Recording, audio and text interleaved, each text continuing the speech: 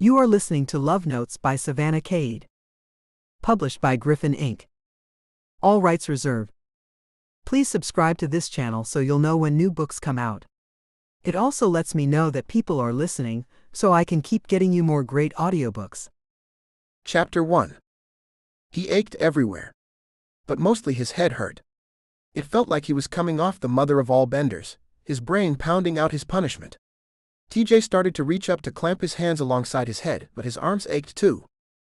He tried to squint so the light wouldn't hurt so much, and he could tug himself up and into the kitchen to get a little hair of the dog. But squinting made him feel like someone had taken a baseball bat to his face. He didn't go anywhere. He wasn't much for complaining about what he did to himself, but this morning he just needed to moan a little of it out. TJ. The voice was soft and female, and contrary to what he expected, he recognized it. What he couldn't figure out was why his brother's wife was in his bedroom. HHHMMMM? He tried again to squint, and again was rewarded with a crank up on the headache-o-meter. TJ. Oh, thank God. Her fingers touched him, but he really didn't want that. He pulled away. Lately his brother and his beautiful wife had begun to wear on his nerves. Kelsey. It sounded thick and slurred even to him. But that was just another good reason for Kelsey not to be in here.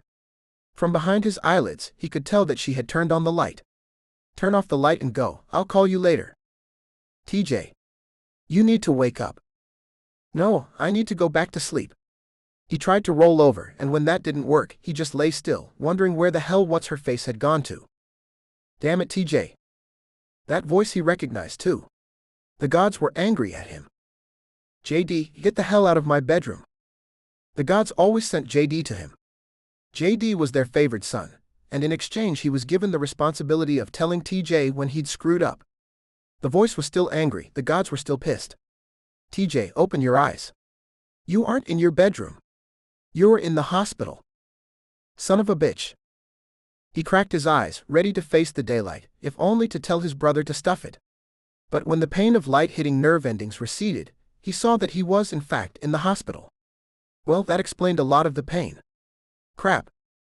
That's all you have to say for yourself? Oh God, spare me.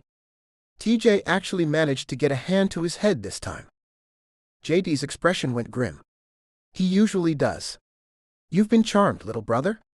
You've escaped scrapes that I would never dream of trying out. I'm going to have to let the doctors explain this one, but God didn't spare you this time. That got his eyeballs all the way open. Taking in a quick perusal of the bed, he saw that all four limbs remained intact, and he heaved a great sigh of relief. By the way. From that tone, something horrible he'd done was about to get thrown at him. He just hadn't decided yet if he cared. The girl who was with you, Marcia Winters, was fine. Good to know. Although whether it was good to know she was fine, or just to finally know her name, he wasn't sure. His brother grabbed his hand and squeezed it. We're going to go. The doctors will be by in just a few minutes to talk to you. He squeezed the hand back. Kelsey came right up beside the bed, placing her hand on his shoulder. I love you, TJ. He didn't want to say it back, but he had to. I love you too, Kelsey. He had to love her. She had handed Wilder everything they needed to break out of the unsigned rut they'd been in 6 years ago. She'd also given his brother the sun and the moon, the way JD told it. But damn if she wasn't the one focal point of how JD was still the god's favorite. The beautiful wife who greeted his brother at the end of every tour, with open arms and a warm bed. A very warm bed, if the 3 children they'd cranked out since they'd married were any indication. As they left the room hand in hand, TJ realized it was a good thing he didn't want anything like that, because he was certain the gods would deny him. When the room was blessedly empty, he attempted to roll his head from side to side. Some joint limbering was part of his usual after-indulgence routine. This time it didn't work, and the pounding in his head combined with his presence in the hospital seemed like a good sign that he shouldn't be doing it. He blinked a few times, orienting himself in the private room. The bed jutted out into the middle of the room. Machines and poles lined one side of the bed, and if he followed the wires and tubes, he could see that several were connected to him. Something dripped from a clear bag into his arm, and another machine pulsed a green line in time with his heartbeat. He was no doctor, but it looked pretty good. On the other side of him was a movable table, pushed to hang partway over the bed, with a pitcher of ice water and a pink plastic cup. He reached out for it, only to realize that he had died and gone to hell. The water was just beyond his reach. He laughed a hollow sound at himself. Normally Glenlivet was his drink of choice on mornings like these, but now even the stupid water was out of range. He grabbed at the wires and was contemplating yanking them and just sitting up when the doctors came in. "Oh no. Don't pull on those." The oldest doctor was trailed by two younger ones. TJ looked at all of them warily. "I don't really need this. I can feel that my heart is beating just fine. So I'll just get a drink and be going." He reached again for the wires. The doctor placed his own hand over TJ's, again stopping him. This time the hand seemed far more grandfather than dictator. "Let's talk first." TJ just nodded or tried to. "I'm Dr. Sanborn." He held out the weathered hand and reluctantly TJ shook it, though the ache of his hangover had made even his arms sluggish. He proceeded to listen through the introduction of the two other doctors, one dark and Indian, the other female and shy-looking. TJ dismissed them mentally and promptly forgot their names. Dr. Sanborn pulled up a swivel stool and seated himself, while his lackeys just hung back and watched. "Do you remember the accident?" TJ blinked. "Accident?" He shook his head as a little memory filtered back. "I really just remember that there was one. A semi rear-ended me, right?" In his head he could see it in the rearview mirror, orange and large, and getting larger by the second. But that was all that came through. The doctor nodded. "Luckily you have good airbags. They saved your life and that of your passenger." TJ didn't take the prompt. Didn't ask after whatever her name had been. Dr. Sanborn continued. "Unfortunately you were in a convertible, and you didn't have your seatbelt on." TJ raised his eyebrows. "Tell me something I don't know," but he didn't say it. "You suffered a crushing blow to the base of your neck. The C6 vertebrae," he pointed it out on his own spine, "was cracked." TJ frowned and reached up to his own neck. He was shocked to find it encased in a hard collar. Well, that explained why his head wouldn't turn. His brain cranked through the possibilities. He flexed his fingers in front of his face. "You've already had a surgery to put pins in, to hold the pieces of bone together. The pins will remain for the rest of your life, but the collar will come off shortly and the bone will heal." The sound was dull and dry even in his own head where he left it. Woohoo. However. Oh crap. There was damage to the nerves themselves. Nothing appears to be completely severed, but we can't be sure. Your responses prior to surgery were lacking. He found his voice. "What do you mean lacking?" "You were missing basic reflexes in your legs." There was no response. "We had hoped that after surgery, after we relieved whatever pressure the cracked bone was placing on the spinal cord, you would regain sensation. It doesn't appear that you have." "What?" He felt fine. TJ flexed his toes, looking just beyond the little table, but nothing happened. He flexed again. Nothing. It had to be the water table blocking his view. He gave it a good shove, sending it toppling. The two attendant doctors flinched. Sanborn did nothing of the sort. He simply watched. TJ felt his ribcage constrict. He couldn't breathe either. He couldn't bend his knees or curl his toes. After a few tries he decided that it was his brain that was broken. Even just thinking about moving his leg felt wrong. Sanborn nodded. "Your brain works, son. It's your legs that aren't responding." TJ pulled back, then realized that he must be having a perfectly normal response to finding out that your legs don't work. Sanborn wasn't a mind reader. He was a doctor. And TJ was an invalid. JD's words came back to haunt him. God didn't spare you this time. His breathing increased rate while the room closed in on him. His hands clutched at the sheet clumsily, gathering fistfuls and squeezing without his usual strength. At least driving his fingernails into his palms would have offered some measure of relief, but it looked like that wouldn't happen either. Sanborn stood closer, getting his face into TJ's. "Let's do a few tests and see what the damage is.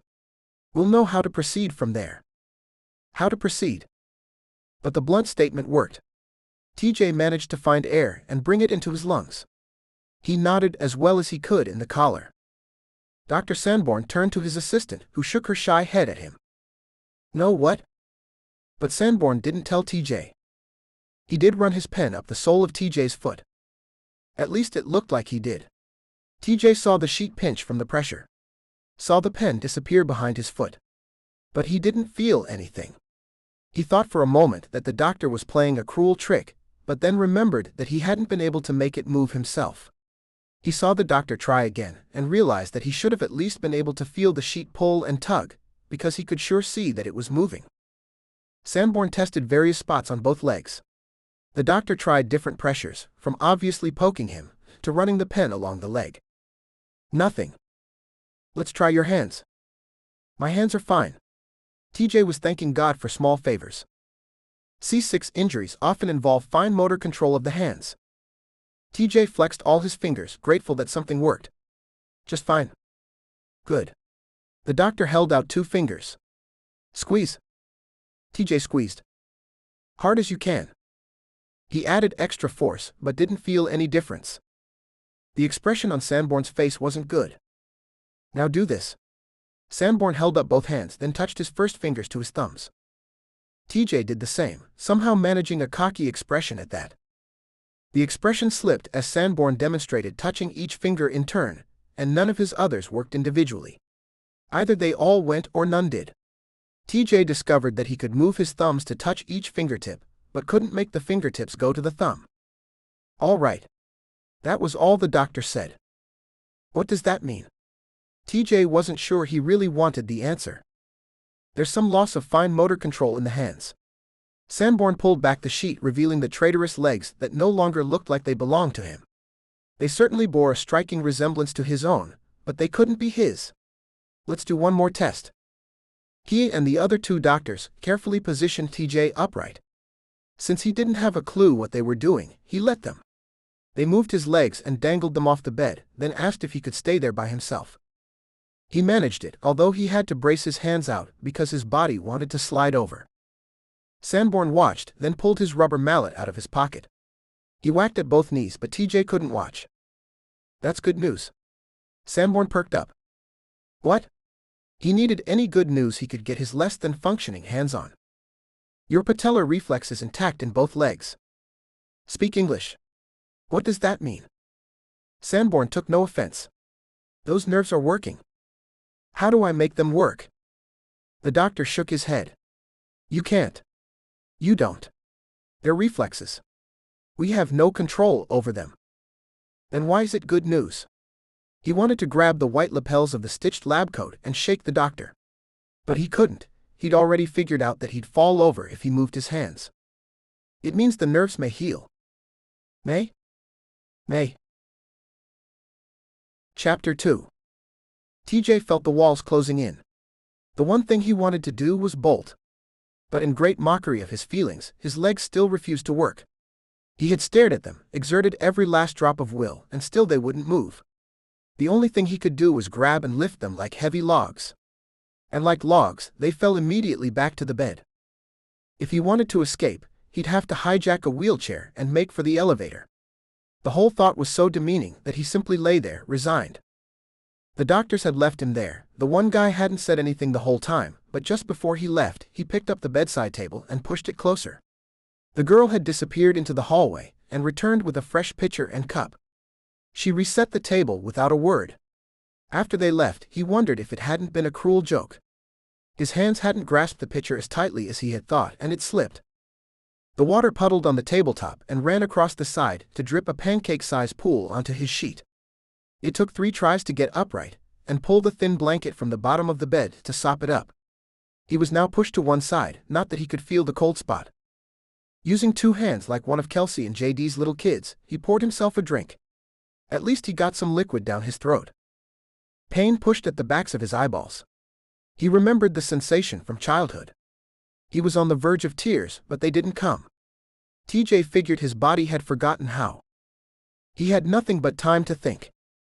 There was no band with a lead singer in a wheelchair. Wilder had pushed boundaries from day one, combining country and punk genres. But a wheelchair was a boundary that wouldn't get crossed. Either this year's tour was over before it started, or the guys would have to find a new frontman. Also, he played guitar. Not as well as JD or Craig, but he added music on stage and he'd started working on his piano skills. Playing was the only thing he could think of, besides being on stage, that he truly enjoyed. It was over. His fingers wouldn't function independently. Hey! The voice cut into his thoughts. He knew it like he knew his own heartbeat. JD. In the space of a breath, JD was beside the bed, seated and leaning his elbows onto the mattress. I'm so sorry. Don't? TJ raised his hand, stalling the "but you brought it on yourself" that he was certain wasn't coming, but everyone was thinking. JD nodded. The doctor said there's hope. Hope for what? A full recovery, TJ. It didn't sound as good to his ears as it obviously did to his brother. There's also a good possibility that I'll work my ass off and get nowhere. JD nodded. That's true. He didn't say anything else, thank God. Then TJ remembered that God had let him go. No wonder. He would have cut himself loose long before this. JD's hands went into his hair, something both brothers did when they were frustrated. But TJ only did it when he was alone. JD's voice cut through his thoughts. You can come live with? No. He squashed that before it could get started. Kelsey and JD had 6 kids, from Daniel at 12 down to newborn baby Amy. There wasn't enough money in the universe to get him to live in that house. Holidays were enough. He loved every child, but after a while there was just something about being there amid the chaos and noise that rubbed him the wrong way. JD simply nodded. Then what are you going to do? TJ shrugged. At least that still worked. They've got you slated to stay for observation for another week. TJ wanted to nod but couldn't. Then we have a week to figure something out. His brother gave a half smile, the face so like his own. JD was older by 2 years, but these days no one could tell by looking. TJ partied hard enough to age himself beyond the actual difference. TJ was always guessed to be younger, but that was because he was a freewheeling loose cannon with a new girlfriend every few months. What are we going to do about Wilder? I can't go on tour. JD just shrugged. Don't replace me. He didn't know where the urgency came from, only that it was necessary. You do it. No. His brother protested in the only voice that could truly replace his own. I'm not a frontman. I can't have someone else taking my place. There was a sad headshake. No one could. There won't be any tour. I notified Brenda. She agrees. TJ was shocked that their manager thought so, but he didn't want to argue it. Wilder was cohesive if nothing else. Every last note on those albums and in concert had been played or sung by one of them. Some of the guitar work had been his own. His fist clenched. We are out of the game for a while, little brother. Again, the pressure came at the backs of his eyes. Again, nothing else happened. A nurse came in just then, making the space between the brothers less obvious. She gave TJ a round blue pill that he swallowed without question. She took his blood pressure, frowning a little. TJ was simply happy that the mercury in the meter didn't explode out the top. She also took his temperature for the 7th time today. What's with the thermometers? He mumbled around the one in his mouth. She smiled, although her words offered no comfort. Patients with C6 injuries often have trouble maintaining their body temperature. We want to be certain that yours is stable. She futzed around the room a little more, then left. TJ sighed. At least I can still sing, right? Actually. JD drew out the one word, the look on his face grim. No way. There was no way his vocal cords were injured, his voice sounded fine. He was half tempted to belt out a few choruses right there on the spot. JD filled in the pieces. I've been reading up. You're probably lacking strength and fine control in your hands. TJ flinched. And you won't control your diaphragm with any strength either. You probably can't get or push big lungfuls of air. There it went, the only thing he'd ever been the best at. The pressure returned behind his eyes. It's important to Kelsey and me that you're well taken care of. JD's hands went down into his pockets. I know you don't want to stay with us, but I really want you to reconsider. No. JD sighed at him. Too bad. That house made him uncomfortable. And he'd be even more so in a wheelchair. A wheelchair. The pressure increased. There are facilities. No. Are you going to outfit your entire house for what is hopefully a temporary condition? JD was getting huffy with him. At least that one thing was still normal. No. Then what? I don't know. How was he supposed to decide these things now? I really just need to be left alone. JD nodded.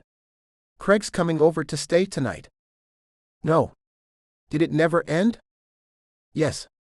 JD gave as good as he got. If it was Craig, you'd be there, even if he didn't want it. So welcome back to the world. TJ shook his head. Or tried, the damn collar was in the way. I'll be back tomorrow.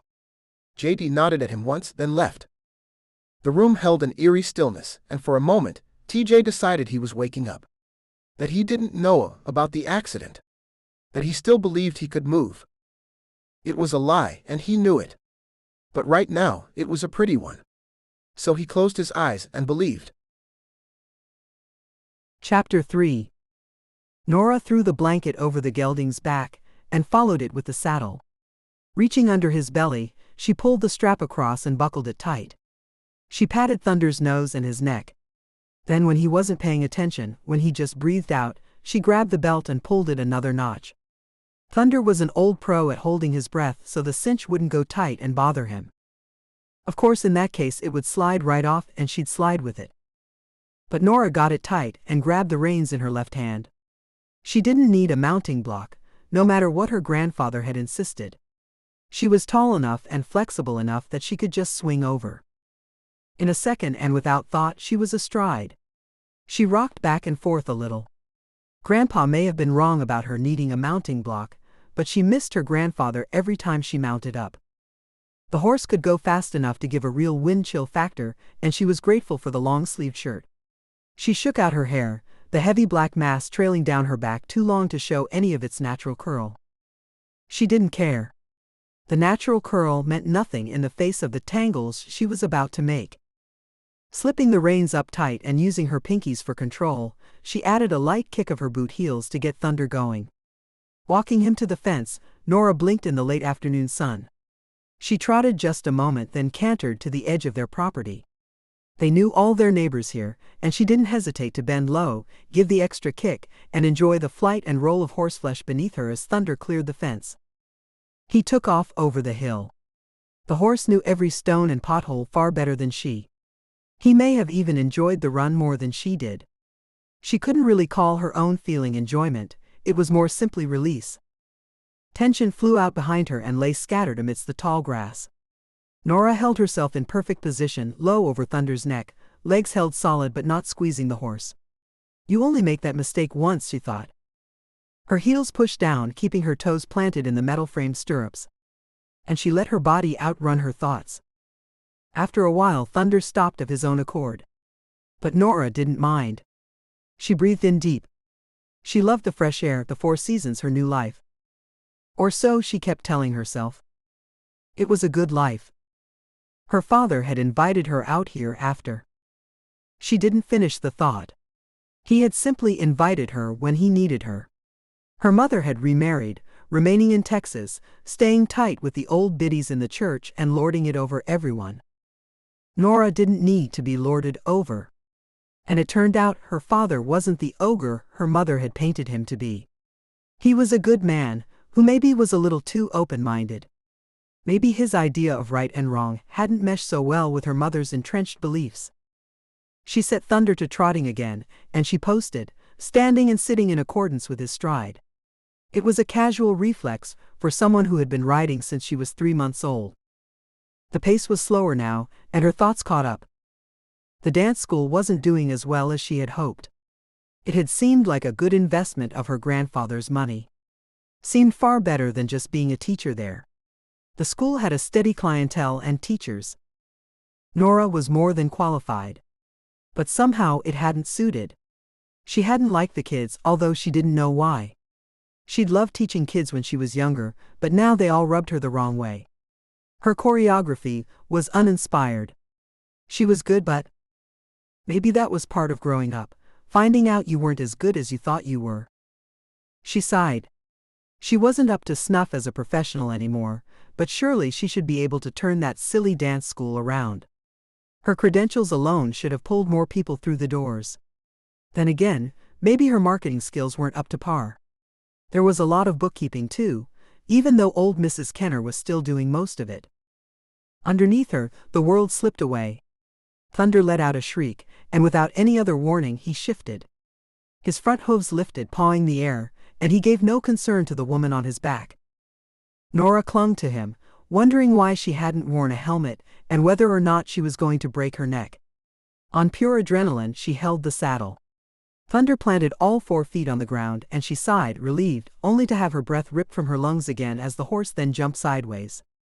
Involuntarily, her hands jerked the reins. Her heels pressed down and she fought for control over a beast that outweighed her by a ton. Her rear end lifted from the saddle, her feet losing contact with the stirrups. As she came crashing back into contact, she felt her spine compress and come close to snapping. Then, as quickly as it began, it ended. Thunder pawed the grass once and stopped. Her neck ached. Her back and butt were sore. Norah groaned. Only then did she see the movement in the grass, the snake slithering away. She could have died. She could have been thrown from the most docile horse she had ever known. She didn't have a helmet on, and for a brief second, her hand came up and felt her head, just to be sure it was still attached. She turned Thunder for home, wondering if she should tell her father about this. He would muse about whether this was God reminding her that life could change on a dime. But she didn't need reminding. That lesson had stuck. Even after all these years. Her body ached as she posted in the saddle, up and down, with Thunder's now perfectly normal trot. In the distance she spotted the farmhouse, gleaming in the fading sun. The red shutters matched the barn that sat in classic style off to the left of it. The road wound by a short distance beyond. Norah leaned low in spite of the new aches and gave Thunder the signal to race for home. Chapter 4. Look. Kelsey handed the printout to him. I called our real estate agent and asked if she knew of anything. TJ took the picture of a mostly normal-looking cottage. In big letters the printout read "Wheelchair Accessible." He forced himself to read it. But Kelsey didn't really let him. It's in beautiful country, on one of the outer roads, and the whole house was built for a handicapped man. You really can't get much better than that. Yeah, I can. He thought wryly. His own house with his own legs would be so much better. We're going to hire you a nurse. He groaned inside and wanted to tell them to go to hell. TJ neither conceded nor fought. The pounding in his head had receded to a dull ache, but the pressure behind his eyes was building. With each passing moment he was more hemmed in by the walls, the feeling compounded by the fact that there was nothing he could do about it. He rolled his head to the side, grateful for even that movement. The plastic collar had been removed just that morning, his bones declared all right. But what did he care if he couldn't make his legs work? And when he looked straight ahead from where his head had rolled, he saw only the intertwined fingers of his brother and his wife. They'd been married 6 years. Shouldn't they be over this by now? TJ rolled his head the other way. Kelsey's voice carried to him. You need to comb your hair. What a stupid thing to think about. He hadn't brushed his teeth until yesterday, because he hadn't eaten anything since the night of the accident. Apparently, even going to the bathroom was being taken care of for him. His eyes threatened to roll back into his head. Now Kelsey wanted him to fix his hair. TJ didn't really have the will to argue, so he took the comb she held out and started on his hair, yanking at tangles but not caring. Kelsey walked calmly into the bathroom and grabbed something, returning with it in her hands. Only as she held it up did he realize that it was a mirror. Like he cared. But the reflection made him jerk back. The hand with the comb stopped its movement. It wasn't his face in there. But it was. Somewhere under the swelling and the bruises was what was left of him. The eyes were his, the clear vivid blue somehow looking more damaged than the battered skin around them.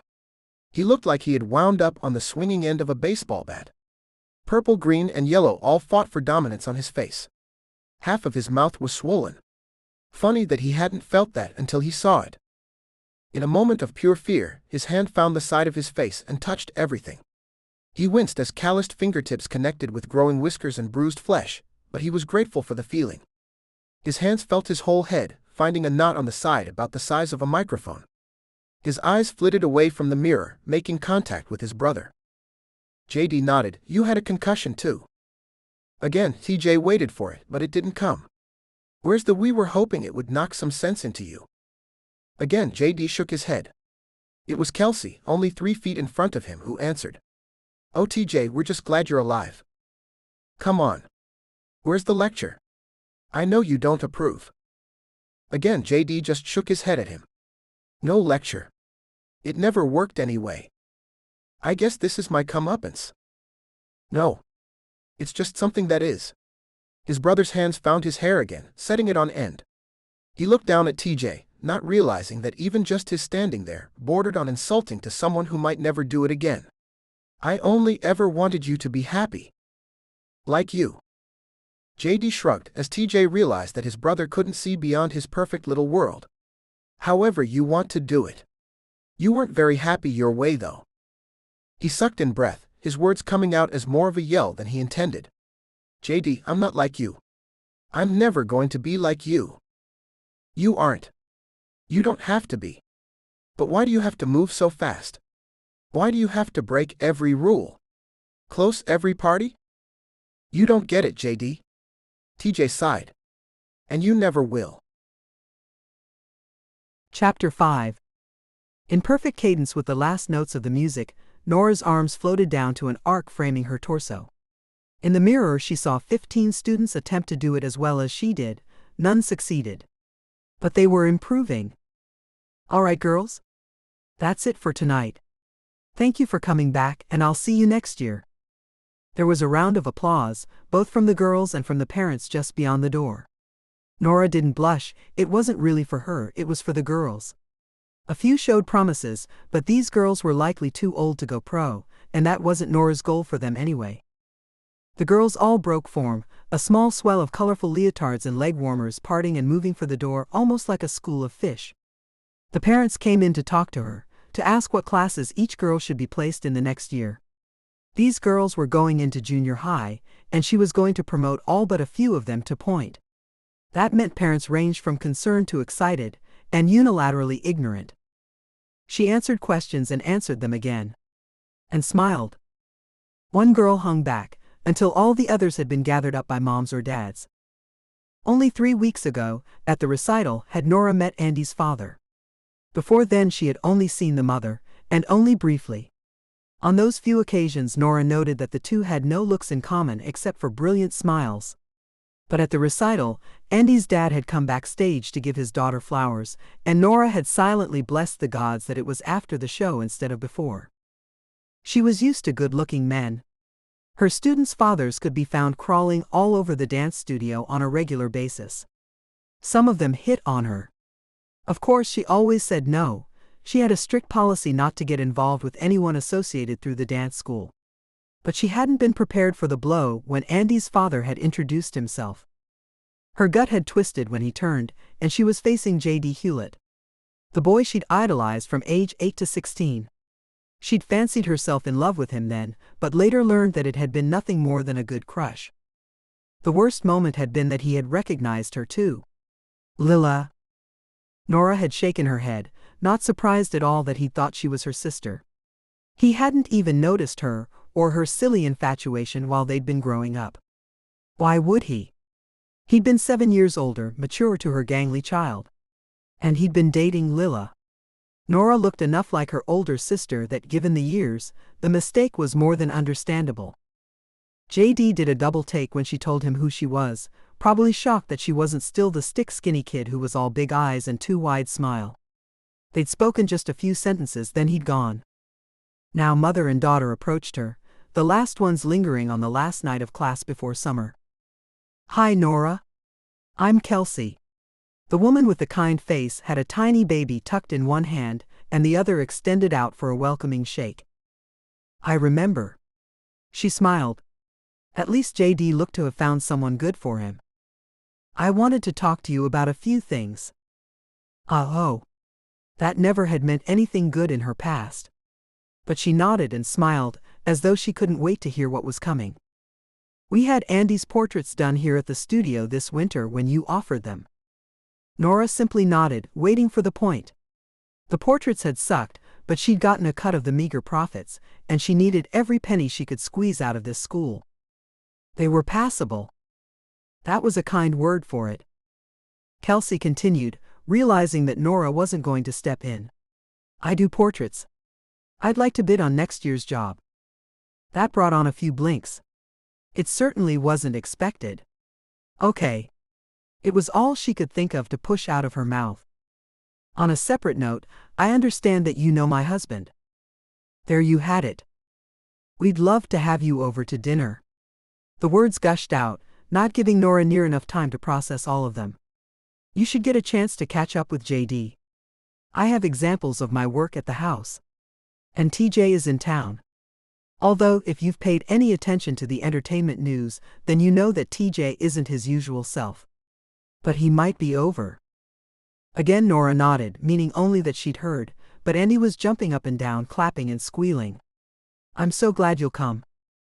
There was hardly any way to say no after that. Even though she hadn't really meant to say yes. Chapter 6. TJ looked around the place from his vantage, just above his usual waist height. After 2 weeks here, it seemed even less like home and more like some alien land. Sadly, he owned it. The whole house screamed his condition, from the ramp up the front walk to the low queen-size master bed. The kitchen was the worst. It was the most obviously handicapped. Every door and drawer opened with a full handle, no knobs to slip through weakened grasps. The counters were low and hung out beyond the cabinets underneath, so TJ could wheel his chair up and work. Like he was ever going to prepare a meal here. Even the cabinets were hung low. The paths throughout the house were wide enough for the chair. There were so many silver rails in the bathroom that it looked like the plumbing had gone nuts and come through the walls. His room was large enough for him to maneuver the chair around each side of the bed, and the side table simply jutted from the walls as most counters in the house did. It was a necessity for someone who would never stand to work at the surface. The back room was outfitted for the live-in nurse. Probably the worst feature of this whole setup. Kelsey had arranged the first nurse when he moved in. TJ was grateful that he didn't have to call and find his own babysitter. She was a big matronly woman who didn't seem to understand that he needed help, not a mother. When his plate had slipped through his grasp, shattering and sending shards of china skittering across the smooth floor, she hadn't understood his deep need to pick up each additional plate and smash it alongside the first. They had shattered so completely against the slick silver refrigerator, the wall, the floor. The cups had been picked off their hooks one by one and flung to wherever they would make the best end, the last crashing on the countertop and sending a burst of tiny slivers into his arms and neck. He hadn't noticed much. But Nurse Ratchet sure did. She had HMMPHED, wiped the blood off him while he sat there shaking, swept the floor, then told him in her imperious tones that she would have the agency send someone else. JD had arrived in the interim and hadn't said a thing. TJ had no idea what was boiling inside him, only that it was. JD and Kelsey were about the last ones standing where he was concerned. Craig and Alex already told him to go to hell. A repairman came to fix the broken kitchen window that TJ hadn't noticed he'd caused. He had watched the whole repair job, thinking how easy it was. Then TJ realized he was now perfectly incapable of doing it. A second nurse had come and said nothing when he watched endless reels of himself on entertainment shows. Pictures of his face in better days flashed on screen. The talking heads reported that he was expected to make a full recovery. He laughed. They said it was speculated that drugs were involved in the accident. He contemplated calling them up and telling them that no, it had just been alcohol, but clearly that was enough. That was when he realized that he wasn't as famous as he thought. While cards, flowers, and gifts poured in, no paparazzi followed him. For the first time, he was glad not to be bigger than he was. When the shows changed to more pressing news, all of 3 days later, he turned the TV off. Instead, he watched his feet, hoping for some sign of life, some twitch or jerk that would signal that this nightmare would end. He refused to go to physical therapy, purposefully oversleeping and missing appointments. It was worthless and heartbreaking to watch someone else move his limbs. On her day off, nurse number 2 went out. She didn't come back. He was later told something about non-cooperation. Nurse number 3 was male and by far the best of the lot. But still intolerable. He ate healthy breakfasts, sending smells of wheat germ pancakes and turkey bacon all through the house. Though good-natured, he constantly told TJ the effects of the cigarettes he'd started smoking, the pizza and Cheetos he ate, the beer he drank. To add further insult, the man sang in the shower. Bad songs. Poorly. And at a volume that TJ could no longer achieve. The man had to go. Still, he showed up in the living room right on time, in blue scrubs. The too bright kind that made it clear the man in the wheelchair was out with his assistant, not a friend. Are you ready? TJ just stared. TJ was bathed, a phenomenal chore that took up a good portion of his mornings. He was dressed, yet another thing that took 50 times as long as it used to and was yet another demeaning experience. He was ready. He didn't want to go to JD and Kelsey's. All he really wanted was to be left alone, and there would be so many of them. All 5 kids would walk better than he did. They would run around the backyard in the early summer air, screaming and chasing each other. They might as well take kitchen knives and stab him repeatedly. No, he wouldn't ever really be ready. Chapter 7. Norah followed Kelsey around the house. Apparently they'd moved in a while ago, needing a bigger place. That made sense. JD and Kelsey sure seemed to be working on stuffing it to the gills. She had followed Kelsey upstairs, checking in on kids doing the last remnants of studying for the last few days of school. She thought maybe she should have kept the dance school going a little longer. Instead, she simply closed for the end of the year at the same time as the previous owners had, never giving it a second thought. But already the money was being missed. A few extra weeks would mean more of it next year. This is my in-house workshop. Kelsey opened the door to walls covered with photos. Portraits, candids, black and whites, all casually perfect to Norah's eyes. Though she was untrained like most people, she knew what she liked. And she liked these too much. I love it. I think you'd take excellent portraits at the studio, but I'm afraid most of our parents can't afford you. Which was a damn shame, she thought to herself. Don't worry about that. I won't work for my usual rate. It's something I'd like to do. Kelsey talked and gestured, casually aware of the sleeping infant in the crook of her arm. Norah wondered about this woman with so many children, who could hold her baby so easily. Norah offered another conciliatory smile. That would be even worse. If you lower your prices, then there's no room for the studio to take a cut. She sighed. I have to, or I'd give you the job. But we aren't making a real profit yet, and I have to take what I can to keep it open. I understand. She pulled out a folder of prints. I'd still like to do it. I did these for Daniel's soccer team last fall. Norah flipped through the pages, seeing smiling kids caught in action, looking victorious, and all of them portrayed with a clear eye for whichever child was in them. Norah had no doubt that each kid looked his or her best. Kelsey smiled at her. We'll set a reasonable price list, and we'll offer a lot of options, and we'll split the profit. I'll even give you a minimum. Norah closed the folder and handed it back. When you make offers like that, it's hard to refuse. It's yours. Kelsey beamed. Thank you. JD's voice called up from downstairs. Dinner's ready. Well, Norah gave a small smile, ready to get out of confinement with the baby. Luckily, the little girl hadn't woken up and tried to look at her. I guess we'll hammer out the details later. With that, Kelsey led the way back down the stairs to a strange whirring noise Norah had just then noticed. She wondered what JD was doing to dinner when she saw the man sitting in the wheelchair at the base of the stairs watching her come down. His mouth hung open. The voice that fell out of it was so like his brother's. Lila. JD? She shot back. He jerked his head back, and this time when he spoke his eyes were wider. As she reached the bottom of the stairs, he looked her up and down in full surprise. His voice was filled with wonder this time. Norah? She couldn't help but enjoy his shock. She was a long way from the awkward preteen he'd known. She was sure her smile was too near a laugh to be polite. Hey TJ. I didn't know you were coming. JD poked his head out of the kitchen to join the conversation. Yeah TJ, get this, she's Andy's dance teacher. Kelsey cut in, helping out. Actually, she owns the studio. Norah so wanted to hate the woman who'd bagged the most sought-after boy from her corner of Houston. But it was hard to do.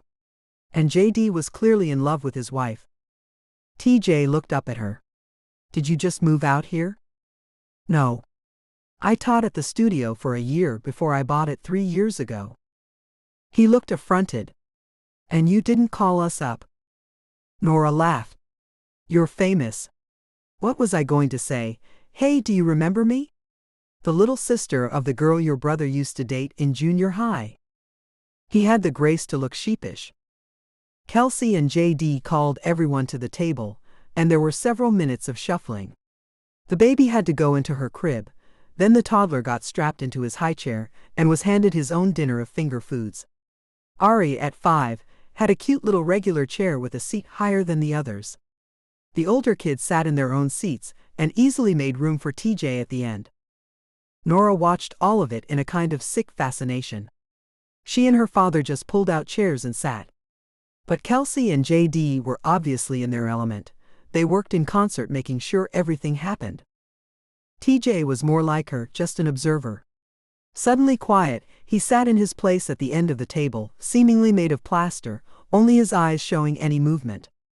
Tucked there where he was, it was almost impossible to distinguish that he was in the wheelchair. After the shuffling stopped, dinner was served, and Norah was caught up in what it was like to be part of a large family. Andy had taken the place to her right, and TJ occupied her left side. Thankfully, the smaller children were nearer to their parents. Her own childhood had never been like this. It was a very organized chaos. In minutes, the conversation turned to other topics. Daniel's final baseball game. How much Andy liked the dance studio. That Norah had agreed to let Kelsey do the portraits at the studio next year. Kelsey had one hand in her toddler's face holding food, and the other stopping Daniel from interrupting his little sister, but she looked happy.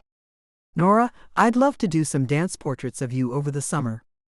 At several different times so they look like they were taken over more time, and you can have them.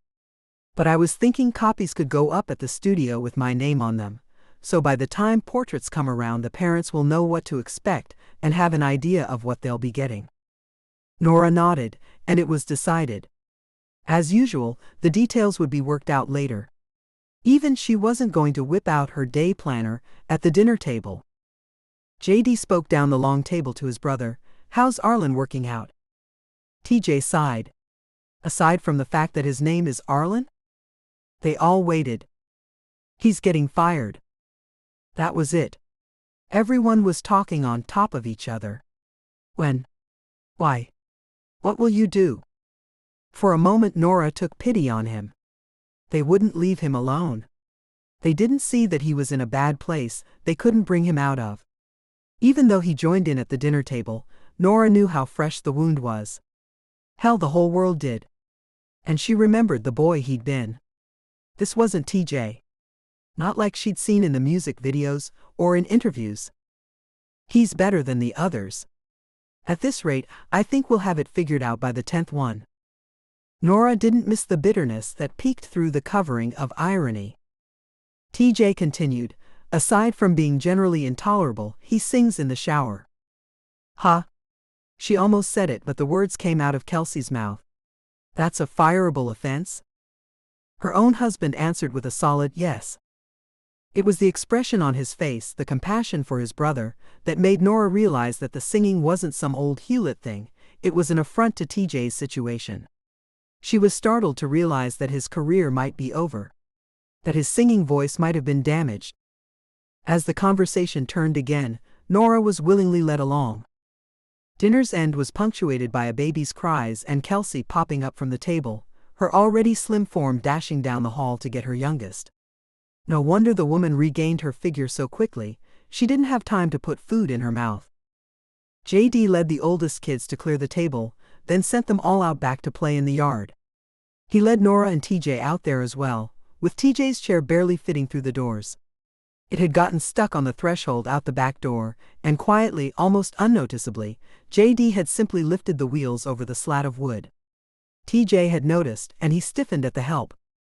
In the fading light they all sat and waited for Kelsey. JD asked about TJ's therapy. It goes, was the only response he was given, before TJ turned the conversation to Norah and her dance studio. She explained that she joined the Houston Ballet after her second year of college, leaving her with an unfinished degree, but an amazing opportunity. She toured with the company, then came to visit her dad and just never left. The job at the dance studio opened up. The owner was looking for someone to hand it off to, and then her grandfather died, leaving her the bulk of his estate. So she had his horses and a huge collection of antique saddles, tack and a sleigh and buggy of all things. She also had a lump sum of cash that she decided to use to buy the school. Just then Kelsey emerged with a bright and happy baby Amy. Norah stiffened at the sight of the small child watching the world around her. But as she was a female, she was naturally the first one Kelsey turned to. "Norah, can I ask you to hold Amy for a minute or two?" Her hands went up, palm out to ward off the little creature Kelsey was already holding out. "I can't." "Sure you can." But TJ was looking at her face, and whatever he saw made him volunteer. "Give her to me, Kelsey."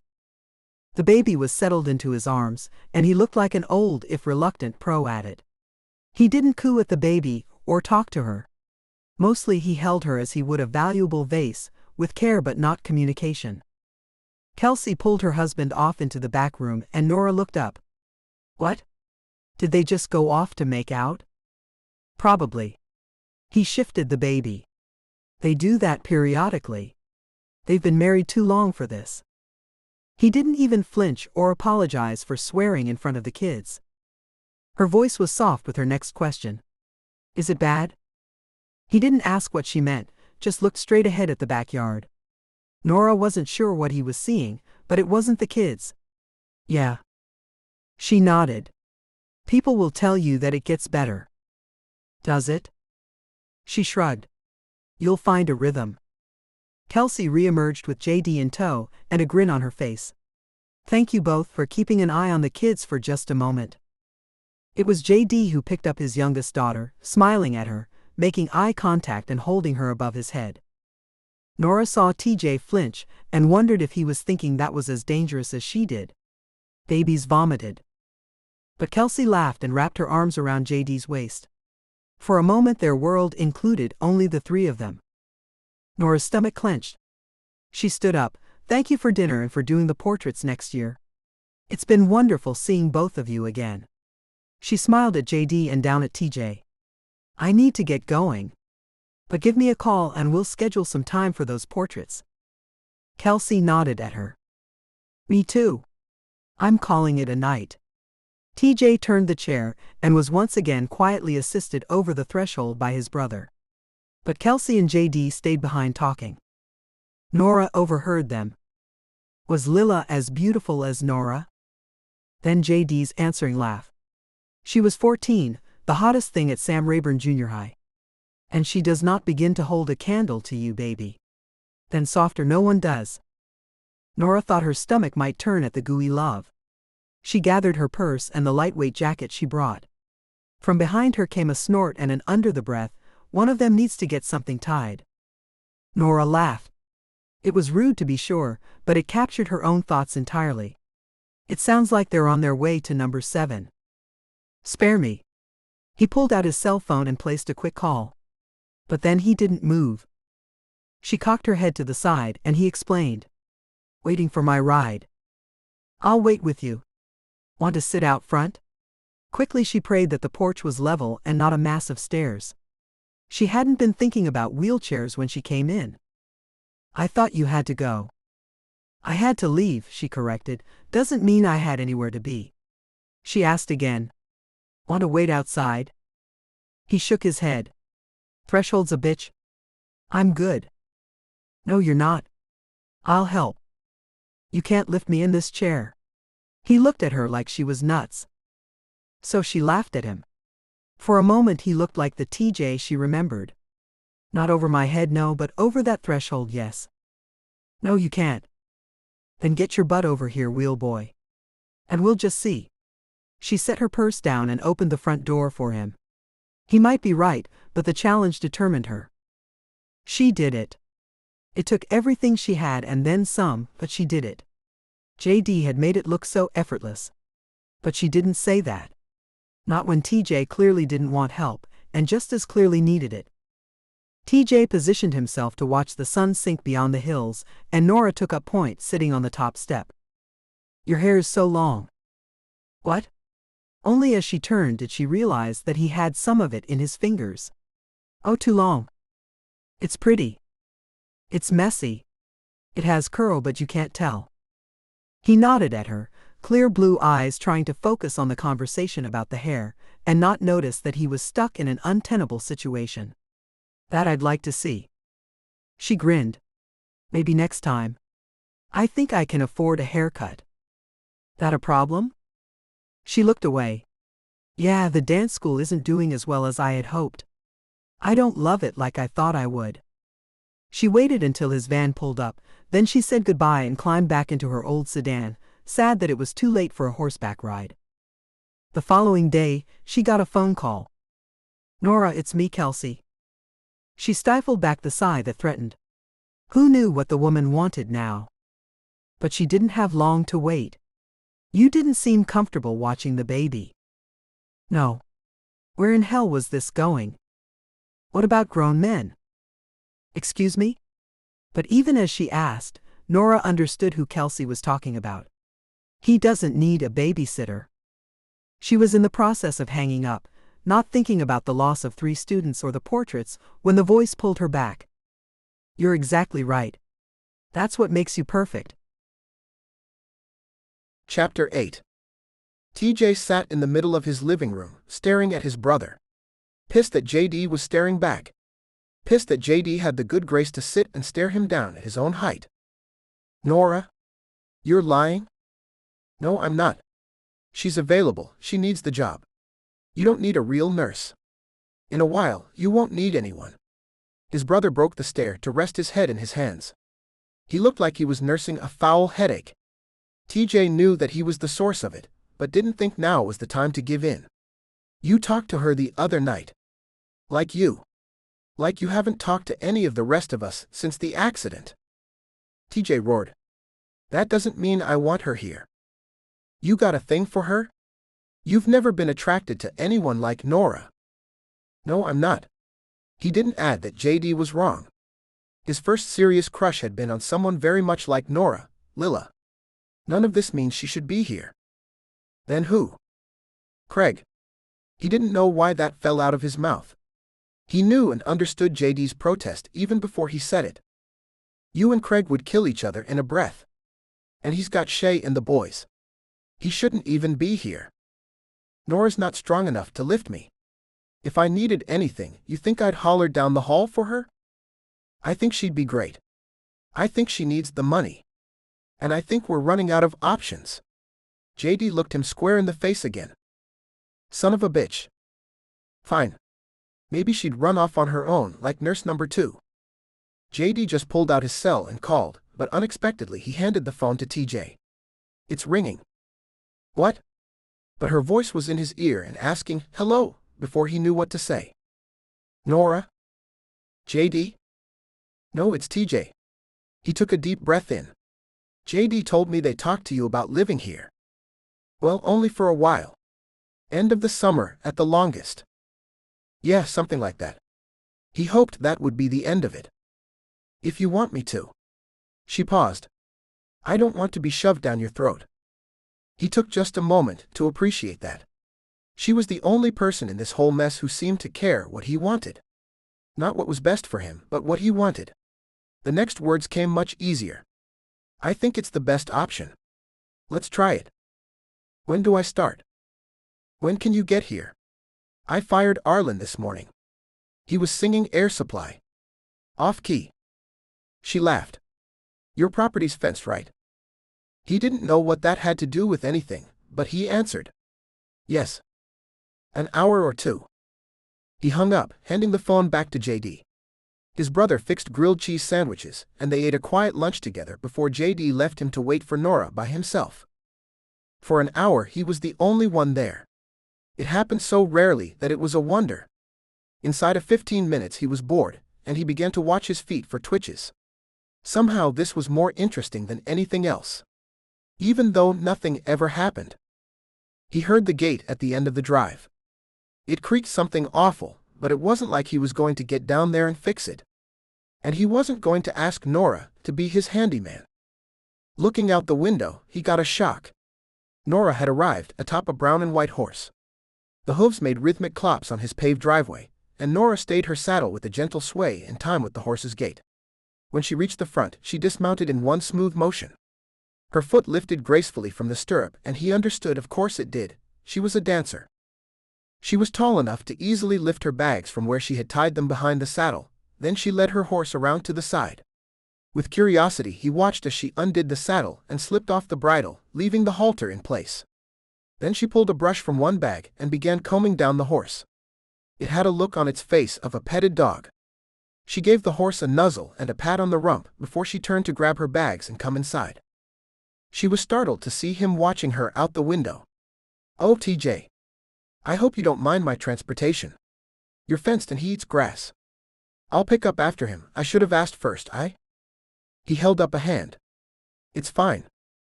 He showed her to her room, even offering to carry her bags for her. He was far too pleased when she let him. And he laughed when she crinkled her nose at the back room. "Oh, I can't do this. I can't live in here." She made it sound as though she was going to leave, and he laughed. "No, TJ. I think I'm serious. That's disgusting. All those ruffles. Uff. You can do whatever you want with it." "Really?" At his nod she waltzed into the room and pulled down the ruffles riding the tops of the windows. She peeled back the comforter and shoved it under the bed. She pulled a sham off a pillow before tossing the other to him to do the same. He obliged while she plucked the doilies off the dresser tops. The cross-stitch eagle came off the wall. He threw the pillows back onto her bed and offloaded her luggage there too. Finally she stopped and looked around. "Okay, maybe I can stay. At least I won't have nightmares now." He laughed again. She made dinner with the things Kelsey had stocked in his fridge. Meatloaf with peas and French bread. She found them both trays and insisted they eat on the front porch watching the sunset. Norah sat below him on the small edge next to the front ramp. Only as he finished the meal did he see it. "You cut your hair." She nodded. "Told you it had curl." It did, big loopy ones, even though the hair still brushed her shoulders.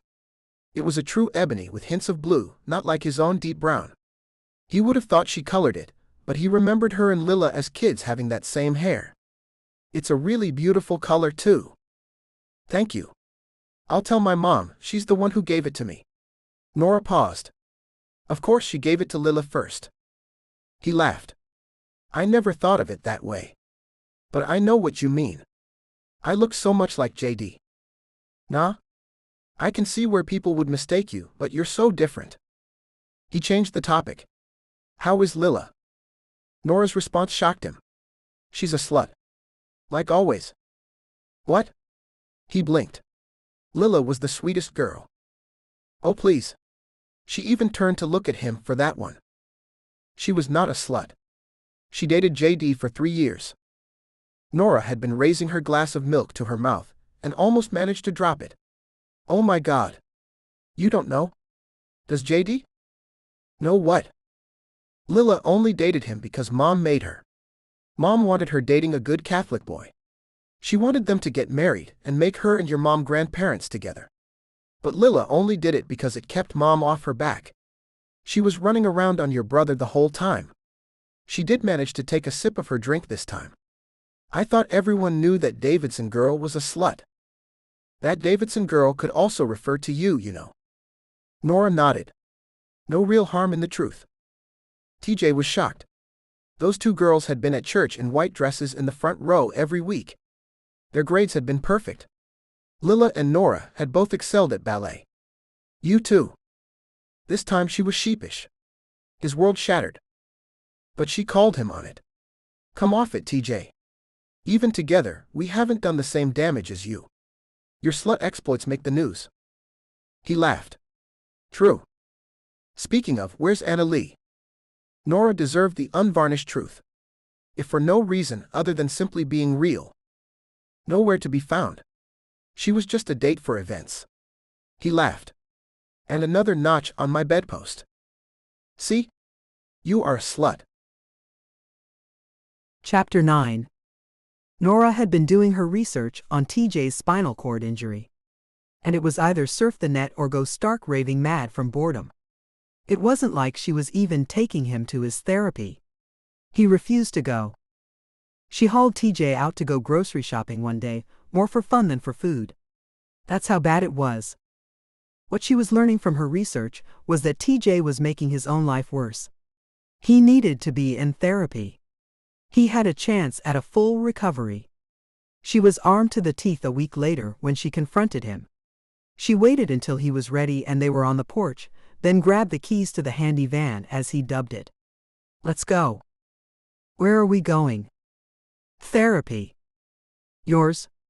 He looked at her with that blank look like he knew what she was doing. Yours.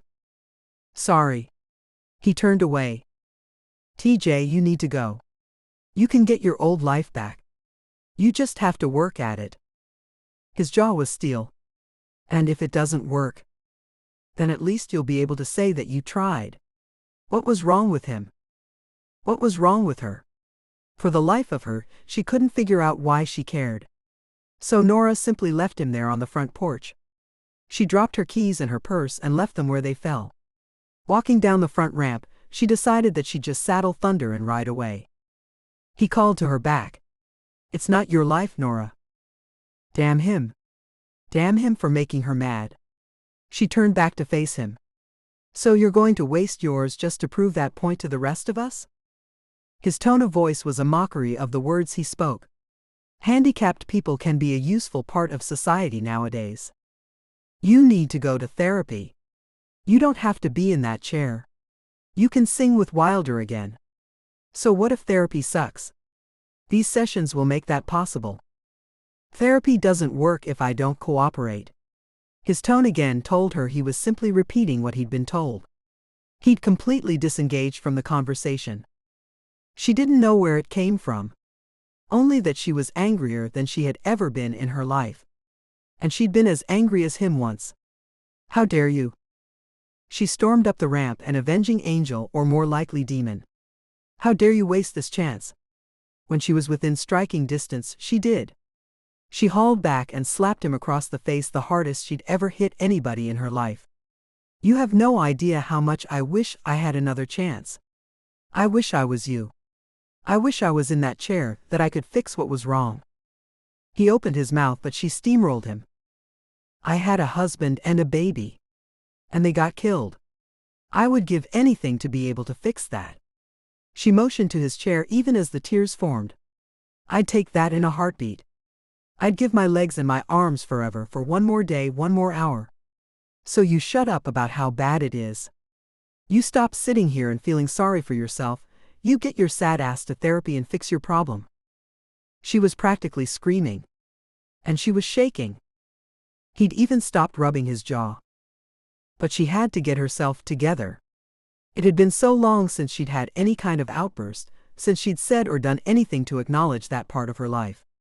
She stalked off, thinking again how nice it would be to saddle Thunder and ride away. TJ's voice pulled her back.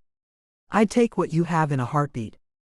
That stopped her and made her blood run cold. No, you wouldn't. You lost your legs. Get over it. I had my heart ripped out. And it's never come back. That's just it. You had someone who loved you. For how long? 5 years? Whatever pain you're in, it's because someone loved you for 5 years. I've never had that, not for a day. So you can go to hell. He was turning to go inside. But the porch wasn't wide enough for a graceful exit. He had to turn and maneuver a couple of times. Norah came back to the porch, breathing deeply, tears running down her face. Don't go. She didn't wait for his reply, just sat herself back down on the edge of the porch, where she usually watched the sunset. She felt his hand in her hair before she heard him. We're a sad pair, aren't we? Just drowning in our sorrows. He still didn't speak, so she grabbed his hand and held her cheek against the back of it. His skin was smooth and warm and she closed her eyes. Her father was the only one who'd been able to comfort her. She wasn't even sure if this was comfort now. But she took another breath and tried again. TJ, I want you to go to therapy. Please. Why? Somehow, she knew that her answer mattered. That what she said would change things one way or another. Because this isn't you. You don't know me. Yes, I do. I hear your voice on the radio, and I remember what you were like. He sighed. What if I fail? How would you handle it if you tried to rescue them and you'd failed? She nodded. I wouldn't be able to live with myself. But I wouldn't be able to live with myself if I'd had the opportunity and never tried. Trying and succeeding is the only survivable option. But not trying is guaranteed failure. She looked up at him. Again, wondering why she'd gotten involved. Why would you fail? TJ, you've never failed. You made everyone in school do whatever you wanted. You got a punk/country band on the radio, crossing over into the pop market. The world has to watch out when you decide what you're going to do. It's in the basket. He laughed. She wondered what he decided. And why it mattered. Chapter 10. TJ watched as another truck appeared at the front door, with yet another medical logo on it.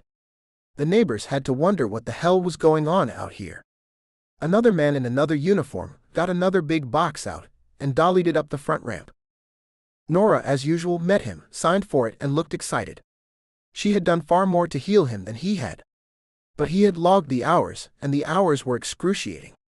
Some of the exercises were ridiculous, some embarrassing, and some downright painful. But he did them. Sometimes therapy was awful because it was so boring. He spent hours each day in a hot pool with a therapist bending and flexing limbs that didn't work. With Norah's help, of course, he was laid out on what they affectionately referred to as the rack and tilted at various angles. He was hooked up to wires and given electrical stimulation to each of his muscles, where he could see, if not feel, them twitch. All of this was designed to keep his muscles limber and his blood flowing, so that when the feeling returned he'd have something he could use. So far, nothing had returned. The therapy was also to keep him healthy while he was paralyzed. He'd been doing his own research. This process was all about keeping unused limbs from getting sores, blood clots, infections, or any of a host of other problems. He liked Norah's assessment of him, that he could take on the world and it had better watch out. He didn't know if she was right, but he chose to believe it. And Norah had stuck. Far superior to any of her three predecessors, Norah seemed to understand. She had empathy. And no wonder. In the end, he figured he really did have it easier than she had. Although the only comparison he could muster was imagining if his brother lost Kelsey. That thought alone was enough to bring him almost to tears for what JD would go through. For all he hated putting up with their hand-holding and nuzzling and hiding in a corner to make out, he loved his brother, and his brother loved Kelsey. Norah had endured another plate smashing. She had walked in right after he'd broken two and was throwing the third. He had frozen as she appeared in the doorway, time slowing as he watched the plate sail against the wall all of a foot away from her. She flinched as it hit, shattering and spraying shards. But she was Norah, and she simply wiped away the smears of blood on her leg and walked over to where the plates were stacked on the counter. She picked up the top one and held the rim in her fingertips, as though it were an old record. She turned partly away from him, holding the plate out as though it might bite, and let it go. It wasn't the strong, physical release he had gotten from flinging them, but a quieter, softer letting go that told him worlds about what was still inside her. When it shattered at her bare feet, spots of blood showed where the shards had nicked her again, but she didn't care. She simply picked up another plate and handed it to him. He handed it back. The desire to break something had fled the instant blood welled on her legs. Norah broke the remaining two plates without a word, lifting each one high and just letting it go.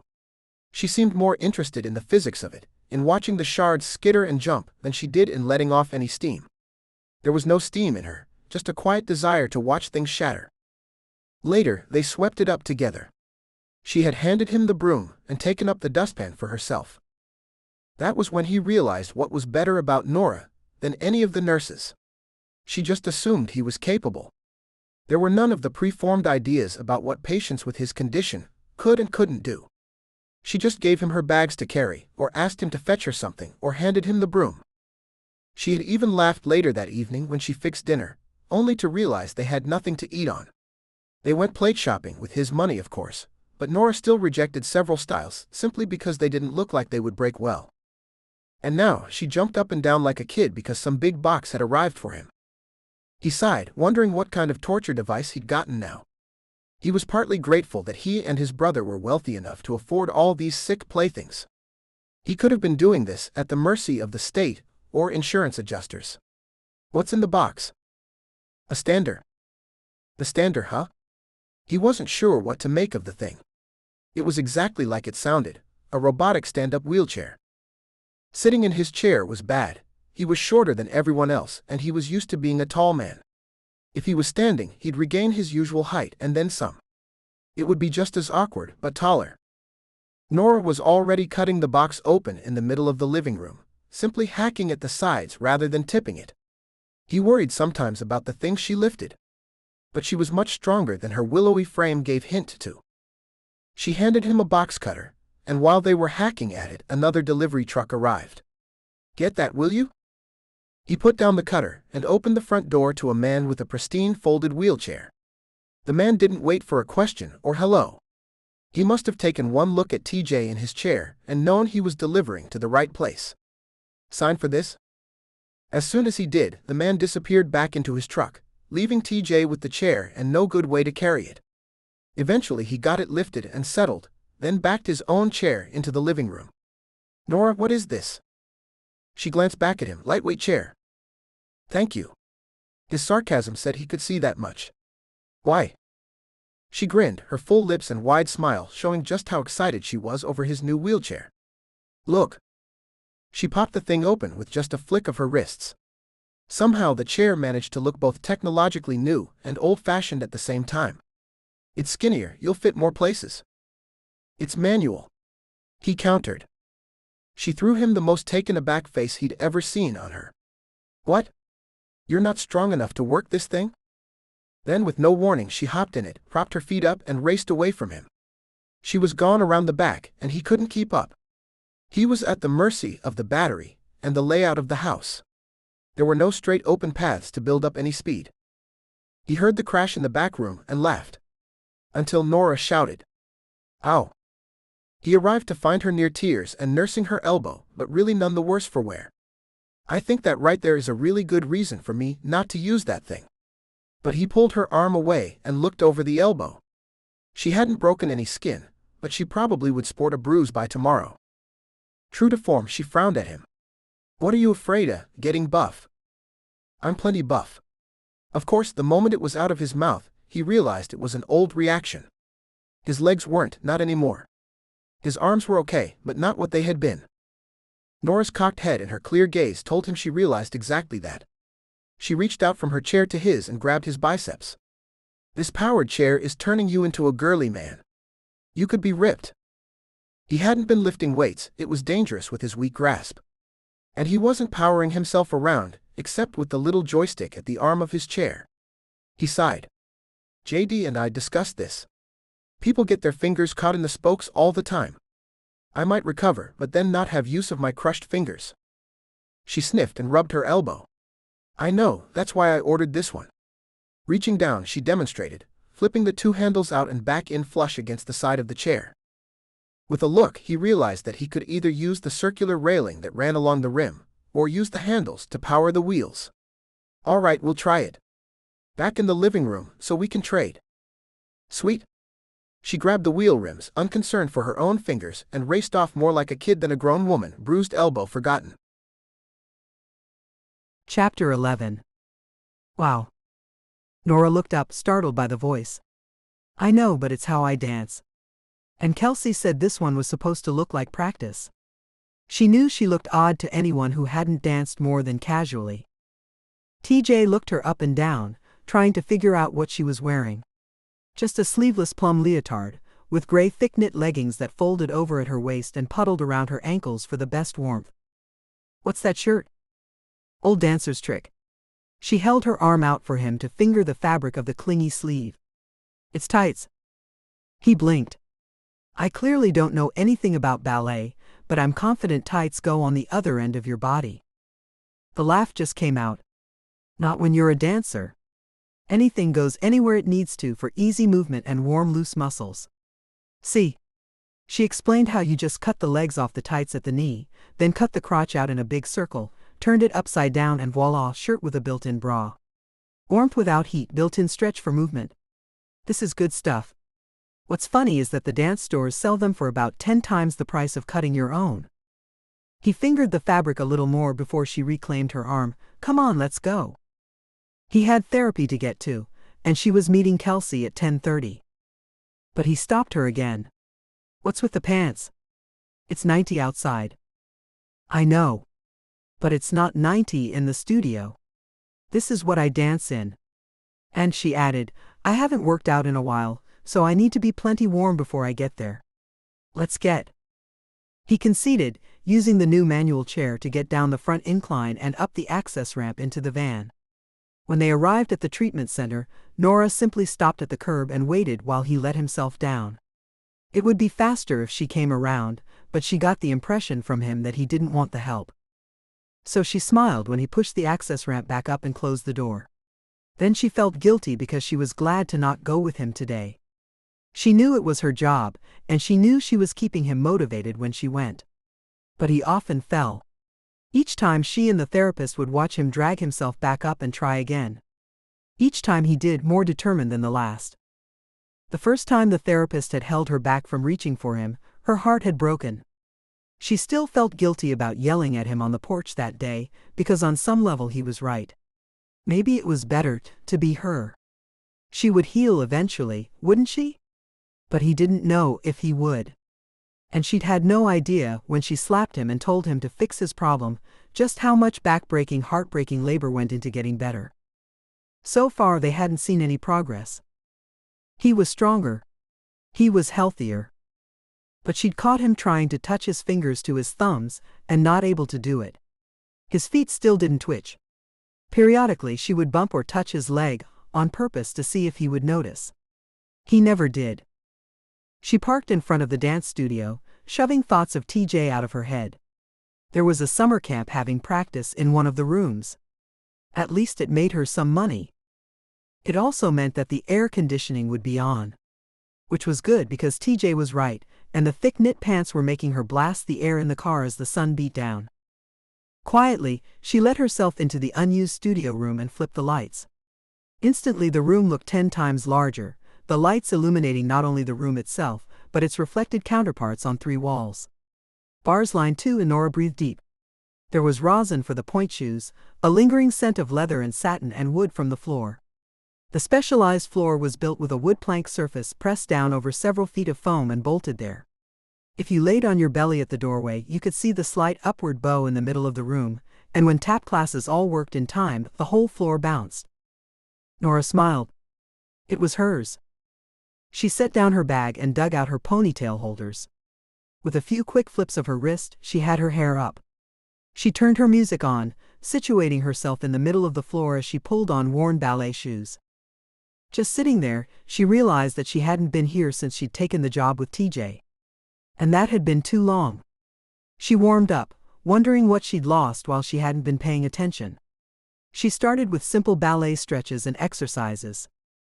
At 10, when Kelsey didn't show, she practiced turns. Then leg lifts. Holy crap! Norah jerked at the sound of the voice, and found Kelsey standing in the doorway, her camera in hand and looking already used. Kelsey spoke again. I am so sorry I startled you. I was getting the best shots, but damn, I don't think you could push my leg that high, let alone have me just lift it and hold it there. That was typical Kelsey, it seemed. No wonder JD loved the woman. She was taking pictures unbeknownst to her subject, but she just made it all okay. I was a principal dancer with the Houston Ballet for 3 years. It's a requirement. Well, I am damned impressed. You swear a lot for a woman who looks as wholesome as you do. Norah motioned to the Ellie Mae-style pigtails and jeans. Kelsey shrugged. There aren't any kids around. Actually, there's a summer camp in the next room. Oh crap. Norah laughed.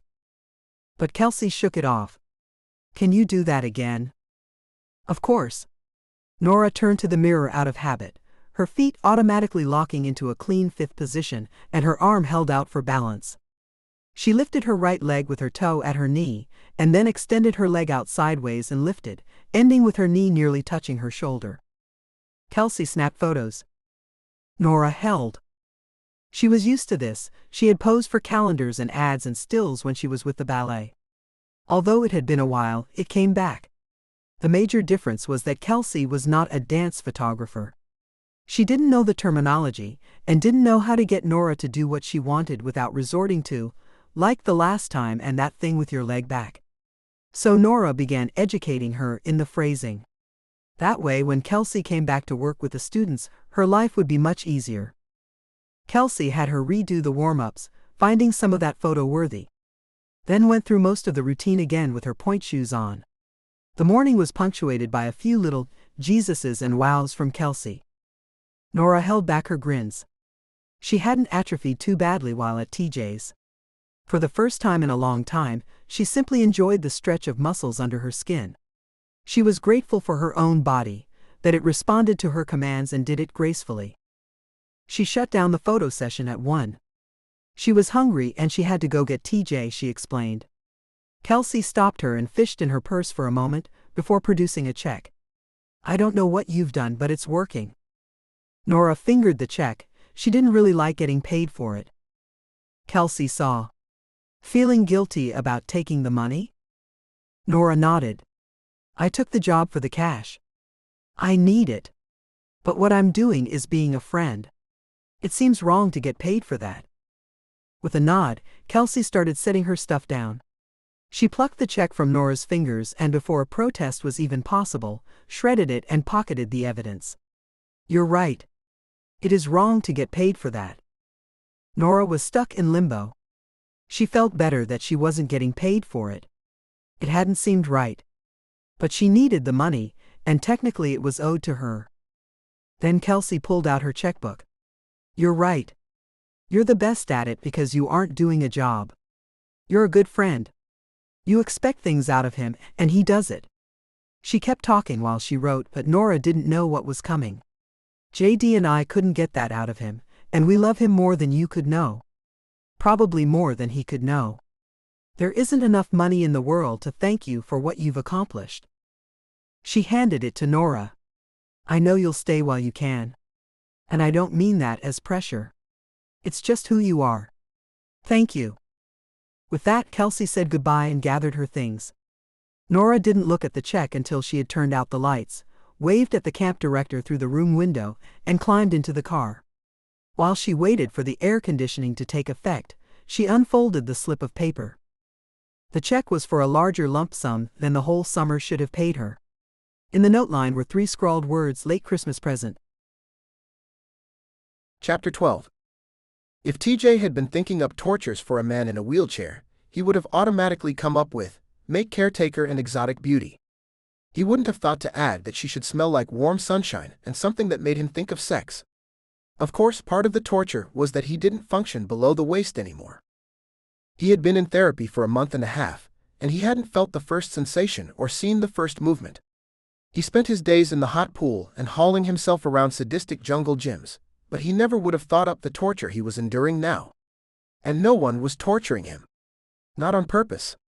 Either she'd only recently started doing it, or he only just noticed it now. Norah was dancing around the house. He'd gotten up one night for a drink and found her with her foot on the kitchen counter, stretched over her long, lean leg while she waited for toast. All the floors in the house were wood, smooth surfaces for the wheelchair to function better. Also, apparently, for Norah to practice her turns. She stretched in the mornings. She could pull her leg up and hold it over her head with the opposite hand. It lacked that undefinable quality that made people flinch at contortionists. On her, it was graceful.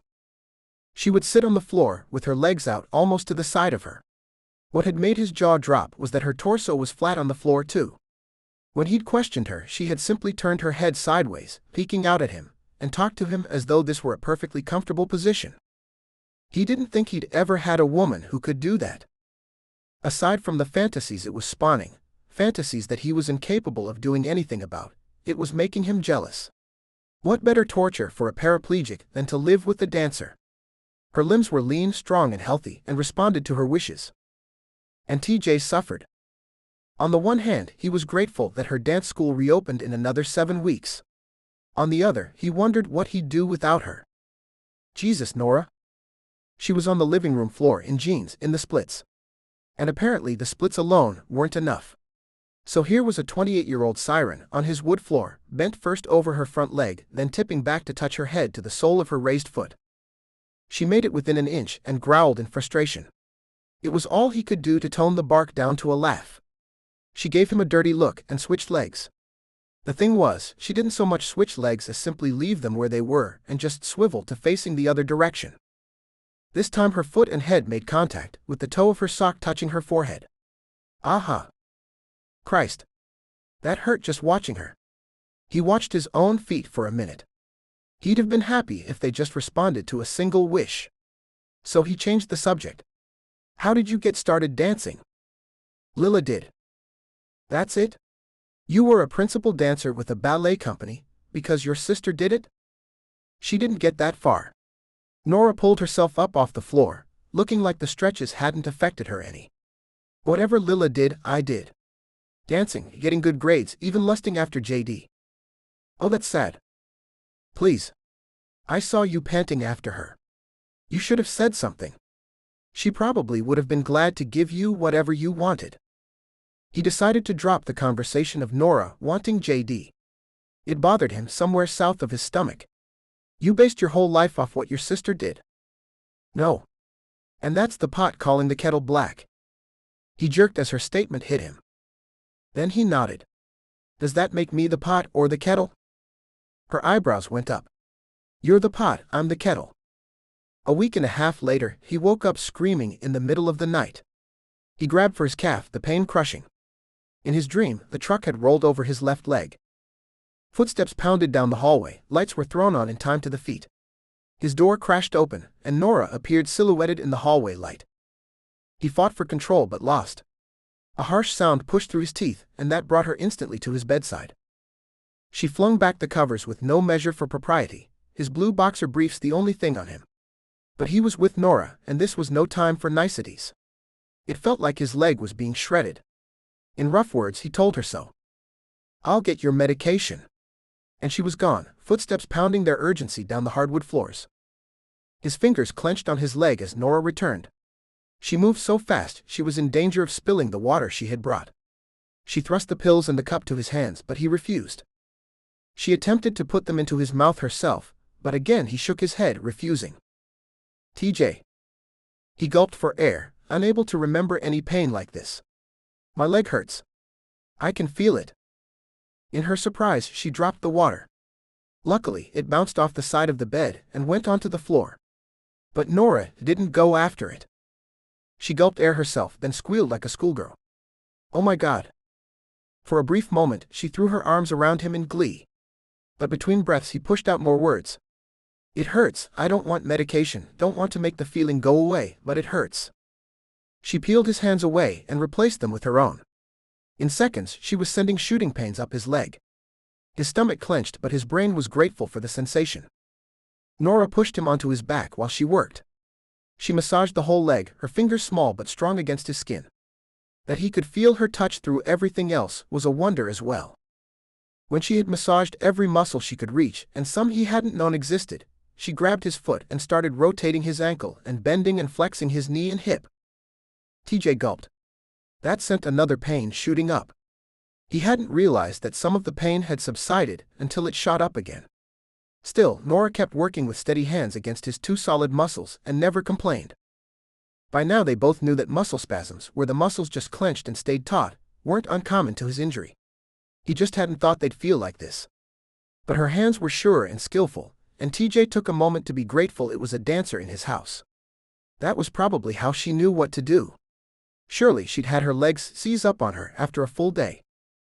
He tried to breathe. He didn't realize she'd been at it for an hour, or he would have stopped her. What he did realize was that her hands were all over his leg. While it wasn't sexual, it wasn't impersonal either. She wasn't his therapist and didn't act like it. For the first time, in the light from the hallway, he saw that she was mussed.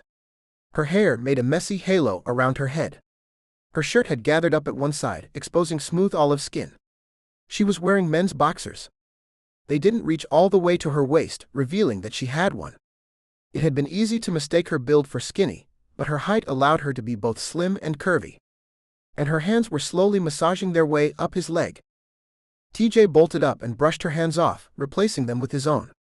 As she slid away, flexing her own fingers to work out the kinks, her shirt shifted again, covering exposed skin and revealing new. She also looked down and realized she was only half clothed, but she didn't blush or fluster. I'm going to go grab my robe. He nodded, still working the kinks out of his leg. Standing, the sleep clothes clinging, she walked out of the room. The last thing he saw of her as she disappeared through the doorway was long, lean legs and a sweet ass. A bolt of lust hit him hard. And he felt it where he hadn't felt anything for a while. Looking down, he saw that he was indeed rock solid. It wasn't just his leg that had come back. Norah, it seemed, was a miracle worker.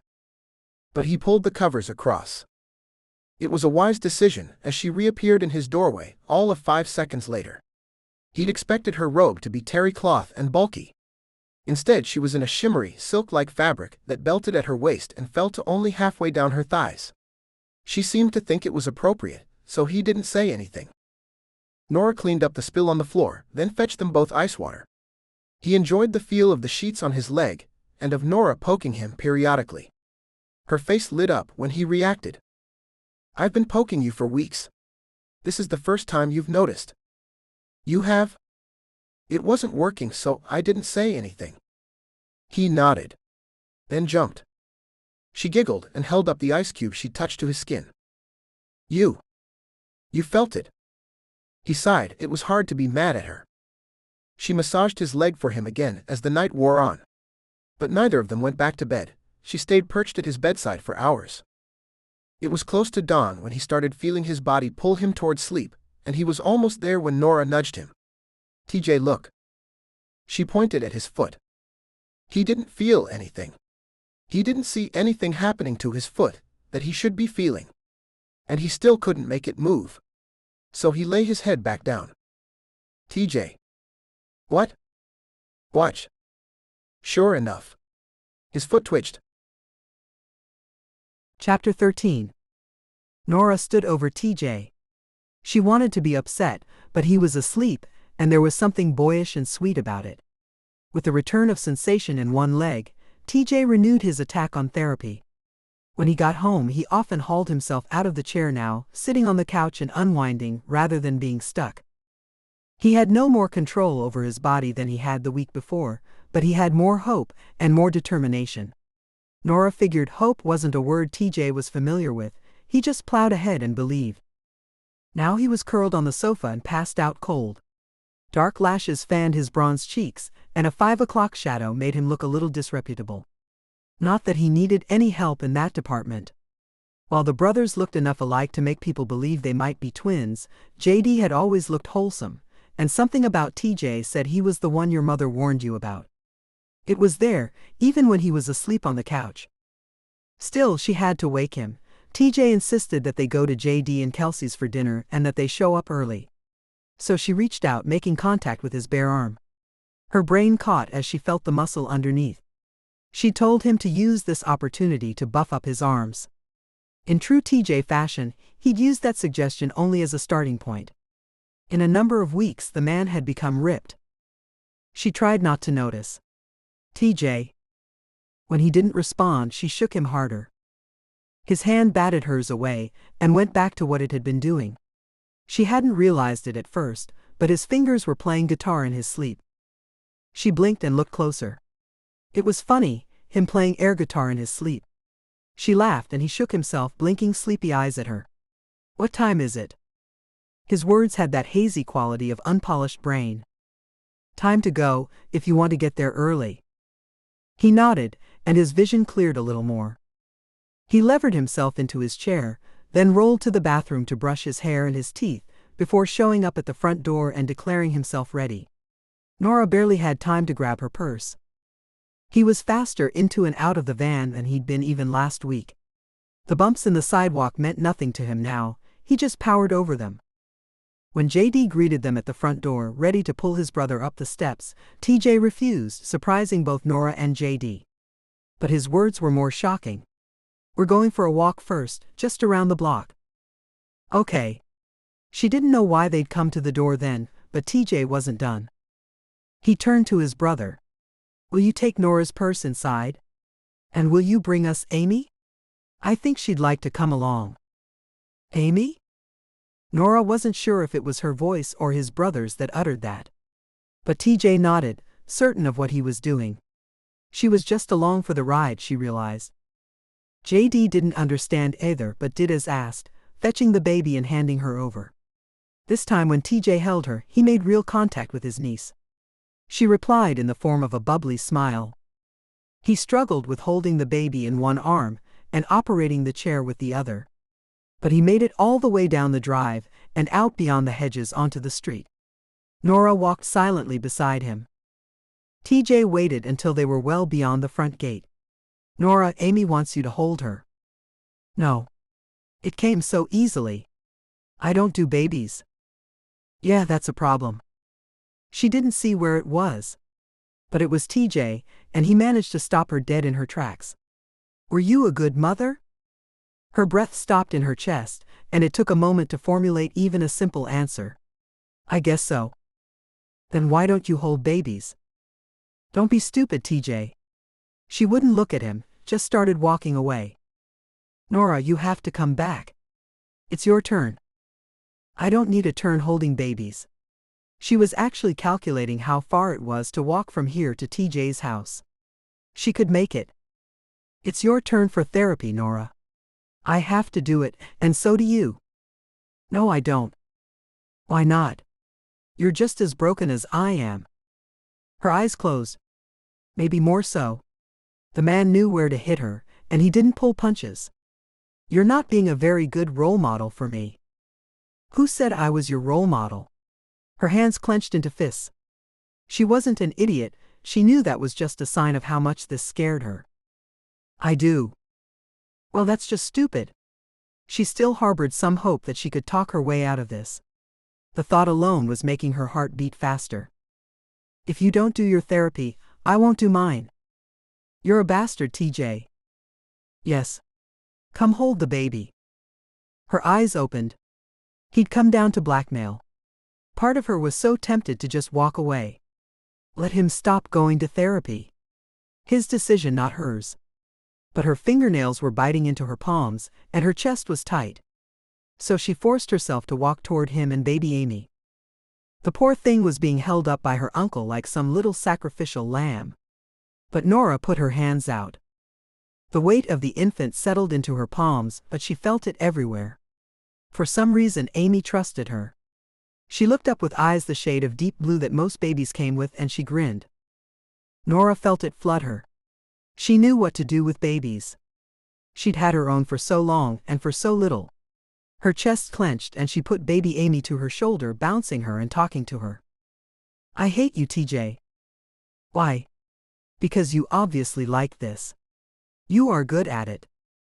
She bounced the baby a little more. Because I was right. She breathed in the soft, clean smell that only babies have, and she was flooded again. I didn't avoid babies because I don't like them. I avoided them because I know I'll get attached. She snuggled Amy in closer. Apparently this is really all it takes for me. She patted the little back that wasn't as wide as her hand.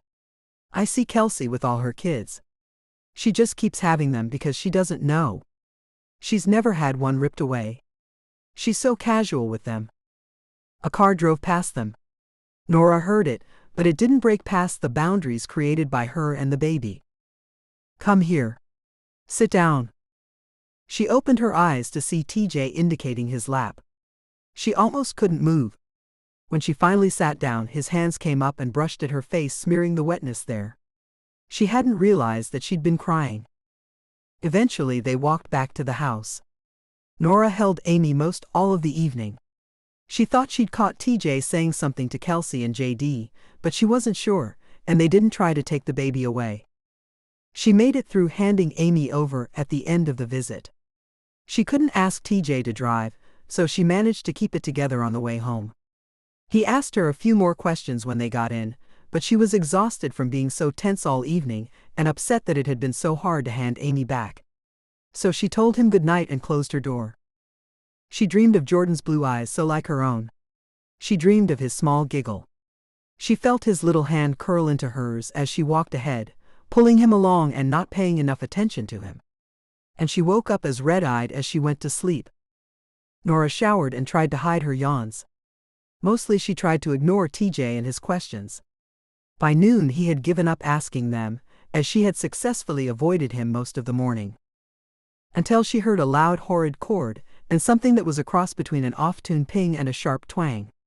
It could only be a guitar string breaking.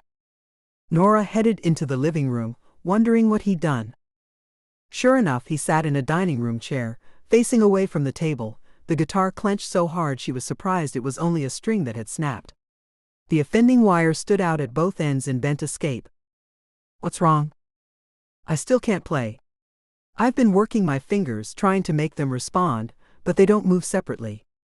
I thought maybe I could get some sound out of it even with these hands, but I can't." Norah didn't comment. She understood that his definition of sound was different than other people's. As he set the guitar aside, she saw that she was a fool.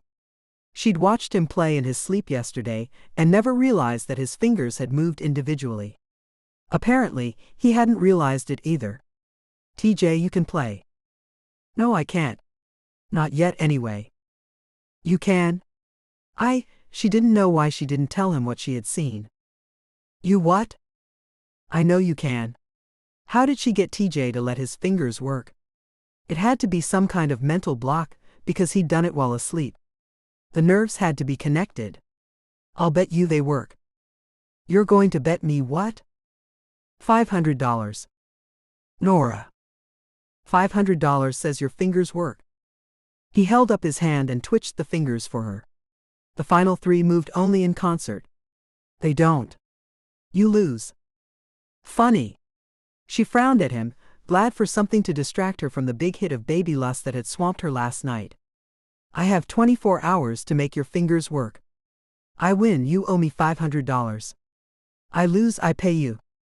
His brows raised. "This is a bet? If I win, I get money, which, to be honest, I couldn't give a crap about. But if you win, my fingers work. I'm in." Her mind was occupied for the rest of the day. She tried everything. She made him chop vegetables. She made him try braiding ribbons. She set him at the table and made him mock playing the piano. Nothing worked. He either failed at the task or did it exceptionally well, using only his first two fingers. He was thoroughly disheartened, and so was she. He knew she didn't really have $500 to spare.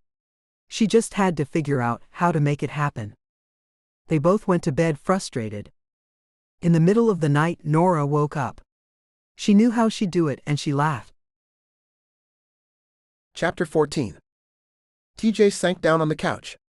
It was pretty obvious that Norah had given up on his hands. She'd seemed sure enough to make him wonder what she knew.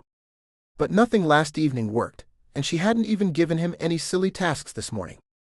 The problem was, she didn't seem upset. He would have wondered what she had up her sleeve, except she didn't have any sleeves on. It looked like some old dance top, and it was slit right down the middle. He kept getting glimpses, thinking that at any moment she might come entirely out of that shirt. It distracted him, but still, $500 wasn't going to cut it. Seeing Norah might begin to ease his pain. She wasn't as chesty as the girls he usually chose, but then again, she was Norah. She wasn't just another fan. Maybe he was just suffering a severe case of wanting to celebrate the return of his Johnson. He hollered out, "Hey Norah.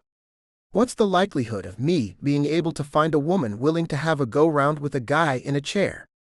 She appeared in the doorway between the living room and dining room, holding a dish towel and laughing. "Pretty good. Women are more sympathetic to men in wheelchairs than vice versa. Add in that you're rich, famous, and good-looking, and you won't have to go far. What about you, Norah? Would you do a guy in a chair?" As soon as the words were out of his mouth, he felt his face flush beet red. He had meant the question as simply a matter of, would she? Not would she with him. At least he thought he'd meant it that way. It sure wasn't how it sounded coming out of his mouth. He squeezed his eyes shut for a second, knowing that if his legs worked, he would have been long gone by now. Instead, he was stuck here with his eyes shut tight. He heard her laugh. His breath let out a notch. At least she wasn't horribly offended. TJ let his eyes open a crack, and sure enough she was laughing at him. And walking closer. "You're blushing. Maybe you are a good Catholic boy under there." He felt another wash of color climb his face. "I haven't been a good Catholic boy since I don't know when." His eyes opened all the way so he could apologize, but she had a funny look on her face.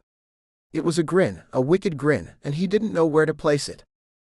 So, that single word in her soft tones held a world of weight. You want to find out if I would? All thoughts fled as she planted first one knee then the other on either side of him. Instantly turned on, he reached up, grabbing her hips to hold her there. His hands looked large on her delicate structure, and they spanned almost the whole width of the small skirt she was wearing. She laughed again. So find out. Jesus. He grabbed her behind her neck to pull her down for a kiss, but she refused him, pulling against his hand. Instead, she wrapped her fingers around his palm and turned it away from him. In a move he would never have seen coming in a million years, she led his hand under her skirt. TJ needed no further instructions. He didn't remember the last time he'd felt this. This that sucked the air from him and demanded every ounce of his attention. Reaching up with his free hand, he slipped his fingers around the back of her head, trying again to kiss her. Again she refused, this time rolling her head away. Then she sucked in a deep breath and her eyes cleared. You owe me $500. What? Not that he was able to think at all. She'd completely addled his brain, then stepped away and demanded money. Your fingers work. Norah fled the room. He heard her in her own bedroom, then slamming out the back door. He figured she'd gone off riding on her horse, but TJ just stared at his fingers. Somehow, now that he'd done it, he was able to move each finger in turn. But he wasn't so interested in how he'd been moving them as where. It had been a while for him. Though he had hit his head in the accident, he hadn't gone stupid. She'd been hot for him, then she stood up and stepped away. No qualms. She'd apparently been able to turn it off at will. So maybe she could turn it on the same way. Maybe she hadn't wanted him. She was a self-proclaimed slut. Then again, so was he. But he'd been far more involved in this one act than in many other times he'd had full-on down and dirty sex. Also, Norah being a slut didn't match anything he knew of her. She taught dance to schoolgirls. She was a prima ballerina, though he guessed that didn't preclude being promiscuous. She had been nothing but friendly before this, in all the time she'd spent here. She hadn't been leading him on, hadn't made any suggestive remarks or gestures. At least not until today. And today didn't match the woman last night who'd held his niece with such tenderness and tears in her eyes. It didn't match the woman who lived with her father when she wasn't here. He looked at his functioning fingers again. At least when she'd said he owed her money, it was like throwing ice water on him. It was his own damned fault too. He'd asked her if she'd do a guy in a chair. He could play guitar now, piano too, but he didn't give a crap. He'd been convinced that any case where he lost the bet was going to leave him pleased as peaches. Man, had he been wrong. With a resigned sigh, he hauled himself into his chair and went off to get the cash. He left it on her pillow and wondered if he needed a note with it. He thought maybe just you win, but she already knew that. Chapter 15. When Norah returned that evening, she came in through the back door.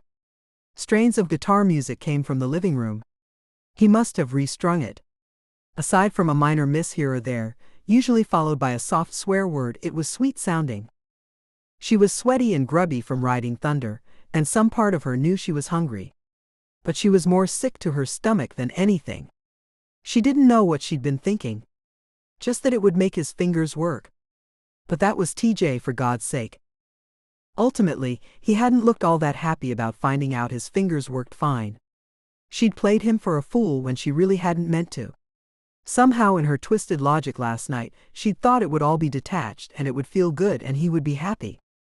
Instead it felt better than good, and she felt it more than just where he touched her. And it wasn't detached. She didn't even know why she'd kept refusing to kiss him.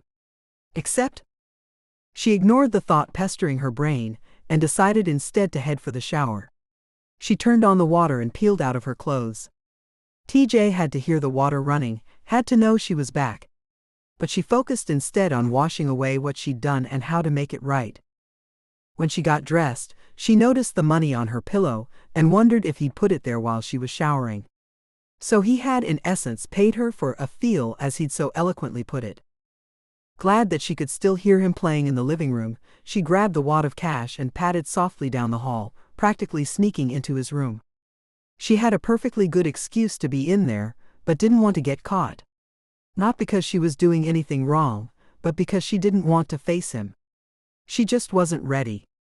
She considered leaving a note with the money, and instead just folded it and left it on his pillow, like he'd left it on hers. He'd understand. She managed to avoid him for the rest of the night. Then did pretty well avoiding him the following morning too. She appeared just in time to take him to therapy, and they both stayed quiet the whole way there.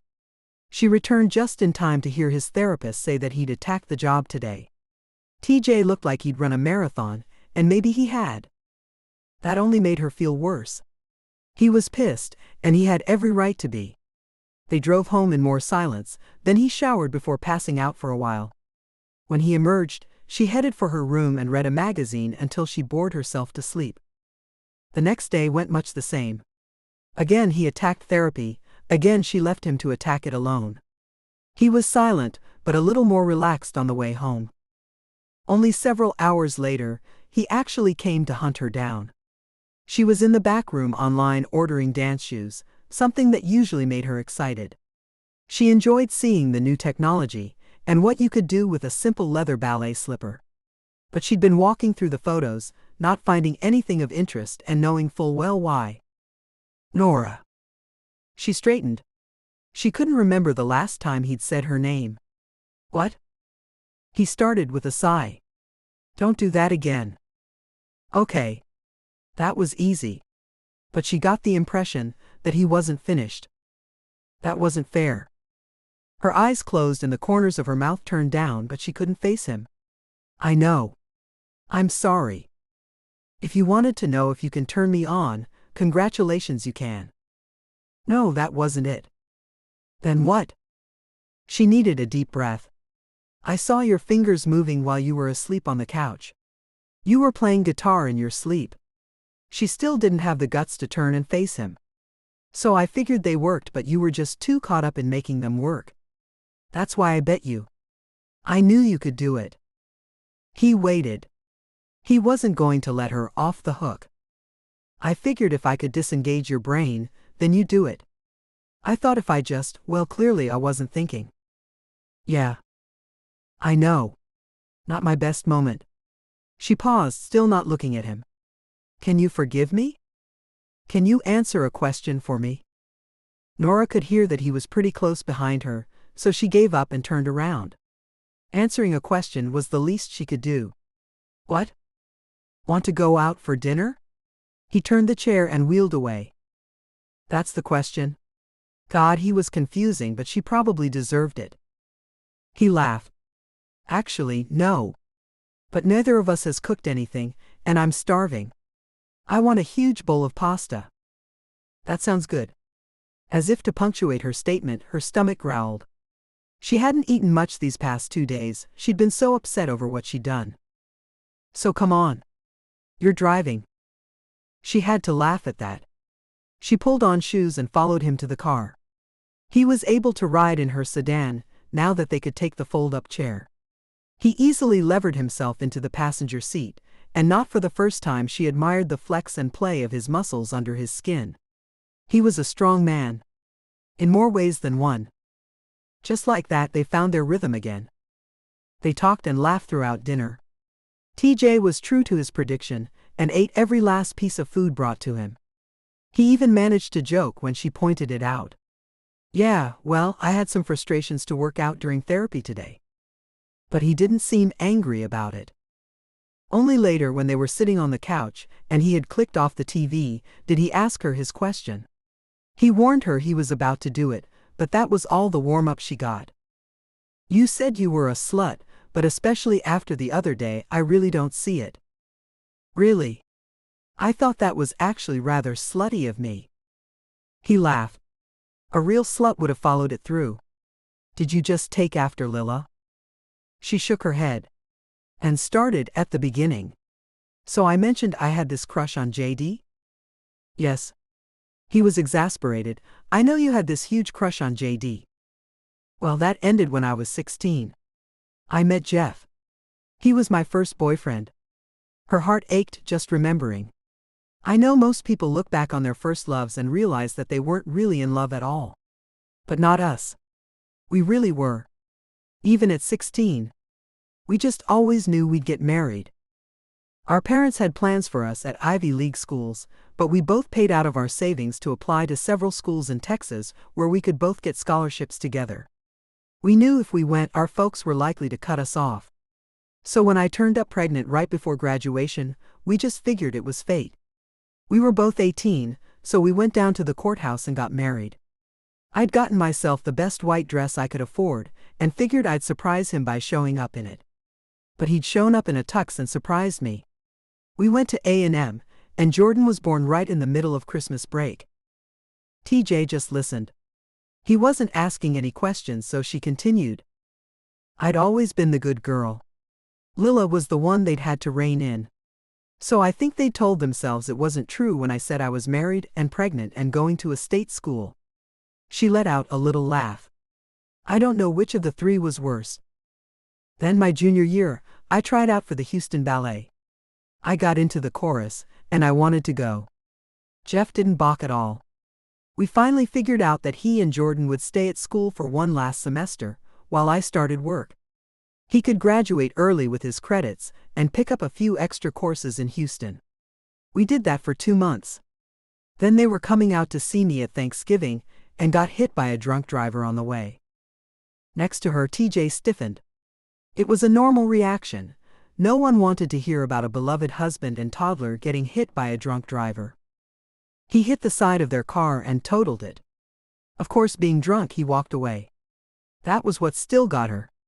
She could now calmly speak the words that her husband and child had died, but the anger still came when she spoke of the other man walking away. She had to get rid of it, she knew, or it would eat her soul. It almost had. Somehow, I stayed with the ballet and managed to ignore that I'd ever had a child and husband. I threw myself into the work, got a few lead roles, then made principal. After the first year, I just needed sex. That's all it's been since. No one's going to replace Jeff, so I've never tried for anything more than a one-night stand. And that makes you a slut? I was pregnant at 18, and I've had nothing but one-night stands for 7 years now. I think I qualify. She finally turned to look at him. To watch him digest what she'd said. She didn't wait long. So, how did you get broken? Car accident. Just those 2 words. After she'd told her whole story. She wasn't going to stand for that. You'll have to do better. He took a breath, still seeming stiff. I was partying and not paying attention, and this semi rear-ended the car. I should have gotten out of the way, but I didn't react fast enough. He flinched even as he said it, and she frowned at him. Then she remembered when he'd stiffened. Her breathing sped up and she hopped off the couch. You were drunk. He nodded. But there was nothing else to say. Chapter 16. TJ hauled himself into his chair and then sped down the hall after her. She hated him, and she should. So he didn't knock, just opened her bedroom door to find her packing. She looked up at him like a wounded deer, but her hands never stopped folding clothes and clearing out. I can't believe I've been here, driving you to therapy and everything, when you did that. I didn't kill anyone, except almost myself. She came around the bed like an avenging angel, forcing him to back up. Then she closed the door in his face. He didn't hear it lock, so he tried again. This time when it opened, he planted himself in the doorway and didn't move. He even locked the chair. Norah. I'm sorry. But I didn't kill them. That stopped her. How do you know? Had you never driven drunk before? He wanted to say no. Oh, how he wanted to, but he couldn't. It wasn't me. I was never in Houston at Thanksgiving. That's your defense? She was right, of course. He felt like crap on the bottom of a shoe. His only proof that he hadn't killed her husband and infant was not because he couldn't have, but because he hadn't been in that place at that time. His voice was softer. It wasn't me. She just turned back to packing. They had just found their ground again. It was volatile, living with this woman under his roof. Can we be even? I forgive you for being a tease, and... She cut that one at the knees before he even finished. Your hand down my pants is not anywhere near a comparison to you driving drunk. Drunk drivers ruin lives. I'm sorry if you had some sexual frustrations for a few days. Then she turned her back and shut him out. TJ stayed planted in the doorway. Norah, you have to forgive me. It was worse because she didn't scream or yell. No, I don't. He stayed planted until she had her bags packed. She marched right up to him and faced him in the doorway. TJ, get out of my way. No, I'm staying right here. Get out of my room. He clenched his jaw. He couldn't let her leave. It's my house. I'll go out the goddamned window if I have to. Norah, I'm the safest driver out there now. I've learned my lesson better than just about anyone could have. I never hit anyone, though that doesn't make any of it okay. I know that. But I am the poster boy for not drinking and driving. I'm sorry I can't bring them back. If I could, I would. He watched as she crumpled, and he caught her when she fell, twisting into her tears, her bag forgotten. He held her and tried to take some of her pain away. Norah, I know I didn't deserve to walk away from my accident. That's the worst part. Her voice was tinny and thin. You have to be bad. You have to be evil for what you did, but I know you're not. You don't deserve what happened to you. He took a deep breath and spoke as soothingly as he could. Yeah, I probably do. It was the first time he had admitted that, even just to himself. I made a mistake. A big one, and not the first. It should have only hurt me, but somehow it doesn't. She sniffed and her shoulders heaved. I'm not stupid. But if you're not evil and you just made a mistake, then maybe he did too. Maybe whoever hit them wasn't evil either, maybe it really was a mistake. But I've held so long to hating him.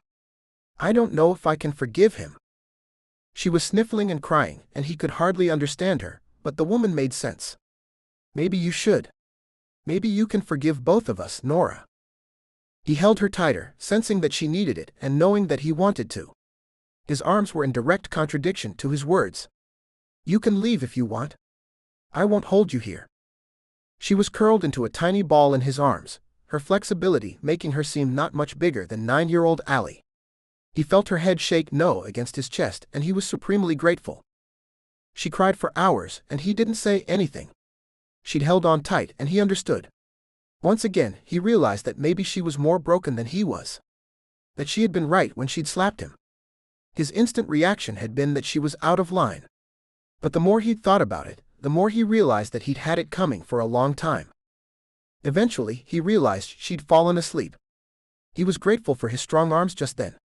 He'd worked out so hard, thinking he'd give people something to look at besides his legs.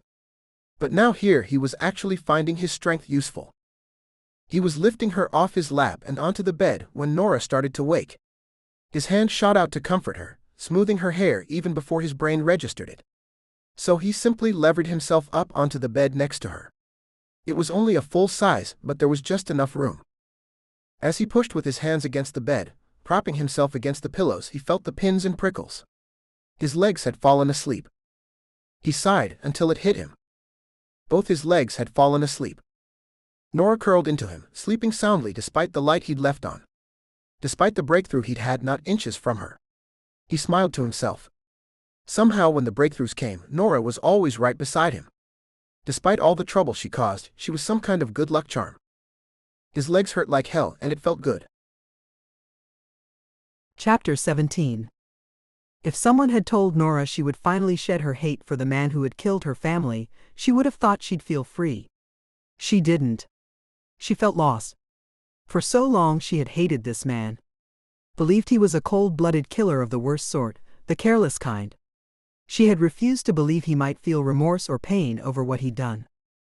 She also felt like a fool for not seeing before that TJ had, of course, been out drunk when he'd had his accident. She'd known the Hewlett boys since they were little. While she didn't follow celebrity gossip much at all, she followed Wilder. TJ was at every party, and he always left with the hottest girl. Why she hadn't put two and two together was beyond her. But if she had, she wouldn't be here. She'd woken up in TJ's arms the next morning. His face was buried in her hair, and he was tucked alongside her. Like they were lovers. They weren't. She didn't want to be his lover. He went through women the way most men changed underwear. Sure, he was on a temporary reprieve, but she had no doubts that while he would be a safer driver, he would pick up right where he had left off with the female set. Norah sighed. It's not like she was averse to casual sex. Lord knew she'd had enough of it. But she lived here with him, it could never be casual. Waking up in his arms had been scary. She wasn't sure why, only that it was. Also, her face was all puffy from crying in his arms for several hours. He'd been polite enough not to say anything, but she didn't think he'd offer again. So maybe it would be fine. She took a deep breath. Maybe her thoughts wouldn't be so scattered in another day or two. Maybe the Titanic would raise itself from the ocean floor. At least she'd slept alone last night. She turned the doorknob, letting herself out of her bedroom, hollering exasperatedly. TJ? You ready?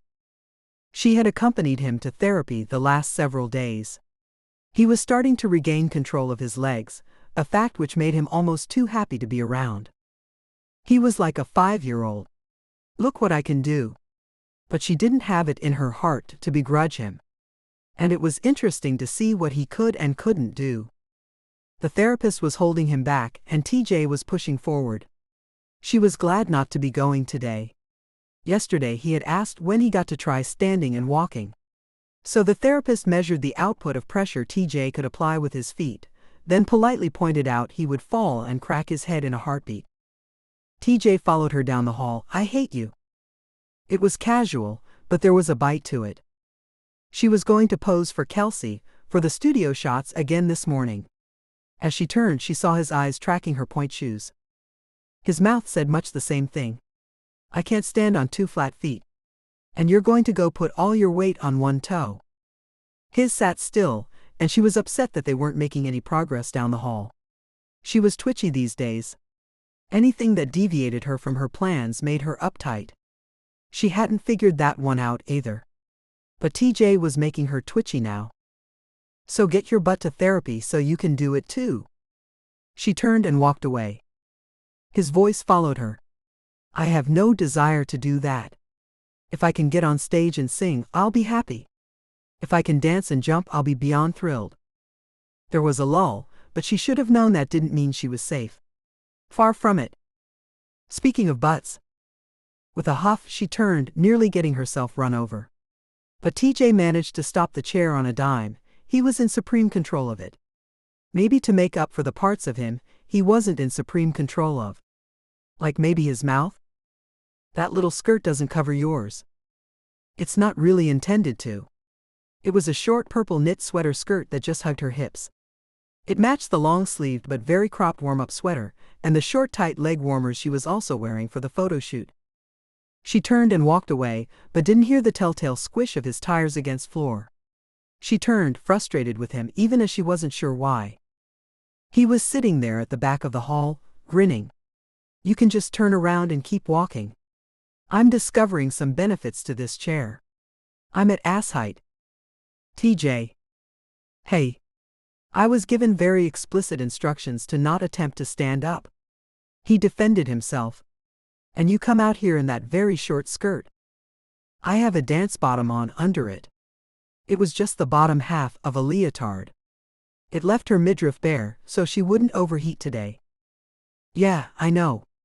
I can see your little dance bottom under the hem of that thing you're callin' a skirt. She sighed again. Not sure if he was talking about the same little dance bottom that she was. It's not indecent. It's for dance. What's an ass but another body part? Lord, the men perform in those tights where you can tell if they're circumcised or not. You have an excellent point. So you can just sashay your body parts down the hall, and I'll watch. I'm not sashaying. So stiff as a board, she marched down the hallway and out the front door. She wanted to climb in the driver's side and steam while she waited, but she couldn't. Reaching over and flipping on the air conditioner, Norah reminded herself she'd gotten paid for this. Right now, when he was harassing her, it didn't hurt to think of the money.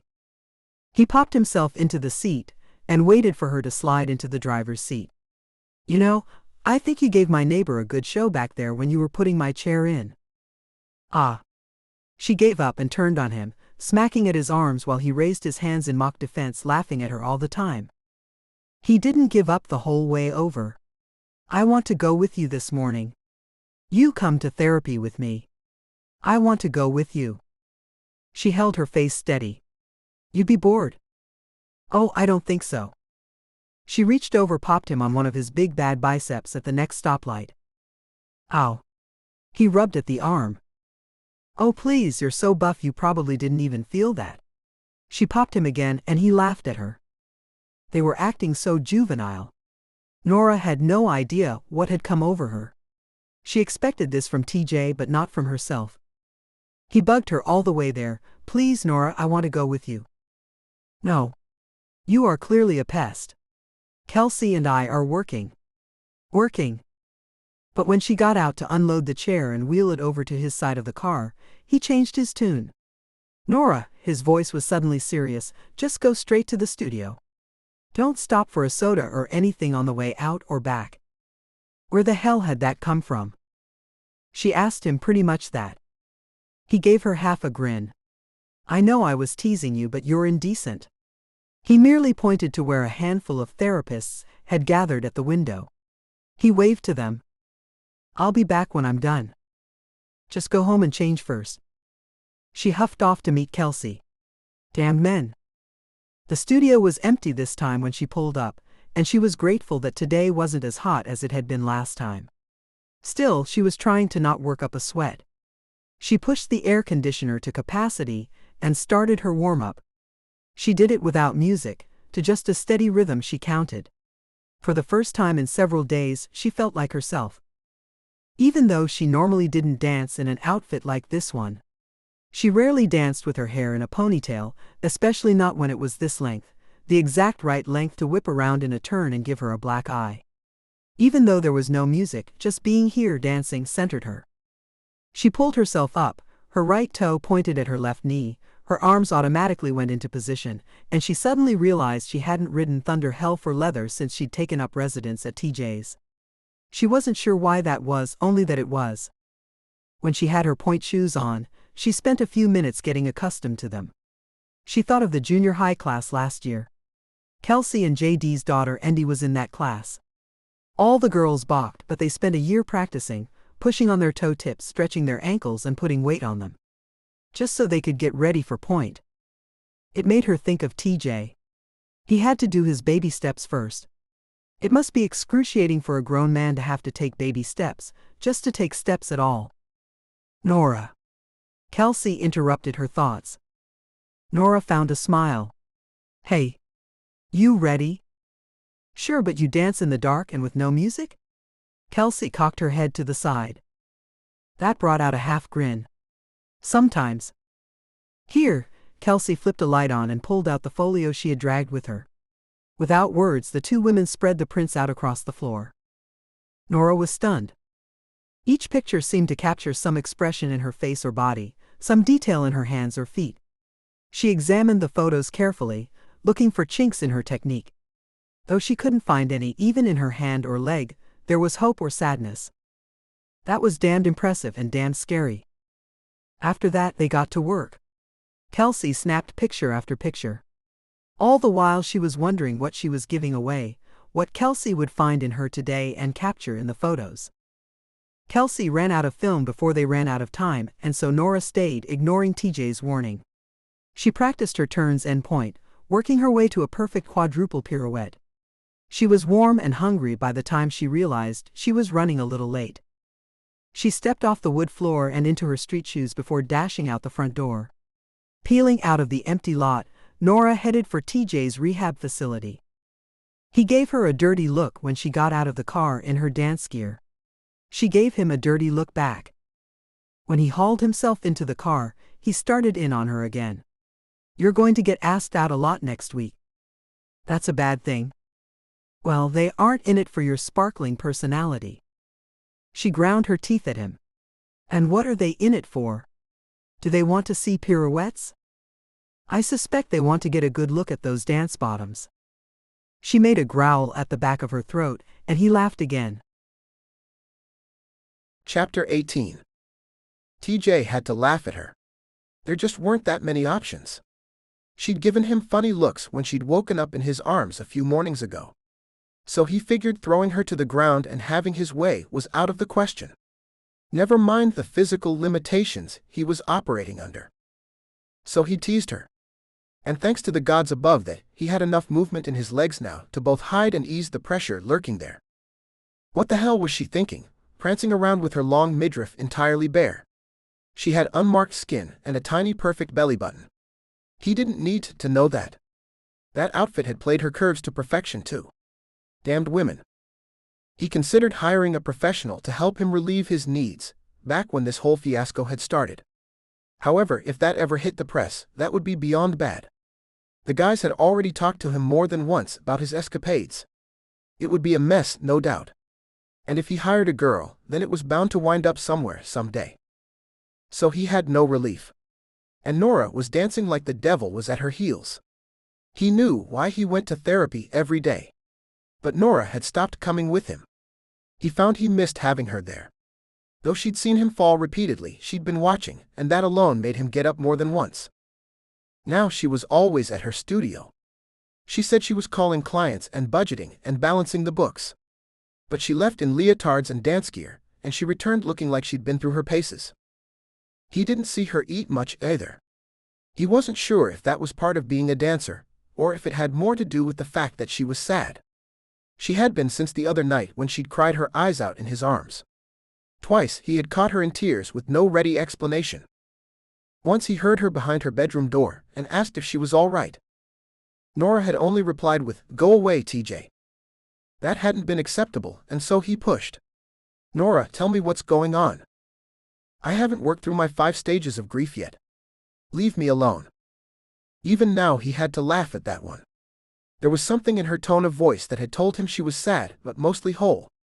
So he left her to cry it out as she asked. She was more contemplative now, telling him that she had to make a decision this year about whether to keep the studio or sell it. When he'd asked her what she'd do if she sold it, she shrugged. That's part of the decision. She saddled up and rode Thunder more often too, walking him down the driveway and out the gate. The Norah he knew left the yard by sailing her horse over the back fence. Then he realized that maybe he'd had it backward all this time.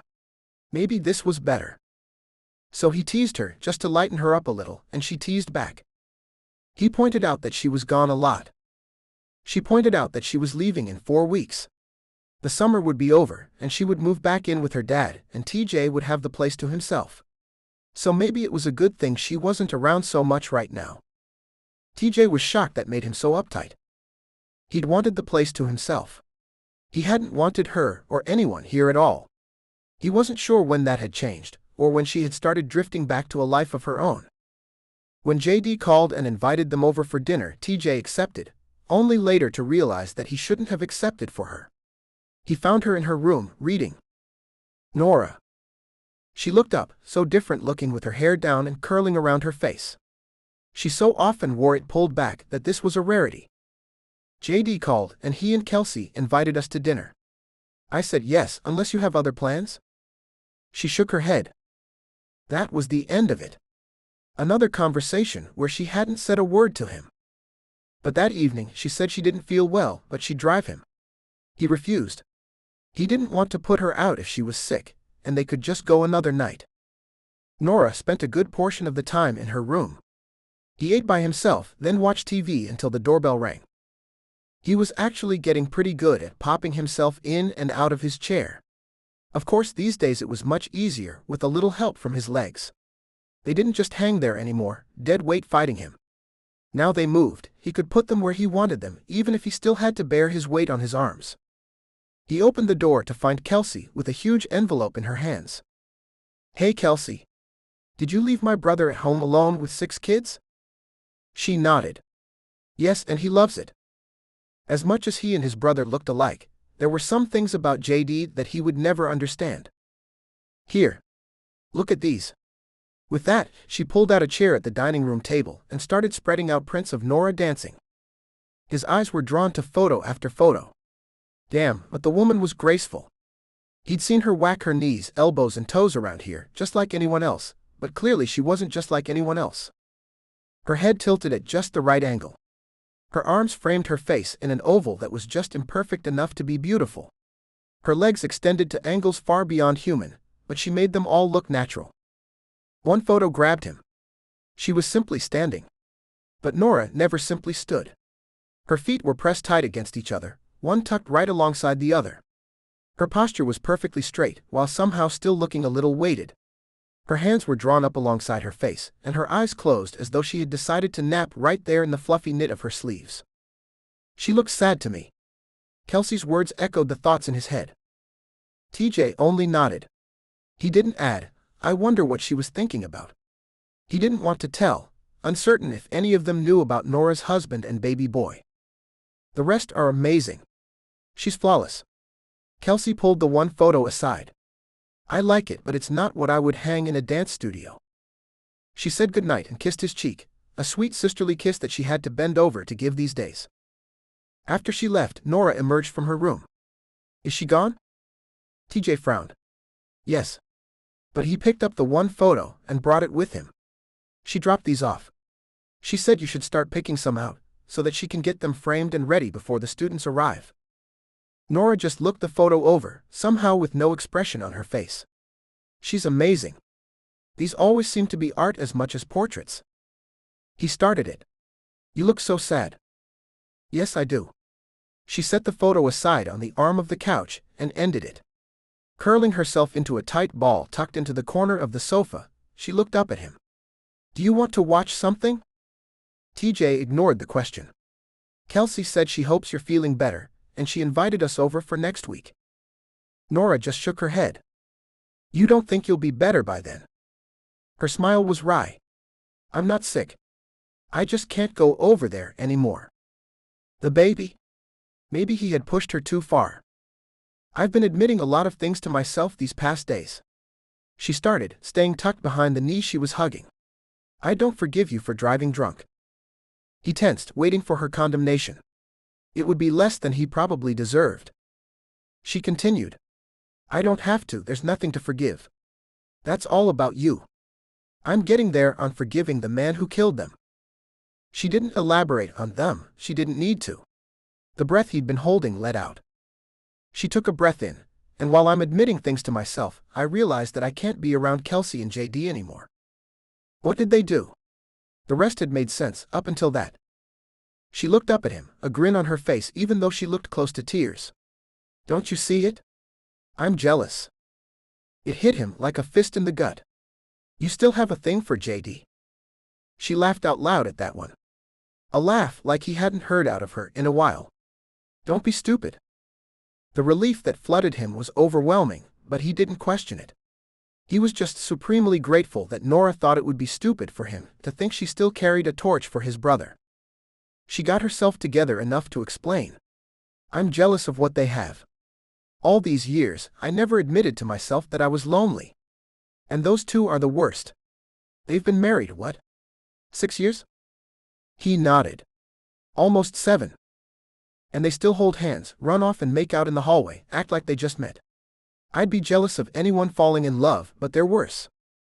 Before he could respond, she picked herself up off the couch.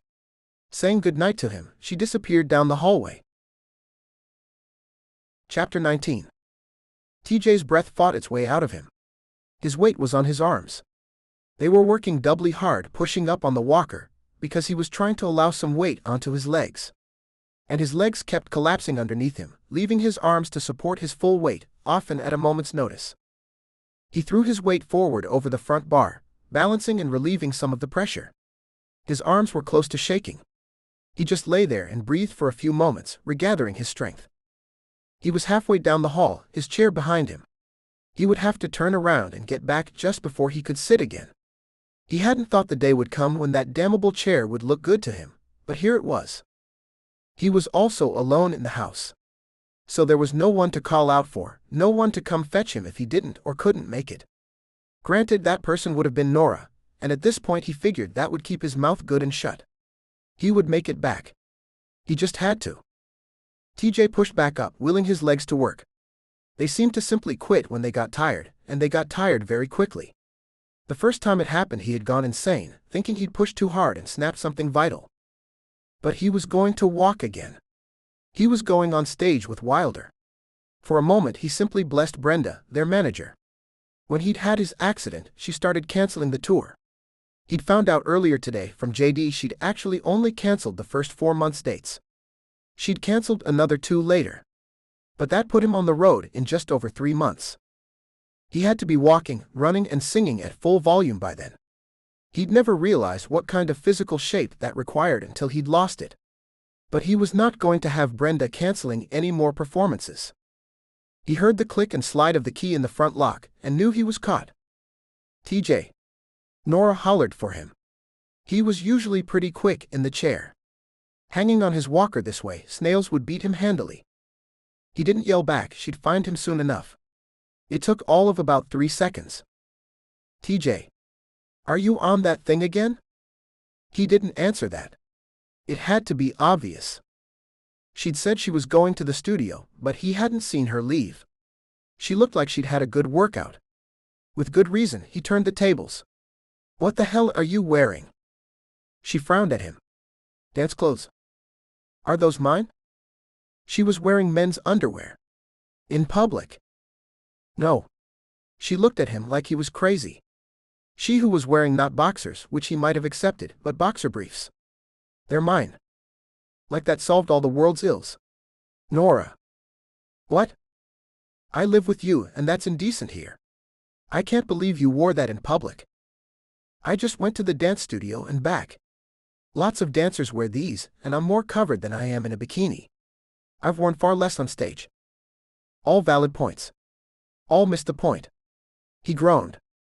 She parried. Since when did you become the decency police? He opened his mouth. She put words in it. I've seen photos of you with your tongue down some girl's throat. And that girl was usually wearing far less than I am right now. His arms hurt. His head hurt. I just don't want people getting the wrong idea about you. She walked away, her ass hugged by burgundy rib knit. The waistband read Hanes plain as day. She threw her last line at him over her shoulder. Shut up, pot. Thanks, kettle. All of 10 minutes later she returned, scrubbed clean, her wet hair combed back. At least she was fully dressed in jeans and a tank top. All of it clung to her slender form. He was halfway turned around. TJ had taken to locking his knees in order to hold his weight while he moved the walker in a semicircle, one agonizing inch at a time. She squeezed by him. So? You're only supposed to be on that thing for 10 minutes at a time. Her hands were on her hips, and she was planted between him and his chair. So, if you're going to defy your orders, you should at least plan ahead and lie to me about what they were. She held out her arms. Come on. He barked out a good laugh. What? You're going to carry me? She rolled her eyes at him. The gesture looked so young on her scrub face. There wasn't a trace of makeup on her, and she looked even younger than she was. No. I'm going to support you while you brace your hands against the wall. Then I'm going to take your walker and bring your chair to where you can sit down. No, you're not. She pressed her lips together. You'd already been at it for a while when I got here. You were worn out then. It's been another 10 minutes while I was in the shower. You're done. Norah, I'm just going to my chair. Her mouth set. And just like that she walked away. Only she didn't just walk away. She grabbed the handles on his chair and wheeled it down the hall away from him. Hey. But she kept going. Leaving him stranded there with nothing but the walker. Maybe it would be a good time to find the wall and slide down it. He heard her before he saw her. She had brought the chair full circle around the house, arriving close enough behind him to practically bump him in the knees. TJ wondered if she knew that he'd locked them. That if she did bump them, he'd collapse right into the chair. She didn't bump him. With a heaving sigh, he sat. He'd known he was caught the moment he'd heard her at the front door. Norah had the decency not to do anything more for him. She just squeezed around the chair and took the walker from Hades away. It didn't fold up, even though it resembled an old man's frame walker. It was made for rehab and was far sturdier. For a moment he wished she would do more for him. His arms were worn out. They didn't want to push the wheels. Hell, he needed to go back to his motor chair. And he couldn't remember the last time he'd ridden in the thing. He let his head tip back and just tried to breathe. Returning to the end of the hallway after putting the walker away, Norah stood with her hands on her hips. She cocked her head and faced him, making him think it was some kind of shootout. Although with his head resting against the back of the chair, it probably looked like she'd already shot him dead. He wasn't prepared for the smile she gave him. Or for the question, "What's your deadline?" What do you mean? You have a deadline, even if you just gave it to yourself. That's why you're pushing so hard. So when is it? He hated her for being able to read him like that. She probably also saw his muscles trembling from the exertion. He desperately wanted to at least roll down the hallway with some dignity. By force of will, he straightened his back. Just over 3 months. We have tour dates then. Wow. He waited for her to leave so he could slump back into his seat, but she didn't. Her hands stayed perched on her hips, and she looked like a dancer even in that pose. A small smile played across her face, and she walked up to him, only to pass him by and take the handles of his chair. For the first time she pushed him. He closed his eyes, trying to concede defeat. But she pushed him to his bedroom and turned back the covers. Without asking and with no further fuss, she pulled one of his arms across her shoulders and supported him over to the bed. He was too stunned to do anything. Norah made him do for himself. Norah, who had him carry things for her and made silent demands that he be useful, was pulling off his shoes. Her fingers reached for his waist and tugged at his shirt. Holy crap! If she was offering herself, he was going to use every last ounce of strength to scream in pure agony. There was no way he could perform now. Although if she wanted him to never overwork himself again, that would be the way to achieve it. She pulled his shirt up and over his head with little help from him. TJ just waited, wondering what rabbit hole he had fallen down. Laying him out across the bed, Norah pulled his legs straight and puffed a pillow behind his head. I'll be right back. The ceiling mocked him as he lay there, too exhausted to move, every muscle beyond his willpower. She waltzed back into the room with some red and blue bottle in her hand. She was already flipping the lid and pouring something into her palm. Now this isn't going to happen again. He just wished to hell that he knew what this was. She continued, so don't go overworking yourself thinking you can con me into it. Yes ma'am, was all he could muster. He was lying there, shirtless, wondering if she had laid him out for slaughter. Her hands found his arm, smearing warm oil down it, fingers working into muscles too sore to even react.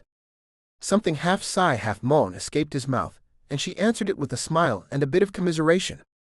With me, it's usually my legs that give out. That warming oil is what I always use on them, and it does feel good. She stopped, and he almost protested before he saw her pour another handful and walk around to reach his other arm. She didn't speak while she found knots in his muscles and softly worked each of them. He was grateful that she didn't poke and knead the way the therapists often did, as though his muscles were to be attacked and punished. Her hands were soft and her touch soothing. She alternated between his arms, not leaving one too long, somehow knowing when it was starting to clench up on him again. Climbing on the bed, she parked herself on her heels, her knees and hips pressed along his torso. TJ could feel every movement of her legs in the soft, worn jeans. While he was grateful for the sensation, he also cursed it. She spoke just often enough to keep him grounded. Your sheets are ruined. Well, it will wash out, but you won't want to sleep here after you've showered. Oh. He'd wanted to nod, but even those muscles weren't obeying. After a while, she had him turn over. He just managed to find the strength so that she didn't have to flip him herself. She put a pillow under his chest so he could keep his neck straight. Then without warning, she threw one leg across him and straddled him like she did her horse. TJ thanked every god he could think of that he was face down. But she didn't wiggle or do anything suggestive, other than straddle him, of course. Her hands covered in warm oil found his shoulders, his back, his neck. This time he moaned for real. Chapter 20. Norah listened to TJ and laughed to herself. Everyone had a roommate who sang in the shower. Hers was singing a song his brother had written that was currently slaughtering records for country music and climbing the pop charts. From the sound of it, the studio hadn't fiddled with the recording that much. She wasn't one much to go see concerts or listen to live music. But TJ had a voice that made her think not all the sirens had been female. She understood now what he and JD had meant when they talked about keeping Wilder's sound organic. This was new. He hadn't sung while she'd been here, almost as though that part of him had been broken in the accident. As though his loss of control of his diaphragm had meant the loss of his vocal cords. Now the shower was prime territory, whether it was dawn or midnight. And the man had a set of lungs on him, a set he was rapidly reclaiming. The man wasn't going easy on himself. If he wasn't working his lungs, it was his legs. He needed strength and balance and all the fine motor control that no one thinks about just to stand upright. The few steps he had taken had seemed more like he was catching one fall after another, and had wound up with him landing hands first on the couch. At least he'd been laughing. True to her word, no matter how much he killed himself, she hadn't offered another massage. Norah had found that quite easy to adhere to.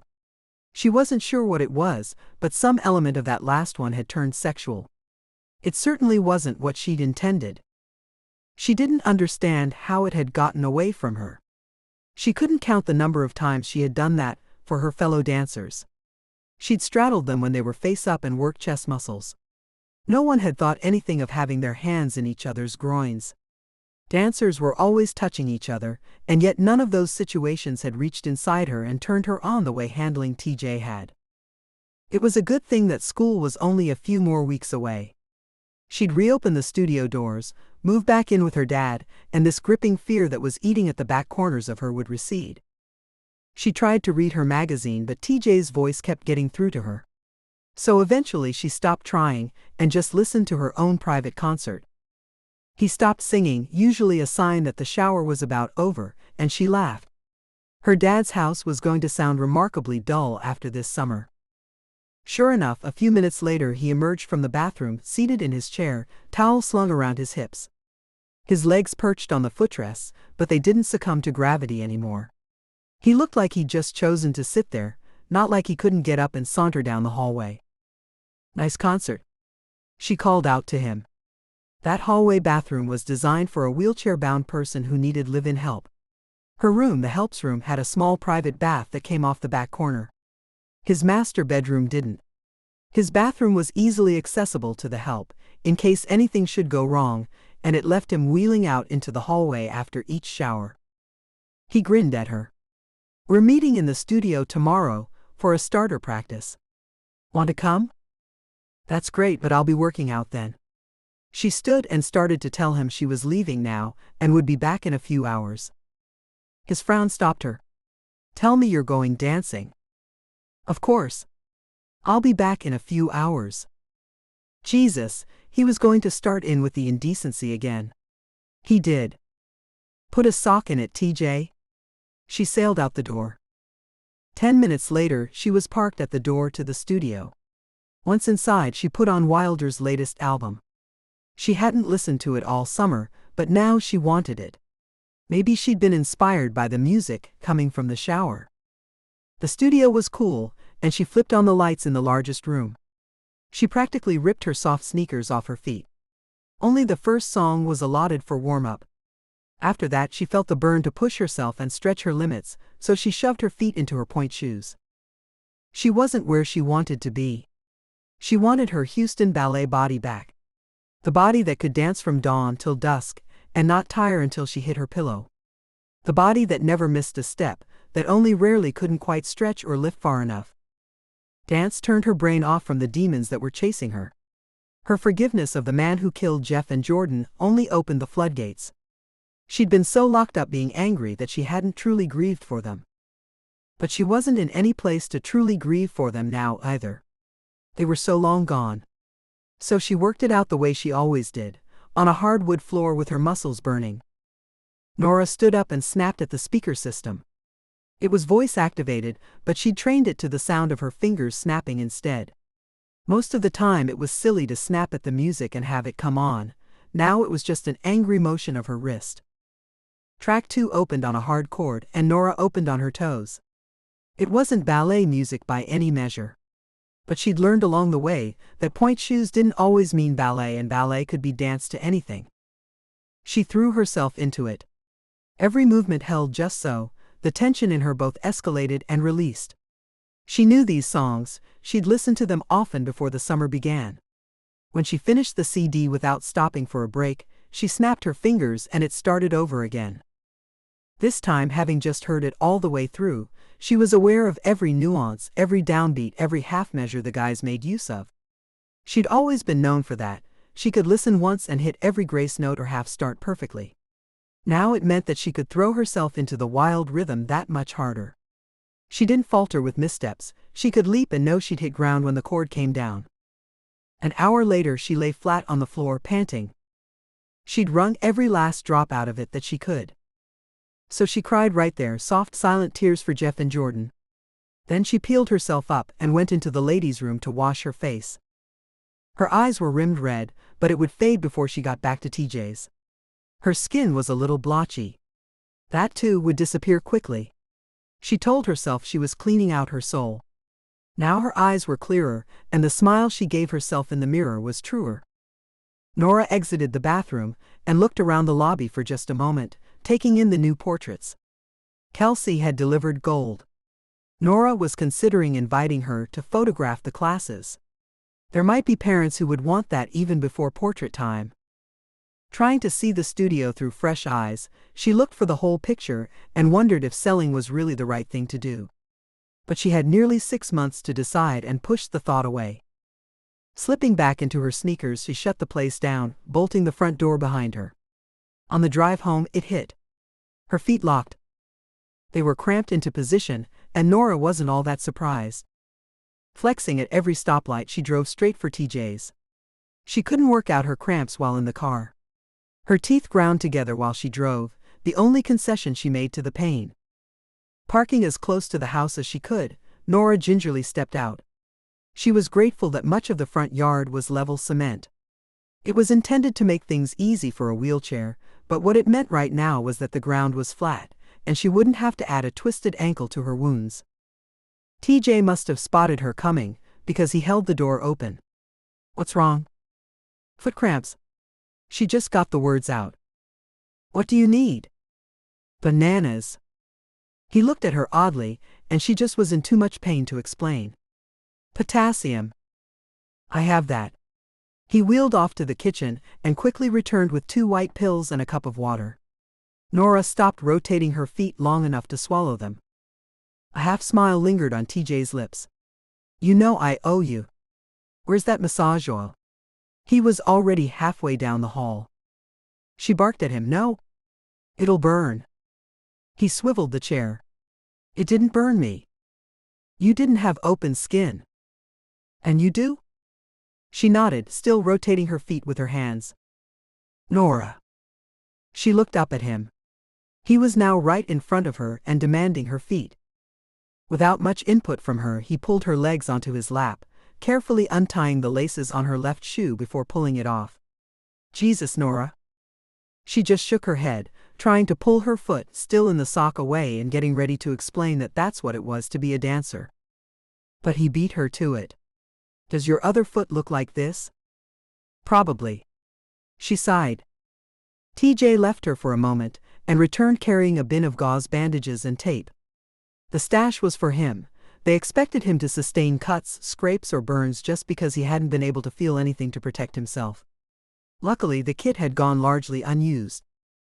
Gingerly, he reclaimed her feet, which were still cramping enough to make her lock her jaw, and carefully peeled away one sock. She saw that it came away bloody. She was used to it but realized from his face that he wasn't. "Norah." It came out sad and hurting. "I'll be fine." "I hope so." He sighed, then got to work. Gently, he used the betadine swabs to clean each crack, each spot where she had simply rubbed the skin off. Then he cut and fit gauze and taped each one into place. She practically had mummy feet when he finished. But she grabbed each one in turn, still working it, still trying to loosen clenched muscles. "Do you want them massaged?" "Yes." That was all it took. Trying so hard to avoid the cuts, which were just about everywhere, he took one slim foot in his hands until it unlocked. Then he turned his attention to the other foot. "Your poor feet." He breathed in a sigh of pity. "How do you do this? It looks like you didn't even feel the pain that was telling you to stop. You just wore the skin off in some places." "That's about it. You just take off your shoes and go, 'Oh look, it's bleeding.'" She shrugged. Now that her teeth weren't locked, the massage felt good. He worked her toes, then her ankles, and for a moment she got embarrassed and tried to pull away. "Ah." He shook his head and recaptured her feet. "They aren't pretty feet. They're too abused. On the contrary, they're very abused, beautiful feet. I think only dancers have this." He traced the fluid curve of her ankle, then back up her arch. He massaged her calves and she laid back, thinking it felt like heaven. He took up the conversation again. I don't know what you were dancing to, but you should destroy it. She couldn't help the laugh. I was dancing to Wilder. In your point shoes? The look on his face said it all. Well, there's your problem. I was just taking out my aggressions. On our CD? He stroked her feet and something nodded inside her. Quickly she reclaimed them. No, on my feet. You got a lot of aggressions to get out? He looked at her sideways, as though the different vantage point would yield answers. No, that was the end of them. She stood and winced as her feet made contact with the hardwood floor. Ow. Duh. I'm getting old. This never used to hurt like this. He laughed and the sound followed her all the way down the hall. Chapter 21. TJ hauled himself into the chair Norah pulled out for him. Still standing on the sidewalk when he turned around, she refused to come in.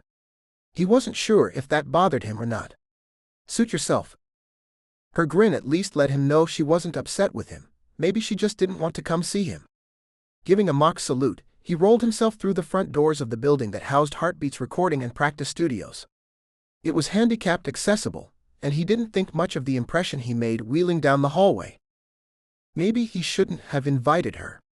It wasn't like JD was bringing Kelsey or Alex would bring Bridget, who should have had that baby by now. Then again, the tour hadn't been retooled around any of them either. Brenda spotted him. Hey, how are you? She didn't sound quite pleased to see him. Good, why? She stopped walking.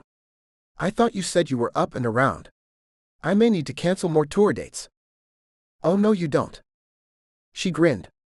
That's the attitude I like to hear, but if you aren't ready. I'm good.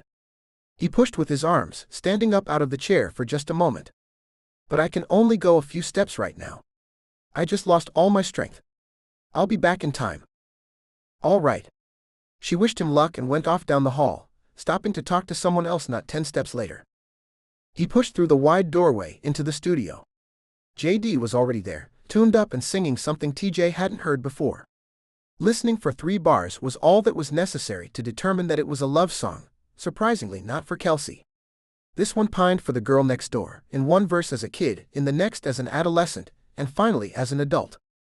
When the last note ended, TJ looked at his brother, knowing that even JD, as focused as he got when he played, couldn't have missed the fat wheels of his chair sitting inches away.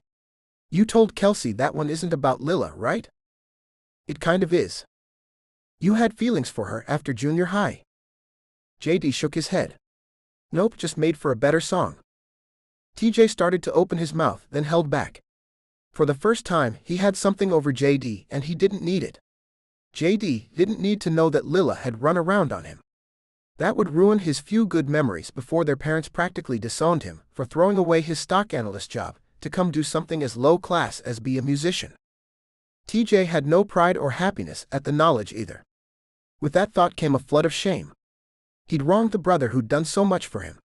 He'd grown up simultaneously worshipping and hating JD. Jealousies had eaten at him, that he'd never be the golden child his big brother was, that he wasn't a brilliant musician, he wasn't a capable career man, he wasn't a family man. JD did it all. Well, TJ never had. He simply wasn't as good as JD in so many ways. At that moment he looked at his brother and saw him as human, and TJ felt more comfortable in his own skin. He didn't miss the irony that skin that wasn't responding to his commands was the most comfortable he'd ever been in. Alex arrived, looking nervous. I'm here, but I'm going to bolt the minute we finish, and if she calls then one of you has to drive me. His eyes were wide with pre-panic as he glanced between the brothers. I take that back. JD, you're going to drive me. No insult intended, TJ. He laughed. Of course. Craig arrived next, looking simply content. But then again, Craig usually did. He'd been that way since he'd found Shay 2 years ago. Though their partying together days were past, Craig still spoke to him straight. You can get out of that thing, right? TJ nodded and wheeled over to where they had a bar stool set up for him in front of the mic stand. Using his arms for leverage, he stood, balancing on unsteady legs. He managed to get onto the high seat with some level of grace, and tucked his feet up on the footrail. Let's go. The others tuned up. TJ didn't, he saved his energy. They started with a slow one for him, and he sang it, giving it everything, wanting to impress them with what he could do. He ended up impressing himself. By the fifth song he had one foot against the ground for balance, and a quick glance down told him he looked like he belonged there, perched atop the stool. He didn't once envision screaming fans. Before, it was always how he knew what to say. This time he sang for himself, and wondered how he had missed something so terribly obvious all along. They were midway through a rough rehearsal of JD's new piece when Alex got the call. Bridget's water had broken. Oh. I didn't need to know that. Craig made a face like someone had just shoved liver at him. Alex went instantly insane, shouting into the phone. I'll be right there. I can hear you, honey. They all could hear Bridget laughing. Get someone to drive you. I got him, Bridge. JD hollered out, and he hauled Alex outside even as he blustered. They said they were going to induce her tomorrow. She can't wait until tomorrow? JD had the grace not to laugh at his friend. It's not her. Babies come when they feel like it. It's your time, bud. With that, the voices faded from the hall. Craig looked up at TJ. You look better. I've missed hanging out. TJ was startled to realize that he missed his friend but not his rowdy nights. He'd been so busy getting back in gear that a bar or a willing woman hadn't really crossed his mind. Craig laid out the guitars in their cradles and eyed TJ. You need help? Nah. Then he changed his mind. Hand me JD's Fender? Craig nodded. TJ was the only one who could get away with touching any of his brother's guitars. He waited for Craig to leave him there, alone in the studio. His fingers picked at strings, enjoying the feeling of each reacting, the sounds of individual notes. His left hand occupied his attention as it picked off chords, moving up and down the neck. Shifting, he used one arm to push back up onto the stool and settled the guitar across his legs. He sang into the mic at a decidedly lower volume than before, sometimes with his eyes closed, enjoying the idea that no one was listening. The piano caught his eye. Before the accident, both he and JD had been trying to hone their piano skills. They wanted to add some pieces to the next album with it, but neither of them played well enough to do it, and they weren't going to get anyone else. JD had probably gotten better, while TJ was hauling himself through rehab hell. The thought didn't twist his gut anymore. TJ wanted to walk over to it, and contemplated making a beeline for it. But he knew better. If he didn't make it all the way, crashing into the piano would hurt. More than that, it would jostle the instrument. So he levered himself off the stool and down into the seat of his wheelchair, traveling the 7 feet, then scooting over onto the bench. His fingers caressed the keys, and he tried a song from the old album. It was usually played with guitars and drums, but he wanted to hear it this way. He laid into the keys, only just then understanding the sway some had when they played. He'd always played straight-backed, more for the looks and the praise than the sound. But this time he closed his eyes, his fingers picking out the tune even better than he would have guessed. If he just let himself play and didn't think about it, it came. TJ gave the song a longer than usual intro, then added his voice over the piano strings. He'd read some critic once who described his voice as honeyed whiskey. TJ mostly ignored it at the time, thinking only that honeyed whiskey meant sexy. Now he went for exactly that sound. This ordinary man, like everything else since he'd been able to get out of that chair, suddenly made more sense. It was one they teased JD he should call, Song I Wrote for Kelsey. TJ realized that he'd never done the song justice. He'd given a show, and he'd slowed down and looked out into the audience, making eye contact with as many of the women in the front as possible. But he'd never felt any of the pieces. He wasn't sure why he felt this one now. Maybe he just needed to wash all the alcohol out of his system, clear his brain. Maybe it was the sense of accomplishment. For once in his life he'd really done something right. Not just had it happen to him or around him, but something he'd worked for. He sang the chorus one more time through. A sigh came from behind him, and he jerked around to find Norah leaning against the door, her eyes searching the ceiling for God only knew what. He deserved to have someone watching him, simply because he'd thought he was alone. It had probably looked odd, and maybe sounded worse. God, TJ, I love that song, but it's a good thing you didn't record that version. People would be having traffic accidents every time it was on the radio. His fingers still stroked the keys even though he coaxed no sound from them. It didn't matter if she didn't like it. It hadn't been for her. That bad? Chapter 22. She laughed, a deep burbling sound. Just the opposite. I'm a puddle over here.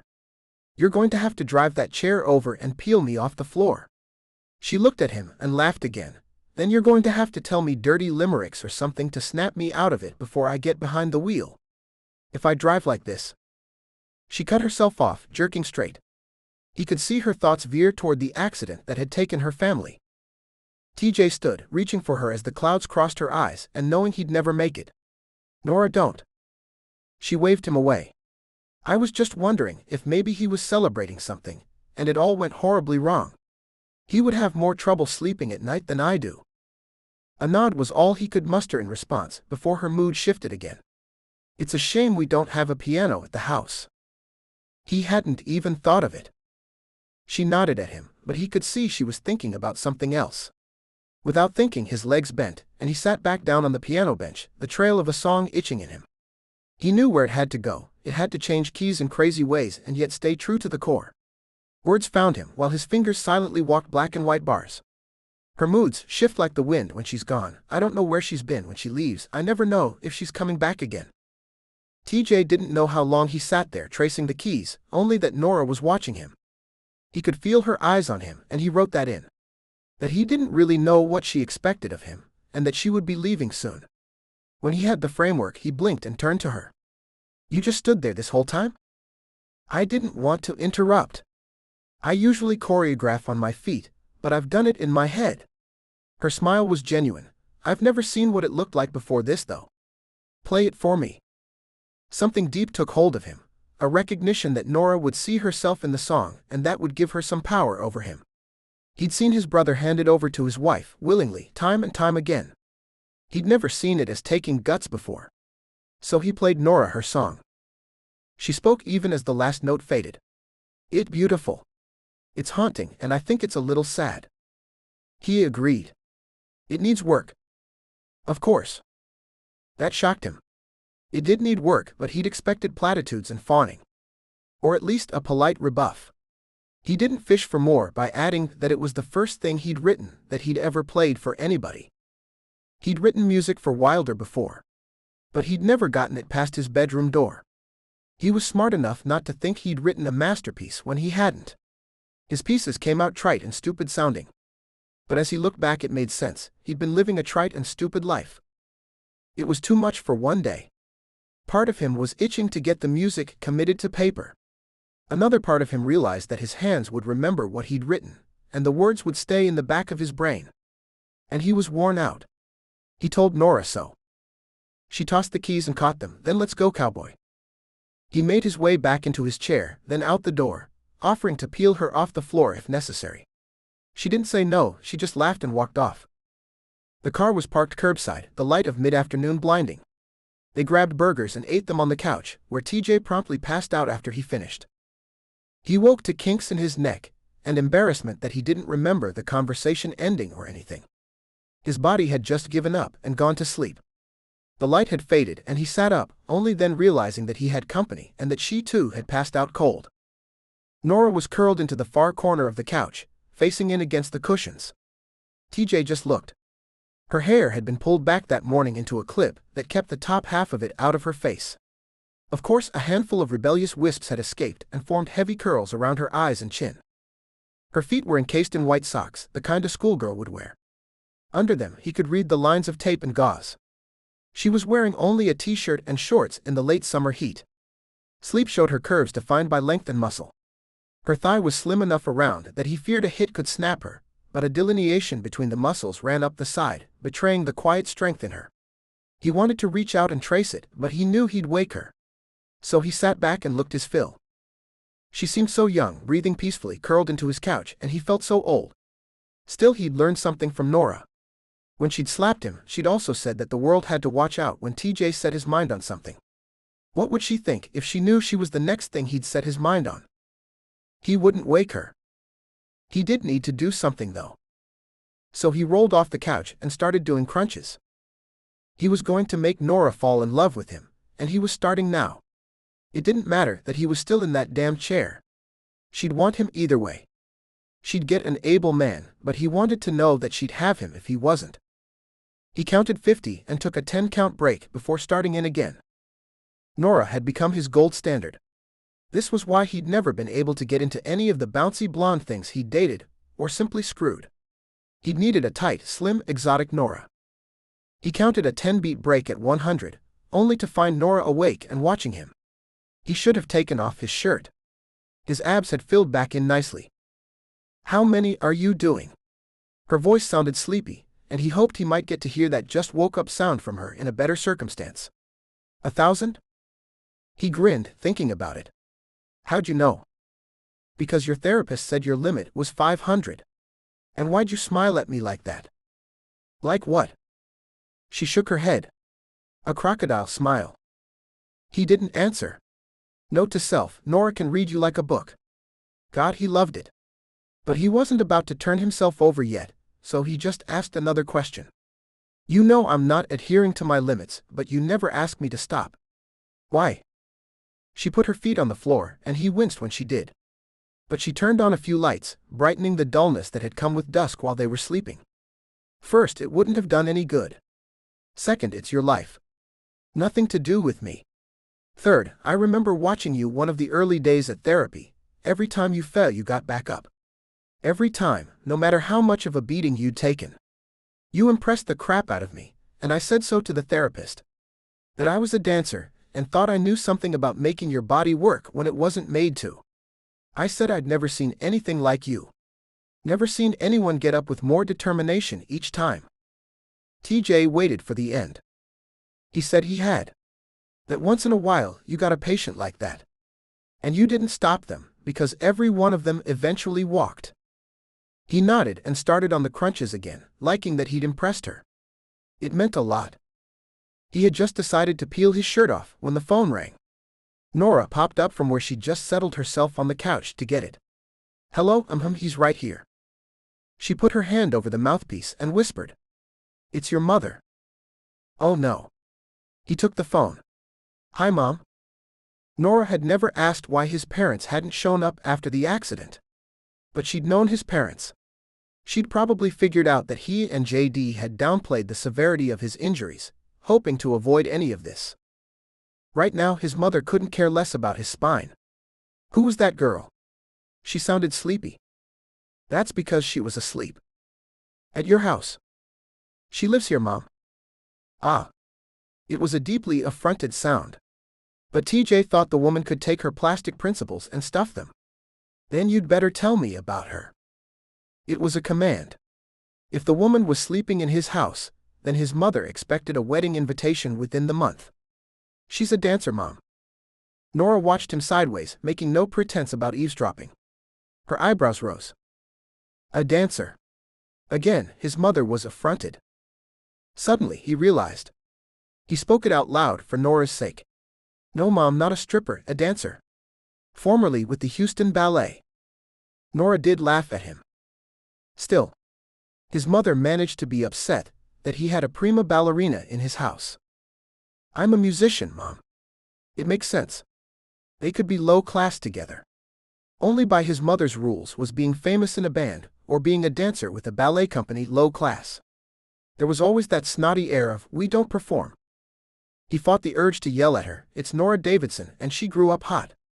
Because then it was likely to be all over that he was seeing Norah Davidson, when in fact he wasn't. Yet. Suddenly it occurred to him that there were other people who lived by his mother's rules, particularly Norah's family. After hanging up, he finished his crunches and took a shower, emerging with only his towel around his hips. Norah was nowhere around.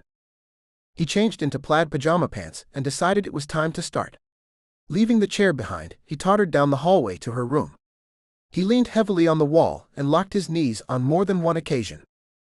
Still, halfway there he realized he wasn't going to make it. Stopping, he took a breather. When had he taken it for granted to just walk 20 feet? Norah peeked out of her room, wearing another pair of men's boxer briefs and a t-shirt. He grabbed hold of that. "See, those aren't dance clothes, they're pajamas." She rolled her eyes at him. "Taken to lurking in hallways, have we?" She made no comment that he was on his feet. He ignored her back. "Maybe that's why you're low class." She stopped in front of him, laughing. "No, I'm pretty sure it's because I eloped at 18, pregnant. Lila became the good one then." "Lila, huh?" Norah nodded. She married a doctor. In the church. Never mind that she's a mild alcoholic who smokes a pack a day when she thinks her kids aren't watching. Jesus. He looked her up and down. Healthy, beautiful, wonderful. I am so glad you didn't follow in Lila's footsteps on that one. Me too. Her grin was infectious. His arm snaked out and around her before he could stop it, hauling her closer. His stomach pulled as he realized what he intended to do. His mouth closed over hers and she didn't stop him. Keeping it soft, his hand searched for and found that mass of black silk she called hair. He buried himself in her scent, wondering if any other kiss had ever been this good. She kissed him back, and that gentle pressure was enough to make him gasp. So he stopped there, pulling away. Only because he knew if he didn't, he'd go too far. Too far for a first kiss. Too far to keep it from maybe feeling cheap. For just a moment he looked in her eyes, expecting heat instead of the bewilderment he saw there. In a last-ditch effort not to ruin everything before he even started, he found his voice. I'm really glad you weren't the good one. He disentangled his hands from her hair. I'm going to bed. Good night. He planted one last kiss on her nose, not sure why he'd done it, just that her nose had looked cute there. Turning away, he faltered back to his own room, leaning heavily on the wall. He just wasn't sure if his legs were giving out from under him because his legs didn't work, or because his brain was overwhelmed. Chapter 23. Norah didn't know what to make of it. TJ was on his feet again. Not well, mind you, but up and around. What he did couldn't be called walking. She would watch him find his balance, then stumble to the nearest solid object that could support him. Even so, he was getting better at it day by day. Currently, he was leaning against the upright grand he'd rented and installed in the dining room the day after she picked him up at the studio. He was grinning at her like a shark. She didn't know what to do with him. He'd kissed her in the hallway that night.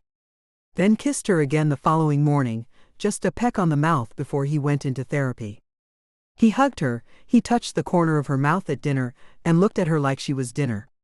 He set her on fire. Part of her brain laughed at her. She did know what to do with a man like that. But the other part of her brain argued back. This wasn't like what she'd known before. It wasn't a one-night-only deal.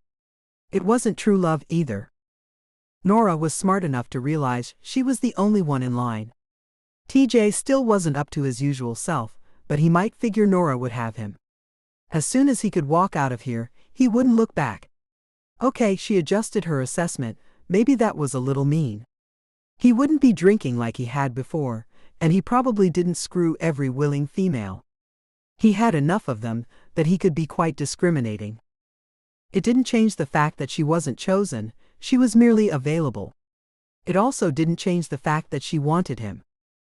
She never thought that watching a man fall down would make her fall for him. But TJ made it happen. The way he got back up every time, even when he seemed defeated, spoke of the strength that was in him even when he wasn't strong. She'd never seen him cry, but she'd seen him let go, and seen him get it back together afterwards. He'd recently gained a maturity she hadn't seen in a single interview or TV clip in all the years since they were kids. And he wanted her. Norah didn't have any doubt that he would say yes if she offered. Then again, he wasn't legendary for refusing women. His voice cut through her thoughts. Why are you looking at me like that? She fudged. Just wondering what your therapist thinks about you toppling around like that. He grinned again. That I should just use the walker. Yeah, that's gonna happen. She knew he hated it. That's my girl. She didn't know if she was his girl, but she knew how he thought. You know, next you get a cane, and not a nice one. One of those silver ones with the 4 legs at the bottom. His hands grabbed for his heart, and he mimicked being wounded. Norah laughed at him. You'll be ready to go? He nodded, already focused on the piano keys in front of him, and Norah went off to change. She returned 20 minutes later, in her leotard and tights, her hair up in a loop-through ponytail, sneakers on her feet. She didn't say anything, she just walked up and stood beside him, wanting to see how long it took him to see that she was there. He played on, and she waited.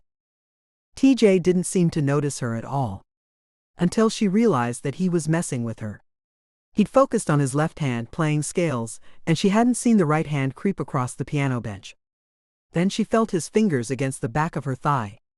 She just stood there, wondering what he'd do if she didn't seem to notice. But she wasn't really given that option. The hand crept up until he stroked her ass, and he couldn't keep the grin off his face. She called off the dogs. "Give it up, TJ. You know I'm here.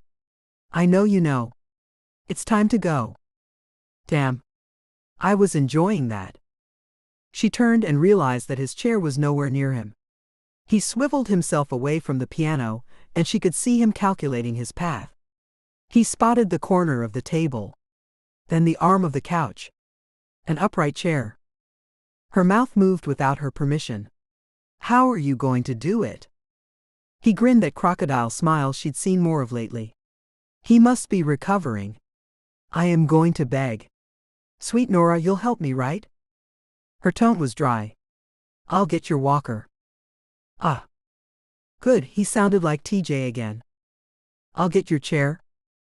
He heaved a sigh.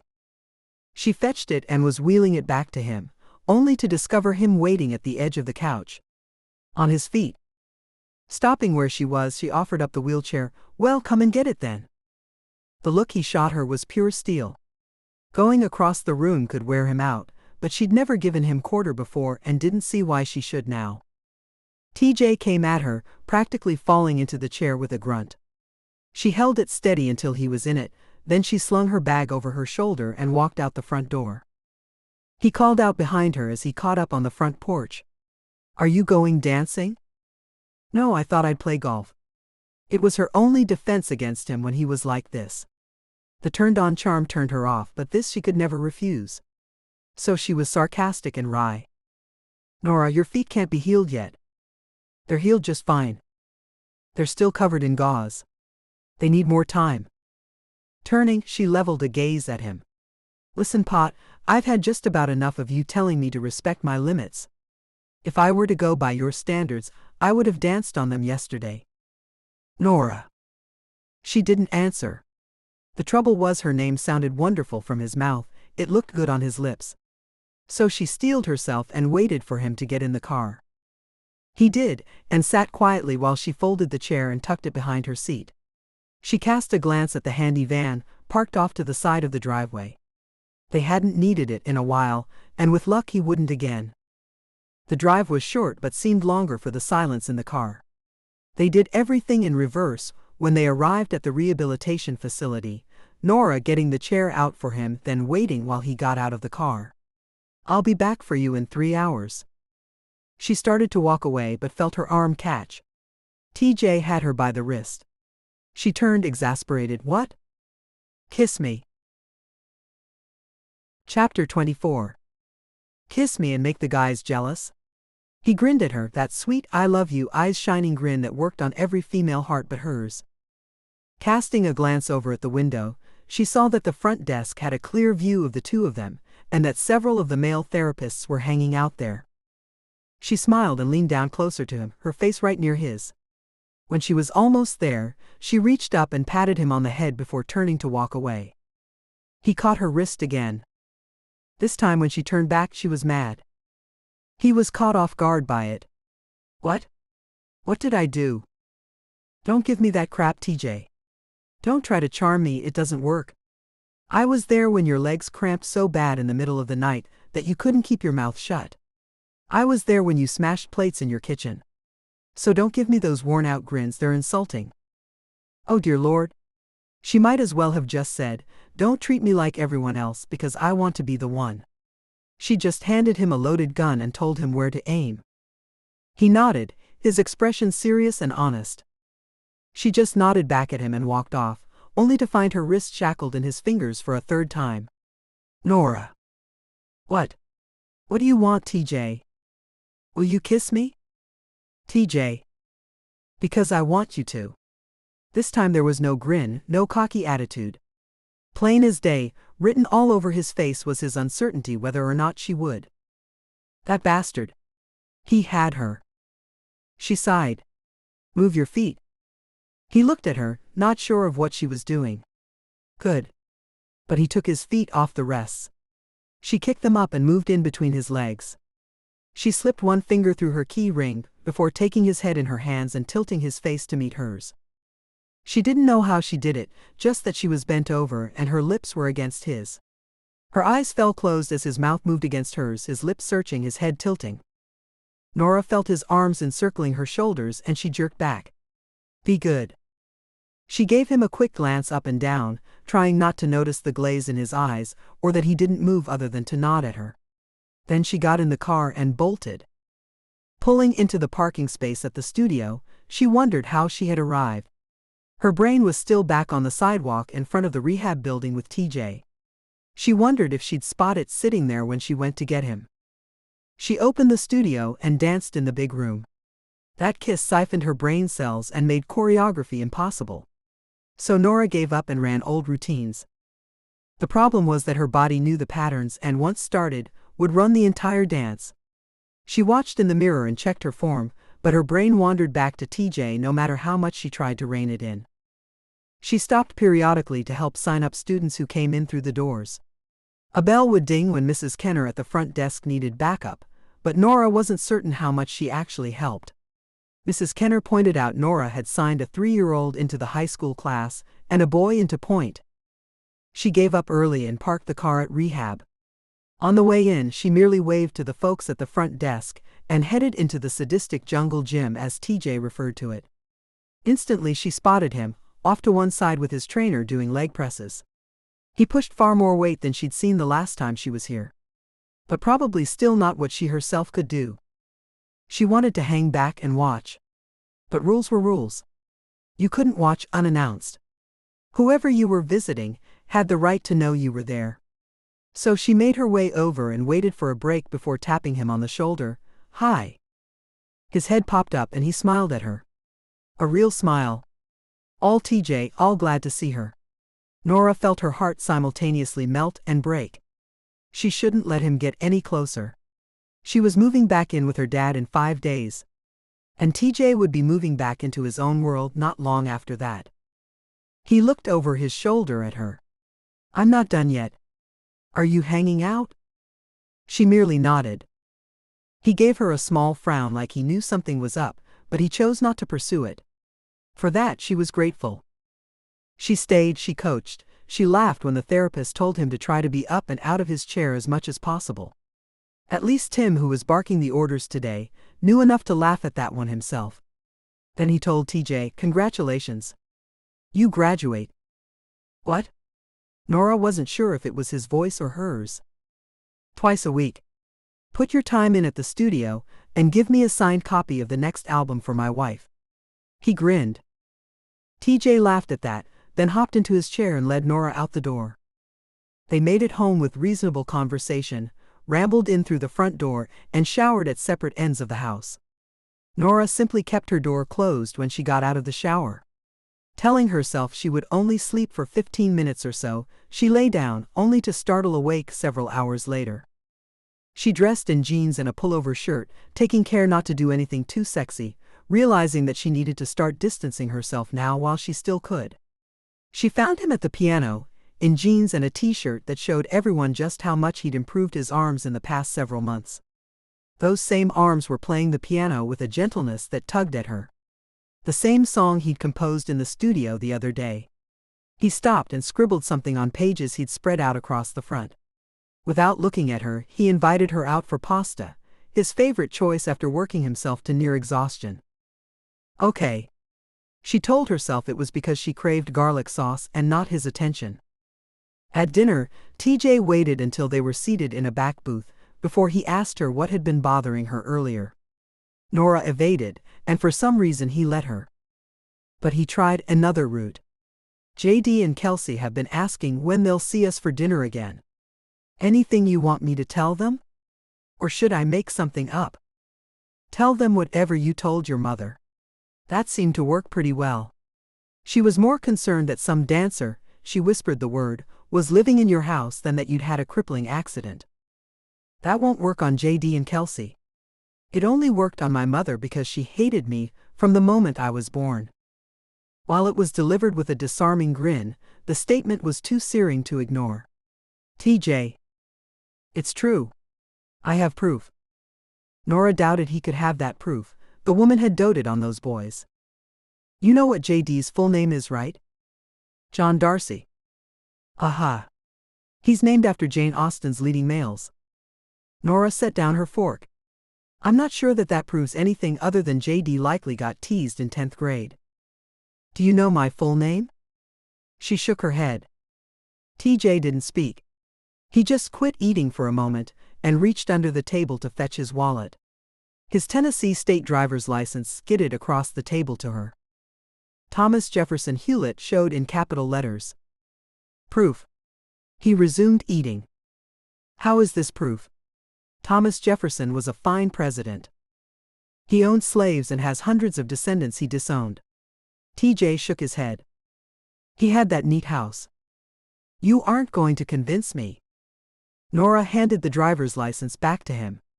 Did you ever stop to be grateful that she didn't name you George Washington or Abraham Lincoln? Where were you when I was in 3rd grade? I could have used a little humor about it then. I think I was still in diapers. She was stuffed and finally forced herself to set the fork down. It didn't help that TJ had managed to consume his entire meal, making her look like she just wasn't trying. TJ suits you. Sure, but I think I spent the first 3 months of every school year being called JD by my teachers. That she understood. By 2nd grade, I learned that if I made a big production at the beginning of the year and demanded to be called Lilla, they always took it upon themselves to correct me and they never got it wrong. Very smart. He paid the bill and had her pasta wrapped up for her. On the way home, he started a different conversation. Are you going to still drive me around after you move back in with your dad, or do I need to find someone else? I can do it. Even as she spoke the words, she wasn't sure why she committed to it.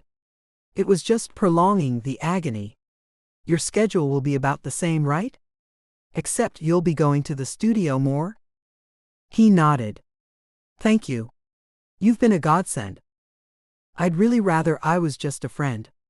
She thought about the lump of cash sitting in her savings account. It didn't feel right to take money for lusting after him. It didn't feel right to get paid when she was getting kissed. Kissed by one of the hottest bachelors on the chart. Hadn't he made the People's Sexiest Men list a few years ago? She'd been kissed by TJ Hewlett. Thomas Jefferson Hewlett, she reminded herself, as though that might clear some of her wayward thoughts. She let him lock the front door behind them while she put her food in the fridge. When she straightened up and closed the door on the cold, putting out the fridge light, he was silhouetted in the kitchen doorway. He'd gotten out of his chair and stood up. Norah? Good night, TJ. She ducked and fled, out the other door from the kitchen, around the back of the house and into her room. She successfully avoided him the next day, until she had to drive him to the studio. Norah congratulated herself on keeping the conversation to a minimum. Luckily, he didn't ask for a kiss this time. She sorted paperwork at the studio, not even trying to dance today. When she left 5 hours later, she was relatively certain that she'd placed each student in the right class. Then she headed back to get TJ, ready to avoid getting caught in any conversations again. He was helpful, making only unimportant small talk until they were in the car with doors closed. He'd no sooner clicked his seatbelt shut than he turned to face her. Norah, why are you avoiding me? She lied through her teeth. I'm not. Aha. So what if he didn't buy it? It's what she was selling. When they got home, she shut herself in her room for most of the remainder of the evening. Then she congratulated herself on a job well done. 4 days left to go. Chapter 25. Norah was emerging from the bathroom the next morning, the taste of mint toothpaste still in her mouth, when a crash came at her door. Jerking into action, she raced the 5 steps around the bed and threw open the door, only to have TJ come falling through at her. Startling again, she grabbed for his arms and realized she wasn't capable of supporting his full weight. With as much thought as she was able to muster, she supported what she could and guided him to the edge of the bed. He laughed. All the way around the house and still upright. Not so much? You came crashing through my door. But not because my legs gave out. I just lost my balance. Like that made it okay. But Norah just smiled at him. He seemed so pleased, and in truth so was she. He'd be driving again soon and on his own. Turning away, she set the washcloth still in her hand on the nightstand, only to feel his arm slip around her waist. Her stomach sucked in. He tugged her down onto the bed. The top and boxer briefs she'd been sleeping in didn't quite meet, and his hands had slipped between, touching bare skin. Without a word, he settled her beside him and she scooted back. Norah. She didn't nod, couldn't answer. You do realize I'm a man, right? She laughed, relaxing just a little bit. It's hard to miss. Good. He looked at her a little sideways. You know that I'm fully functional, and have been for a while. There went that relaxation. She nodded. So when you run around dressed like this, you totally turn me on. He gestured to the briefs and top she wore. The t-shirt was the same one she'd worn the day she'd showed him that his fingers worked. Only after she'd fled the scene did she see in her own mirror just how low the slit in the front went. TJ's cerulean blue eyes found hers, and she wanted to look away but found she wasn't capable.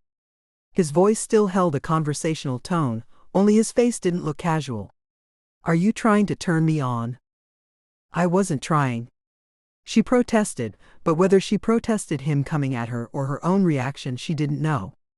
I'm in my own bedroom. He nodded but reached out his hand, his finger tracing the edge of the neckline on her shirt. This shirt is cut so low that you look like you're going to fall out of it. His finger dipped down, making the point that the shirt was indeed too provocative. His eyes followed the path his finger was taking. All of her control fled. She sat rigid as a statue, enthralled by his touch. She didn't move as his finger found her collarbone, then followed a path back down. Of course, she wasn't wearing a bra. She'd been asleep. TJ's finger hooked into the slit of the shirt and tugged. And I want you to fall out of it. She had no choice but to move nearer. Her brain didn't decide, but her body did. She followed the tug of the fabric and the pull inside her, until she was right next to him, until she couldn't get any closer. His eyes left the front of her shirt, searching her face, leaving her unsure of what he found there. His hand opened, all fingers following skin, up and around the back of her neck. They laced into her hair, and her mouth fell open knowing what was coming. The faintest grin crossed his mouth before it found hers. His kiss sent streamers of heat out through her, undoing the frozen muscles she'd held so tightly in place. Where before she'd been stiff, she now moved against him, her arms coming up to hold him, her mouth taking his with an abandon she hadn't felt in forever. She held him there, kissing him until his mouth left hers. His lips traced paths along her jaw up to her ear and back. Her head tipped, giving him better access. If they stopped, it wouldn't be because of her. Her fingers searched the front of his shirt, grabbing at the soft fabric and wanting it gone, wanting the feel of hot skin beneath her fingertips. For a moment he watched her look and touch, then he got tired of waiting. One of his hands came under her arm and up behind her head, able to brace her where he wanted. Her fingers still played with him, going only by feel as his lips found hers again. This time the kiss was hotter, more demanding. His tongue slipped inside her mouth and she opened wider to him, giving as well as she got and wanting still more. She felt his fingers at her neck while she kissed him, trying to convey all the flames inside her. TJ pulled his mouth away from her. For just a moment in the middle of all the frenzy and the reaching, he found her eyes. Say yes, Norah. Please. The last word drifted out on a sigh, begging more than polite. Yes. He kissed her once, hard and demanding, before breaking away. He leaned over to the nightstand where his pants had fallen, fumbling for his wallet. Chapter 26. He smiled to himself. They would both need a shower, and God, what he could do to her in a shower. Her hands pushed against his chest, feeling small and sweet. TJ let go. He shook his head, even knowing that she couldn't see him. Stay.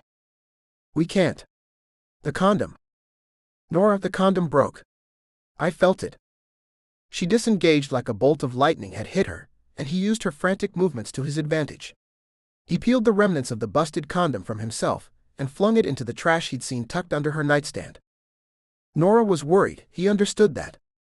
He held his arms out to her, knowing it wasn't like him and knowing that she was what was different. He'd hold her, tell her he loved her, and they'd make things right. But she shoved away and off the bed. On her feet she looked at him once with frantic eyes. He started to speak, almost getting sidetracked by Norah standing straight in front of him. But she was upset, and he needed to help her. This time when she looked at him, she was mad. "Why didn't you stop?" "I didn't know what I felt until afterward. I never had sex without a condom before. I never had one break." Her anger didn't change with his words. She didn't crawl back into his arms and ask him to make it better. The words tumbled out of his mouth, begging her to forgive him. "I didn't know." "But—" He waited for something more, but it didn't come. "Norah?" She didn't look at him, just walked almost blindly to the bathroom. Uncertain what was going on right in front of him, he waited. He heard the water running, and he lay back, figuring she needed a moment alone. He would fix things when she got out. But when she came out a moment later, her eyes still looked glassy. She didn't look upset, but she didn't look calm either. She started over to the old bureau and opened drawers, grabbing jeans and a bra and a t-shirt. She started pulling on the clothes. "Norah." She shook her head, not turning to face him. "Norah, what's wrong?" That at least startled a reaction from her. Just not the one he expected. "What's wrong is that the condom broke." She slipped the bra on and the t-shirt over her head. TJ started to rise up to get her, only to discover his lack of energy was going to last a little bit. Being with Norah had drained him, and his legs didn't want to support him. He settled for sitting up behind her and reaching out. She evaded him, even as she slipped into a tiny pair of underwear and then jeans. "Norah, where are you going?" He was starting to get worried. She wasn't even in there. "I'm going to go take care of the problem." "Can we talk about it?" She hadn't made eye contact with him once, just mechanically went about getting dressed. "If you get pregnant, it will be okay, Norah?" "It won't be okay." She practically yelled it, cutting him off and showing the first emotion she had since leaving his arms. "You don't know anything about being a parent. It isn't going to work itself out. Norah, we'll figure something out together. I have plenty of money, that's not an issue." He reached out for her, his fingers reaching the denim of her jeans, only to be slapped away with a vicious, stinging swing. "Ow, Norah. We won't figure anything out. I've got it taken care of." She walked out the bedroom door and down the hall. Alarmed, TJ shoved off the bed to follow her, only to discover his legs still refused to hold him. "Norah." She didn't come back. A second later he heard the front door shut, and a moment after that her engine and the sound of wheels on smooth pavement. Chapter 27. Norah tried to breathe while she drove straight to the clinic. She'd make them work her in. She couldn't get pregnant. She couldn't get pregnant. She repeated it like a mantra. The problem was she knew from experience that she could get pregnant, and the bands tightening around her chest with every minute told her just what a bad idea that would be. He had so casually thought it would be okay, that he could just throw his money at her. But she wouldn't let him. It was her fault just as much as his. In all these years, with all the one-night stands just looking to slake some need, she'd never had a condom break. Her hand reached up and wiped at the tears that had fallen down her face without her permission. She made all the appropriate turns and stops, and prayed that the doctor would work her in. TJ. Of all the people for the condom to break with, it would be the one she shouldn't have been with in the first place. Her heart was frozen, pumping icy blood throughout her system. Even though it was the last of the hot summer days, she cranked the heater but couldn't get warm. She parked in the lot and ran up the stairs. Stopping at the front desk, she explained in hushed tones what had happened to the woman in the berry pink scrubs. She received a sympathetic smile and a clipboard with several pages attached. She was asked to wait. It was all she could do not to stare at the pregnant woman in the waiting room. There were usually pregnant women in here when she came for her checkup, but she usually had time to prepare herself before she came. She never sat here, staring at the walls, wondering if she might be pregnant. She tried to focus on the questions on the page and filled them out as best she could, before waiting nervously on the edge of her seat. What seemed like an eternity later, Norah was called. The doctor was sympathetic, she always had been. She knew about Jeff and Jordan, and wasn't surprised when Norah asked about morning after pills. Norah thought she had bordered on demanding them. The doctor looked through the files. "Let's see, you were in almost 2 months ago. Is anything different?" All she could do was shake her head and try to keep her fingers from twisting. All right, then we don't have to give you an exam. A knot loosened inside of her. The idea of an exam had seemed so violating. But she would have done it. Norah. The doctor waited until she made eye contact. I'll prescribe you the pills. Oh, thank you. Thank you, I'm so sorry. She gushed, the words tumbling out of her. I wasn't finished. Norah nodded her acquiescence to whatever it was, waiting. Finally, the doctor continued. These aren't birth control, and I usually only give them out on one condition. What's that? She didn't add I'll do anything, I just can't get pregnant.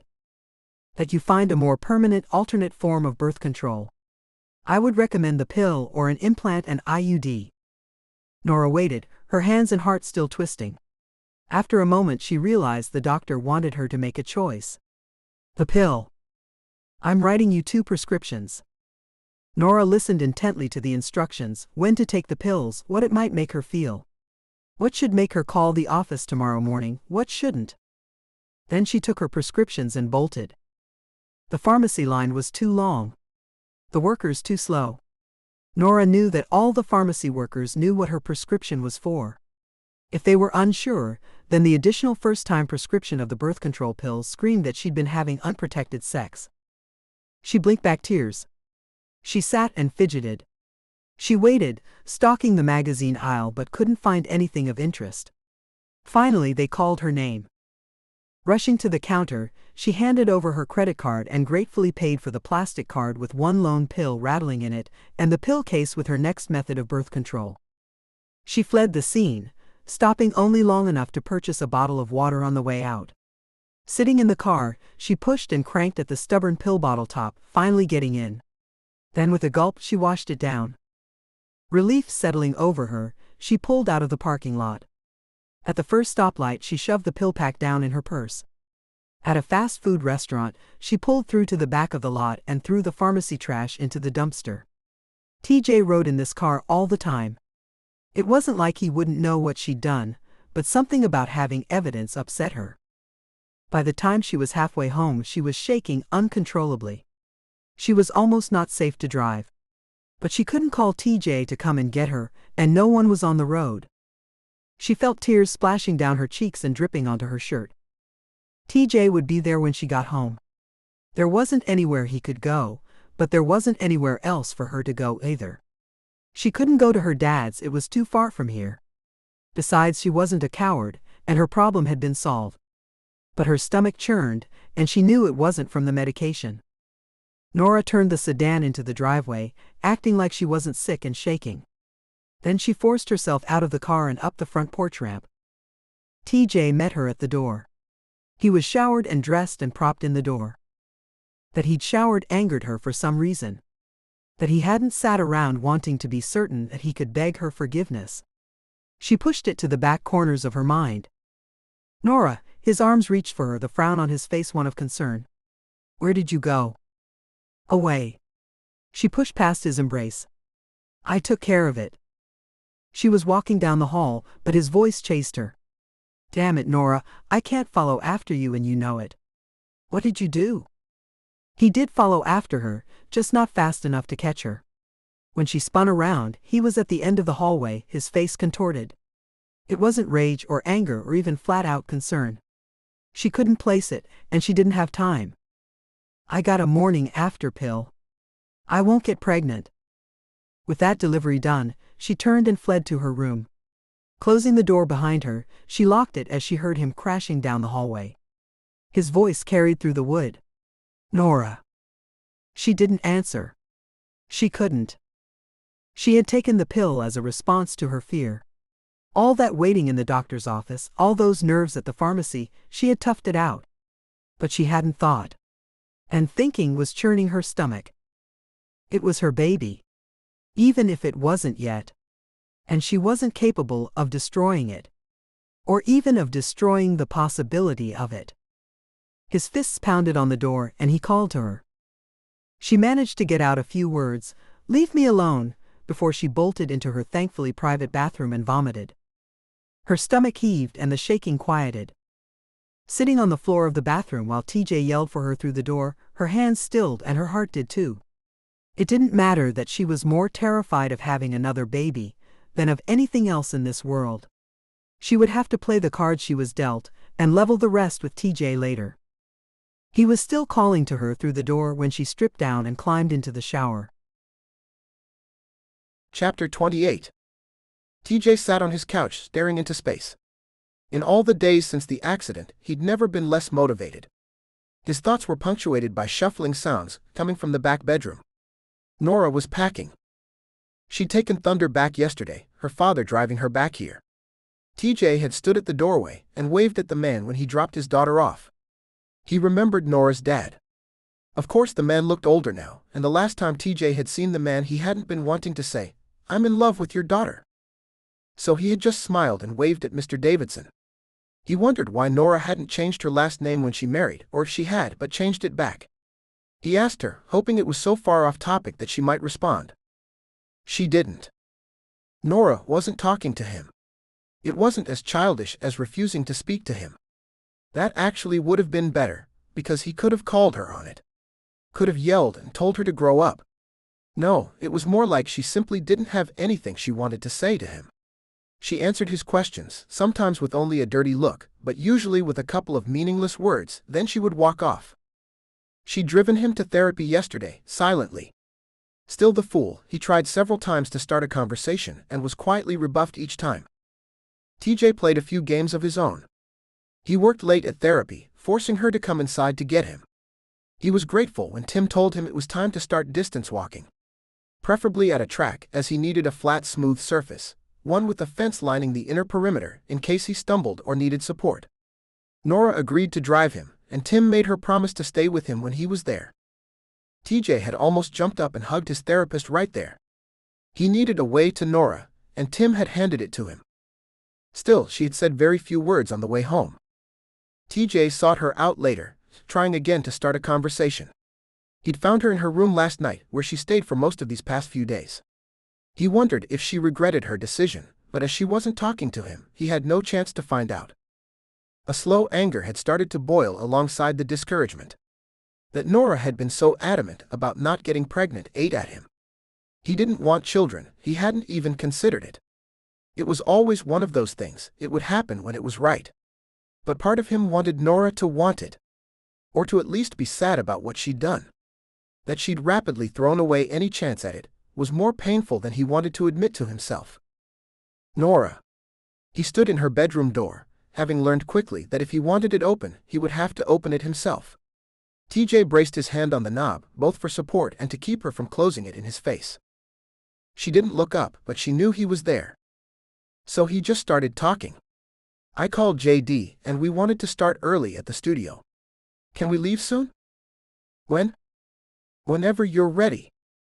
She nodded. He left. In that whole exchange she'd said one word. He sighed, turning and stumbled down the hall to his chair. She appeared, ready to take him, keys in hand, in just inside 5 minutes. They drove along in silence, TJ trying to figure out how to make her come up to get him afterward. JD met them at the front of the studio, guitar case in hand. Norah smiled at him. "It's good to see you again. When are you coming for dinner?" She shook her head, looking for all the world like she was so sad that she couldn't make it. What a beautiful liar she was. "Oh, I'd love to, but I'm moving out this afternoon." JD laughed. "You're still invited to dinner." "I'll see." And she drove off. In 2 minutes with his brother, she'd spoken more words than in the 3 days since she had fled, leaving him in her bed. JD waited until they were in the studio, but as soon as the door clicked, he spoke. "I've seen that face before." TJ's eyebrows rose. Since he'd never felt like this before, he had no clue where his brother might have seen that face before. Even though he didn't ask, JD answered. "In my own mirror, when I couldn't get things right with Kelsey." That had been over 6 years ago, and TJ winced now that he had teased his brother mercilessly about falling in love with his neighbor. "What happened?" TJ gave the short version. "We made love, the condom broke, she fled." "So she might be pregnant?" TJ shook his head. "No, she made certain that she got a morning after pill within a few hours. Apparently, the thought of being pregnant by me made her shake and vomit." JD winced at that one. Then he took a breath and spoke again. You know, you're giving up awful easily. It's clear that you're in love with her. You waited a long time for this. TJ didn't point out that he hadn't been waiting, and he certainly hadn't wanted this. Still he nodded, realizing his brother was right. He wanted Norah, and TJ Hewlett got what he wanted. He would have to be more careful, more thoughtful, but he wouldn't give up. He tucked that thought away and changed the subject. So I have this piece of a song in my head. The look on JD's face stopped him cold. Then he laughed. Yes, I decided to try my hand at writing. It felt good to laugh. It would feel better to have Norah, but he tried to keep his thoughts on task. I need guitar for it. That's your job. They'd never written together before. Hell, TJ thought, he'd only ever written the one thing before. But they knew each other, and TJ cranked up the mic so he could hear what his one line sounded like. It just always seems it goes, that the one you can't have is the one you want the most. JD listened. That's fairly hard. Well, we have to keep up our punk side. It's getting harder to do with all that mushy crap you write for Kelsey. He didn't mention his own mushy crap that he'd been fine-tuning the last week. Thankfully his brother laughed at him, then thought for a minute before pulling a string of notes and chords out of his brain. TJ nodded. It was exactly what he'd wanted. They tried it together. JD added a line of lyric. They tried it again. TJ added to it. It still wasn't quite there. Alex and Craig passed by outside the small window, then turned the handle, entering the room. TJ and JD just played what they had, and Alex nodded, pulling out his sticks. He added a drumline to it, and Craig then also picked up a set of sticks and, standing over Alex, added more drums around him. TJ looked around. He'd never been part of this before. JD and Craig were the writers, Alex occasionally added, and he himself had changed lines here and there. But he'd never been part of synthesizing a piece before. JD pointed at the ground. Go lower on that last part. They played and tuned and tweaked, and only managed to run a few of their old songs. TJ stayed on his stool, not ready to go crashing around the studio. But his lungs didn't give out anywhere near as fast as they had previously. 3 hours later, they packed things away. Alex was already anxious to get home to Bridget and his new daughter. Craig was anxious to get away from Alex and his wallet full of baby pictures. TJ wanted to get back to Norah. He had work to do. JD hung back after the others had left. Are you going to go after her? I guess I have to. TJ shrugged as though it would be that easy. I'll stay here. I'm parked at the curb and I don't want to intrude on your time. TJ nodded and stuck himself back in the chair, grateful that his brother was a better man than he had been and hadn't given him hell about falling for Norah. She pulled up just as he pushed through the front doors. With more efficiency than was necessary, she popped his chair closed and stuck it in the seat behind his. He stayed on his feet while she did it, then slid in. About a block away, she started talking. At first he was just grateful for the sound of multiple words at one time. But then he heard what she was saying. I'm just dropping you off. All my things are at my dad's now. I'll be back to get you to the studio tomorrow morning. 10, right? And that was it. He said yes, because she had steered the conversation to his one-word answer and then closed down again. He watched her while she drove back to his place. Her hair was unbound, a blue-black shimmer falling just past her shoulders. A few big loopy wild curls defied the slick brushing she'd given it. Her aquamarine eyes stared straight ahead at the road, in open defiance of his perusal. Her nose was straight and stubborn, her mouth set against him. He had his work cut out for him. When she pulled into the driveway, he allowed her to help in ways he no longer needed. He climbed out of the car and let her pull the chair from behind his seat. He could do it, but most likely she did it because she was used to it. Norah probably wouldn't have gotten out of the car at all if she'd realized. When she held the chair open for him, he ignored it, instead stepping around and taking her into his embrace. She stiffened, but TJ chose to ignore that. He put his mouth next to her ear, hoping she felt any portion of the rush he got being this close to her. I'm going to miss having you here, Norah? She didn't respond verbally. But for just a moment he thought he felt her relax in his arms. He couldn't help the reaction from his body. His arms tightened around her and he breathed in the smell of her. She stiffened and pulled away. Offering a forced half-smile, she hopped into the car. She left him standing there in the driveway, as she practically left rubber on the pavement in an attempt to get away from him. TJ didn't know whether to be encouraged or disheartened.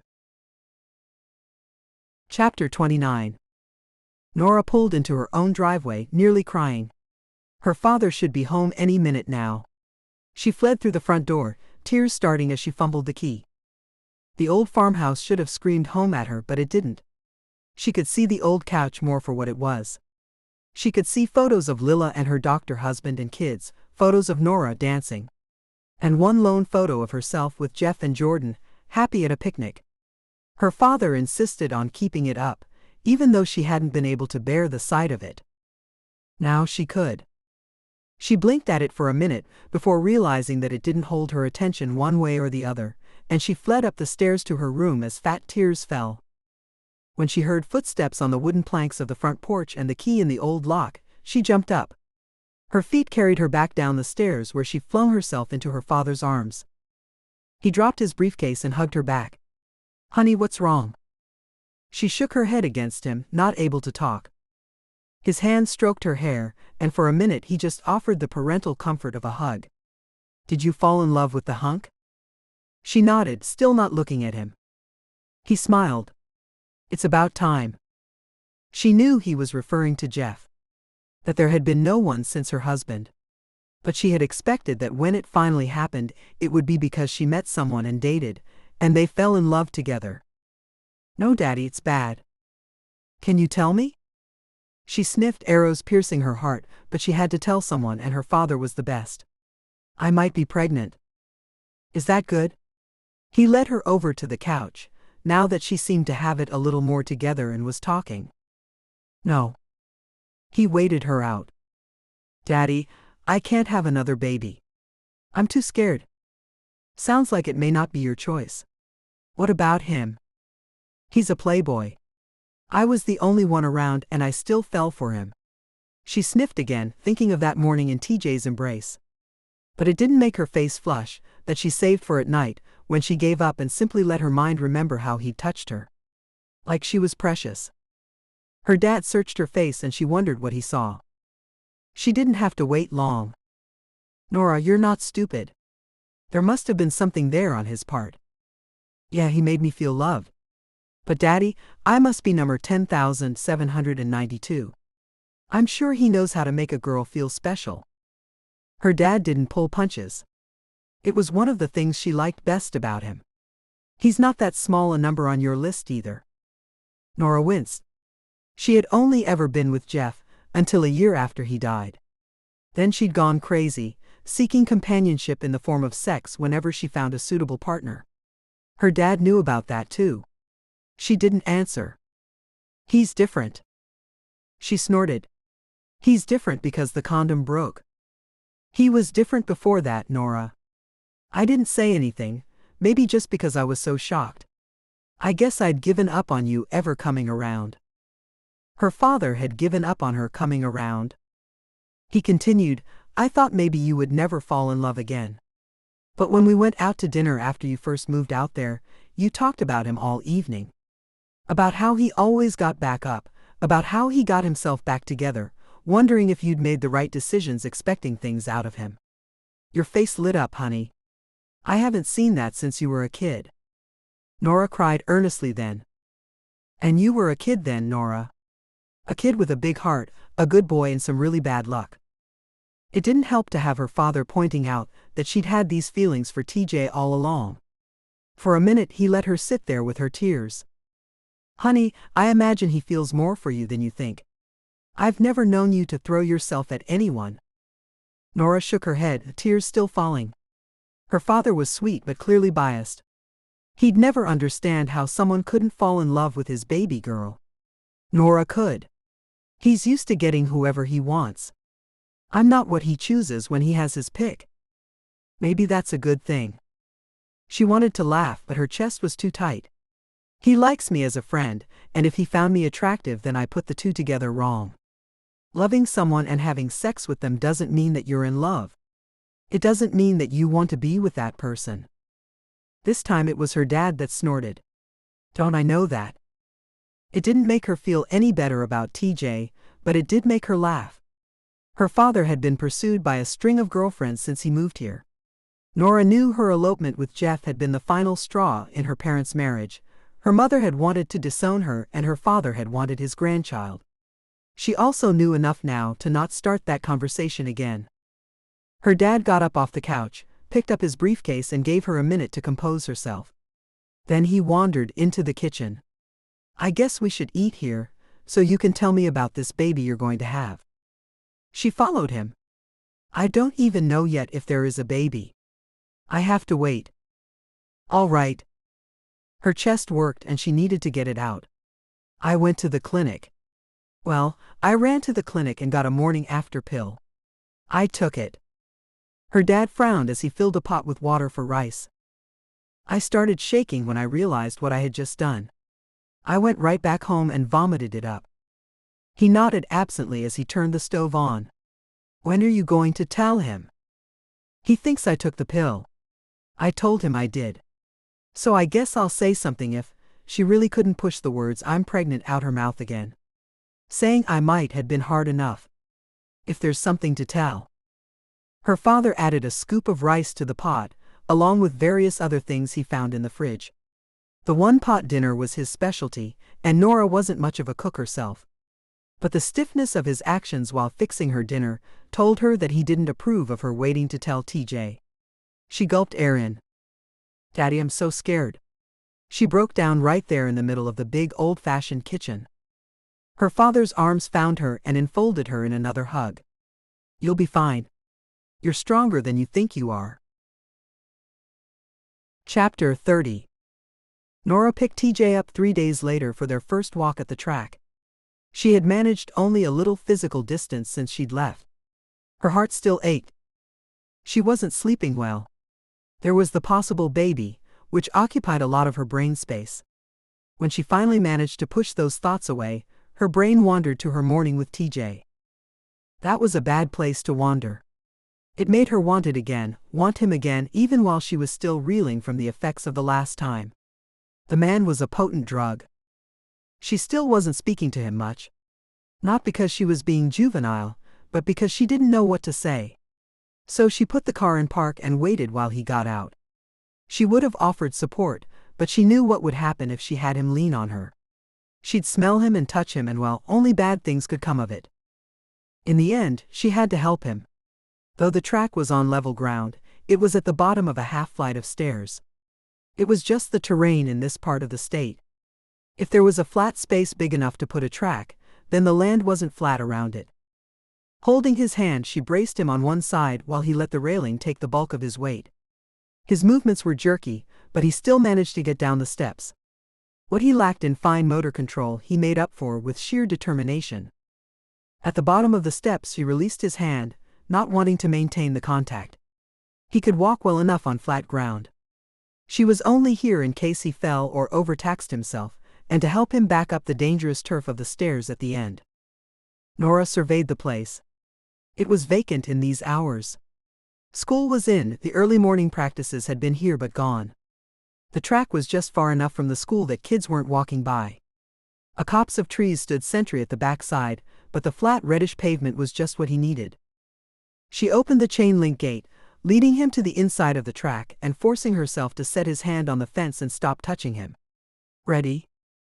He nodded. She walked away. She wasn't going quickly, but TJ didn't catch up. Looking over her shoulder, she couldn't resist. "Have you had a relapse?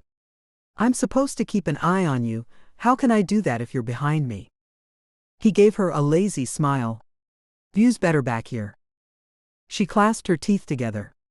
That's what she got for speaking to him. Not Norah, "I love you," which was really hoping for too much, she knew, but nice ass. She made a mental note not to wear spandex again. "You have a great ass." As though she hadn't gotten that part the first time. "I speak from experience." "TJ. Now you can get up here, or I can leave you to crawl back home on your own." She turned around, grateful that he was proving himself. It would help her get over him faster. She waited while he came up beside her, and she stepped aside to give him the inside track. Without a word, those had gotten her in trouble with this man more times than she could count. She resumed a steady pace. They were halfway around the track when he spoke. Though it wasn't accompanied by a charming smile, she was wary. "You lied to JD the other day, just pretty as you please." She didn't respond. "What have you lied to me about, Norah?" All at the same time she melted at the sound of her name from his mouth, and her heart crumpled in response to the words. He assumed she had lied to him, and worse, he was right. She bit her tongue. She was in too much of a state of limbo already, without adding him and his worries to the mix. "Norah." His voice interrupted her jumbled thoughts. "Tell me please." She shook her head and tried to veer the subject a little. "What do you think I lied to JD about?" He bit. "You said that you wanted to go. I know for a fact that you don't. But see, I do want to go. I just can't." He let it drop then. Or at least it seemed that way for another quiet half-lap. When she didn't volunteer, he pressed again. "Norah, what did you lie to me about?" "I didn't lie." "You're lying now. I can see it, and it's worrying you. Maybe I can help." She almost laughed out loud. "You've already helped enough." "You can't. You won't know until you tell me." He stopped, leaning on the fence, but she didn't realize it until she was a good 10 feet beyond him. Norah turned and backtracked. "Had enough for today?" "No." His hands were braced on the fence. Hers found her hips. "Don't forget you have to get back up those stairs. I can't carry you." He nodded, and she figured the matter was settled. So she waited for him to either give the signal to start walking or to head to the car. He did neither.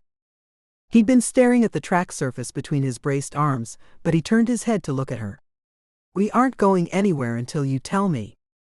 "You aren't in any shape to make threats like that." The words came out of her mouth easy enough, but it twisted inside to say them. She didn't like making threats against him, as if she would actually leave him here. In running shorts and a t-shirt with the sleeves ripped off, he had no place to hide a cell phone. TJ nodded. He turned his back to the fence and used his hands to climb down, lowering himself to a sitting position. He leaned back against the chain link, looking like he'd just run 50 laps. His face looked defeated. "I got rid of 3 nurses before you. I liked that you were always honest with me, and there's a hell of a lot more between us now. If you aren't going to tell me, then leave." Damn him. Norah stood there, deciding. He'd called her bluff, she wasn't going to go anywhere. But she wasn't about to tell him. For long minutes neither of them spoke. Finally, not knowing what to do, Norah walked off. She kept a pace much faster than they had together. She wasn't much for jogging, but it was so mindless that she loped into a better rhythm, and it let the steam off better than just a fast walk. She kept speeding up until her feet pounded the track. The lanes lay out in front of her, and she ate ground until TJ came back into view as she rounded the last corner. She slowed as she approached him, breathing heavily. He sat, patiently waiting until she stopped a few feet away from him. "Made any decisions?" "I'll tell you within 2 weeks." He frowned. What the hell happens in 2 weeks? She could see the gears in his head working. He was mentally thumbing through events and plans, trying to figure it out. But if she told him one thing, he'd figure the whole thing out, and she couldn't live with that. Her hands braced on her knees as she looked at him. He was confused and worried about what she would say. But she couldn't give any more. Take it or leave it. "In 2 weeks this will all be cleared up?" "I don't know if it will be cleared up, but I'll be able to tell you about it." She stretched, imagining that the conversation was over. TJ spoke again, his voice soft but full of dread. "Are you sick?" Her head snapped to him. God, she couldn't let him think it was cancer or something like that. "No." "Are you?" "Don't ask me anything else." She snapped. "I didn't agree to 20 questions. He nodded, conceding, and pulled himself up the chain link. Norah wanted to hold out her hand to him, but the feel of his skin on hers, his hand holding tight to hers, would push her. Her balance was too precarious already. Her dad's disapproval of her decision didn't help. But she was going to tell TJ. Just not yet. Of course, the first thing he did when he stood was hold out his hand to her. She wanted to refuse, but there was only open space and 7 steps in front of him. She had been around him all summer. She knew that if his legs were going to go out from under him, it would be right after he'd exerted himself. Falling on the track would be painful from the burns from the rough asphalt alone, but if he fell on the staircase. TJ looked at her, both of them knowing that she couldn't refuse him. With a sigh, she grasped his hand from behind, just like Tim had shown her at rehab. It looked like a casual handhold, but with a flick of her wrist she could brace his arm and do it the second he started to buckle. Closer than she wanted but not as close as she wished, they made their way along the fence, then up the steps. He didn't falter once.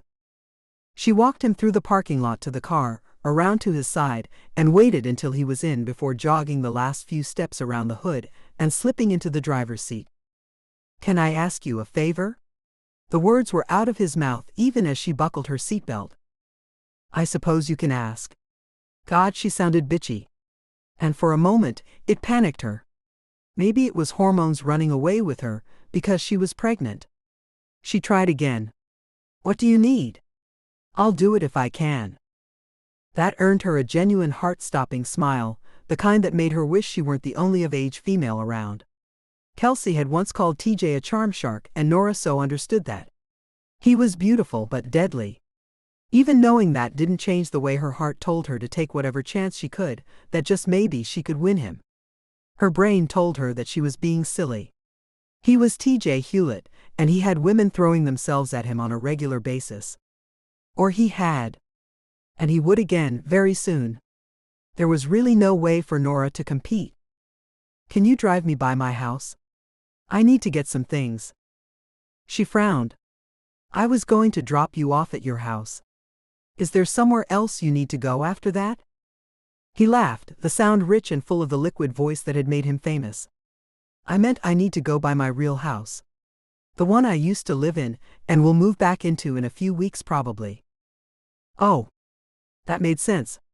She remembered he did have another house, a non-wheelchair accessible house. "Where is it?" He made a face. "On the other side of town. But you probably have things to do at the studio and, never mind." This time she laughed at him. "I do have things at the studio, and they can wait. I'll call Mrs. Kenner and let her know I'll be late." "No, it's okay. I'll get the stuff later." He waved a hand at her. "Just get in my purse and find my cell phone, cowboy." She took a turn toward his current house, and immediately wondered if she'd gone the right way. "How do I get there?" "Oh geez. You've never been there, have you?" It seemed surprising to him, although she couldn't fathom why. She hadn't crossed paths with either of the Hewlett brothers, even though they'd lived in the same town and JD's daughter attended her dance school for several years. "I've got it." He held the phone out to her, then told her to turn right at the upcoming light. Norah speed-dialed the studio and told Mrs. Kenner not to expect her anytime soon. TJ winced and Norah sought to calm him. "I'll be there until around 10 tonight, so if I don't show up before noon it's no big deal at all." He kept giving her turns, and the houses and businesses kept getting nicer and nicer as they drove. Norah began to wonder what kind of house this man lived in when he chose for himself. He directed her to a closed gate with a brick booth sitting just in front of it.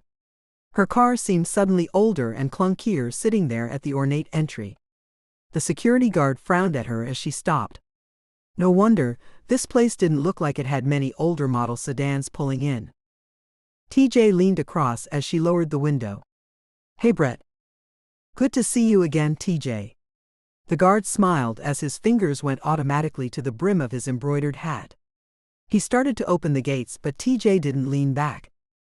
"This is Norah Davidson. I'd like her added to my list. She can come and go as she pleases." TJ waited until Brett nodded, then pushed himself back into his own seat. "This will take a minute." Norah just nodded, thinking she'd ridden horseback to his other house and even jumped the fence. She wondered now what he must have thought of her. Brett asked her for her driver's license, and she happily handed it over. When he asked for her signature, she gave that too. Then he asked her to sit back for a photo. That was when she protested. But not to Brett. "TJ, you should have told me I was getting my picture taken. I was just at the track." Her hair was in a ponytail, and she had on only some tinted sunscreen and a trace of sunblock lip gloss, if any of that remained after the walking and running. She wasn't supposed to get a photo taken. He smiled. It doesn't go anywhere. Just here, and it's just so all the guards can type in your name and ID you. If you don't do it, then Brett will be the only one who can let you in. Fine by me. Come on, Norah. I'm giving you a set of keys too. You need to be able to get in. Besides, you look beautiful. Yeah, that's a little late. She huffed, but she agreed. The guard snapped a photo that Norah was certain was mugshot quality, then commented, "All the women on Mr. Hewlett's list are quite beautiful, you'll fit right in." Her heart felt slapped, but she raised her eyebrows at TJ and tried to cover the hurt. She wasn't fast enough. Don't look so insulted. Then he looked up at the guard. Tell her the names of the females on my list. Brett laughed and pulled up a list on his computer screen. He read them off. Kelsey Conklin Hewlett, Anderson Hewlett, Allison Hewlett, and Anna Lee. TJ leaned across her again. Take Anna off the list. The guard tapped a few keys. Done, and the gates opened. Norah pulled through. TJ may have thought he saved himself with that short list. But it only showed that he was fairly prompt about deleting names. She reminded herself she'd be wise to keep that tucked away. He gave her directions, leading to the top of a hill. The houses here were large, with a little space in between filled with tall fences and shrubbery. Each had clearly been built for size and impressiveness. Norah tried not to look like she was gawking. He had her turn up a driveway to a tastefully butter-colored mansion. It probably wasn't much bigger than her dad's farmhouse, but it screamed wealth from the arches over each window, to the pull-through in front of double front doors, to the 3-car garage. Norah felt silly parking in the driveway, but TJ didn't have the garage opener. Picking his keys and wallet out from under the seat where he tucked them, he climbed out of the car and came around to her side. His things held in one hand, he stretched the other out to her. Again she took it. They climbed the stairs together, TJ not needing a smidge of support from her. He unlocked the door and motioned her through. Norah made it 2 steps before she stopped dead. TJ pushed by her, scratching the back of his head. It's a bit much, isn't it? You could say that. Norah was 3 feet from a fountain taller than she was. Water splashed down 4 tiers of sculpted basins. The entire front entryway was round. The fountain, the marble flooring radiating out around it, the stairs that clung to the left side, winding up to the 2nd floor. She could see large dark wood doors leading to rooms off the upstairs landing. Down below she could see through to a huge kitchen sporting floor-to-ceiling chrome. She'd thought her father's kitchen was a waste of space for a man who didn't cook, but this was ridiculous. Are you a gourmand when you're here? He winced. Nope, mostly spaghetti with sauce from a jar and sandwiches. You forgot macaroni and cheese. She couldn't peel her eyes away, it was just too incongruous. Yeah. He tugged at her hand, relocking it with his since she dropped the hold the second they'd reached level ground. My room's on the 2nd floor. She nodded, letting herself get pulled away.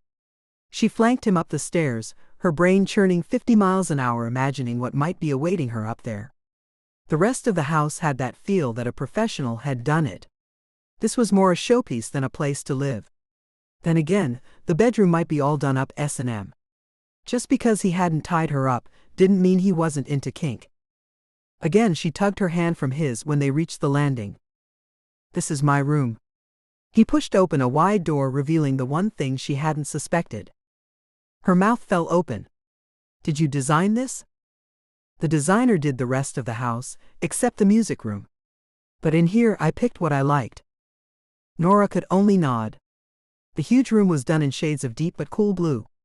The carpet was soft and squishy, even through her running shoes, and the shears hanging to either side of 2 tall windows matched the color. The bed was big enough to suit the room, and she wondered briefly if he had to get the sheets made. The wrought iron head and footboard scrolled gracefully but only touched ground in one spot. It was exquisitely crafted, but physically impossible. She tipped her head sideways. Yeah, it's pretty cool, huh? He reached out a hand and fingered the iron work. I found the bed, then I made the designer match everything else to it. Her voice sounded breathy. It's amazing. It's supported underneath. He turned away and began rummaging through drawers painted in buttercream shades with black iron drawer pulls that echoed the bed.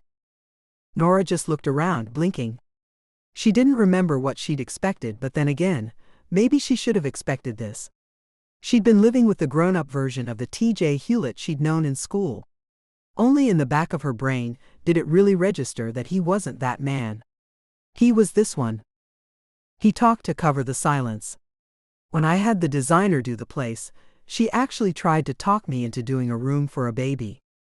She said it was a bachelor thing. Apparently, when looking for a wife, having a baby room ready is a big draw. Norah was standing still by the time he looked up. Oh.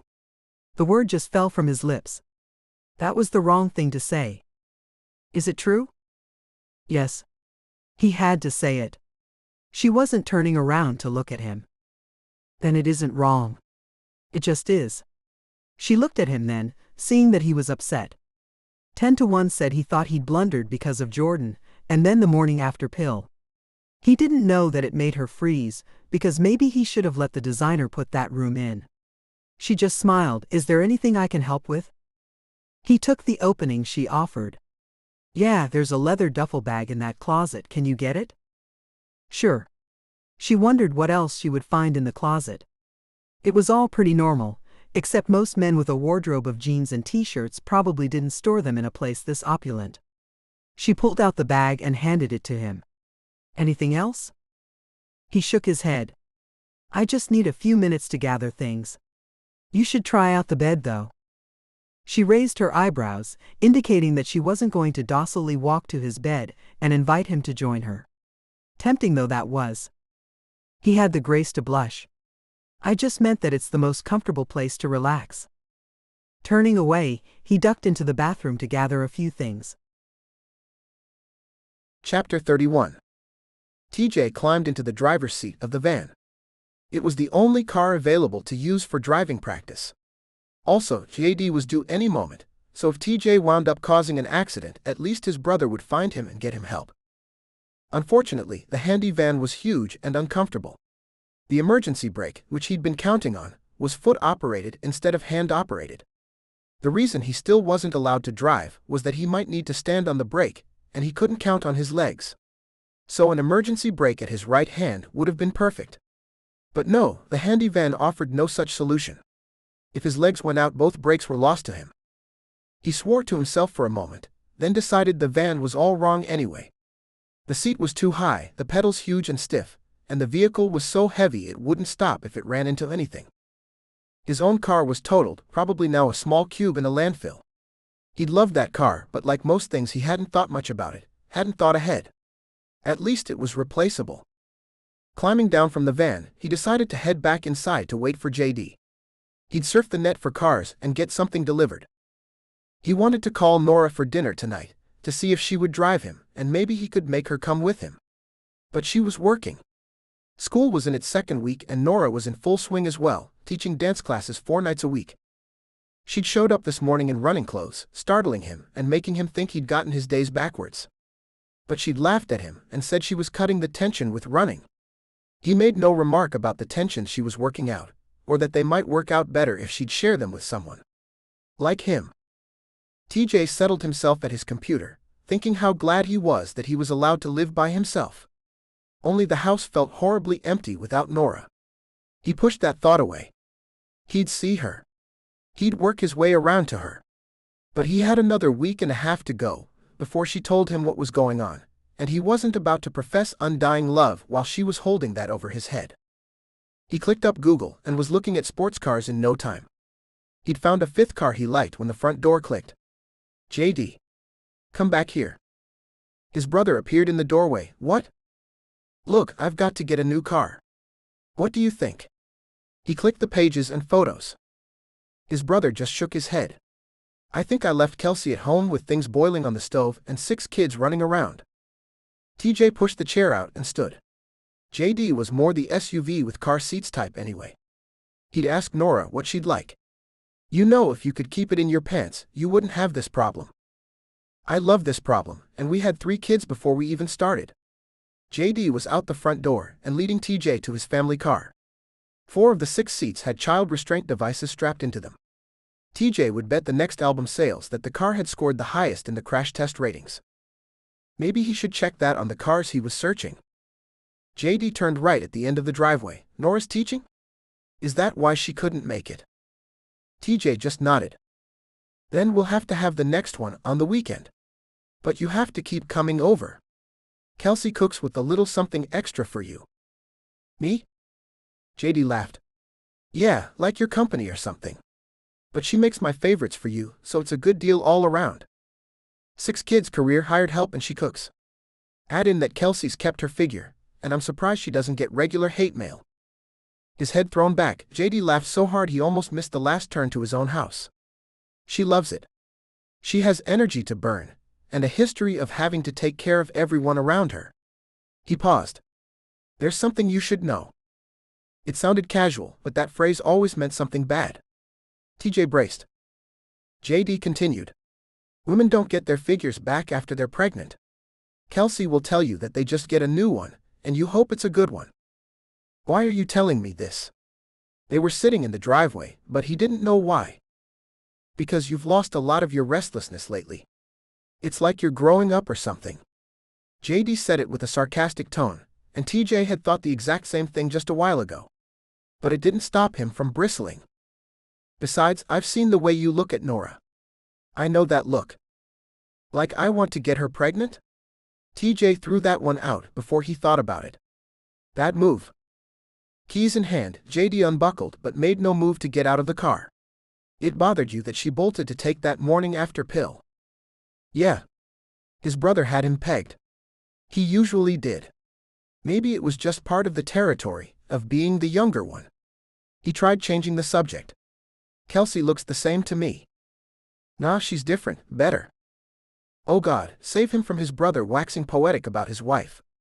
No wonder Norah couldn't come. TJ climbed out of the car and headed up the front steps, hand firmly gripping the railing. The chair was a thing of the past. Daniel met him at the front door. No chair. Are you normal yet? Thanks, kid. Daniel scrunched up his face, looking like Kelsey did when she made that same expression. Don't call me kid. Don't ask me if I'm normal. He went into the living room and sat down. There were a lot of stairs up the front porch, and he'd been tense throughout his conversation with JD. And no, I'm not normal. I have to stop and rest a lot, but no more chair. What are you going to do with it? He quirked his mouth. He thought he smelled pork chops and probably broccoli. I was thinking I'd get it bronzed. Allie was suddenly there, plopping on the couch beside him and bouncing a little from the force of it. You should sell it. There was some sense in that. He'd asked Norah. Kelsey called them all to the table, and they all helped set the places and bring out the dishes and silverware. TJ seated himself and fielded an onslaught of questions about Norah. He fought against the constant urge to yell out, I don't know. She's barely speaking to me. But he wasn't giving that one away either. JD went and told Kelsey that TJ had said she looked the same since the baby, so Kelsey started in on trying to lose the extra weight. In an effort to change the topic, TJ threw out what Norah had said about going to the track again. He was only supposed to go every other day, but Kelsey might keep her company on his off days. He had no idea if Norah wanted company or not, and he regretted it after he'd said it. About 2/3 of the way through the meal, he started to get uncomfortable. Like he didn't really belong here. Like they weren't his family. But they were. Every last one of them. For a moment he pulled back and looked at them with new eyes. They were united against the world. They didn't all look alike. The 2 oldest kids had come from Kelsey's brother and JD's ex-girlfriend. But there were no distinctions here. TJ knew they wanted him in that circle, and for that he would be forever grateful. He knew he was loved, and it did make all the difference. But even here, it was about JD. TJ was loved because he was JD's brother. Kelsey would always take care of him, the kids would always be there. Because he was JD's brother. He figured he was getting a taste of what Norah felt when she was here. Good old-fashioned envy. He begged off after the meal, saying he was worn out. And he was, just not that much. Kelsey made him promise to bring Norah next time. He managed to promise to try, and hoped she didn't notice the distinction. He had his brother drop him at the front gate, and he walked the long driveway enjoying the setting sun and cool air. In the distance, on an adjoining property, he saw a horse and rider. Stopping, he hoped that the horse would turn his way and sail over the fence. But it didn't happen. Norah was teaching dance tonight anyway. It was noticeably darker when he made it to his front door, and the driveway wasn't that long. It was just the way the sun set in this part of the country. For a moment he thought of the very few times he'd enjoyed any of his travels, and one had been his amazement at the sunset over the west coast the first time he'd seen it. The sun had taken forever to go down. Maybe that was part of why he'd never felt at home in LA with Anna. He'd been far more comfortable here in the handy house than he'd been in a lot of other places, and that worried him. The smell and feelings of home assaulted him as he opened the door, and he realized that he owed Norah a call. As expected, he got her voicemail. She was probably still in class. He confessed what he'd told Kelsey and told her to call back even late if he'd made an error. He'd fix it if she wanted to run alone. He signed off with, "I'll see you tomorrow morning." TJ decided not to dig too deep into his psyche and what he'd wanted to say into the phone, and went back to the computer, calling up the cars he'd chosen. This time he pulled up the safety ratings, wondering why he hadn't looked at them before. He winced. Some of the cars didn't even have a single star out of 5 possible. What had he been thinking? Sighing to himself, TJ admitted that he hadn't been thinking. Story of his life. Chapter 32. TJ had decided that when he had been driving for a week, he would move back into his house. But nothing was going according to plan. Norah was still picking him up in the mornings. Maybe because he wanted her to, or maybe because he needed it. He hadn't seen the progress he'd seen earlier. Of course, for once he'd been doing what he was told, the track every other day. He wanted to do more. Just over a week had gone by, and that was far too long for him to suffer no real advancements. Norah was still going to the track every day. Whatever aggression she'd been working out had driven her to it. He considered joining her, but Kelsey was going on his off days and the 2 women were jogging. Kelsey had brought baby Amy exactly twice. TJ knew because he'd had to hear about every moment in deep detail from Norah. Handing her that baby had not been the best thought-out move of his life. He just hoped it was the right one for Norah. TJ decided to hit the gym on his off days. He wouldn't crowd Norah, which usually would have seemed like a fine idea but lately didn't. He would get in his extra workouts and get out of this stagnant limbo. His car had been delivered. He'd settled on a sedan with clean lines and a certain cool appeal and excellent safety ratings. Once he'd started checking, anything less than 4 stars made him break out in a cold sweat.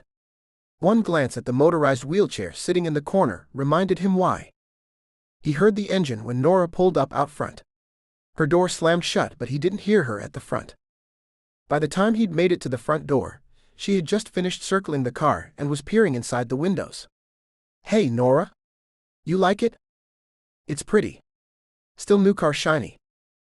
"Yeah," he smiled. "Come in for a minute?"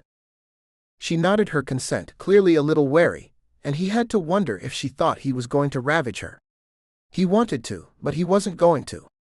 At least not until she told him her dirty secret.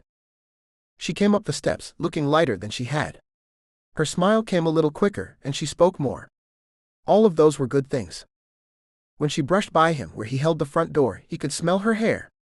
For just a moment, it brought on a powerful sense memory of their morning together. It was like he was there, inside her again. Like she was holding him, her legs wrapped around his waist, her body moving with his. He could hear her and taste her, and TJ bit back a groan. His body reacted, and wanted to rescind his earlier decision about not attacking her. Norah walked by, oblivious. "What did you want?" Note to self, keep nose away from Norah until you are ready to ravage her. He directed her to the dining room, where he had all the torture devices lined up. Side by side they sat, the motorized wheelchair, the lightweight chair, the stander, the tilt rack, the walker. There was no cane. It was the only implement missing from the lineup because he'd refused to get one, insisting that Norah stay by his side instead. "What do I do with it? Can I auction it? Should I sell it with the house?" She was standing beside him, looking at the machinery. There was so much that there was no more room at the table, and he couldn't get to the piano at all. TJ cast a sideways glance at her. Just in time to see her wheel on him. Her mouth was open and her brows pulled together. "TJ Hewlett. I know you weren't raised by wolves. I expected better of you than this." She shook her head like she couldn't believe what she was hearing. He didn't respond, not sure what he'd done to make her blow up. Norah. You've got to help me out here. I have no idea what you want from me. Compassion. He didn't know who this compassion was supposed to be for. Intelligence. She tried again. He hated to be at a loss on that one, but he truly was. Norah, tell me. She came back to him, heaving a sigh of the damned. First, you're being stupid if you think you're ready to get rid of the racing chair and the walker. He frowned at her, so she kept going, like she was explaining to a child. The whole point of us going to the track, which we are now late for, is to push you to your limits, to make you stronger. Small relapses are expected. It's unusual that you haven't had one before now. Okay, he conceded. I still need the chair and walker on hand. He trailed off, knowing that wasn't the whole reason she was mad. She huffed again. TJ. You just point and click the top-of-the-line Mercedes-Benz to your driveway. And you don't know what to do with this stuff? He saw what she was getting at, and he felt like a heel. I'll donate it. Damn straight you will. She shook her head, looking like she was going to give up on him, but then she turned back for one more go. Lots of people can't afford any of this stuff. They don't heal as well as you did, because they don't have the money that you do. And what happened to you happens to plenty of people who didn't deserve it. Ouch. But there was nothing he could say. He'd played his way right into his injury, and had just been damned lucky that he'd only bruised his spinal cord. Another millimeter, and Norah wouldn't be looking up at him to berate him about his equipment. Suddenly, it didn't matter that he was leaning on the couch to conserve his energy for the track. He'd had a remarkable recovery. He owed all of it to Norah, who had expected him to act like a man even when no one else did. If she thought he should light all of it on fire in his front yard, he'd probably do it. Of course, instead she was full of righteous sense. He nodded. I'll donate the house too. Her eyebrows lifted at him in surprise. And he thought that was appropriate. A house like this, not just retrofitted but built for a person in a wheelchair, was worth a tidy sum. He'd paid good money for it, expecting to reclaim most of it when he sold. But the money didn't really matter anymore. It was easy to think that way when he was on his own 2 feet, ready to go to the track and walk as far as he could. He nodded, heading to the front door, having caught that remark about them being late. I'll call Tim when we get back and ask who it should go to. TJ realized he'd reached the front door, but Norah hadn't.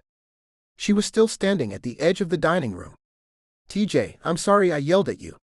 It was uncalled for. Her voice was only a brush above a whisper, and she looked upset with herself. It's okay. It hadn't even occurred to me to donate it. He would have gone back to the dining room and grabbed her hand, but he was waiting to spend his efforts on the track, and he already wasn't feeling like a speeding bullet. She slogged her way out the door, past where he held it open, and again he was assaulted by memories of their morning together. Silently, TJ berated himself. He'd just decided not to get that physically close to her. Maybe he was stupid. Maybe it was some sick, twisted form of passive aggression against himself. She climbed in her car and waited until he was in the passenger side. He started talking again. At least the communication had gotten better between them, even if it still wasn't there yet. Do you have to go straight to the studio? Do you think you could come back here one day and help me get back into driving? She looked at him. Depends on what you want me to do. Stand on the porch and be sure to call 911 if I crash into anything. He grinned. And what will you be learning to drive on? Her hands clutched the steering wheel tighter, as though afraid he might suggest he use her car. The Mercedes. Her mouth fell open again for a split second before she regained control. You're going to practice on that brand new Mercedes? I don't see anything else. I got in the handy van and the emergency brake is foot activated. He explained all his reasoning, and he could see that she still thought he was plumb crazy. She nodded slightly, then rescinded before she agreed. Not today, but in a few days if you still want. There was something in the way that she delivered that last line, like he might actually not want her to, but TJ shook it off. Chapter 33. They were at the track in no time, descending the steps with her small hand tucked in his, ready to offer her support if he needed it. As usual, she had sandwiched him between the railing and herself. From the looks of her, she wouldn't be too much help if he fell, but he knew from experience that she was far stronger than she appeared. They started walking counterclockwise, the opposite direction from their usual way.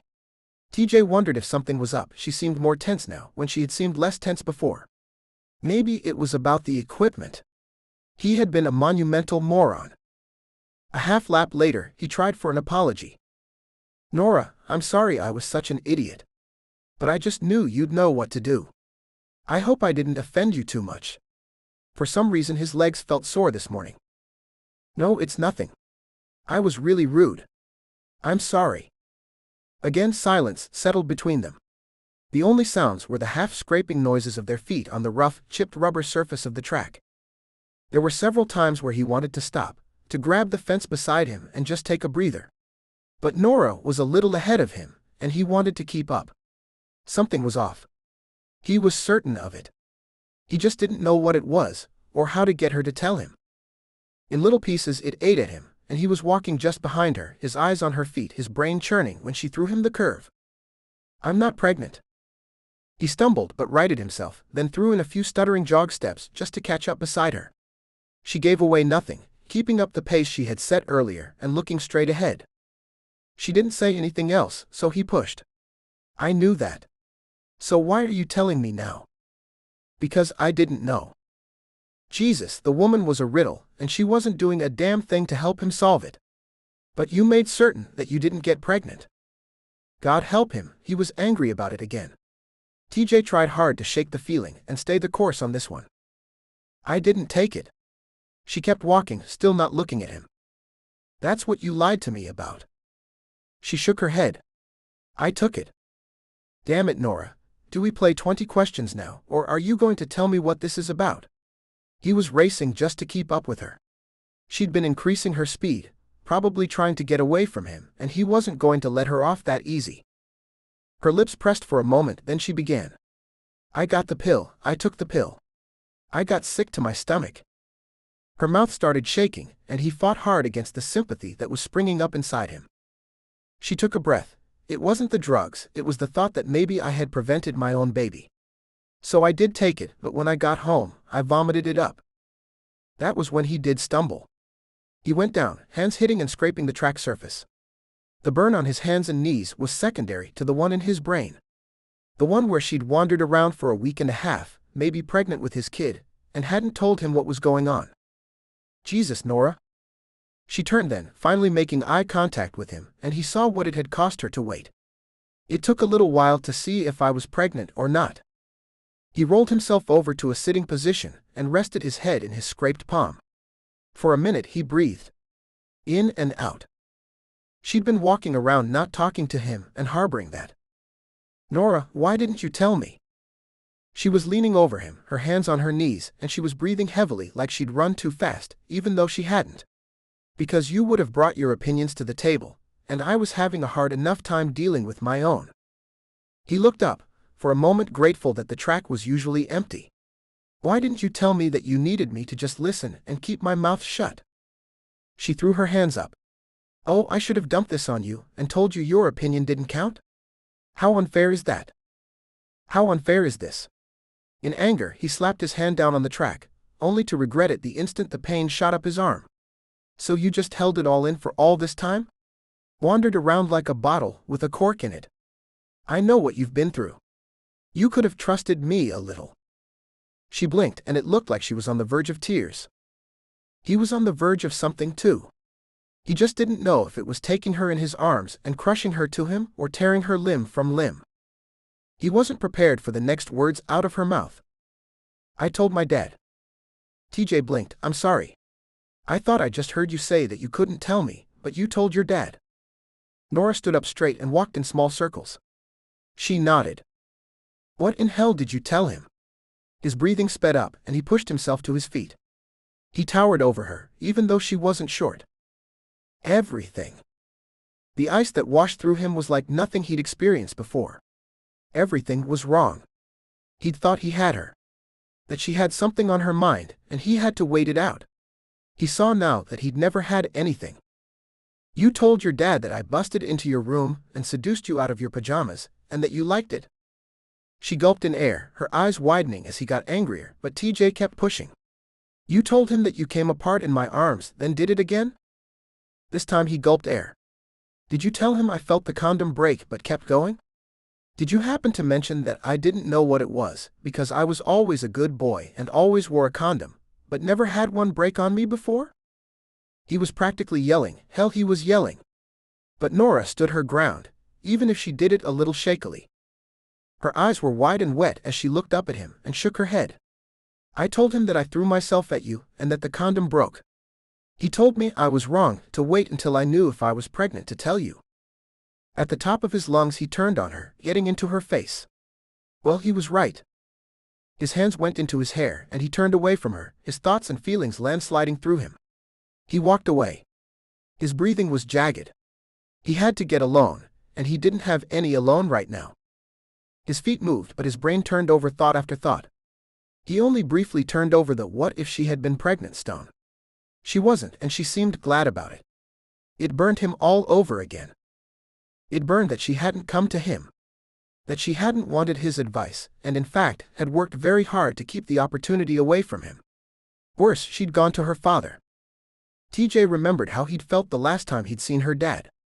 It would happen again, and there would be a rifle this time. What was worse was that he'd have probably gone willingly if she'd been pregnant, but now she'd shown how little faith she had in him. How much she didn't want their lives to mingle, how much she didn't want to share with him.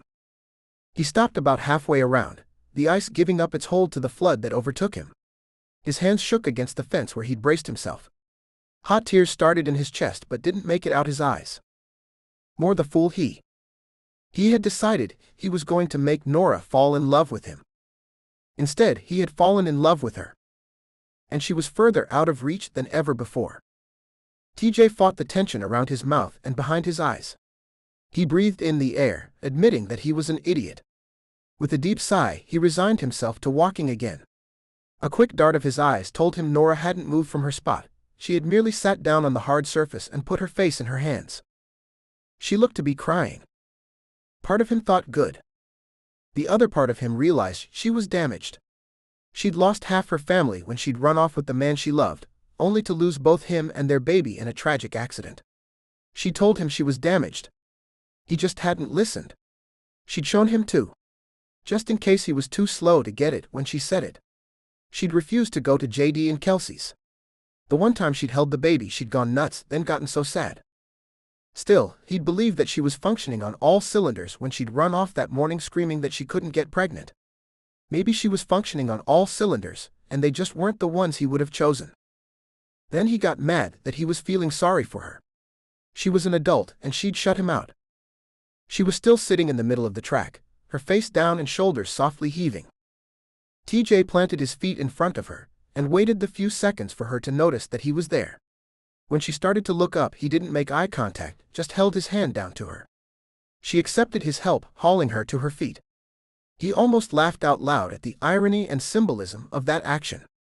But he didn't have it in him. TJ, I'm so. He shook his head, a tight forced movement that cut her off midward. She offered her hand across the track and again he refused. What a fool he'd been. He made it up the stairs with only the railing, wanting to collapse at the top, like he wanted to every day. The big difference was most days, it was his legs that wanted to give out. His legs were dead, but it was his heart that wanted to give out this time. She unlocked the car, and he pulled open the passenger side door. Reaching down, he retrieved the wallet and cell phone he'd left there. He closed the door and stepped over into the shade of a tree at the edge of the lot. He wasn't about to give up and sink to the ground until she was gone, so he simply leaned against the trunk and waited. TJ, what are you doing? Even her voice sounded like it had tears in it. Good. I'm calling a ride. He punched at the phone, not thinking about it at all. Just thinking that he'd never felt more betrayed in his life, and that it was purely his own fault. Don't? She was pleading, and he couldn't stand it. I'll drive you home. His eyes found hers, and the tears didn't move him as much as he had thought they would. Only if you go straight there and don't speak. She gave a small nod, and he climbed into the passenger seat. He was grateful to be off his legs, grateful that he didn't have to wait. But he couldn't look at her. Instead he stared blankly out the window, his mind finally blissfully numb. He blinked when Norah pulled up next to a sleek green car that took a moment to register as his own. He had the passenger door open and both feet on the ground when she spoke. "I'll be here at 9:30 tomorrow, to get you to the studio." His lips pressed. "Don't bother." Using the sides of the car doorway, he pushed himself upright and slammed the door behind him. He didn't turn or wave, just headed up the ramp to the front door. He fumbled with the key, and it was then that he noticed that his hands had a fine tremor. Lovely. When he got in the door, he only barely registered the sound of her car pulling away. Seeing the medical equipment in the dining room made him pissed all over again. She stood here and berated him for not thinking to donate it, when she'd known she was going to drop that bomb on him. He was half tempted to throw all of it into the front yard and have a bonfire. TJ turned away, feeling his hands suffering through the shakes and thinking that it wasn't yet time to burn the chair. He congratulated himself on making an adult decision. Not since he'd been leaving the bar in his convertible with what's her name beside him had his old life looked so good. Chapter 34. Norah drove home without the radio or any conscious thought. When she got there, she turned the key in the lock, grateful that her dad was out and she had the place to herself. It would be after she got back from dance before their paths would cross and he'd see her. Even though she'd keep it together for class, he would still know from her expression that she'd told TJ and that it hadn't gone well. She climbed the stairs thinking that was the understatement of the decade.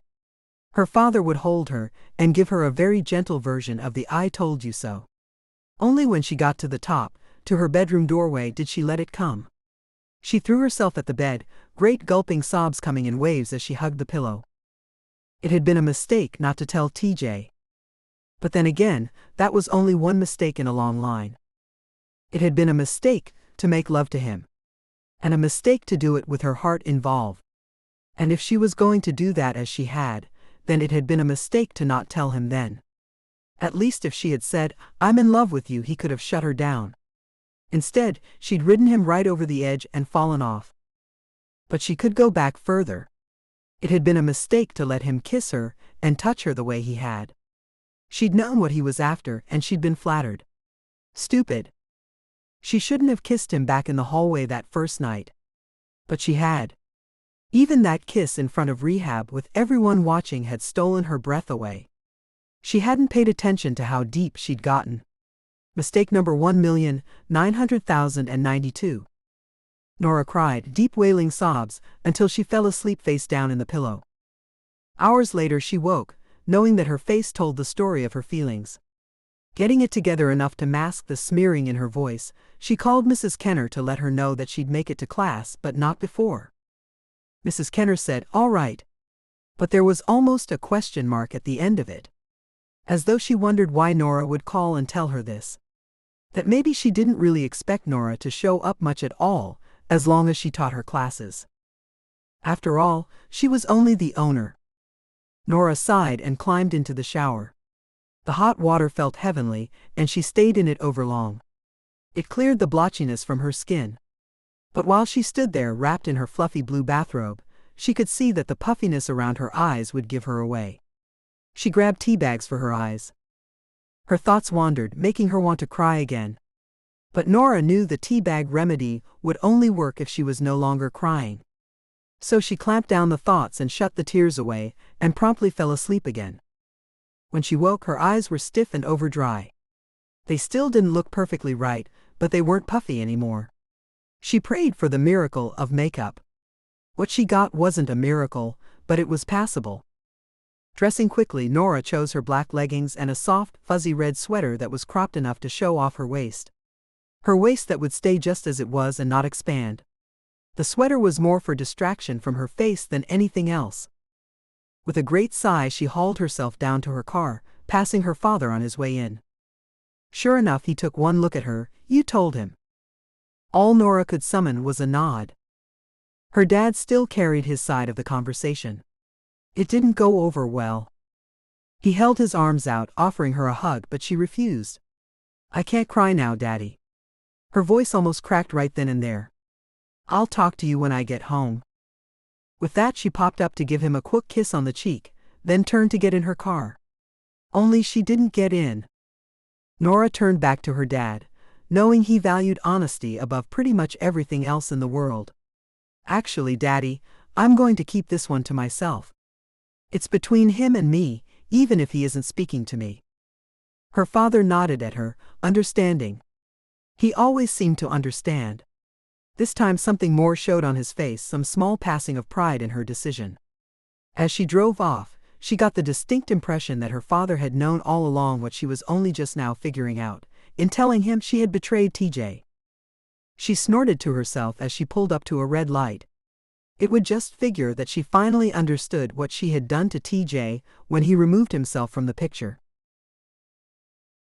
Chapter 35. TJ sighed and climbed in behind the wheel of the new Mercedes for the first time. He'd spent yesterday in a haze. He hadn't even had time to eat. He was too busy waffling between calling Norah to yell at her, smashing every piece of china in the house, or just attempting to forget all of it. He'd laid on his bed, unable to make a decision, until finally sleep had taken over, keeping him from breaking anything. At least he'd been able to make a decision this morning. He had a rehearsal to get to, and no ride but his sweet new car sitting in the driveway. He sat behind the console, certain that some of the shine had already rubbed off, and knowing that feeling had nothing to do with the car. He had 3 hours to get to the studio. So he thought he'd see if he could make it to the end of the driveway, and if that worked, then he'd go around the neighborhood. TJ promised himself that if he felt shaky or accident-prone at any time, he'd pull over and call JD. His fingers caressed the steering wheel, enjoying the feel of smooth leather and independence. Doing things one step at a time, he made sure he was as safe as possible, and that his brain was always engaged in the task at hand. That way it couldn't slip back to more unpleasant thoughts as it was prone to. TJ started the engine, listening to the low purr of a well-made car. He pushed against each of the pedals, testing their resistance and his strength.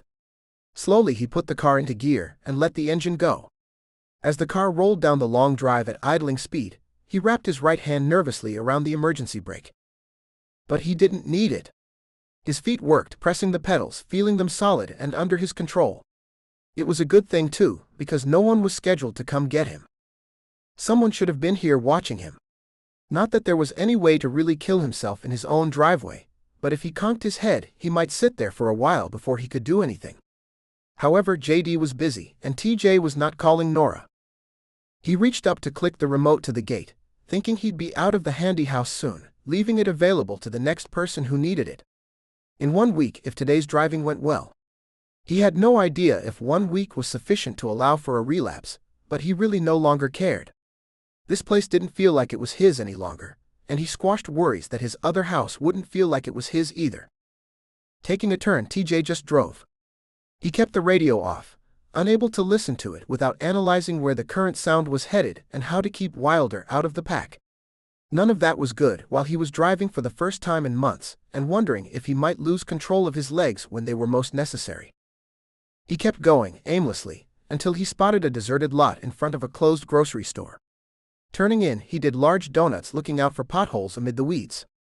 When he was relatively certain that he wouldn't damage the car, he drove to one end of the lot and aimed at the far corner. TJ floored it, picking up speed and letting go of some aggressions. About halfway across, he let up on the gas and laid on the brake, hard.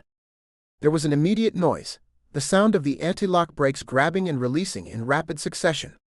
His legs were braced straight in front of him as he practically stood up in the seat. The Mercedes rolled to a soft stop and slowly TJ let off the pedal. His heart was going a little fast for a setup situation like that. Yet he turned the car and pulled into another corner, racing up to speed and standing on the brakes again. And again. After about 5 times he figured he'd hold up all right.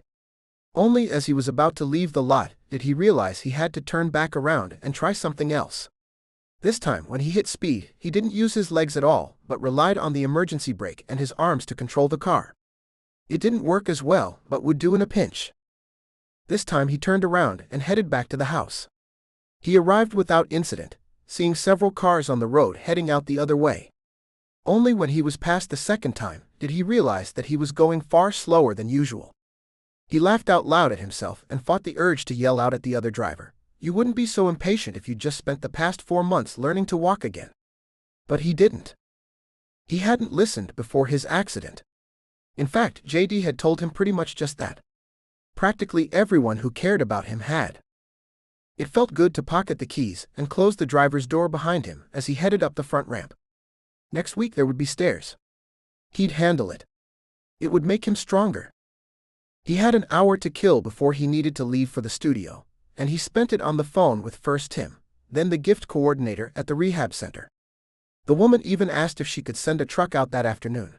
There was a teenage girl who had a C6 accident just 3 weeks before. Her spinal cord had been severed, and she had no hope of recovering the use of her limbs like he had. Her family couldn't afford any motorized chair, let alone the souped-up one sitting useless in his dining room. TJ agreed to be back by 4 to meet the truck. Then gave all his contact information, before asking that the center get in touch with him when the girl required another chair or this one needed repairs. He asked that the family not be told it was from him in the future. He hung up and had himself a brief moment of hating Norah.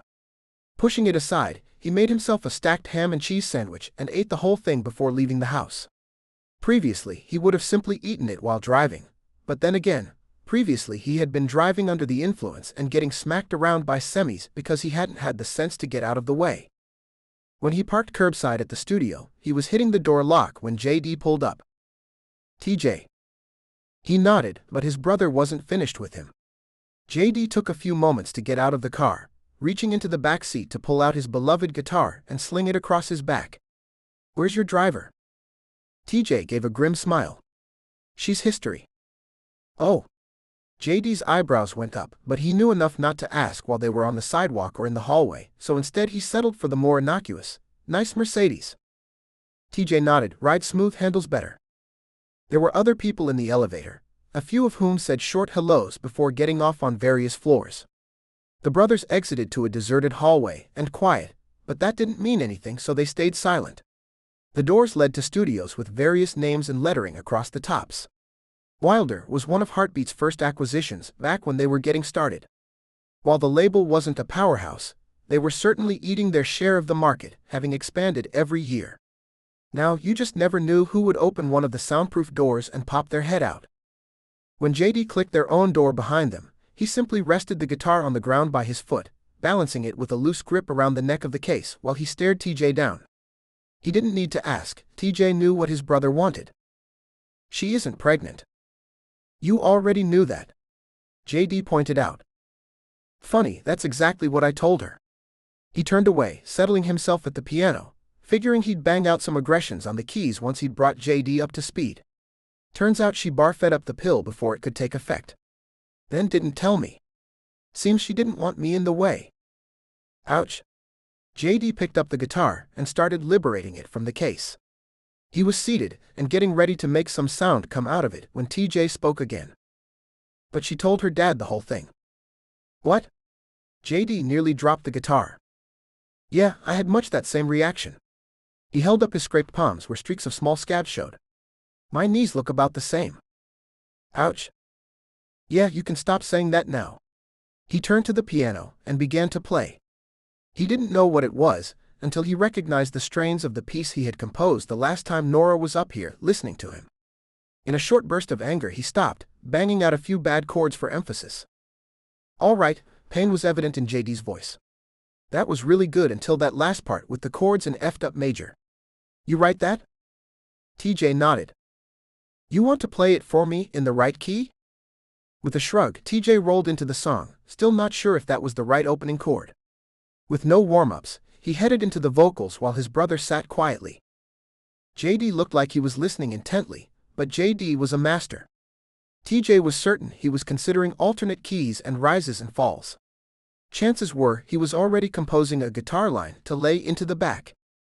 TJ didn't do the final round of the chorus, liking it better lacking finality. He altered the ending notes higher and left the last chord off entirely, leaving the piece hanging in the air. He knew it was just due to his mood today, but he thought it sounded better. JD was nodding. "Do you want to add violin?" "Are you serious?" His brother looked serious, but the song had sounded so maudlin to his own ears today that JD was probably just asking to be facetious. Yes. He was already getting his out of the case and popping the violin up under his chin. Once he was tuned up, he suggested they record it for later. "Sorry I took away your practice time. I just wanted to be early because of the driving." JD laughed at him. "Shut up, this is exactly what I came early for." You know, you're getting really good with that piano. Way better than me. TJ felt the jerk from that response as though his brother had physically clapped him on the back, and he was too stunned to say anything. His world lost its footing and started to topple. Again. He couldn't take any more of this. JD was musically better than any of them. Simply because that's the way the world was. TJ had longed for a chance to be best all his life, but here was his brother handing it to him, and he couldn't accept it. The sun comes up in the east. 2 plus 2 makes 4. JD is musically superior. Just the way things are. Then he found his voice. That's not true. You're the musical genius. I'm the front man. You're always better than me at every instrument. Yet his brother was looking at him like he'd lost his mind. Do you really believe that? TJ nodded, never more certain of anything in his life. JD was leaning in, and TJ wouldn't have been surprised if his brother's hand had come out and felt his forehead for fever. Is that why you haven't really composed anything before this? TJ shrugged. He'd thought the trite and stupid life was a good enough excuse for not composing, but to be honest, he'd never really thought beyond the boundaries of his older brother being a god. JD started speaking in a disbelieving tone. I was always better because I was 2 years ahead of you. You always got in 1 year what it usually took me 2 or 3. This isn't up to par with what you write. JD snorted. Yeah, because I started writing 15 years ago. And it damn sure wasn't as good as that. He couldn't fight the laugh. This isn't my first either. I've been writing for a few years now. But it's all been complete trash, rehashed melodies, trite lyrics, no real feeling to any of it. Well, that makes me feel better.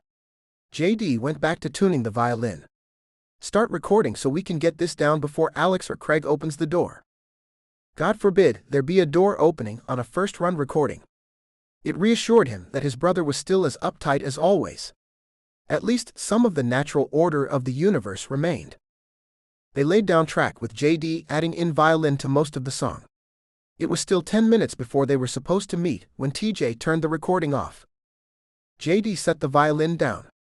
Needs work, but we'll get an opinion in a little bit. You know, I've been wanting to do a 2-piano piece with guitar and drums. TJ nodded. I want a harpsichord. Those things sound freaking cool, and no one has used them since like the 1500s. JD thought that one through. I'm sure you'll make it work. Alex arrived first and spoke only a little before sitting down at his drums and banging out some superior release of tension. It was JD who asked. What was that about? Alex nodded. I call that one colicky baby. She wouldn't stop crying, and I love her, but I was ready to put her in a room and close the door. Not like it would have mattered. She's got a set of lungs on her that would make me think Bridget had been fooling around with this one. He pointed one drumstick at a surprised TJ. Except that I trust her. He heaved a great sigh, and the dark shadows under his eyes mirrored the unshaved stubble that TJ was just noticing. Craig showed up last and pulled out his bass, spent 1 minute warming up, and then looked at all the rest of them like, why aren't you ready to go? They ran songs and formulated a playlist, knowing that they were due back on the road in 2 months. They also had been planning on releasing a new album in the spring, but TJ's accident had messed that timing up too. So they talked about what to record and what to leave out of it. Brenda stuck her head in during one piece, but they were on a roll and didn't stop for her. When they finished, she noted that TJ wasn't on his stool anymore. Nope. He smiled but realized that he ought to be.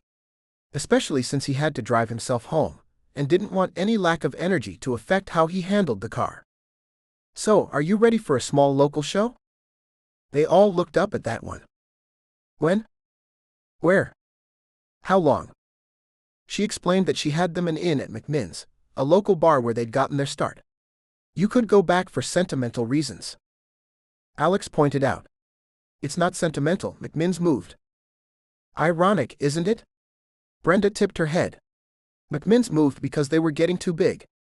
If they'd stayed in the same place, you couldn't get invited back. You'd violate all the fire codes.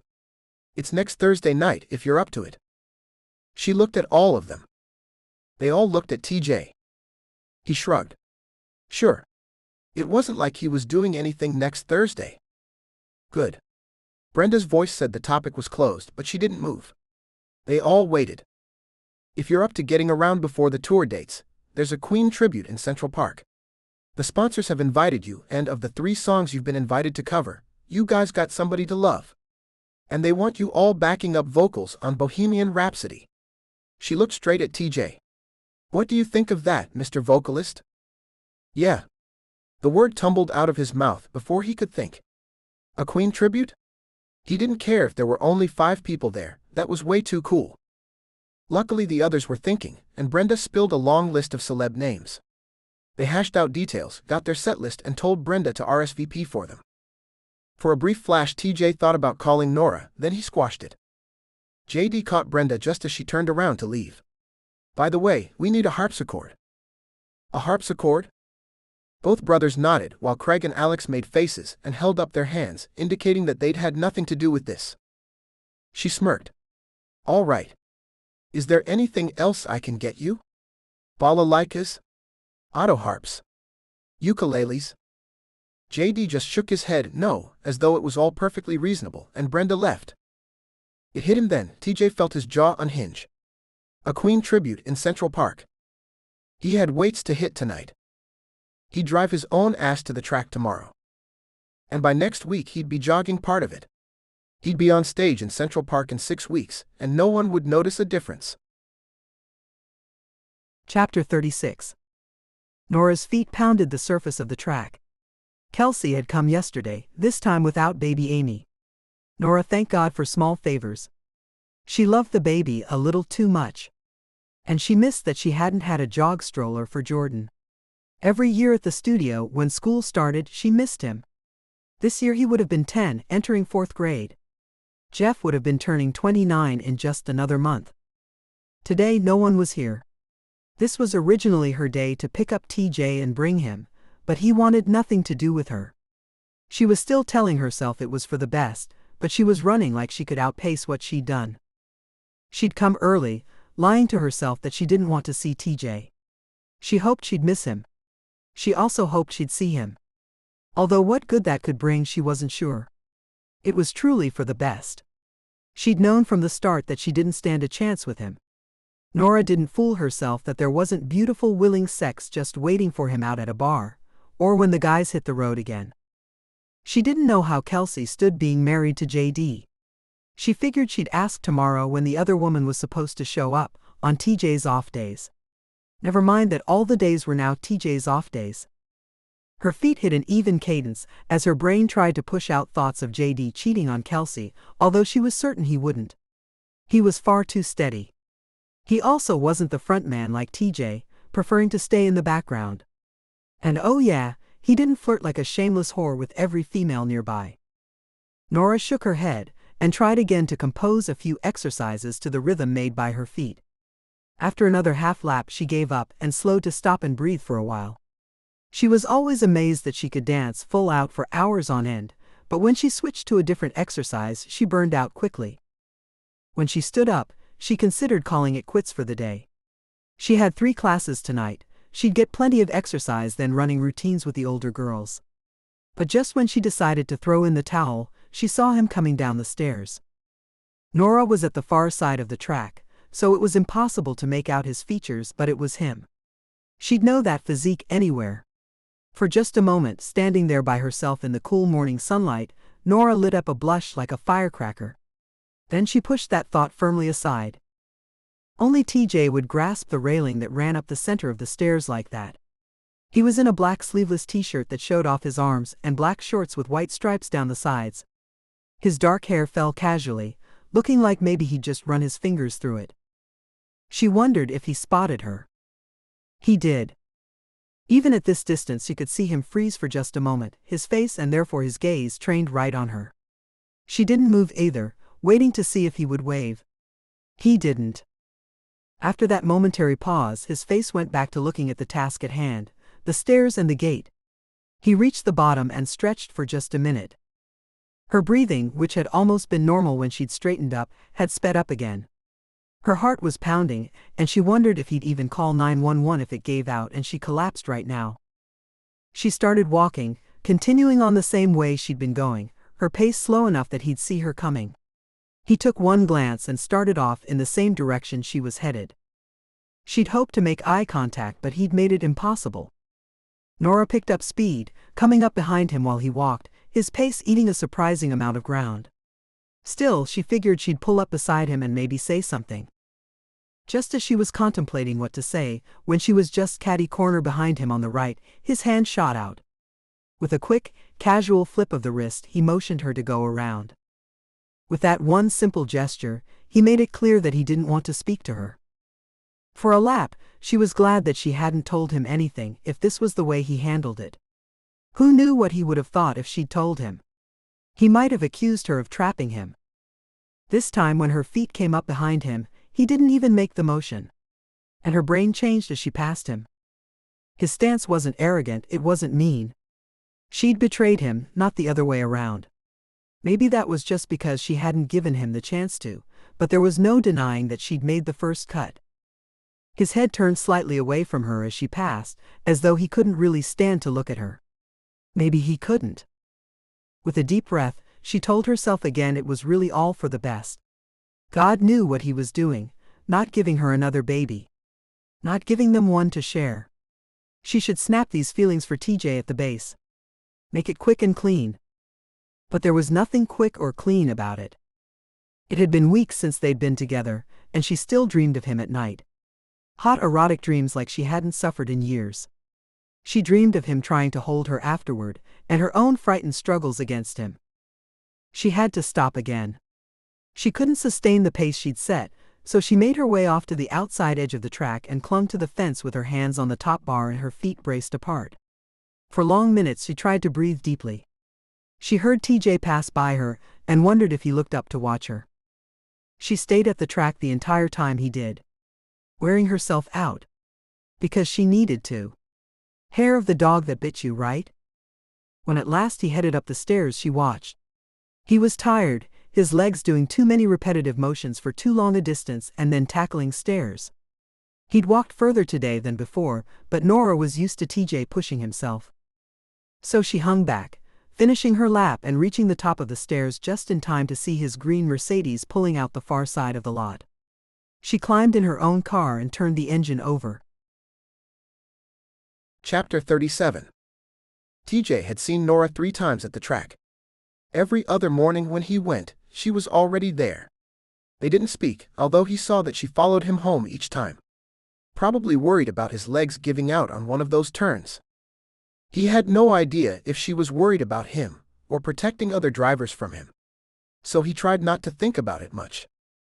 They had no real communication there, and he didn't see her at all anywhere else. He tried to hide it, but JD just point-blank asked Kelsey one night if Norah talked while they ran. TJ had been sitting right there, and considered spontaneous combustion a real option at the time. Kelsey had turned to him. Not a single word about you. Great. But Kelsey continued on in that woman logic he didn't understand. That speaks volumes in itself. She's playing it close to the chest. If that spoke volumes, Kelsey hadn't pulled any off the shelf to read to him. So he had no idea what to make of it, and wasn't about to turn to JD's wife and ask. When he was there on the track, he kept thinking Norah might just plant herself in front of him and say something. She had to know that she held those cards. That she could outrun him in any foot race these days if she so chose. But she didn't choose. Even when he'd pushed himself to go too fast and he'd stumbled and gone down, she'd only briefly paused, then run on by. He didn't lie to himself that he didn't harbor images of her stopping and picking up his injured hand and kissing it. But he wasn't that injured because he'd been wearing leather biker's gloves, as he'd planned on picking up his feet and jogging a little. And he'd been thinking about the old Norah, not the one who didn't let him in on life-altering possibilities and found it perfectly acceptable to condemn him on her father's shoulder. He'd gone home each day and showered, thinking that he'd wash it all away. He hadn't been able to scrub hard enough. He stood waiting inside the front door of the handy house. Most of his things were packed up. He'd been to his old house 3 times taking loads over. Tomorrow, he would actually vacate this place. He hadn't wanted to do it on top of the show tonight at McMinn's. That would just be too much at once. JD was coming to pick him up, which was good because he was a little more nervous than normal. But that made sense, it was his first time back up on stage. Clearly, everyone else was nervous about him too. JD pulled up in the SUV and TJ locked the front door behind him, then walked himself down the ramp. He'd warmed up his voice at home, and aside from a few words he remained silent all the way there. The place was local, so it wasn't a long drive, but he just rolled his head from side to side and stretched his arms and legs while his brother drove. He was grateful for the big SUV then. His brother wasn't a small guy, and TJ was bigger. Well, 1 inch taller, his pride and joy since he'd attained it at 19. Brenda was off base about McMinn's being nostalgic. They pulled into the back at a loading bay for the stage, not the alley entrance they'd used before. The tables were different, the stage was bigger, the manager was unfamiliar, and now half the audience was there in Wilder t-shirts, which came in too many varieties to count. Their first show here, Kelsey and her friend had showed up in shirts that Kelsey had ironed on Wilder pictures herself. Only the beer was the same. TJ glanced through to the crowd. The place was packed already. But that wasn't what he was looking for. JD's voice caught him from over his shoulder. "Do you think she'll show?" He shook his head, not bothering to try denying it. "Kelsey did." JD reminded him. That only brought a snort. "Kelsey was head over heels for you. And she didn't lie to you, then try to get off on a technicality. It isn't the same." JD nodded, and TJ pulled himself back to look at the other guys. When they finished tuning up, they just nodded at each other like always, and he led them out into the glare. The house lights had dropped, leaving him virtually blind beyond the edge of the stage. With a sense of unreality about it, he took a deep breath and opened his mouth. Like always, the words just happened. He never planned them except to be sure he knew where he was. He just talked to the audience he couldn't see. He welcomed the crowd and thanked them for coming out and crushing themselves into too little space. He told them he was grateful that he was back up on stage and that he'd worked hard for it. Then he cracked a joke about what they should do if his legs gave out, and he pointed to a tall bar stool that was off to the side of the stage. The crowd laughed, and several women promised to fetch it for him if he needed it. Another feminine voice volunteered to help keep him in the chair if he so needed it, and that time he laughed along with the crowd. "Most of you have seen us before, and it's a real treat to get to perform in a nice little quiet bar like this." The crowd screamed and joked about the quiet part. "As you know, right here's my favorite place to be." His finger pointed at the stage between his feet. Right then he realized it no longer was. For a moment he thought he might pass out, but he sustained himself. Since no one in the audience gasped or even joked about the bar stool, they must not have seen it. Those words had always been the cue to the guys that he was done talking, and they should start playing. Only he barely heard the sound of the chords that were his cue, and he missed it. He'd never done that on stage before. Luckily, the guys were pros, and they made a smooth repeat of the intro, which this time he grabbed onto with both hands. He didn't miss a note, but he felt flat all evening. He didn't shine, and it was his job to shine. Craig outdid him on every beat of Sand, which he performed solo with the acoustic guitar.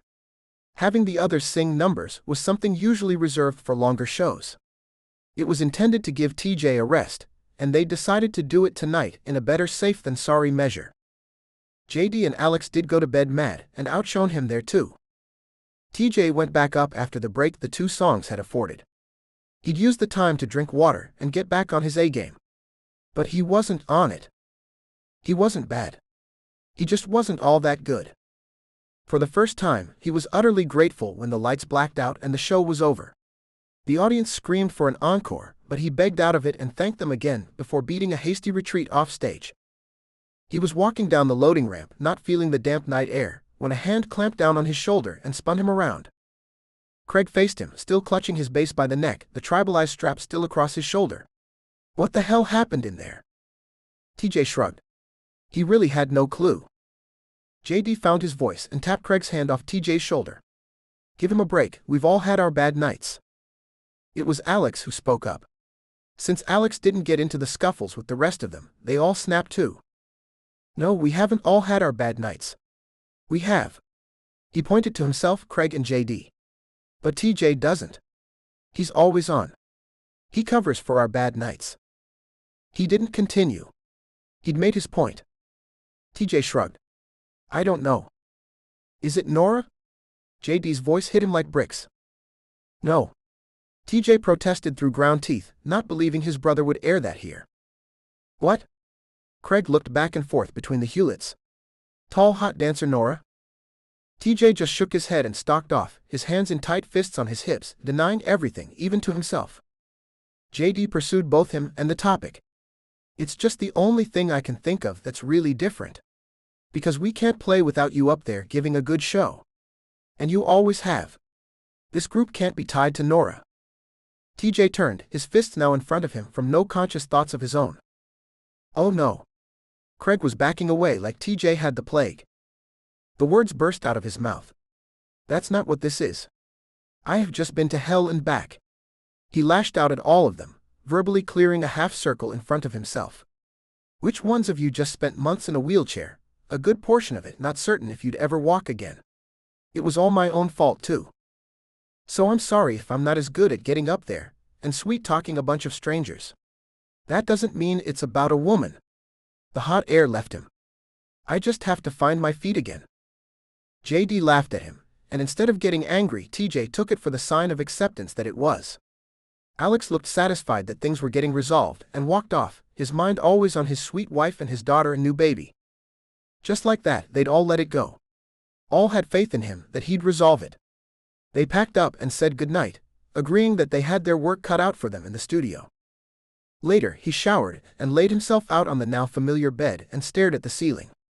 He thought through the evening and knew it had all gone wrong when he realized that he didn't live for the stage anymore. He shouldn't have made that realization there, with a crowd looking on, but it couldn't be helped. He was a performer. It was what he did. It was what he was best at. And now it all seemed past tense. He wondered if the semi had knocked something more than his spinal cord loose, and if they were only just now beginning to see the effects. For a brief moment, he imagined the doctors examining him and concluding that he had broken his stage presence. Or his charisma. He'd thought he might laugh at the image, but in the end it really wasn't all that funny. He had to find his legs again, was all. In more ways than just the obvious. But in the back of his brain, he wondered about JD's suggestion that it was because of Norah. Chapter 38. TJ picked up his feet a little. Norah was coming up behind him. As usual, she passed him without a word. He trained his mind back on the track in front of him. He stumbled repeatedly when he decided to jog. So he only did it for short stretches. It was like his legs were still too new to walking to try another method. His brain wandered off again to what happened on stage at McMinn's. He still hadn't figured it all out, except that what had driven him to perform was gone. The crowd screaming didn't turn him on the way it used to. The women who volunteered to keep him in his seat would have made him grin and think about letting them do just that. But now they were vapid and cheap. Their words didn't mean anything, and he finally saw that. Maybe that did have to do with Norah. He took that back, even just to himself. It had everything to do with Norah. A man didn't just fall in love, really in love for the first time, and have it not change him. Especially when it ended so badly. But either way, he needed to find something else out there. Maybe what he needed to see was that he was capable. Able to really love someone. He hadn't truly been sure before. The accolades and adoration he'd gotten from performing had been enough. Now it wasn't. Maybe the question now was, could someone love him? Not the man on the stage, or the one in the papers. The right woman wouldn't be jogging past him, ignoring him again, in tight black spandex that hugged her dancer's ass. No, that was really the one place he was certain she wasn't. This was the 7th time he'd seen her here. She was on the track before him, rain or shine. He'd even skipped a day, leaving 3 between his return, but still she'd been here already going when he'd started. He'd tried going to the gym and walking their track twice now, but it was useless. The gym was a meat market in the best of circumstances. But being on the track brought out women who wanted to know if he needed a buddy. One had even pulled out a cell phone and called her friends. 15 minutes later, the track was too crowded to walk, let alone try to jog a little. He didn't need or want a damned audience. He just needed one person to scrape him off the ground if it came to it. Apparently she was here, spatula in hand, waiting for just that. 6 times Norah had followed him home and waited just behind the neighbor's trees. She must have thought she was actually out of sight. She was either stupid or thought he was. Both possibilities reflected badly on him. He picked up his pace a little bit and turned it into the lope of a slow jog. He made it to the next mark on the track before he didn't get one of his feet lifted right, and the shoe scuffed the rubberized track. Since the track was designed to grip tread, it held his foot and took him down. TJ felt his hand smack the rough ground. His fingers took it, but at least his palms didn't. The leather gloves had more than done their job, and from the scuffs on them they'd felt every scrape he hadn't. He knew his neurons still weren't fully working properly. His doctor had told him so. Apparently he even wasn't supposed to be upright, he was only there through sheer force of will. He didn't have much of the fine muscle control most associated with standing upright and walking. He felt and forced every adjustment that should have been unconscious. But the jogging was killing him. If he didn't concentrate, down he went. Whatever motor memory he might have had was gone. The doctor made it clear there were 3 options: find it, recreate it, or live without. TJ didn't think the third was much of an option, but either of the other 2 would be fine with him. When he'd asked the doctors how to do it, they almost looked at each other and shrugged comic book style. Of the people who'd done it, no one was sure how. They just had. So TJ opted for the show up regularly and throw yourself face first at the track method. With a sigh, he picked himself up and dusted off, starting at a walk again. His goal today was to jog 100 meters without smacking asphalt. The first 5 tries had all ended the same. He decided not to even walk the whole loop now. And he just doubled back to the starting line on the inside track, the only place he could accurately measure his 100 meters from. Only thing was, when he turned around, he was now facing Norah. For the tiniest of moments, she looked up at him, and their eyes held. Almost as quickly she looked away, jogging past. She was going longer distances now than she had when she started. Not that she needed to. TJ lined himself up an extra 10 meters beyond the start line, walking his way up to it and picking up the jog as he went. He seemed to be having trouble starting. This time he made it about 50 meters before he hit ground. He turned around and walked back. This time Norah passed him, and damn if he didn't just glance at her hair, and smack. Hard ground came up to meet him. He sat there with his head in his hands for a minute, realizing what he'd done. He distracted himself, and it was with Norah. He shook it off and tried again, and again smack down.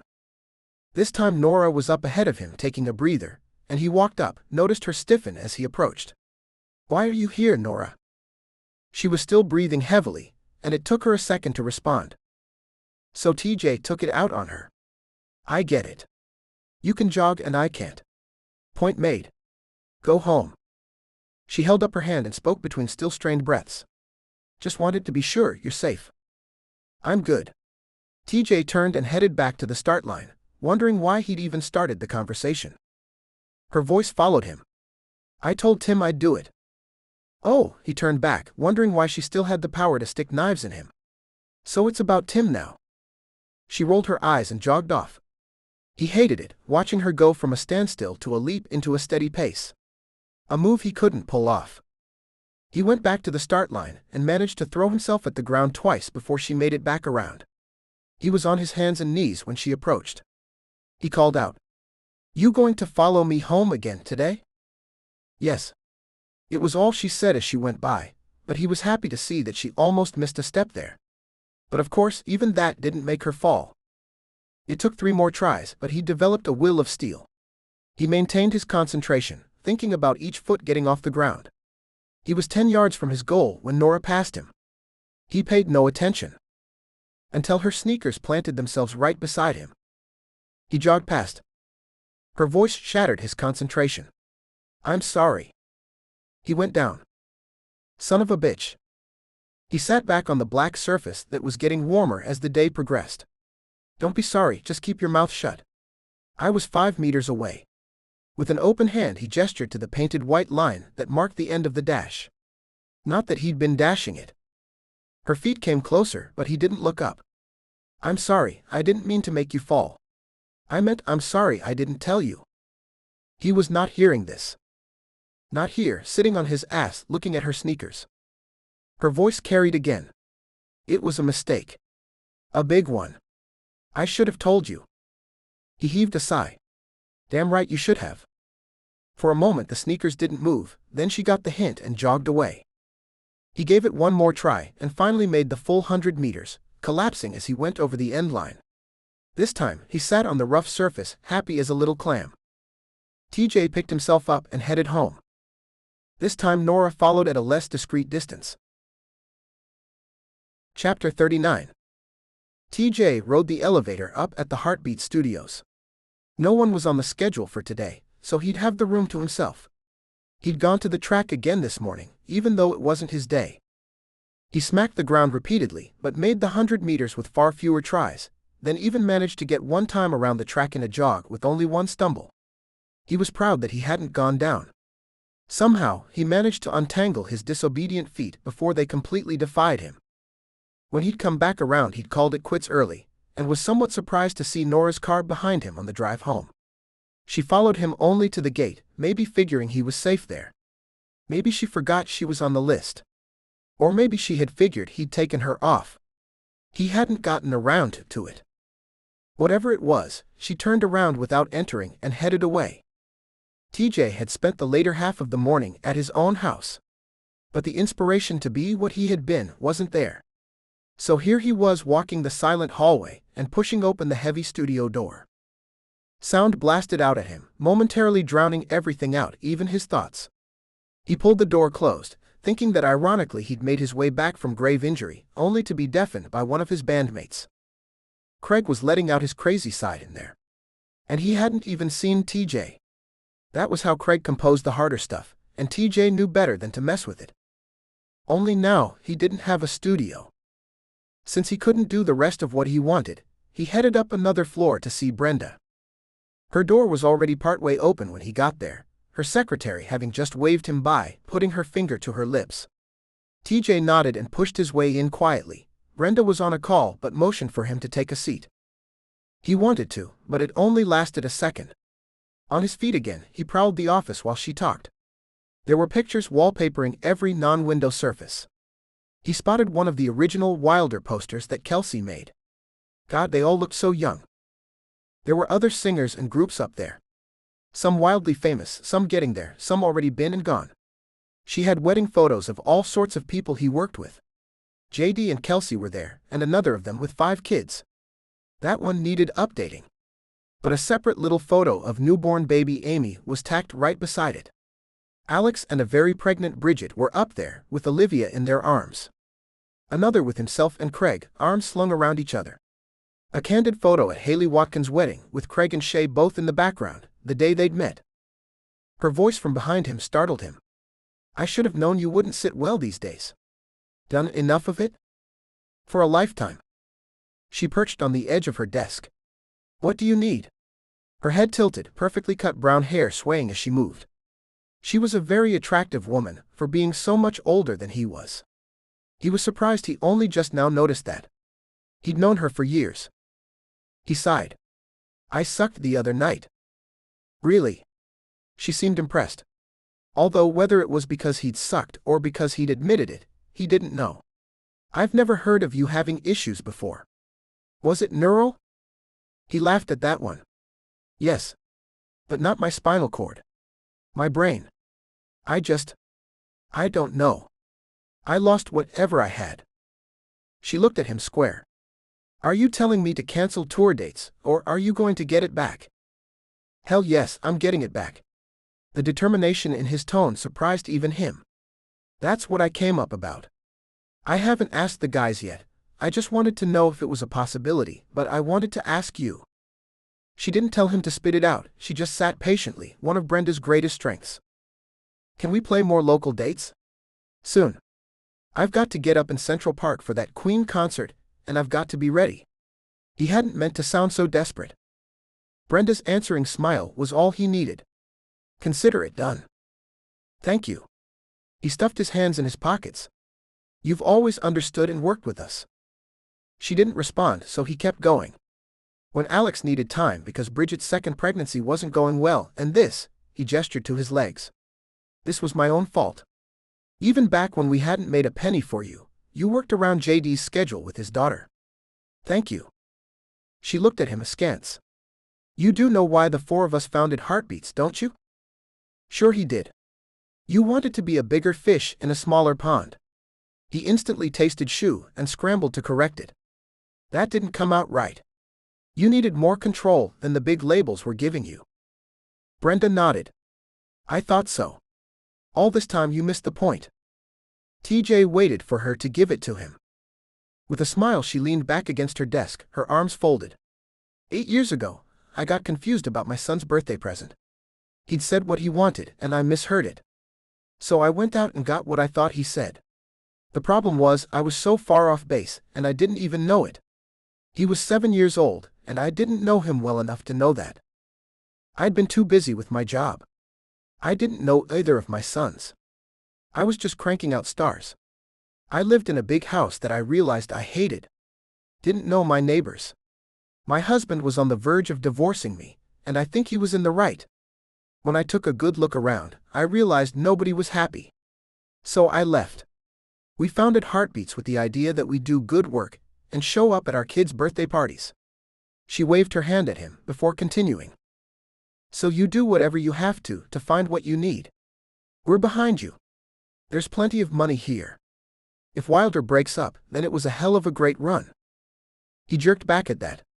Wilder isn't breaking up. Glad to hear it. But you've done nothing but perform and party for years now. I'm sorry it caught up to you. So you go get yourself together. We'll wait while you get the girl. He shook his head. It is not about a girl. She laughed at him. Methinks thou doth protest too much. He couldn't stay mad. He tried to. All right, part of it's about a girl. Part of it's about learning to walk again.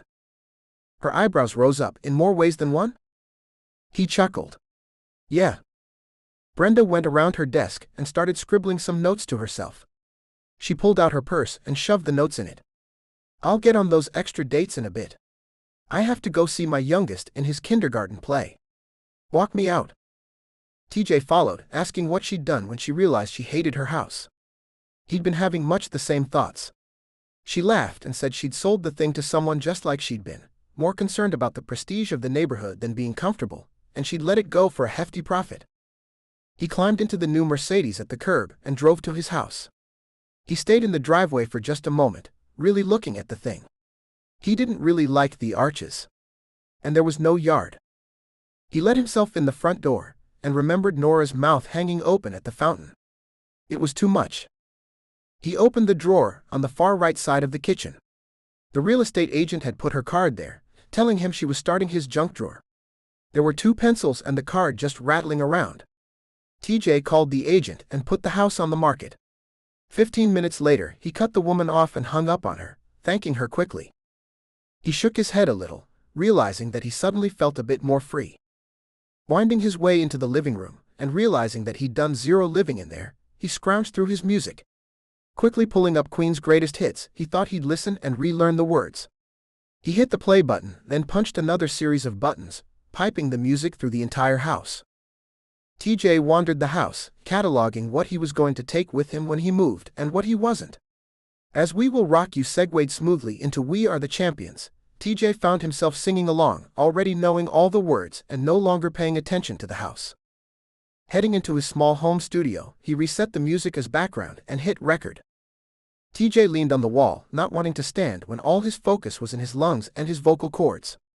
2 bars in, the room around him dissolved, leaving him with only his own voice and the music. Chapter 40. Norah was uncertain whether she was going to the track again or not. She'd apologized, and TJ had accepted in the worst possible way. She really didn't like running, and he didn't need her anymore. Each time he headed home to all his stairs. As far as she knew, no one held his hand when he climbed to the 2nd floor. Or else there was someone there waiting for him. Either way, she was wasting her time. Her last class filed in for the night. The later classes had older students, and these were the core of her small dance company. She smiled at each of them as they came in, chattering about boys and clothes and makeup. They'd be normal teenage girls until she put the music on. They were dressed in various outfits, some all put together with matching pieces bought at local dance shops or from her own little boutique out front. Others were more concerned with not looking so put together and wore cut-off t-shirts tied in knots here and there. They'd taken scissors to many of the things they wore. No rote black leotards here. They scattered across the floor, talking in small clusters. Some of them started warming up on their own, others required a glance from her to get going. It was 7:30, and they would go until 9. Norah took her spot at the front of the room and snapped at the music.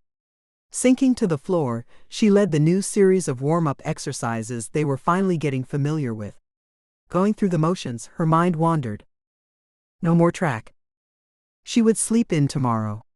The thought brought a smile to her face, and when they finished the first series, she had the girls space themselves along the bars before they stuffed their feet into point shoes.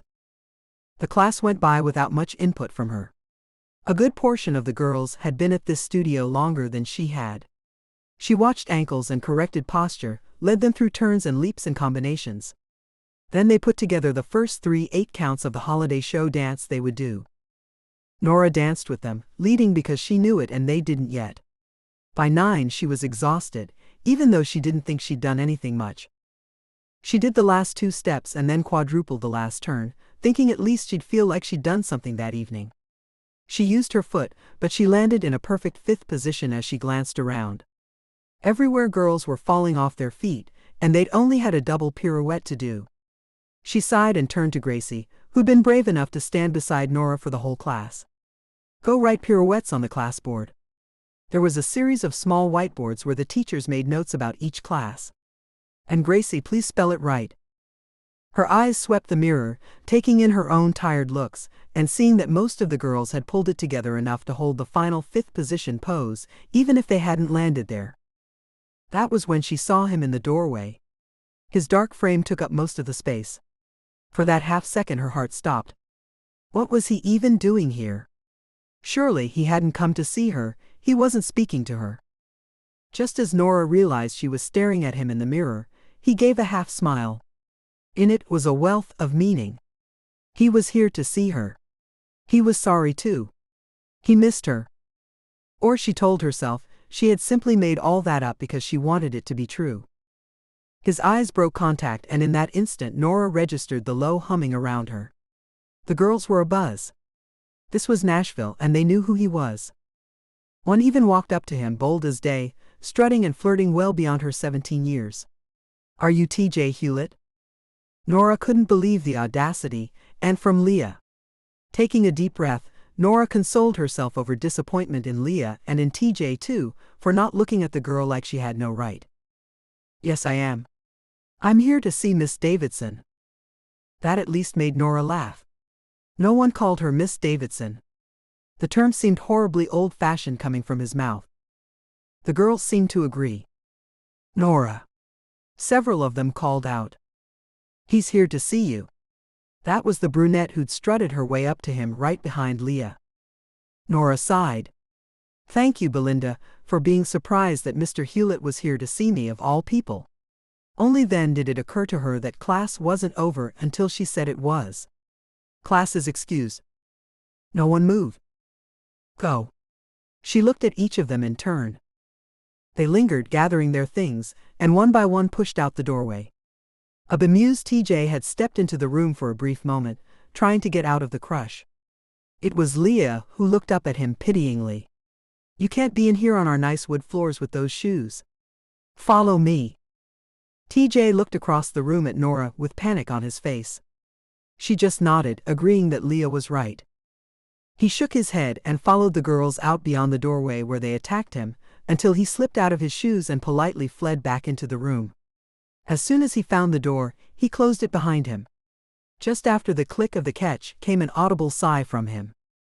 He caught her gaze. Thank God I was wearing loafers. You threw me to the wolves. They're teenage girls, although I don't know where they got off acting like. Her voice just quit on her. Norah? It's nothing. She shook her head. What did you want? His hands went into the pockets of his leather jacket. I'm not sure now.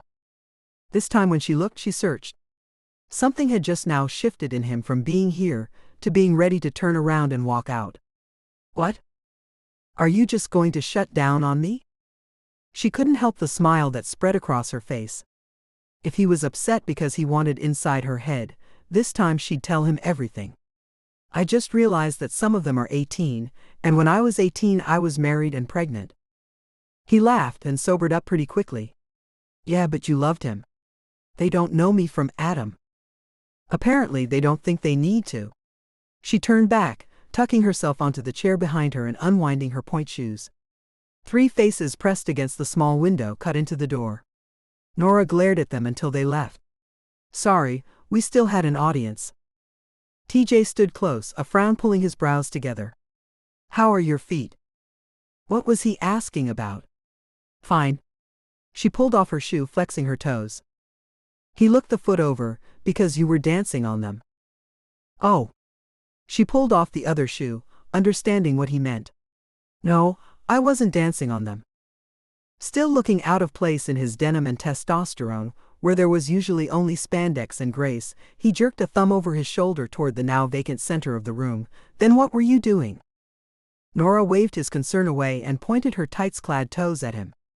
That was teaching, not dancing. Dancing is when I damage them. There are holes in the bottom of your tights. He frowned again. Yes, so I can pull them up and down and put toe pads inside if I want.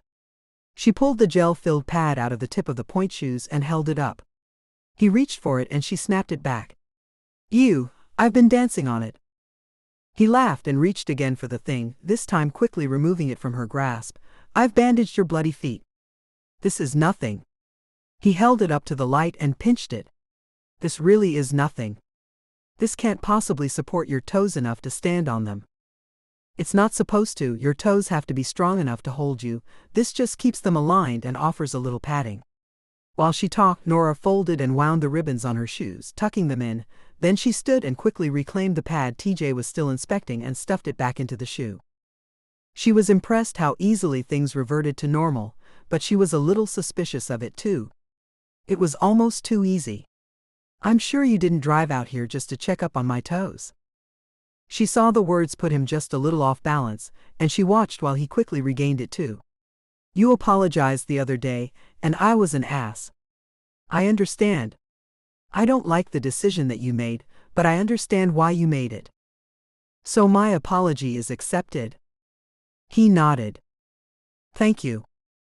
He didn't say anything, and she wondered if the girls were still listening in, and wondering why their teacher couldn't just bag the guy. All right then. I'm glad you stopped by. I will sleep better. She started for the door, but his hand caught her and her breath caught in her chest. Can you promise me that what happened won't happen again? She tried to choke back the laugh, but she couldn't. Of course it won't. I'm not getting in that situation again. The condom won't break again. There won't be any issues. His jaw clenched and she realized she was being a little slow. I meant, the word was pushed between tight teeth, that if you have any issues with me you bring them to me. Not your friends or coworkers or, God forbid, your father. She nodded. What issues could I have with you? You're not speaking to me, remember? Although obviously he didn't, as evidenced by his very presence. Here she was reminding him. Fool. He used the same tack. Clearly I am. And something's bound to come up. I irritate the crap out of you. No, you don't. Is this why you came? He didn't answer her. Promise? Why does it matter? And why was she pushing? TJ heaved a deep sigh. Because I want us to be friends again, but I need to know that you will come to me when you need to. It's called being a friend. She was such a fool to put herself back here. As his friend. But her brain wasn't allowed a vote, her mouth decided. I promise. However, he wasn't finished with her because he raked his hands over his face. And no more going to your dad with that stuff. I'll have to face that man again, and God, what he must think of me. Norah laughed. Don't worry about that, really. My dad is very cool. He told me I should tell you everything. He didn't judge you. You're his daughter. His youngest. He put his hands out, and for the first time Norah saw how much it truly bothered him. How can he not? He was too busy judging me. He would never judge someone he doesn't know. Me, on the other hand, he has no issues with condemning. TJ shook his head, looking even more masculine against the feminine surroundings. I came by to see if you wanted to go out for a drink. Chapter 41. She pulled her head back. Drinking? No, I haven't gone stupid. One beer maybe, and no driving until everyone is fine. Maybe something to eat, nothing sticks to you. His hand gestured up and down. Well, she was too skinny, but God, she wanted to go. I can't. I'm a mess, I need a shower. You have one here. You must have a change of clothes. Again he gestured. I am not taking you out in that. Of course her knit dance skirt and matching super crop top were suspect. She laughed. He crossed his arms. I know you don't turn into a pumpkin at 10 o'clock. I'll wait. All right. She left the room and wound through to the back to the private shower just off her office. Norah scrubbed up quickly, jumping at every creak and noise, praying that it was that wasn't TJ coming in to join her. She knew it would be amazing for the few minutes it lasted, then she would be left with nothing but irrefutable proof that he thought she was a cheap lay. Walking into her office wrapped in her towel, she rummaged through her spare clothes. The only things there were black dance pants and a fitted, open-neck t-shirt. She sighed to herself, it would have to do. After towel-drying her hair, Norah stepped into the clothes, grateful she had clean underwear. She rummaged through her purse for whatever makeup she could find, cursed her own vanity and put it on anyway. She emerged to find TJ standing in the lobby, his face 3 inches from one of Kelsey's masterpieces of her. There was a large central photo with smaller ones all around, and TJ seemed to be studying each. He must have seen her from the corner of his eye, because without looking over he spoke. This is amazing. Norah nodded, coming closer to him. Kelsey is an incredible photographer. Oh, I knew that. What I didn't know, he tipped his head sideways, was that you could do the splits while standing on one foot. It's called arabesque. Yeah, whatever. He turned then to look at her. Jesus, Norah. I can't take you out in public in that. She shrugged. Then I can't go. It's all I have here. He was right, she would feel underdressed out in this, but she was upset she wouldn't be going out with him. She had let her thoughts go a little too far, and believed maybe it was a date.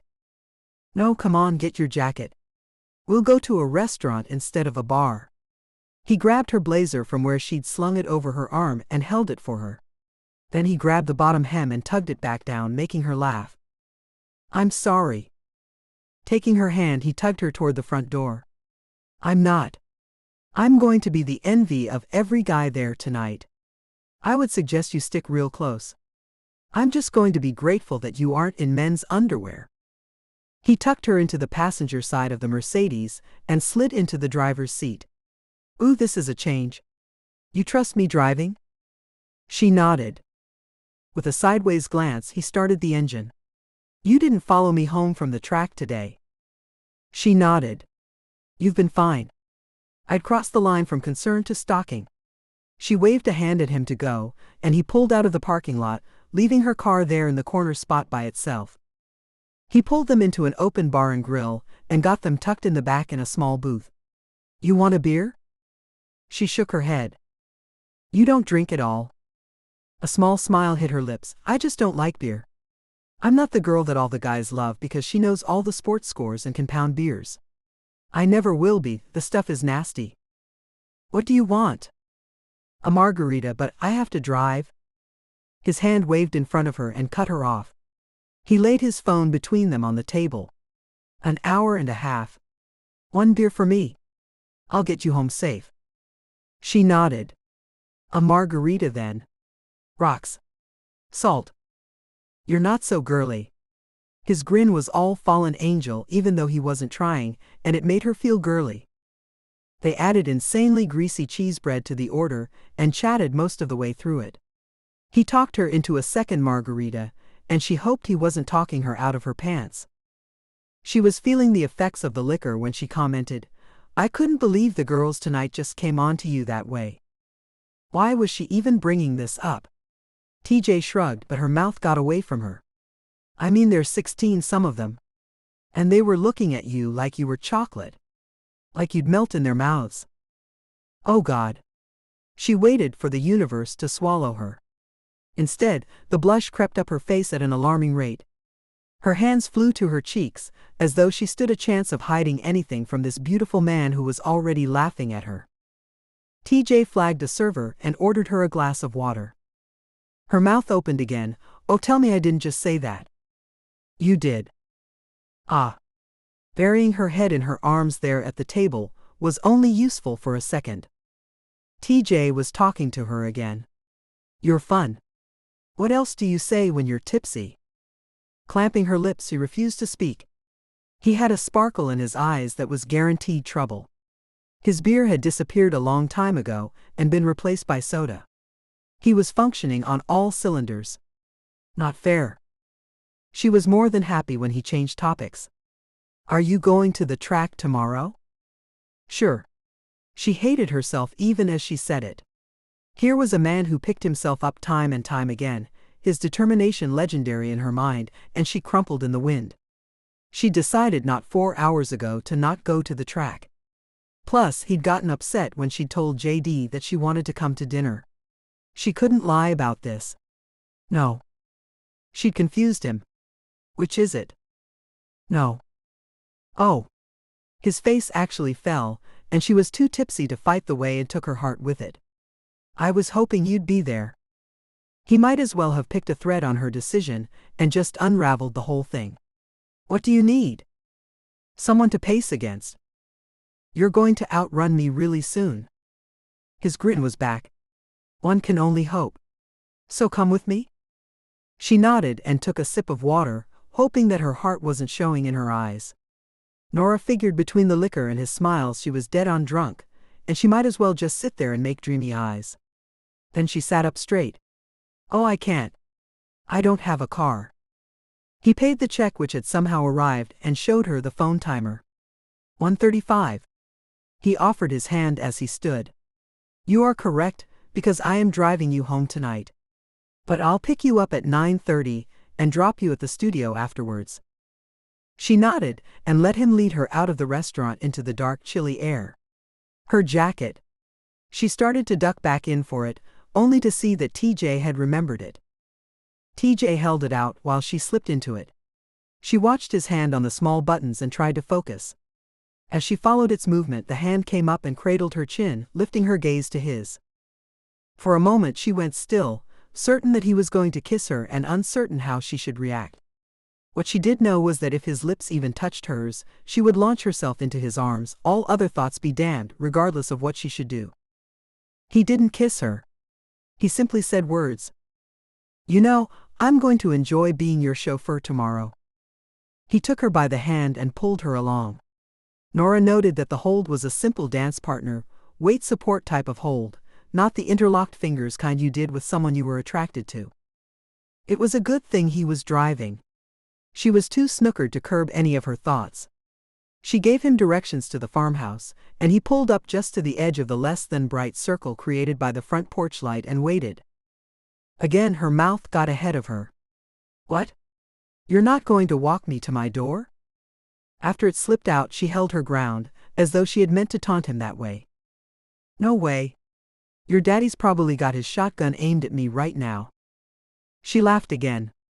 You'd like my daddy if you ever talked to him. Hard to talk to a man with a gun. TJ didn't move to get out from behind the wheel, and she wondered if he was serious. Trust me, he'll aim it at me first. She slammed the car door shut with a little too much force, proving to both of them again that it was a good thing he'd driven, and she waved a little as she climbed the 3 steps up to the porch.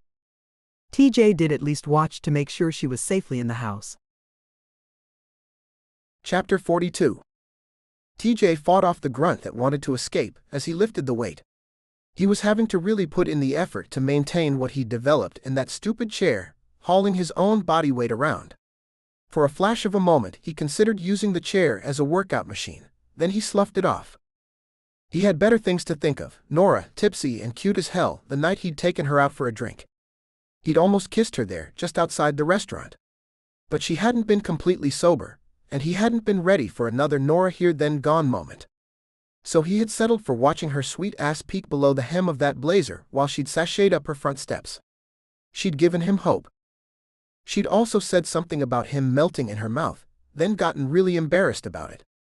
She'd given him some seriously erotic dreams with that one. He curled the weight up again and held it. She'd come out to the track every day and said she was back on his off days too. Sometimes she invited Kelsey to join her, sometimes not.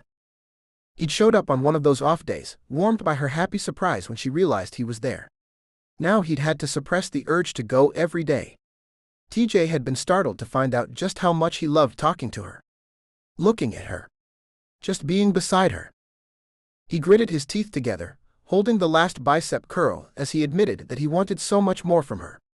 He also had to admit that he was afraid to go to the track every day, only because he feared smothering her and pushing her away. At least as things were, they were going well. Norah had outrun him in every race, but she'd made it worth his while. He'd stumbled once and she'd automatically put herself in his path. He'd had no chance of saving himself or her with her right in front of him, and they'd gone down in a tangle of arms and legs that had been worth every bruise. She'd laid on the asphalt under him, her mouth open and trying to catch the breath that had been knocked out of her. He'd so desperately wanted to kiss her right there, peel her clothes and make love to her on the almost always deserted track. Instead he'd started talking. "Norah, did you think you could catch me?" She looked sheepish. Knee-jerk reaction? By the time I realized there was no way I could support you, I'd already made it worse for both of us. It was still an excellent excuse to feel her for bruises. She'd let him, laughing but not moving away nor pushing at his hands. TJ changed machines. It was things like that that made him think he might stand a chance with her. Then again, he'd picked her up after her dance classes again more than once. She'd always had jeans and a regular shirt on hand. Which was fine but meant he couldn't tease her. She also never drank more than just the one margarita again, sometimes not even that much.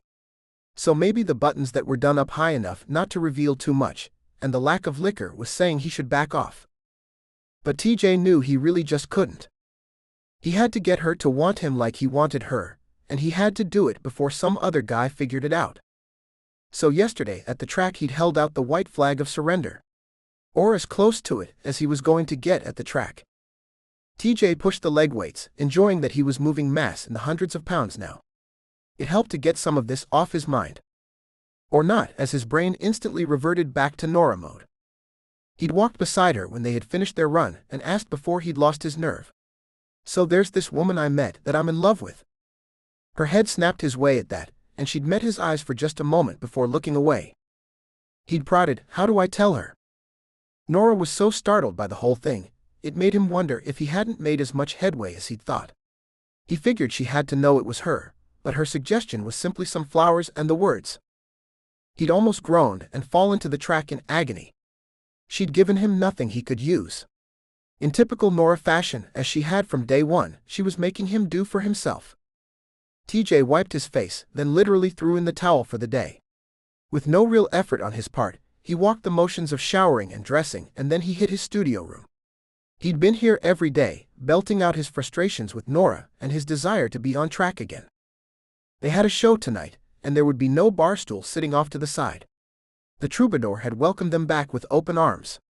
TJ was looking forward to being on stage again. He had to find out if he'd reclaimed any of it. He queued up backup music of Wilder's songs and started changing them up. He altered his volume, he played with starts and stops, he changed his timbre. He'd never really paid attention to it before. For a brief moment TJ stopped and wondered why anyone had ever let him on a stage or signed the group when he had been doing such a poor job. There was a wealth of basic material here that he'd never really considered. He tried this ordinary man while at the piano, and found that he couldn't do it justice with his lungs hindered from his seated position. He tried again a cappella and liked the way it rang. It was hours later before he looked at his watch. Crap. TJ forced himself to stop. He couldn't wear out his voice right before a big show. And if he screwed up tonight too, someone was going to put it in a review. Thinking that a nap was a good idea, but knowing that he wouldn't sleep, TJ popped himself into the shower again. No sooner was he wet than he realized what he needed to do with his time. He scrubbed faster than humanly possible and dressed with little care for a man going on stage. Behind the wheel in under 5 minutes, TJ waited with utter impatience for the long driveway gate to roll slowly back. He peeled out onto the deserted street and got to the dance studio without much concern about how he'd gotten there. For a moment after he pulled into the lot he stayed still, thinking to himself that he'd better be more careful. Norah would kill him if he hurt himself. Sitting in the silent car alone, it made him smile. What didn't make him smile was the fact that all the lights were off inside her studio, and the parking lot was empty. Then he realized it was Friday. Classes ran Monday through Thursday. His shoulders sagged, and with a snort of disgust he turned around to pull out. Only then did he spot Norah's car tucked against the hedges. With a grin he felt, he popped open the car door and bolted up the steps. The door didn't give. Knocking and peering inside, he finally caught a faint light shining through the small cutout window in the far studio. TJ pounded on the door again, knowing she was inside and probably couldn't hear him. He let out a sigh and stepped back to look for emergency exits, other windows. As he turned, the door clicked open behind him and Nora's voice came to him. "Hold your little horsies." She was standing in the doorway, 4 steps above him, and he figured there was something figurative there as well as the literal. She was in those stupid men's boxer briefs and a sport bra and nothing else. Her lips quirked into a little smile. He wanted, right then, to tell her he loved her because he did, and he wanted her to know it. Her voice found him again. "Well, come on in." Norah turned, still holding the door for him, and he realized that he couldn't tell her now. He had a show to do, and if she threw herself at him, he wouldn't be paying attention on stage, and it would be even worse than last time. TJ let a soft chuckle out under his breath. If she threw herself at him, he wouldn't even make it to the show. And if God forbid she said no, well, he wouldn't contemplate that. "Can you come out tonight?" It fell out of his mouth breathlessly, with no forewarning. She ducked into the room and must have hit something, because the music stopped just a beat before she emerged again. Her mouth curled and she shook her head no. Please. She had to come. The longer he stood there, the more he realized that he needed her to be there, out in the audience. "I'm having dinner with my dad." He bit back the words, "You owe me something of your father's, he got something of mine." Instead he tried again, "Please." Before she could protest, he cut her off. "I need you." Her chagrin turned immediately to concern. "What's wrong?" "Nothing, but I have a show tonight and I need you there." That just hadn't sounded right. "I know, but you don't need me, there will be plenty of people." He just what? He just needed Norah there, that was what. "I just have to try something new, and I wanted you to listen to it in the car on the way over and know that you were out there watching." Please. He put weight behind the word. And waited. His heart was twisted in knots, just wanting to know if she would come tonight. "Maybe I can come after I meet my dad." "Now?" He had her hands tucked into his, and her gaze caught with his own. "I'll see." She shrugged and disappeared into the office, emerging with her phone to her ear. "Hi, Daddy. I got invited out tonight." "I know, he says it's important though." "Yes, it is." TJ imagined that her father had just asked if it was that Hewlett boy, and he hadn't felt so young in ages. Norah continued with no mind to him. "Okay, Daddy. I'll be home a little later. We'll do dinner tomorrow." "Okay, Sunday then." "Monday." Guilt settled around his heart. Dinner with her father clearly wasn't an everyday occurrence, and he wanted to just tell her he'd find another way. But the thought of going out on stage and her not being there was petrifying, and he wasn't sure why. He'd never been nervous about it before. There was always a first time, and this was clearly his. Norah hung up. It's okay, his girlfriend was going to come anyway, it turns out. "Thank you." His chest unclenched, and he smiled, wondering if she could read anything from the curvature of his mouth. She sighed. "Do I need to go get ready? When do we leave?" "About 5 minutes ago." Damn, he was not making any of this easy. "All right," she sighed and turned back toward the office. "I'll do my best." TJ puttered around the studio. He was getting to be a pro at showing up and whisking Norah away. And he was getting real familiar with these photos of her on the wall. A few were older, from Houston. One featured her in an overhead lift with some very buff guy. It looked like some kind of sun worship. He had it bad, and he knew it. The great master's artwork didn't compare to photos of her in old holy dancewear doing exercises at the bar. He didn't care if he was late for his show, so long as he had Norah in tow. And he was never late. Because there had never been anywhere else he'd rather be. Before now. She emerged with wet hair pulled back. Her fitted jeans and a t-shirt left a little skin to show. He wanted to touch her. He wanted to tell her how great she looked. Instead he talked while he dragged her outside. "Good, let's go. We're at the Troubadour tonight. We start at 7. TJ. Norah yelped and pointed at the dash clock as she slid into the passenger side of the Mercedes. Are we going to have enough time? Just. He threw the car in gear and peeled out of the parking lot. He played her various songs while he drove, directing her to change the pieces as he went. Listen to that, see how the volume changes, it's actually quite an art. God, he sounded stupid. What had he been thinking? You're right. I never really thought of it before. She tilted her head just a bit. You don't do that. He'd been thinking just fine. This was Norah, and she understood. But I need to. I've been trying it out. He didn't know what to say. So he concentrated on pulling into the back lot at the Troubadour and parking beside Craig's car. Her hand settled on his arm, stopping him from unbuckling. You what? I just always perform for the audience. Now I'm discovering I really like singing. I want to be better at it. Does that sound right? Her laugh sounded right. I think we need to get out. She pointed beyond the windshield, at JD and Craig waving him hurriedly in. Within minutes, he was backstage with Norah shuffled off into the audience. By herself. God, he won the award for not thinking ahead today. He'd taken her from dinner with her dad to come see him possibly screw up while she sat in the audience all alone. He vowed to make it up to her. Once on stage, he stood in the dark for a moment, just breathing before the lights came up. When they did, he started singing. Other groups did that, but it was unusual for Wilder. He sang just to be singing, and he added all the mood the song deserved. When he finished, he knew he had to speak.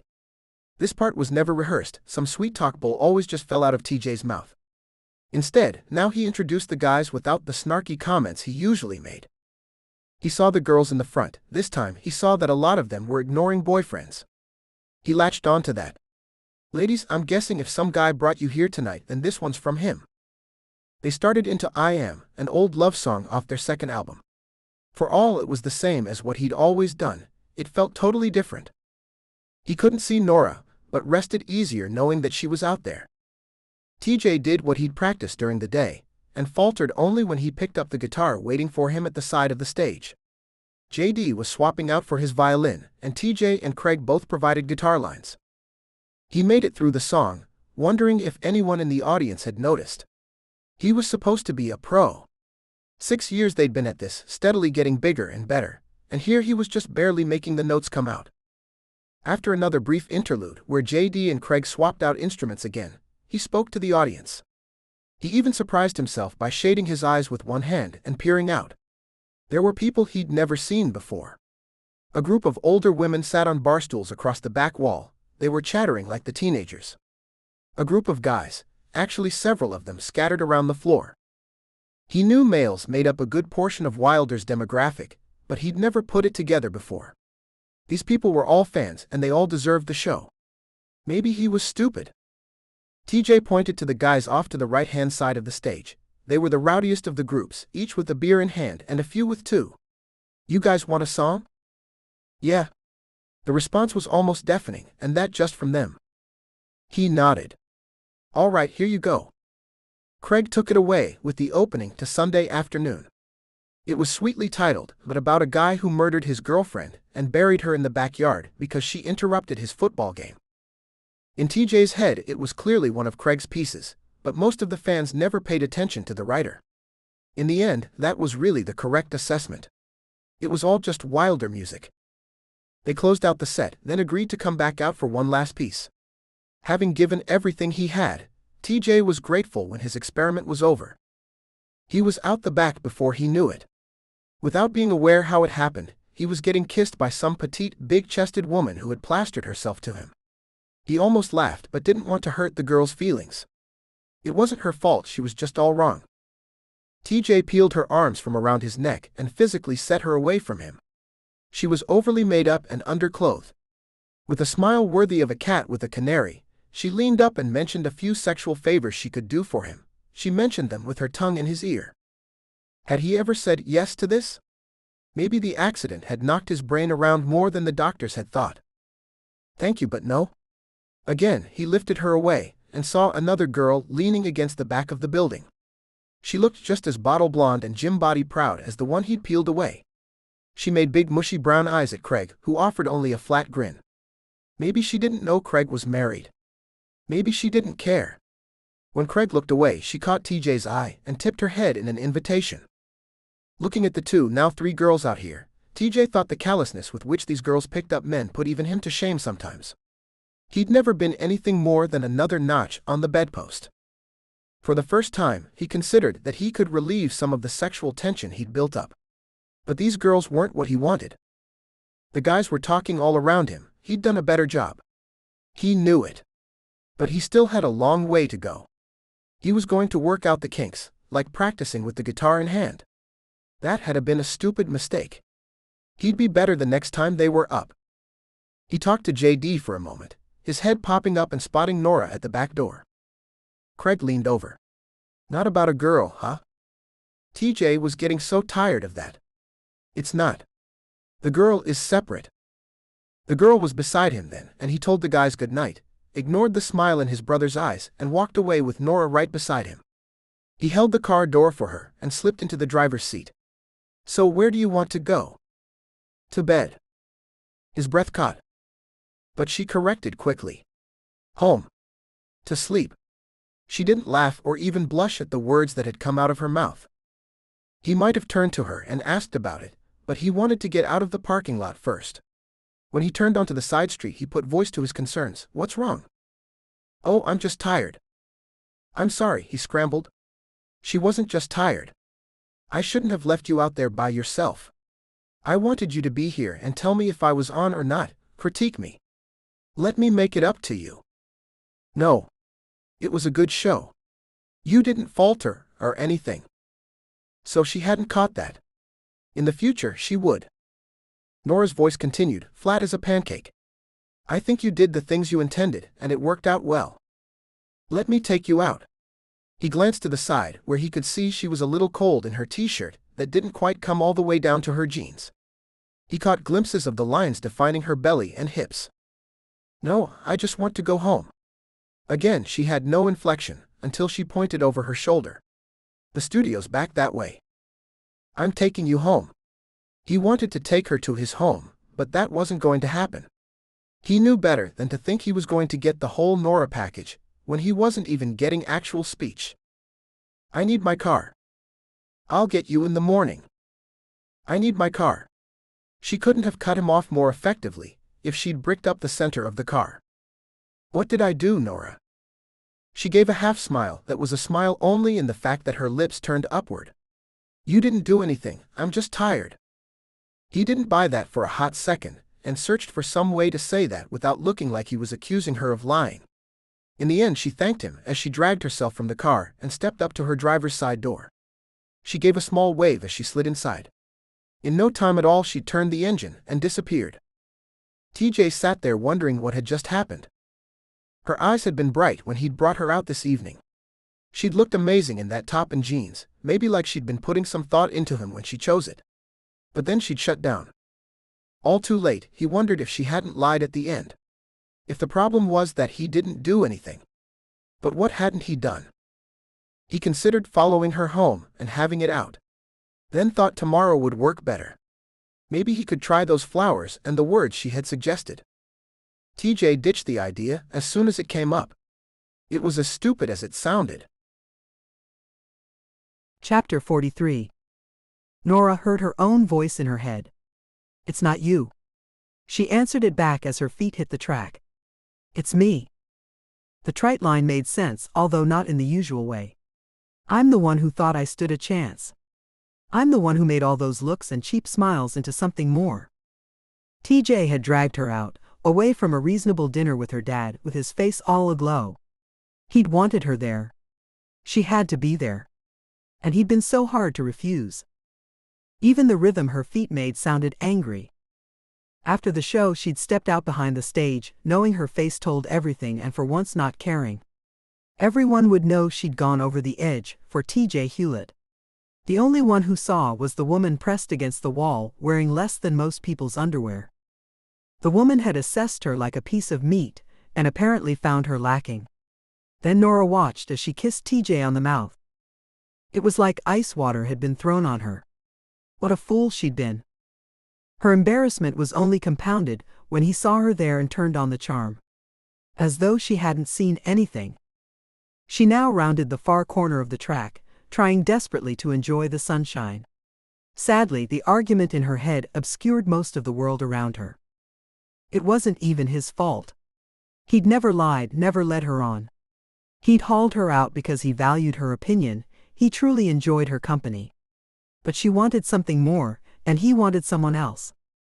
She'd seen the girls who clung to guys, waiting while they screwed other women, certain that the man would come around.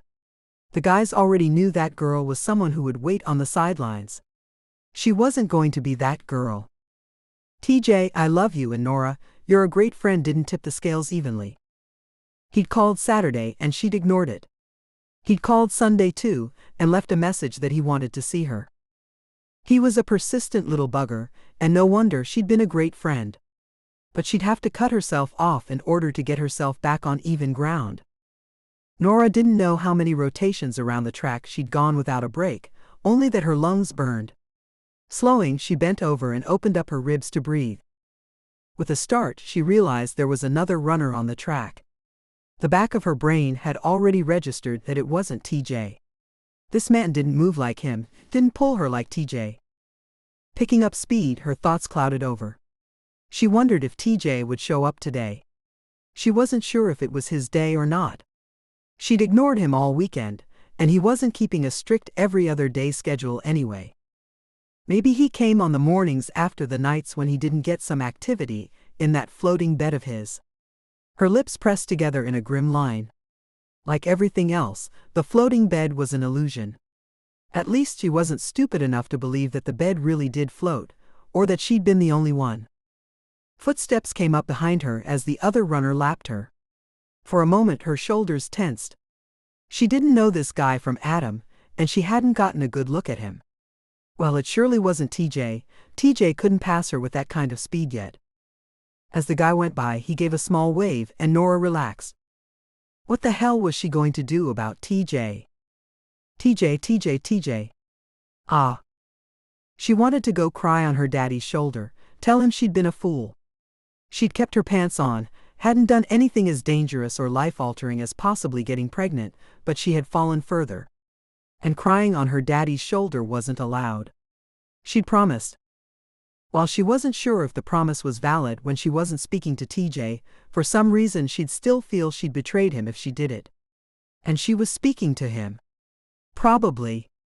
Just enough to tell him that he couldn't haul her away from other things if there was only a rainbow and no pot of gold at the end. She couldn't ignore that he said he'd fallen in love. Blindly, stupidly, she'd prayed he meant her. But it had been well over a week, and no declaration had been forthcoming. Norah would have been happy with the flowers. She wasn't a flowers kind of woman, but it had been a knee-jerk reaction to be rude, before she'd considered the possibility he was speaking of her. Apparently, he wasn't. Norah glanced at her watch. 10:32. He was usually here by 10:15 if he was late. TJ wasn't coming. It pissed her off to realize that she'd been waiting. Game over. On the far turn of the track, Norah looked up. Now grouchy that she had decided to leave with half the track left in front of her, she bent over to breathe. After a few moments she stood and started to walk. Maybe she should crawl, she felt seriously depressed. Footsteps came up behind her, she wished they were TJ's, but she knew they weren't. She was berating herself for knowing the man's footsteps so well, when two large arms came into view on either side of her. For a moment her brain registered that it wasn't TJ. Then when she understood what was happening, it was too late. The arms clamped around her, one holding her own arms pinned to her side, the other tight across her neck. Time froze. Even as she realized it, she felt a vague sense of the surreal mix with cold terror. She was almost immobilized, her head unable to turn or even snap back and break a nose. Her hands fought to scratch, but her nails were nowhere near any skin other than her own. Pinwheeling her legs as he lifted her from the ground, she landed blows to his shins and feet. But her sneakers were rubber-soled, and she doubted she did much damage as he dragged her off the track. She could see that he was headed toward the back gate, and ice flooded her veins. There were no good reasons to go out that way. She tried lifting her legs to get her heels to his kneecaps, but she couldn't seem to cause any damage when she did it. Kneecaps. The thought raced through her mind and she acted.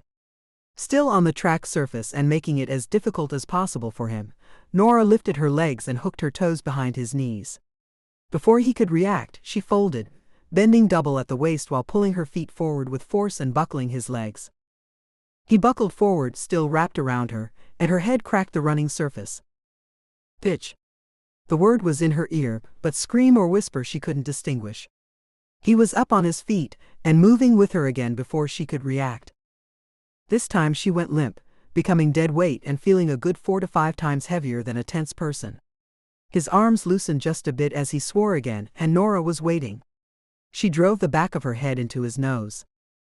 He let a burbled noise out but still didn't release her. His arm around her neck shifted though, and she bit down. Hard. He let go. Norah hit the ground sailing, racing for the opposite side of the track. She pumped her legs and wished she'd practiced flat out running more. Then she remembered to scream. Even though her body was tired from the jogging and desperate for oxygen, she gulped in a big lungful to use for a shriek, the likes of which she'd never made before in her life. She saw the track coming up at her, and it smacked her full body, knocking the sound away before she even realized he had her ankle. Rolling onto her back and fighting for possession of her limb, she forced him to use 2 hands to hold onto it. When he did, she pulled her other foot back and drove her heel into his solar plexus. He went over backward. Get up. Then scream. She was scrambling up even as he did, but she hadn't managed to make any noise. She had to make noise. His hand came out from behind his back, this time holding a hunting blade. Chapter 44. TJ pulled into the lot, wondering what the hell he was doing there. Norah wasn't speaking to him, and he really wasn't sure why. He was certain it was his fault though, and if she'd just tell him what he'd done, then maybe he could fix it. He opened the door to the Mercedes and stood up, stretching.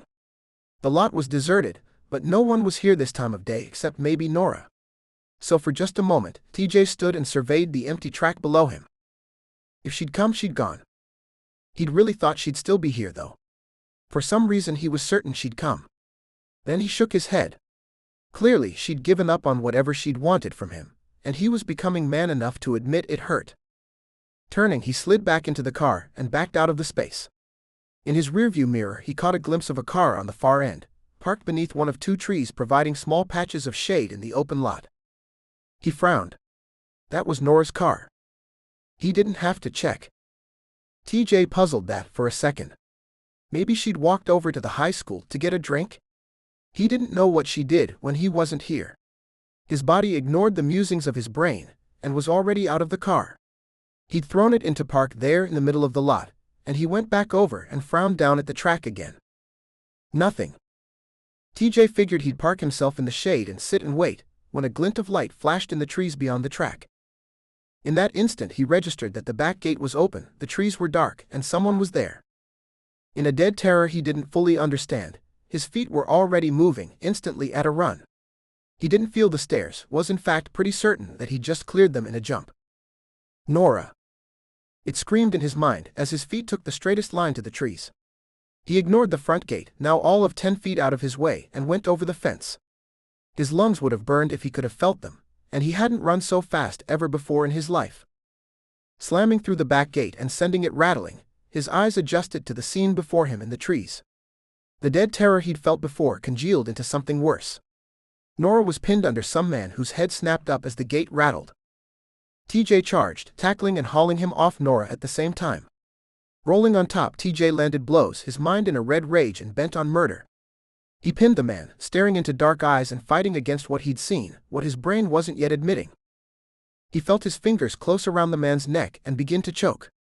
Even while he watched the man struggle for air, angry and defiant, TJ thought it was too humane of a death. TJ was larger, but he had to fight to subdue his opponent. That was because of the blood he saw. The man was covered in swaths of red, none of it old enough to be brown yet. Look out. He didn't know if he'd heard it or not, but he saw the knife as it came at his side, and in slow motion he watched it arc at him. He considered taking the blow, letting the knife get buried in his flesh, if he could hold on long enough to be sure the man died. But if this monster took him down, Norah would be unprotected. TJ jumped to one side, taking a deep nick from the blade and then a hook to the jaw that came from the other side. The man was on his feet and TJ was on his ass. But he was close, and he took the assailant's feet out from under him, landing punches and driving knees into him as he fell. "Norah, run!" He didn't know if he got the sound out. TJ heard ribs crack and the sick thud of human flesh taking a beating. Some of it was his own. At last he got hold of the man's arm, smashing the forearm over his knee and finding satisfaction, if not enjoyment, in the crack of bone he heard. This time the other only pushed away, flinging himself backwards as far as possible from TJ and the murder he was certain shone in his eyes. The man found his feet and turned to flee. TJ started to lunge after him, only then feeling his thoughts do a sharp snap to Norah. She needed him. As he turned his head, he saw the man hike up his pants with his one good hand, and TJ knew what that meant.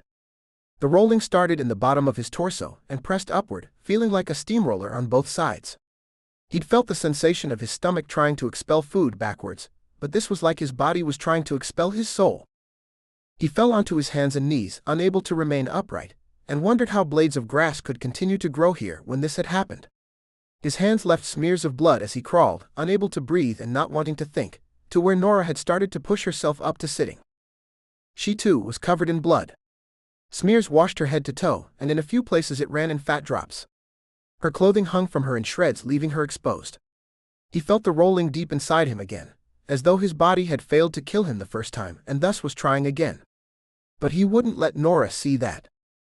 His eyes found hers, wide and scared, and he saw her hands reach out to him. He'd been afraid her eyes would go blank, but she was in there, and TJ had only one reaction to that. With no thought he rose on his knees and reached to her, pulling her up. His hands sunk into her hair and he sought to fuse his mouth to hers, the rest of the world be damned. Ah! He stopped and jerked back, wondering what kind of ass he was to try to kiss her now, but he'd needed it for himself if not for her. A mewling noise came from her throat. His hands left her but hovered near her skin. "What, baby, what?" Her fingers grabbed at his wrist, pulling them away. "My head." All of her, hands, voice, limbs, moved with tremors and only the merest of strength. But she curled herself against him and took long breaths. Oxygen heaved in and out of his own chest, in time with hers, and slowly his arms closed around her. He didn't know how long they stayed that way, but later he figured it wasn't long. Warm liquid ran over his fingers, and he knew it was blood. Hers. "Norah, you're bleeding." Chapter 45. TJ held her away, wanting nothing more than to pull her close and let this nightmare dissolve away, but he couldn't let her bleed. Her face was swelling on one side. She was cut so many places he couldn't tell where the blood was coming from. Luckily, there wasn't that much of it. Gently, afraid she might break any second, he pulled her back into the circle of his arms and whispered, "Baby, I have to get you to a hospital." She nodded, then crooked her lips at him. It wasn't a smile. There was no happiness here. "You too." That was of no concern. "Can you stand?" Slowly rising to his own feet, TJ pulled her up with him, ready to catch her if she collapsed, and at no point certain that she or he wouldn't.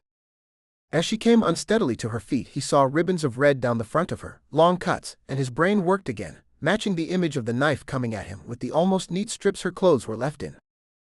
He stumbled as his brain processed that the bastard had sliced her clothes off of her, with no concern for her skin underneath.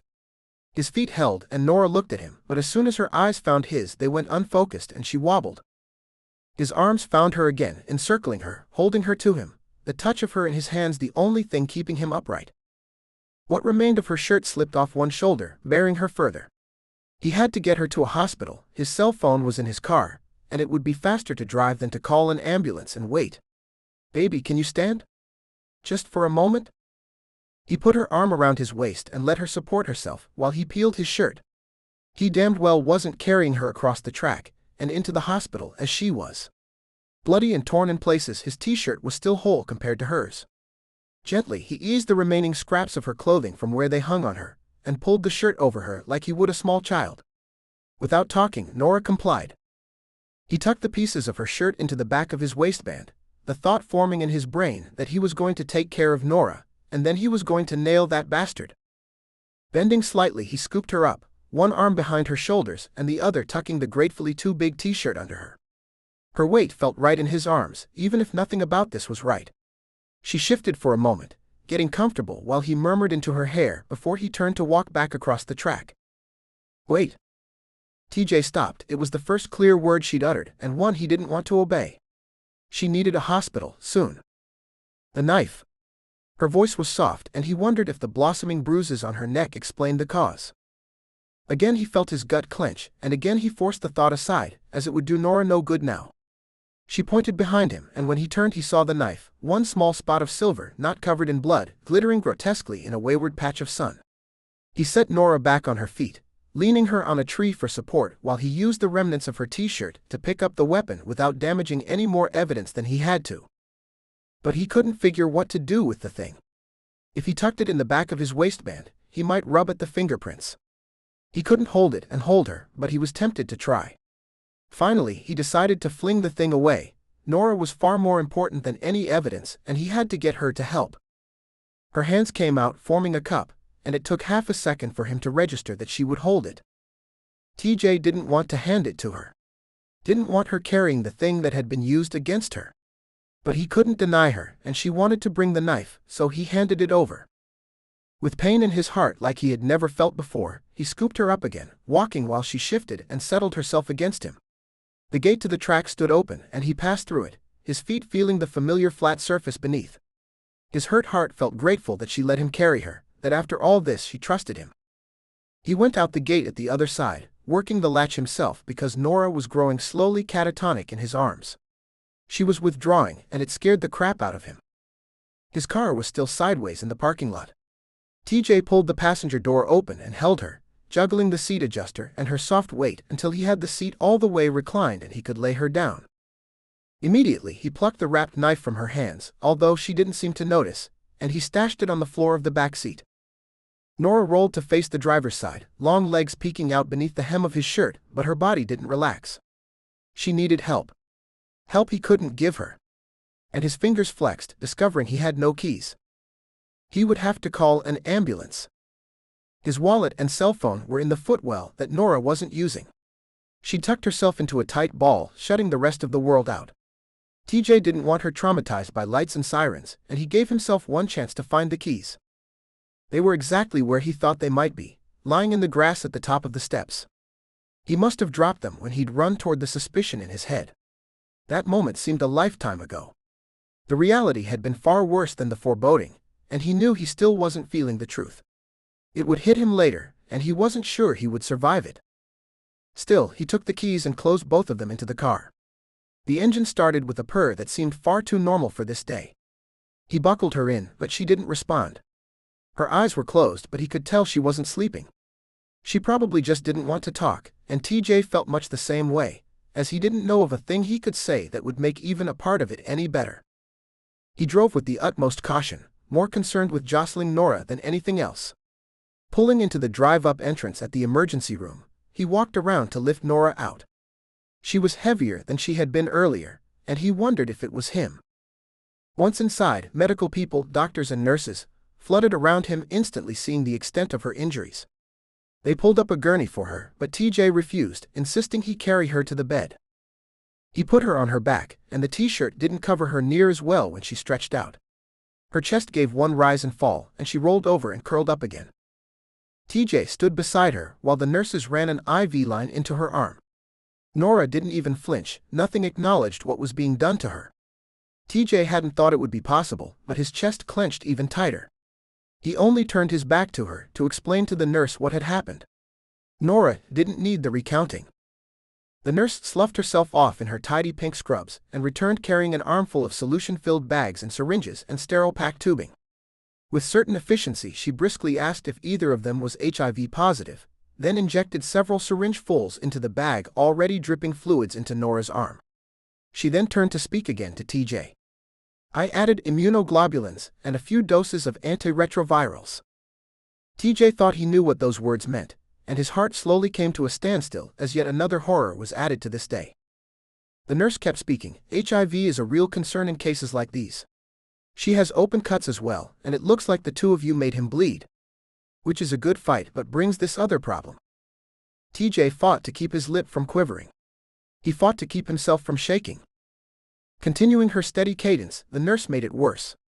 You're cut too. You'll need stitches as well, and a host of anti-HIV drugs. We need to start a chart on you. TJ nodded, thinking that Norah could now be infected with something when she was entirely innocent. Come with me, please. The nurse stood, straight and pink, at the doorway waiting for him. But TJ shook his head. I can't treat you without a bed. Then don't treat me. I'll come back tomorrow, or... The nurse shook her head this time. You need these drugs right away. Then put me in this bed. He gestured to the one behind him, standing empty. This room is for women. I'm not leaving. Forget it. Sir. TJ didn't look at her, just grabbed a plastic chair from the corner and faced it toward Norah's bed.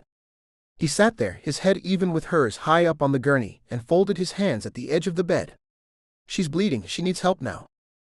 The nurse nodded, and he was grateful that she let him be, although he feared she'd pushed some sort of panic button and security was going to come take him away. The nurse pulled a pair of scissors from her pocket and rested a hand on Norah. Honey, we're going to cut this shirt off of you so we can see what we need to stitch. Beyond his hands he saw Norah stiffen, and he jumped up to still the nurse. In a hard whisper he added, Don't. She's had her clothing cut off her once already today. He didn't know how he finished that sentence, it hurt so much to say the words. But like so many things today, he pushed it aside and turned his attention to Norah. Baby, can you sit up? We need to get my shirt off you so they can see to help you. Norah nodded at him. Her eyes didn't connect, but she nodded. Slowly, with his help, she pushed herself to sitting. Gingerly he pulled the shirt up and off her. The nurse held out a gown that he quickly wrapped around the now shivering Norah. While the nurse pulled the shirt along the tubing and over the IV bag, he tried to ignore the almost continuous webbing of bruises and cuts that had ringed her body. The nurse called for plastic surgeons. Security showed up at the doorway, luckily only to complain about the car he'd left blocking the ambulance bay. TJ told the man about the knife, sent him after his wallet and handed over the keys, telling him to take the car and do whatever he wanted with it. It was of no importance. Fortunately, the plastic surgeons only needed to suture. There were a few spots that needed stitches along her jaw and across her face, and TJ clamped his urge to vomit again when they reassured Norah that there would be little to no scarring. It took them over 3 hours and 15 different positions to put all the stitches in her. She had cuts down her chest, on her side, one on her back, her hand, he lost count. Luckily, only a handful of stitches needed to be laid under her skin. Then they turned on him. Convincing the nurse to admit him to the next bed was a job that took TJ refusing treatment otherwise, as well as Norah's desire to have him there. TJ would have left in a heartbeat had she asked. She sat on her own bed, IV dangling from her arm and feet dangling over the side in her doubled-up hospital gowns while he was stitched. The plastic surgeons rolled him from one side to the other, trying to both work simultaneously, but he kept his gaze trained on her. He didn't feel the needles poking into him, and only peripherally registered the burn of the anesthetic. She looked beautiful and brave and damaged as she watched him get stitched. When the doctors were finished, the nurses came to work on them like ants on food. They crowded and cleaned blood and partially pulled the curtain between the two beds. Before he knew it, he was covered in gauze. They had parked a serving cart with dispensers of tube gauze that they cut repeatedly, sliding it over his feet, up his arms, around his torso, even to hold gauze pads in place where there wasn't undamaged skin to adhere to tape. Not all of the gauze they cut came his way, and he figured Norah would be at least as covered as he was. When they finished and rolled away the cart, he pulled back the curtain to reveal that he'd been right. The parts of her he could see were half covered with the mesh tubing, much of it with padding tucked underneath. She lay back, not making eye contact. Words fell out of her mouth, a whole sentence, and he felt his first ray of hope. I'm a mummy. Yes, you are? He felt the smallest of smiles at his mouth, and pushed himself off the bed, only to find he was tethered to the IV and that was looped onto the pole at the end of the bed. He unhooked the bag and walked over to her. Norah nodded at him when he asked if he could piggyback her IV pole, and he pushed his bag next to hers before taking her hand. She squeezed that one little contact, keeping him breathing. The nurse in pink returned with another set of sterile bags. She eyed him with disapproval, but TJ didn't move from where he stood. Hurricanes wouldn't move him. I'm sorry, sir, but I'm going to have to ask you to get back into your bed or step out of the room for a moment. Out of the room? Norah's face reflected his puzzlement. The nurse held up the package with a grim look on her face. Her voice was soft. We need to do a rape kit, and that involves an exam. Chapter 46. If someone had opened the soles of his feet and let all his blood drain from him, TJ couldn't have felt more empty. He couldn't look at Norah. He just wanted to disappear. No. Norah's voice sliced through him. Honey, the nurse used her most soothing tones. I know that this is awful, but this is how we catch those bastards. You'll likely be glad later that you did. No. Norah struggled to sit up, the sheets and her gowns hindering her. She turned to TJ, and he waited for her to plead with him to tell her it was okay, that she didn't have to. And he knew that's what he'd say. He'd nail the bastard himself, she didn't have to suffer anymore. She tugged at his hand, forcing him to look at her, and for the first time her eyes met his, and she was really in there. When she had his attention, she spoke. He didn't rape me. Her head shook side to side. You got there in time. He didn't. His legs went out from under him then, and he crashed knees first to the cold hospital floor, hearing the words falling from his mouth, thanking a God he'd forgotten existed. TJ. Norah shrieked and started to scramble over the side of the bed, only to be stopped by the pink nurse who beat her to his side. Getting his legs under him, he sat on the floor, his lungs heaving for oxygen as though he'd been underwater this whole time. His eyes blinked, his hands went to his face. Norah's hand appeared in his vision, and like a drowning man, he grabbed at it and held tight. It's okay, it's okay. It was Norah's voice, soothing him. When he was breathing well enough, he looked up to see her still hanging over the side of the bed at him. But the nurse cut off any conversation, helping him to his feet and pulling his IV bag down. She asked him to join her in the hall. Since he was tethered to the bag and she was leaving with it, he let Norah's hand slip from his. I'll be right back. Norah nodded in response. Once in the hallway, the nurse gave him a stern look. I don't want to burst your bubble, but women have lied about this. They don't want to believe it happened, so they say it didn't. TJ frowned, but the nurse continued delivering her bad news. One of the major reasons they lie is because they don't want the men who love them to know. Boyfriends and husbands have left over these situations. Her recovery depends on the truth, whether or not she does the rape kit. And I don't know that what we heard back there was the truth. The nurse was right, his bubble deflated. How do we get the truth? The nurse looked him square in the eye. Does it matter to you if she was raped? Hell yes, it matters. That bastard, he was near yelling when the nurse cut him off. I meant, does it matter about what you think of her? No.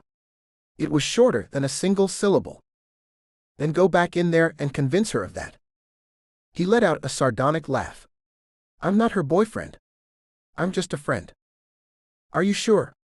The nurse squinted at him. I wish it was more, but it's been a really bad morning. He put his hands on his hips and snatched the IV bag from the nurse, before plunging another knife into himself and trying to convince Norah to give them the truth.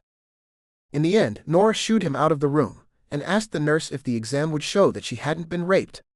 Don't even bother opening your little kit. TJ left, knowing the nurse still wasn't convinced. 3 minutes later, the nurse emerged. I didn't even have to do the exam, she's telling the truth. Thank you. The words were a whispered prayer to the empty beds and gauze cabinets, where he sat on the floor in the hallway just outside her door. The police came next and spent far too long interviewing them. They gave statements separately, TJ itching to be beside Norah, but knowing that getting the bastard convicted depended on following the right procedures. He told them everything. They were both given scrubs to wear and finally released. No injury was serious enough to hold either of them. Norah was wheeled to the front in a wheelchair, which TJ pushed. He might have enjoyed the irony in another circumstance, but today he was just sick to his stomach. The nurses handed them prescriptions for painkillers, antibiotics, and anti-HIV drugs. The security guard gave him his wallet, keys, and directions to where the car was parked. Holding her hand for support, he led her on shaky legs across the lot. At the car, he opened her door and started to hand her in, but stopped halfway through, pulling her into a bear hug. She buried her face in his chest and wrapped her arms around his waist. They clung until his shaking stopped, then her voice piped up from between them. Ow. Sorry. She shook her head lazily and a little drunkenly. She'd been sedated and it hadn't all worn off. Nor should it. She was in for a world of pain while she healed. Don't be sorry. I needed that. Me too. This time he handed her into the car, gently closing the door while she tipped the seat upright and made faces at the blood that had smeared and soaked into the once beautiful gray leather seats. He tried to slide into the driver's side and found he was too stiff, that it was more painful than he had expected. You need to get home and take some drugs. He nodded. I'm taking you home. TJ had no intention whatsoever of going to his own cold house. He had no intention of leaving her side for the near eternity. Can I call the dance studio? Her words weren't clear. She couldn't move her face where the swelling and bruising made it difficult for her to talk. Just looking at her made it difficult for him to talk. So he nodded. Tell me the number, talking doesn't hurt me. He lied. She dialed and handed him the phone. For a few minutes, he understated every truth he knew. Norah wasn't feeling well, she wouldn't be in tonight. No, not tomorrow or the next day either. He hung up and handed the phone back to her. Your dad.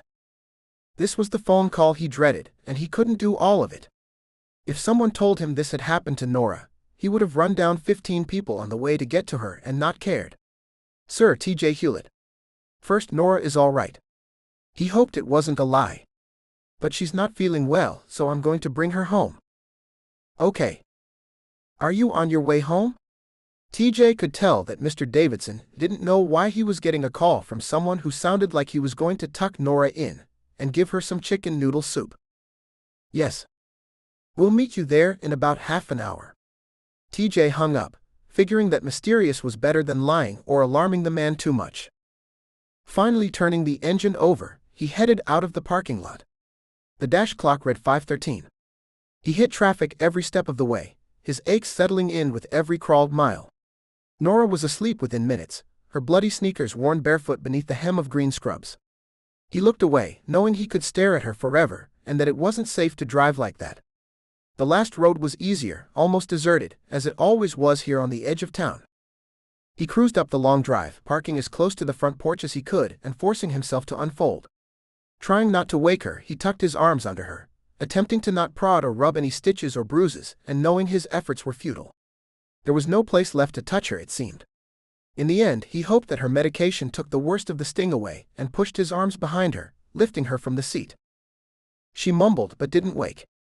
With her sleeping bruised and battered in his arms, TJ turned to find her father standing in the open doorway, alarm written all over his face. He was certain that the man would take Norah from him the second they were close enough, and he climbed the stairs dreading the loss of her from his arms. But Mr. Davidson didn't. He met TJ's eyes and held the door. Her room is up this way. He went up the stairs almost backwards, examining his daughter but not taking her. For that TJ was grateful. The older man grew more worried as they neared the top of the stairs, but again held the door and left the light off while TJ nestled her on the bed and slowly removed her sneakers. Again he saw the blood on her shoes, so he turned to hand them to her father. Burn these. Mr. Davidson set them aside and motioned TJ into the hall. He pulled Norah's door mostly closed but left a sliver of light shining in. Here it was. TJ had been fearing facing her father, but had never imagined it would come this way. How did he tell the man what had happened? How did he explain that they hadn't called earlier? So he opened his mouth and started with the basics. She was at the track this morning, and she was attacked. He tried to rape her, but Norah fought him off, sir. Mr. Davidson put a hand to his face and tried to digest that. He breathed deep for several full minutes before he finally looked up. TJ braced himself for the blow, the questions, the accusations. None of it came. Then who did you tangle with, son? Him. It was the only way to put it. Mr. Davidson's arms came around him in a bracing hug that he hadn't seen coming. Watery words were spoken at his ear. Thank you. TJ nodded, feeling everything drain out of him again. He'd been set for a fight. When it didn't happen, he didn't know what to do. You going home? Mr. Davidson tipped his head. No, sir. TJ pointed at the top step. If you don't mind, I figure this is about as far as I'm headed. He sat. The older man smiled. Oh. TJ pulled the papers from his breast pocket on the scrubs. She has prescriptions she needs filled. Can you? With a nod, Norah's dad looked through the small white squares. Half of these are for you. Holding up a hand, TJ motioned for them, but he was given a head shake. No. I'll get all of it. It's the least I can do. He pocketed the pages and turned one last time. I'll get more details when I get back if that's okay. TJ didn't meet his eyes but nodded. Is there anything I can get you before I go? No, he shook his head. There was nothing anyone could get him. Chapter 47. Mr. Davidson disappeared around the corner at the bottom of the steps, leaving TJ in semi-darkness, the stairwell lit only by the fading light of day. He heard the front door and an engine crank and felt everything break down. There, on the stairs 5 feet from Norah's bedroom door, he put his head in his hands and let the flood take him. It began with shakes, brought on by images he had held at bay until now. His body rolled in on itself again, bringing him to the brink of jumping to his feet to find the nearest toilet to vomit into. The pressure came at the back of his eyes, and his arms wrapped around his knees. Bruises assaulted him fresh every time he moved, and he couldn't get comfortable. The wooden stairs bit into his back, where apparently something was injured. He was stiffening even as he sat there. Norah was in a drug-induced semi-coma beyond the carved wooden door. His cuts and scrapes were nothing. His what-ifs consumed him. What if he hadn't gone to the track today? What if he hadn't caught the glimpse of her car in the rear-view mirror? He hadn't gone to look over the track again? Or not seen the single glint of light that he now knew was likely that vicious knife in the trees? What if he hadn't gone to therapy? Or hadn't worked so hard to walk then run? He feared more than anything that he would find out that this was a dream, an alternate, more salvageable ending to the day. That he would wake and find that she'd be dead or near it. But she was in the room behind him. He could hear her turning and occasionally making sound, and he forced himself to breathe. Only then did the pressure behind his eyes release, and he felt the tears on his cheeks. TJ buried his face in his hands and sobbed. His shoulders heaved with it, and he tried to stop the voice that sought a way out of him. He didn't want to wake Norah, but he couldn't stop. He didn't know how long he stayed like that, making noises and shaking with uncontrollable cold. He only knew he heard sounds behind him, and with hurried movements tried to dry his face before she saw. Her bare feet appeared on the step beside him, and she sat down. Her voice was thinner than usual, and he clenched down on the memory of the web of bruises on her throat. I couldn't sleep. He didn't look up. Your dad went out to get our prescriptions filled. Norah ignored that. Her hands found his face and turned him to her, wiping away the wetness that she found. Is that for me? His own voice was a ragged whisper. I failed you. How? She had nerve to ask that from a cracked and stitched face. Have you looked in the mirror? TJ shook his head, not meaning it the way it had probably sounded. Yes. Her hands cupped his cheeks, forcing him to look up at her. And I can because of you. You got there in time. Thank you. He shook his head again, both to tell her she was wrong and to rid himself of the sweet feeling of her fingers against his skin. You fought him, Norah? Thank God you held him off. Yes, I did. But I was losing. Her arms tangled around his neck and her forehead touched his cheek. He heard a small smile in her breathy voice. You're my hero, TJ Hewlett. He felt himself shrink. He didn't feel like anybody's hero. Her battered body attested to that. The front door clicked, and with a few footfalls her father was at the base of the stairs. Honey, you're up. She nodded. Did you bring drugs? Her hand going to her side where that ass had put hairline fractures in 2 of her ribs. For both of you. Mr. Davidson held up a white paper bag with a small ream of printed pages stapled to the top. They didn't want to let me get TJ's because he's not family. So I told them you're my future son-in-law. Beside him, TJ felt Norah stiffen. It barely registered. He was glad she was alive. He could love her from afar.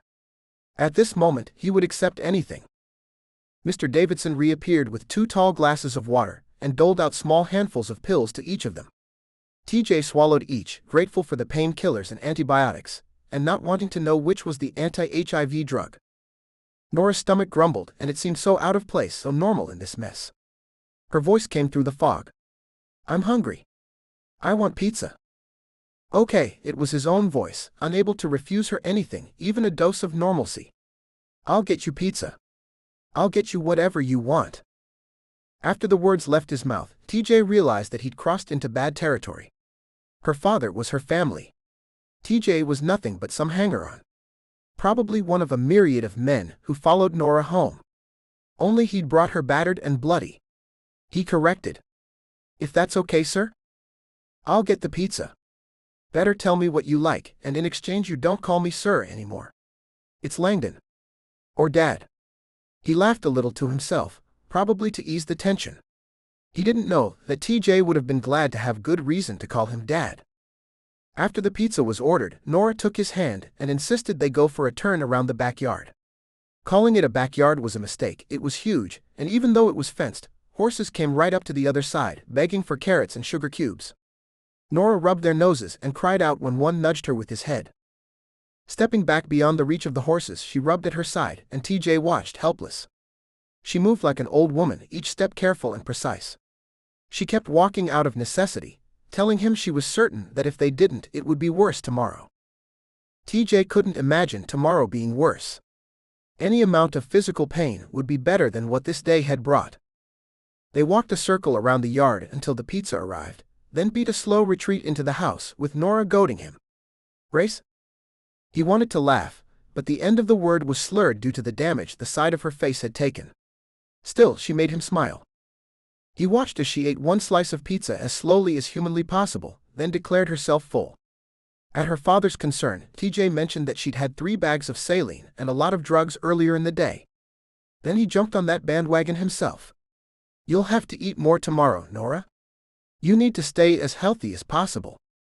She snorted at that, then added a "yes sir" before heading up the stairs to bed. TJ finished his last slice of pizza, knowing that it tasted good, but unable to distinguish the flavor. While he chewed, he wondered how he was going to convince Mr. Davidson that he couldn't go to his own house. He'd never sleep if he was there and she was here. Mr. Davidson took the conversation on his own shoulders. "Well, I can drive you home. Or you can have the couch. Or Norah's bed is double-sized." TJ almost choked. "Did you just offer me the other half of your daughter's bed?" The man simply laughed. "You've already taken good care of her. And I don't think you're going to lift a finger to try anything with the shape the both of you are in. You both might sleep a little better." He could not believe he was hearing this. So he sat still, digesting what he'd heard. Mr. Davidson picked up the thread. "You put yourself out there for her today. And you stayed and took care of her. I'm impressed." "I'm not." He hadn't meant to say it, the words had just fallen out. "Don't be so hard on yourself. She's beat up, but she'll come out all right. You saved her from a far worse fate. Shouldn't Norah decide who sleeps on the other side of her bed?" Her father nodded. "Trust me, she'll say something." TJ laughed and winced, holding his side. He too had cracked ribs. His only satisfaction was that the bastard most likely couldn't use his right hand. TJ had felt and heard bone crack. "I'm sure my reputation has preceded me. Doesn't that worry you? I followed your career having known you as a kid, but it looks like you aren't living that life anymore. Are you going to screw around on her? Break her heart?" That brought his head up, sharply enough to cause pain. But he met the man's eyes. "Never." "That's what I thought." Leaning back into the corner of the couch with an ease TJ now envied, Mr. Davidson continued. "You seem like a very determined young man. You've made it into, and then survived, a business that eats people for lunch and spits them out. You walked again when people weren't sure you would. Seems to me if Norah's what you want, then a little slip of a thing like her shouldn't stand in your way." This is the strangest conversation I have ever had. TJ rolled his neck, both to keep it from stiffening from the tension he felt speaking to this man and for something to do. "Before my accident, I was an arrogant ass." No one contradicted him. "After my accident, I was less of an ass, but my arrogance still knew no bounds. And today..." His hands spread out in front of him, and he could almost watch everything slide away. "I wasn't there for her today, but I'm glad you were. Norah will get back up. So will you. Might help if you two lean on each other." Only half of his mouth twisted, the other half was getting sore and he wasn't sure why. "I've been leaning on Norah a lot lately. I'd say any debt has been repaid." He paused for a minute, but TJ didn't fill the space. "You know, I love having her here, but having her to myself is bittersweet. I want her to be loved and love someone in return. She was happy before, and this summer was as happy as I've seen her since. She was excited about something, and she was proud of what you did. Are you trying to tell me something? Do you know something that I don't?" Was her father saying he knew how she felt? Was that why he was pushing the two of them together? "I'm not saying anything of the sort. I'm saying if you want something, just don't let it go by." Chapter 48. Norah jerked again. The world was hazy around her, and she was just drugged enough that things slid a little when she looked. It didn't help that the room was dark, or that she'd fallen asleep a dozen times only to jerk back awake. The drugs were supposed to help her sleep, but every time she started to fade away she saw arms reaching around her, and had that moment where she realized that things were terribly wrong. Sometimes the image she saw was on the track, and him standing back up with that green-handled hunting knife in his hand. She had known then that he was hunting her. This time had been the worst. She had been pressed into the earth, with her hands held above her head and her struggles useless. She could still hear his voice saying what he was going to do to her. Each time she woke up not having slept. The scrubs were soft but not what she wanted. So she slung her legs over the side of the bed, letting her feet dangle until they brushed the soft rug. The room was too dark to navigate in her slightly altered state. Norah headed for the light switch, briefly entertaining the thought of missing her goal and falling through the doorway. But her hand reached out, and for a moment it startled her. Much of it was swathed in white gauze, bright in the near dark. She remembered all her cuts and bruises, remembered that actually laughing at the thought of falling through the doorway would just cause pain. There were feet out in the hallway just beyond her, lit by the pale light coming from the bathroom where the door had been left wide. The feet didn't bother her. They were TJ's, though she thought he would have taken the couch. Norah knew she was frowning, only because she could feel the right side of her face pulling. Making a conscious effort to smooth out her expression, Norah looked out to see TJ curled into the corner of the hallway with just a pile of bedding. Silly man was going to hurt in the morning. She would have woken him, but he looked peaceful, and this night she wasn't interrupting anyone who found sleep. No point in all of them suffering. She pulled the door shut softly, then felt along a swath of wall, unable to find the familiar light switch. Eventually her hand made contact in a place that she was fairly certain had been flat wall on the two previous passes. At least she was sober enough to know that light switches didn't move. Sober enough to know that she was drunk, more like. She had to get out of the scrubs. She felt irritable, and for some reason blamed the clothing. If she could just change, she was sure she would feel better. Slowly she picked at the top, taking it straight off in an effort to move as little as possible. She was used to live movement, now she had gauze to watch out for. It just clung around her, her left arm, her torso, her right leg in two pieces and left in one, and around her right wrist with a hole cut for her thumb. She untied the string at the waist of the scrub pants, feeling freer even as she did it. As she stepped out of the pants, she realized that she was wearing no underwear. Slowly she picked her way over to her armoire, and pulled open the left side using both hands, as neither worked particularly well right now. She rifled through, finding several of what she was looking for, the boxer briefs TJ had teased her about. She chose the softest ones in her favorite color, just because they made her feel a little better, and she was taking every little better she could find. Norah was starting to step into them when she felt the room spin. She stood and felt fine. Then tried again and again, watched the wall slide past her. Blinking a few times somehow helped her realize she'd been swaying. Apparently, former world-class ballerina Norah Davidson could no longer balance on one foot long enough to get her leg through a pair of men's underwear. She sat on the bed and pulled them on. Carefully she held them out away from her skin, pulling them up and over the gauze that coated her midsection, and laid the waistband flat on her back and belly. Ah! Maybe now she would sleep. She needed a t-shirt, which was on the other side of the room. Standing, Norah turned and cracked her elbow on the armoire door she had left open. Ah! This time it had sound. It sounded like she had sucked the air out of the room. Pain radiated up her arm, bringing tears to her eyes and TJ into the room. "Baby, what's wrong?" She gulped the whispered sound out. "Elbow." She pointed at the offending door, the pain keeping her relatively sober. He frowned. "Did you hit your funny bone?" She nodded. "It's not funny. Hurts like hell." He took her hand away from her elbow and examined it. "It doesn't look like you broke the skin. I know that doesn't make it hurt less." Only then did she realize that the pain had not made her sober. Her groggy mind had not pushed him out of the room, or even motioned to cover herself. She was standing there in only the maroon men's underwear with the little squares. TJ saw and his breath sucked in. She looked away. It wasn't the "oh my God, you are so beautiful" gasp that a man could give. It was the "oh dear God, that looks bad" kind. His fingers reached toward her as she watched his eyes trace her body. She considered covering herself, but he'd seen her before, and he wasn't looking sexually, that was for sure. She figured she'd have made a different decision if she hadn't been drugged. The best part of the medication was that it made you not care. And she wanted to know what he saw when he looked. His mouth curled, and she decided maybe she didn't want to know after all. But he told her in a low whisper that was close to a growl. "Handprints. That bastard left handprints on you." Norah looked at her arms with new eyes, seeing that some of the darkened areas did indeed look like fingers wrapped around her arms. There was another on her leg. The rest was too much of a mess to distinguish anything, and she was tired of examining her cuts and scrapes. "I need a t-shirt. If it's what you want." TJ reached out and closed the armoire door before she could bump it again. She nodded and found her way over to the dresser.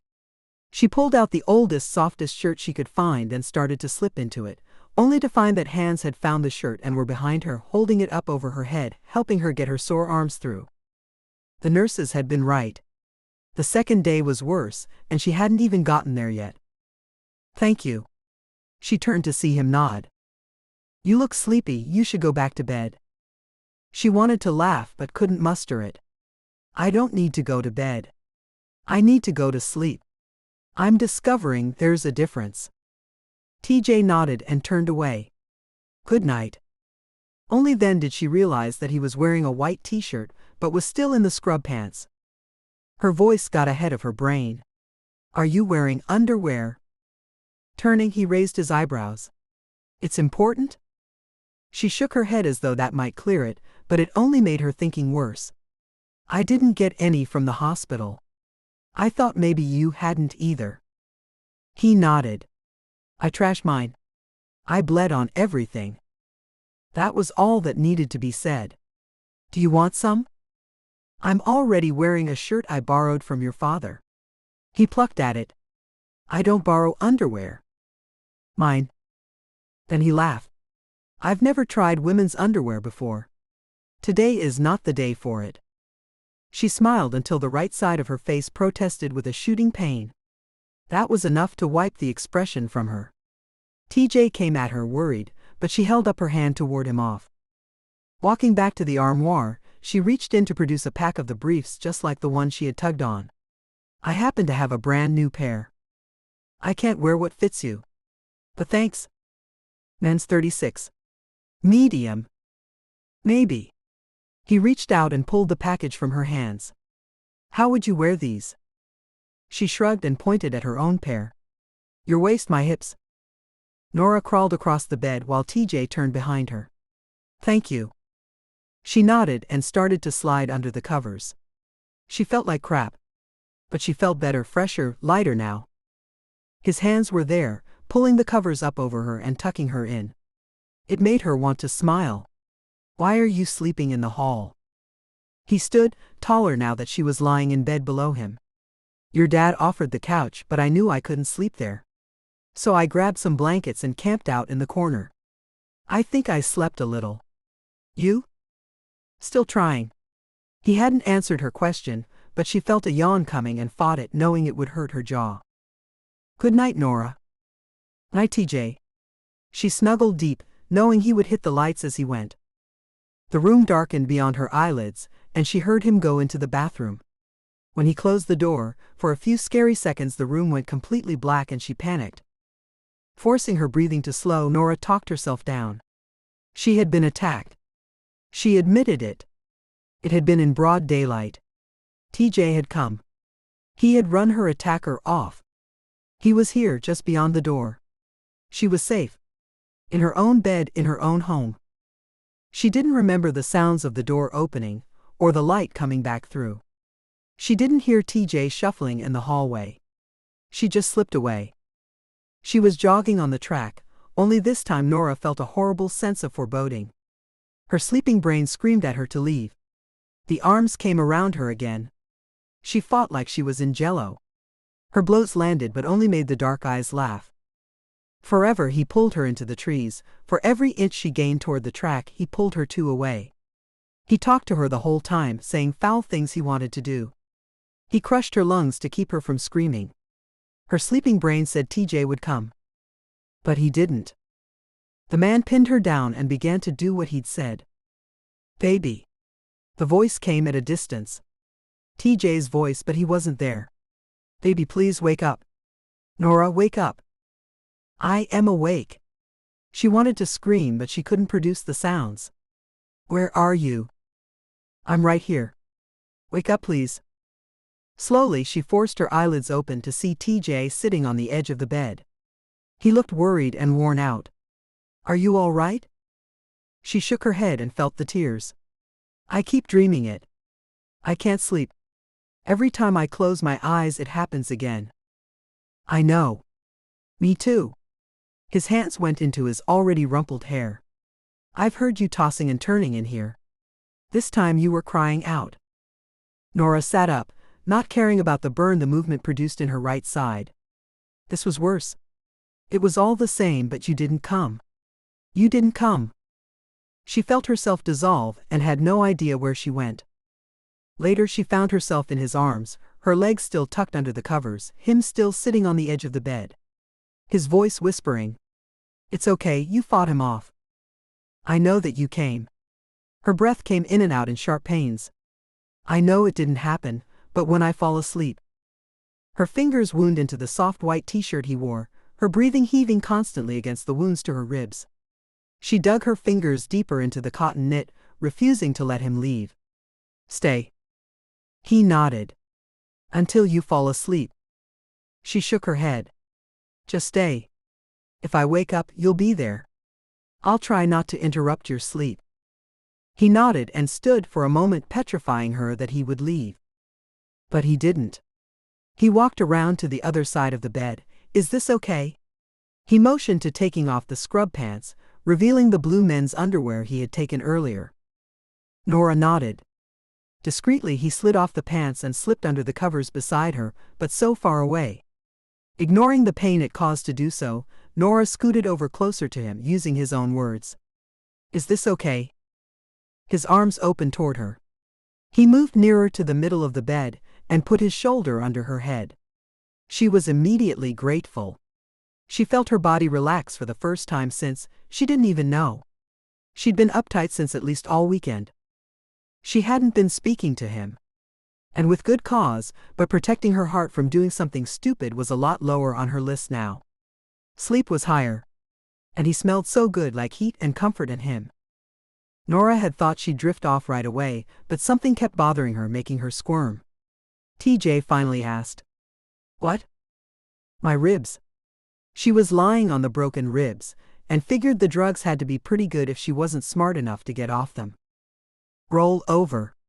He motioned with his hand and she slowly flipped in place. TJ curled his arm under her head and curled himself up behind her. Okay.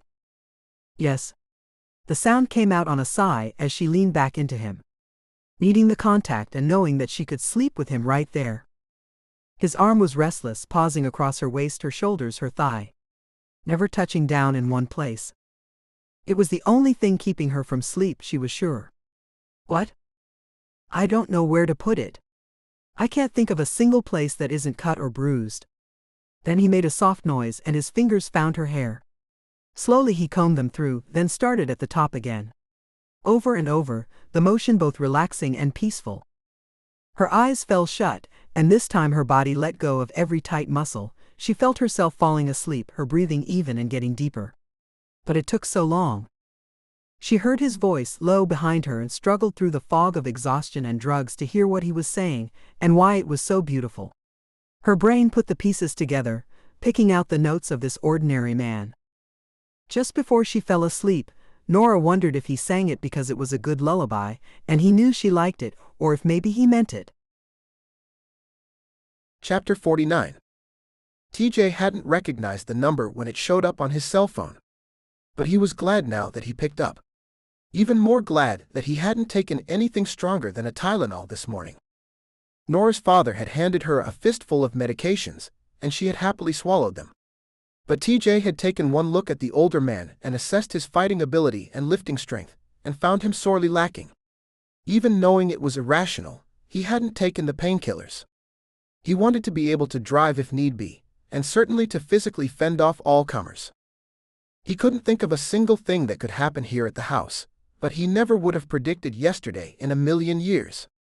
He wondered if his old self, who had partied and missed appointments at the gym all the time, would have even shown up yesterday to be useful.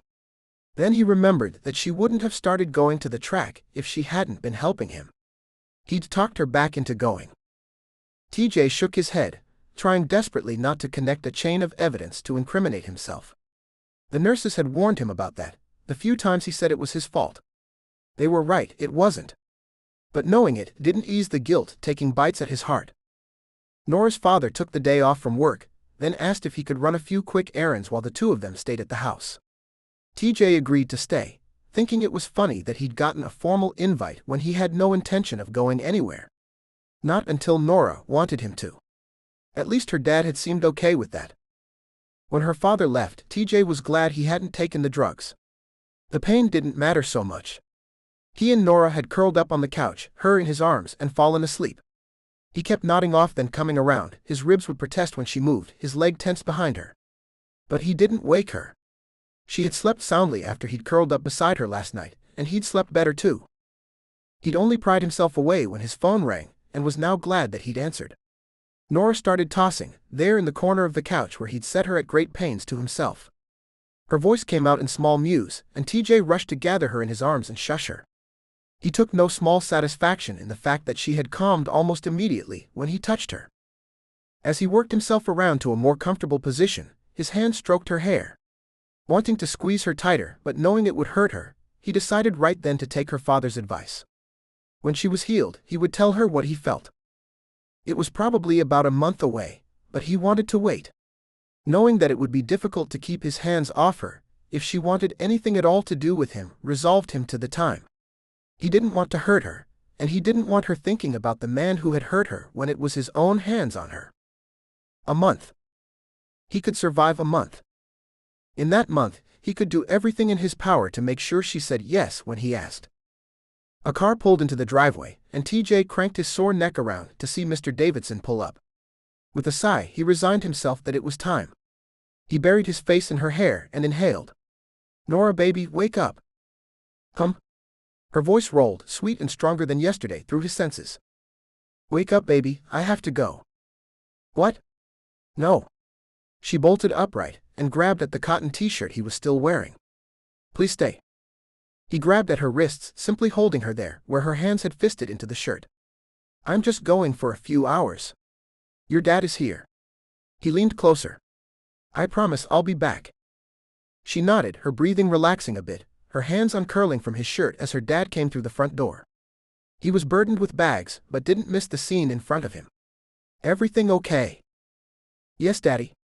TJ said he was leaving, but it's only for a little bit. "He'll be back tonight." "Of course, honey." Her father continued his path through to the kitchen, then went out for another load. This time when he came in, he addressed TJ. "Will you be staying for lunch?" "No. I have to go now." He kissed the top of Norah's head and pulled his keys from one of a neat series of nails hammered beside the front door. He thanked Mr. Davidson and took the painful steps down the front walk to the car. The seats were still bloody, although it had dried and turned dark. For a moment he stared, knowing that both seats had both her blood and his, and also her attackers. He slid in, thinking he might leave it there for a while, to remind him of how he was going to make that man suffer. TJ pulled out of the driveway and drove into town. He'd intended to head straight to the police station, but found himself getting more and more angry as he drove, and knowing his anger would do no one any good, he made a turn and headed for JD's. He was on his brother's doorstep in no time, knocking and not sure what sight he presented when JD pulled the door wide. TJ spoke first. "I need you. Now. Maybe for several hours." A hand shot out and grabbed his wrist. JD used surprise and leverage to haul his brother inside the front entry and close the door behind him. "TJ, you look like you lost a bar fight against the whole bar and then slept in your clothes. What happened?" Again, it was hard to put voice to it, and he chose the simplest words he could. "Norah got attacked at the track yesterday. She fought him off. And so did you." He nodded. "How does Norah look?" "Worse." JD took a step away, looking like he didn't want to leave his little brother alone even for a second, and hollered up the stairs. "Kelsey. I have to go out with TJ now. I'll be back in a few hours maybe." Her voice carried from around the corner as TJ heard her approaching and protesting. "No, I'm going shopping with Bridget. She got a sitter." "What happened?" Her eyes went wide as she looked him up and down. He repeated exactly what he said to JD. In that moment, JD pulled his startled wife into his arms in a fierce hug, his breathing clearly tight. Whispered words that weren't intended to be heard, carried from where his brother had buried his face in his wife's hair. "Kels, is it wrong for me to be glad that it wasn't you?" Kelsey kissed him and stepped back, leaving TJ watching the scene with a gaping hole of jealousy in him. He'd always felt it, that's why he'd been so awful to his brother sometimes. TJ didn't want Kelsey, but he'd wanted someone who loved him like that. Norah admitted her envy from day one. TJ, of course, had been slower. Kelsey looked at him. "I'll call Bridget and we'll reschedule. You two go do whatever you need to do." "Thank you." Turning from the scene, TJ pulled open the heavy front door and led his brother down the steps to the car. Startled by the blood when he opened the passenger door, JD looked again at his brother. "What the hell happened?" "He had a knife. Bastard cut her clothes off her." Again, the words clogged his throat. "Did he?" Even JD couldn't say it, and TJ felt the combination of rage and helplessness boil up in him again. "No. I got there just in time." Just in time. Still, it scared him. If he had been a minute later, or hadn't looked toward the trees. It's not wrong to be glad it wasn't Kelsey. I'd have been glad if it wasn't Norah. "Let me drive." JD hit a button on his keychain and opened the garage door. They climbed into the huge SUV and JD asked where they were going. "The police station. They have someone and want me to come ID him." "Oh hell." But TJ shook his head. This wasn't oh hell. "No, I'm just praying that it's him. Not some other fool they picked up." His brother looked him up and down. "Can we go by your house first? Maybe you should shower, calm down, change clothes." TJ nodded and JD made the turn, heading the short distance to the subdivision. "I can't shower. Too many stitches in too many places. But I can wash up and change. I'm wearing Norah's underwear." "I didn't need to know that." TJ laughed just a little at that, glad for the release of tension, not having realized what he had said. "She dances in men's boxer briefs sometimes, she had a spare pair." Sure, little brother." TJ laughed again. Then the knot in his chest loosened just a touch. "Thank you." JD's hand lifted from the gear shift and came out to grab his, anytime. TJ had to put a manual code into his gate to get it to open, then spent only the necessary time scrubbing himself up and combing his hair before packing an overnight bag. JD came in while he was throwing the last things into the bag. "Did I see a lockbox on the front door?" Nodding, TJ zipped the bag and lifted it by the handles, knowing better than to try to use the strap on his battered shoulders. "I put the house on the market." "Why?" "It's just a house." He shrugged the best he could. "I need a home." Speculating even as he opened the side door to the garage, JD climbed into the driver's seat. "And someone to live there with you." "That may be getting ahead of myself." TJ started then, breathing evenly, knowing what was ahead and steeling himself for any outcome. They were almost there when JD asked, "What are you thinking?" "That if I grab a gun from a nearby holster and empty a clip into him, it will be too humane and only land me in jail. I'm hanging on to that thought pretty tight right now." "I won't let you." "I know." TJ tried to let out a breath, to let out some tension. "I think that's why I came and got you." Without speaking, they parked and walked through the metal detectors at the front entrance. After checking in at the front desk, they were led to a back room with a few chairs lined against one wall and a large window looking into a room with height rulings painted across the back. TJ knew they were on the viewing side of a two-way mirror. He braced himself for whatever came. A female officer told them that the police thought they might have him, but were getting witnesses to ID the man before they went any further. That was one of the few things he hadn't been prepared for. Hot rage went through him that someone had seen and not helped. He clenched his fists at his side, knowing there was no place to strike out. "Witnesses?" The officer nodded, her hair pulled back in a severe braid. "Your girlfriend was the 7th that we know of. He's raped 6 women since January. Again, that we know of." TJ would have felt better if she just slugged him in the gut. And he must have looked like it. Breathe. Her hand came to his shoulder and so did JD's. He shook them both off, maybe just a little too violently. Waiting until he got it together, she then spoke into the radio clipped to her shoulder. Bring them in. TJ stood, still focusing on breathing, and felt skin before he realized he'd reached out and clenched his brother's hand. Please don't. JD shook him off, thankfully diverting his attention for a moment. I don't doubt that if you see him, you'll crush every bone in my hand. I need that hand. Please. JD held out 2 fingers together, looking a little sheepish. It's a labor trick. You can squeeze 2 fingers as hard as you want and it won't damage them. He was skeptical. 'Cause Kelsey was in danger of breaking the bones in your hand? Yeah. Clearly, you've never been around a woman in labor. He was grateful for the small distraction, but out of the corner of his eye, TJ saw the men filing in. 5 of them, and automatically he grabbed at the fingers, his fist squeezing as hard as it could. That's him. It took all the control he could find to hold back and not go through the window and strangle the bastard. Both JD and the cop saw that, placing steadying hands on his shoulders. She spoke first, into her radio. Have them turn to face us. The men did, and TJ was certain that the bastard could see through the mirrored surface to TJ's own fury. The man showed no remorse. He wished they'd take the man away, get him out of sight, but the cop made him speak the man's number in the lineup and had the ass pulled closer to the mirror for a good look. TJ hadn't needed it. The man was bruised, his arm casted, though he didn't look nearly as battered as Norah. The officer nodded. Speaking into her radio again, she had the officers take the men out. TJ put his hands on his knees and tried to breathe, but that only hurt the ribs that bastard had cracked.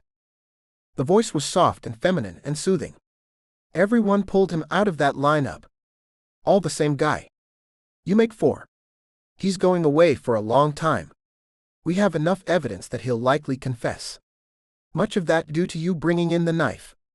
Just so you know, the other prisoners don't take kindly to rapists. He won't have an easy time in jail. TJ nodded.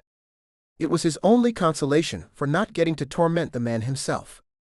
JD asked how he'd gotten brought in. A doctor called his local station when the man showed up in his office with the break to his arm and a mismatched explanation. He was almost 5 hours away. TJ stood. Can I get the name of the doctor? I'd like to thank him. The officer shook her head. But if you want to write a letter or a note, I'll make sure he gets it. TJ nodded. The officer let them out of the room, and TJ began to breathe easier. Walking down the hallway, he started to feel lighter, but a voice stopped him. Which one of you is Thomas Hewlett? I am. TJ started. No one called him Thomas. For a moment he wondered if it was a fan, and knew he just couldn't deal with that now here. It couldn't be a fan. His brain was fried. Maybe it was a cop. They would likely refer to him as Thomas. It was neither. A middle-aged woman who looked haggard and like she'd been crying came down the hallway, flagging him. I peeked and read your name off the roster. You and your girlfriend brought that bastard down. I just wanted to say thank you. Oh. That startled him. I didn't really do. He attacked my daughter at college in February. I'm hoping she'll finally get some sleep tonight. With that, the woman offered a small smile and went out the building ahead of them. TJ sighed. I have another errand. JD just nodded. 20 minutes later, they were back at the station, talking to the same female officer. He had borrowed paper and envelopes and written 2 notes. This one is for the doctor who called that bastard in. He handed over the first envelope. And this one is for the woman who flagged me down in the hall. She said that he had attacked her daughter in February. I know who you're talking about. The officer took both envelopes. Please make sure they get them. This time when they left, JD teased him. I saw how much money was on those bank drafts. I'm impressed. TJ just shook his head. It needed to be done. That doctor needs to be thanked, and that woman's daughter probably needs counseling. I told them to donate it if they don't want it. JD didn't say anything, just started the car and asked where to. I'm headed back to Norah's. You can take me back to my car. He was quiet for a minute before he spoke again. I finally understand why you don't party anymore, don't drink like you used to. I thought you just turned stuffy when Andy and then Kelsey came along.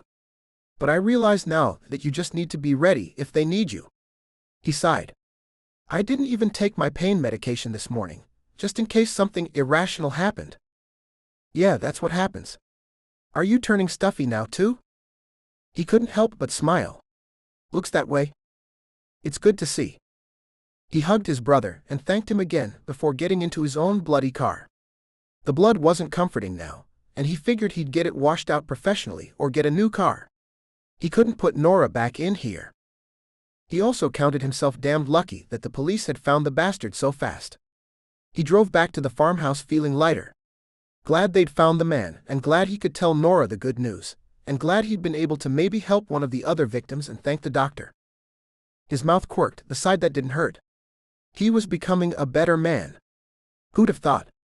He hadn't seen this coming like he hadn't seen the semi. But he liked himself a lot better these days. Pulling up in front of the garage, he pushed the shift into park and forced his legs to climb the steps. They were worse than they'd been when he left. Of course, the adrenaline had left him, and now he was feeling the effects. He pushed open the front door, Norah turning to look up at him from her spot on the couch. Her eyes went wide at the sight of him, and they looked even bluer from the black that shaded both undersides and the right half of her face. She stood up. Are you done?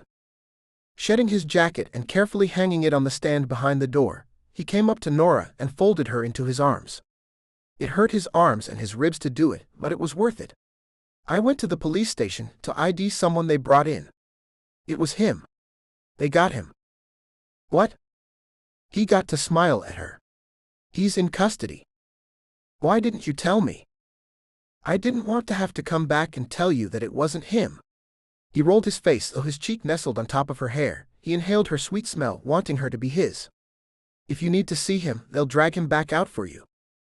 She pulled back at that one, frowning, even though it must have hurt to do so. I don't know that I need to. Thank you. Norah. He reached out as she walked away. Are you mad at me? I just wanted to protect you. But those words didn't come out. No. She shook her head. I need a drink. The drugs are making me thirsty. Do you want something? Norah. This time she turned, sensing he had something more to say. Baby, you're a hero. He raped at least 6 women since January. You brought him down. I'm so proud of you. Her head tilted. You really believe that, don't you? He nodded. He did. A doctor turned him in. He came in with injuries and a story that didn't match, so the doctor just called the cops. I sent him a thank you. I signed both our names to it. I hope you don't mind. Of course not. Thank you. TJ didn't add that the thank you he'd sent had been in the tune of thousands of dollars. He didn't want her thinking he believed he could throw money at things. And he changed the subject. Did your dad make that chicken soup? She smiled, not her mouth, that would hurt too much. But her eyes. We saved you some.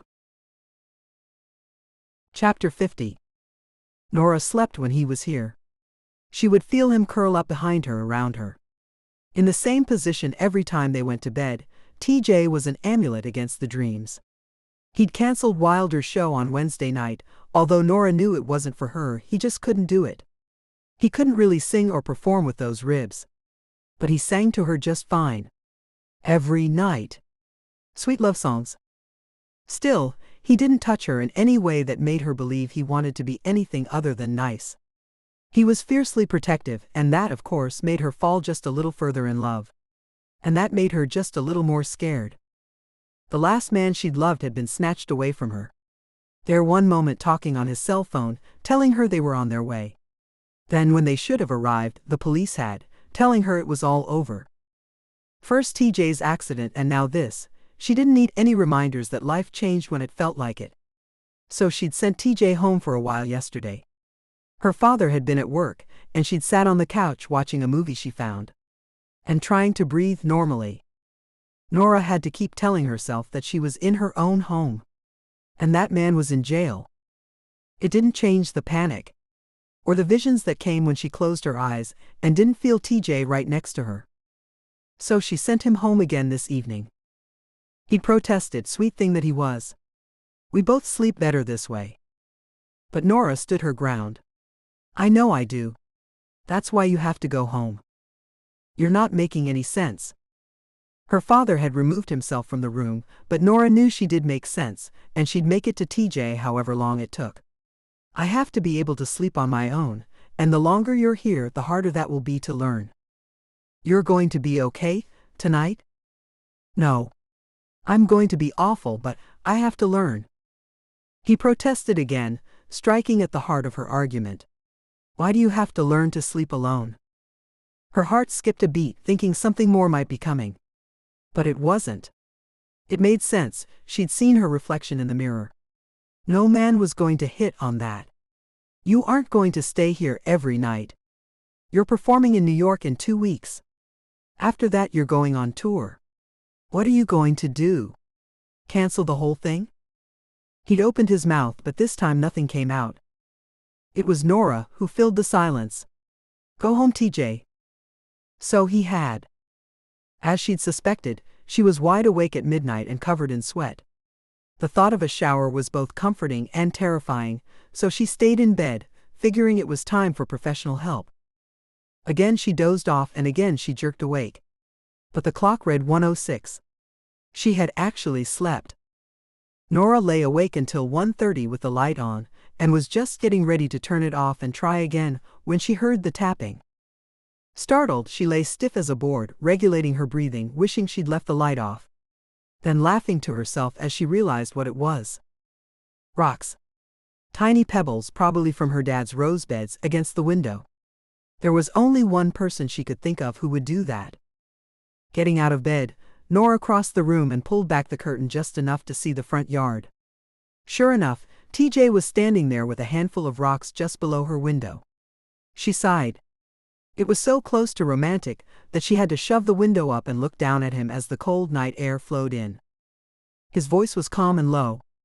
Your light was on, I hope I didn't wake you. She shook her head. What are you doing here, TJ? I had to see if you were okay. He looked chagrined and ducked his head. I got worried. I just needed to see you. Good night. Good night. She watched as he turned to go and pulled the window shut. Her eyes were closing as she turned to go back to bed and saw the man silhouetted in the doorway. With a gasp, Norah started. Dad, you scared the crap out of me. Sorry, honey. He made a face and she knew it was the last thing he'd meant to do. What are you doing up? Checking on you. His finger pointed to the window. Apparently, I'm not the only one. She couldn't hide the smile that broke loose. Her dad always thought if the conversation turned that way, it was a good time for a talk. So at 1:40 in the morning, he thought nothing of perching on the side of her bed. After all, they were awake, right? Is he what you want? She nodded. Looks like maybe that goes both ways. Norah pointed her finger around her face. I don't think he'll propose anything anytime soon. Plus, he'll be traveling. He can get anyone he wants.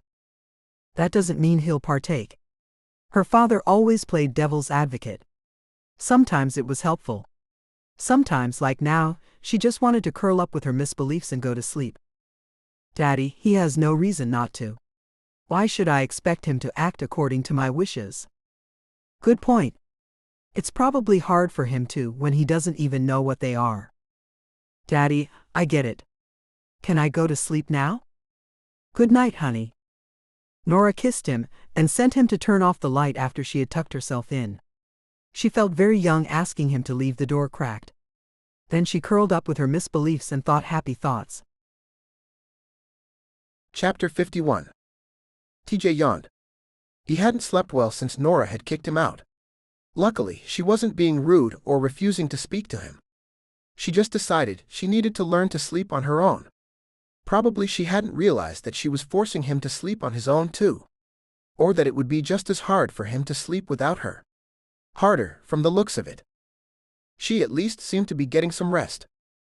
He wound up playing the tongue-tied version of Romeo, throwing rocks at her window, and then apologizing for waking her. The nightmares he had were hard to go back to sleep after. He only stopped going to her house because he didn't want to wake her when she was finally finding sleep. Still, he wanted to be certain the horrors were products of the back of his brain and not reality. Because they sure felt real when he woke up each time. In one dream, it had been Norah in the convertible with him when the semi hit. This time, when the doctors told him his legs didn't work, they also told him that Norah died. That had been the first night. The second night, he had dreamed that her attacker had escaped prison and, in revenge, had staked out her house and was casing the place. TJ had actually dressed that night and driven over, sitting vigil at the far end of the driveway, looking for any sort of movement. He'd called the police station and double-checked that the man was still locked up. The panic had been that strong. The third night, he simply hadn't gotten to the track in time. He arrived to find Norah in the trees, staked out and dead. When he finally got back to sleep after that one, HIV had claimed her, and he watched her die a slow, horrible death. That had been on his mind all day because the bastard had submitted to a test to avoid attempted murder charges, and just that afternoon the results had come up negative. In the worst, he sat at the top of the stairs watching while Norah was dragged away. In his wheelchair, he was unable to stand, run, or help in any way. His brain came up with a new way to torment him every night. TJ didn't need a psychologist to explain to him what it meant. He was petrified of losing Norah. Every time he actually slept, he lost her, usually in a slightly different way. When daylight hours came, he found some way to contact her. He called. He helped her run errands, drove her to the studio to talk to Mrs. Kenner or her dance teachers. She was arranging her own subs now, and talking about the holiday show that her little company was going to perform. He took her out to see a movie one afternoon. And he spent his remaining time in the studio. The problem was no one seemed to believe TJ that his change in his music was separate from his feelings for Norah. That was probably because they were in part right. Both had come about from the same accident. But they were separate things. He wouldn't have been able to get up on stage, whether or not he'd fallen in love with her. And he would have been finding his way back, whether or not he'd been able to drag her into the studio with him and ask her opinion. There would be no more shows before the Queen tribute in Central Park. His cracked ribs weren't up for it. In fact, if he followed the doctor's warnings, they wouldn't be doing that show either. But TJ would be damned if he would miss it. Even though he'd almost answered Norah with yes, he would cancel everything to stay beside her. She was right, no matter how much he loved her, they would both go nuts if they didn't learn to sleep alone. It would be a necessity given his job, even if they did get to have the rest of his time together. He asked Norah to come to New York with him. It fell out of his mouth one day. She'd been surprised, but maybe not as surprised as he was. He tried so hard to look like he intended to ask. Norah had declined. He wanted to tell her that just because he'd surprised himself didn't mean that he didn't want her to come. The other option was that she was remembering the last concert he had dragged her to. He had left her alone in the audience with no one to talk to, and then something had happened, during or afterward, that had changed her mind and her mood. TJ still didn't know what that was. He'd spent the morning in the gym, doing what little he could, then in the studio, singing his heart out to his padded walls and feeling his ribcage protest. Then he'd come to the dance studio. It was usually deserted during the day, except for Norah. TJ had gotten an alarm system installed a week ago, remnants of the paranoia they both felt. He punched in the code and let himself in. Norah was nowhere to be seen, but as usual, when he followed the music, he found her. She hadn't danced since that morning. TJ was pretty sure that it wasn't a psychological thing. That she hadn't lost her will to dance, she just physically wasn't able. Even now she was stretching. He'd seen these stretches before. Over the summer, when she had spread her legs out, she would lean forward until her torso was flat along the floor, her cheek not just touching but resting on the floor and her hands reaching out to her ankles. Now she was leaned over, perched on her elbows, an impressive display of flexibility for anyone except Norah. She stood and did a short exercise, pointing her toes one way then another, holding herself in perfect form even for these simple movements. When she finished, he kicked off his shoes before knocking and pushing open the door to the dance room. "I waited until you finished your toe pointing." She grinned at him, her face less stiff, the swelling entirely gone. The bruises made her look like she'd been in a barroom brawl. Dancers don't point their toes. You point your whole foot. And it feels good to be able to move again, even if it isn't entirely. He walked up to her, curious how she was doing, and touched the side of her cheek. Her breath sucked in. "Sorry. It still hurts, huh?" She looked at him like he was nuts. Pretty much every day he had checked her out to see how well she was healing. He had a lot of stake in her healing. She slapped his hand away, startling him. Of course it still hurts. Look at it. What's with all the poking? You could just ask me, I do know. Norah, does it still hurt? I'm sorry. She was right. He was being an ass. I'm sorry. I'm sorry. Norah frowned at him. I'm just frustrated. I want to do so much more than I can, and I didn't do this to me. I know, baby. He reached out again, but this time took his hand back. How are the stitches they took out? They'd both had sutures removed yesterday.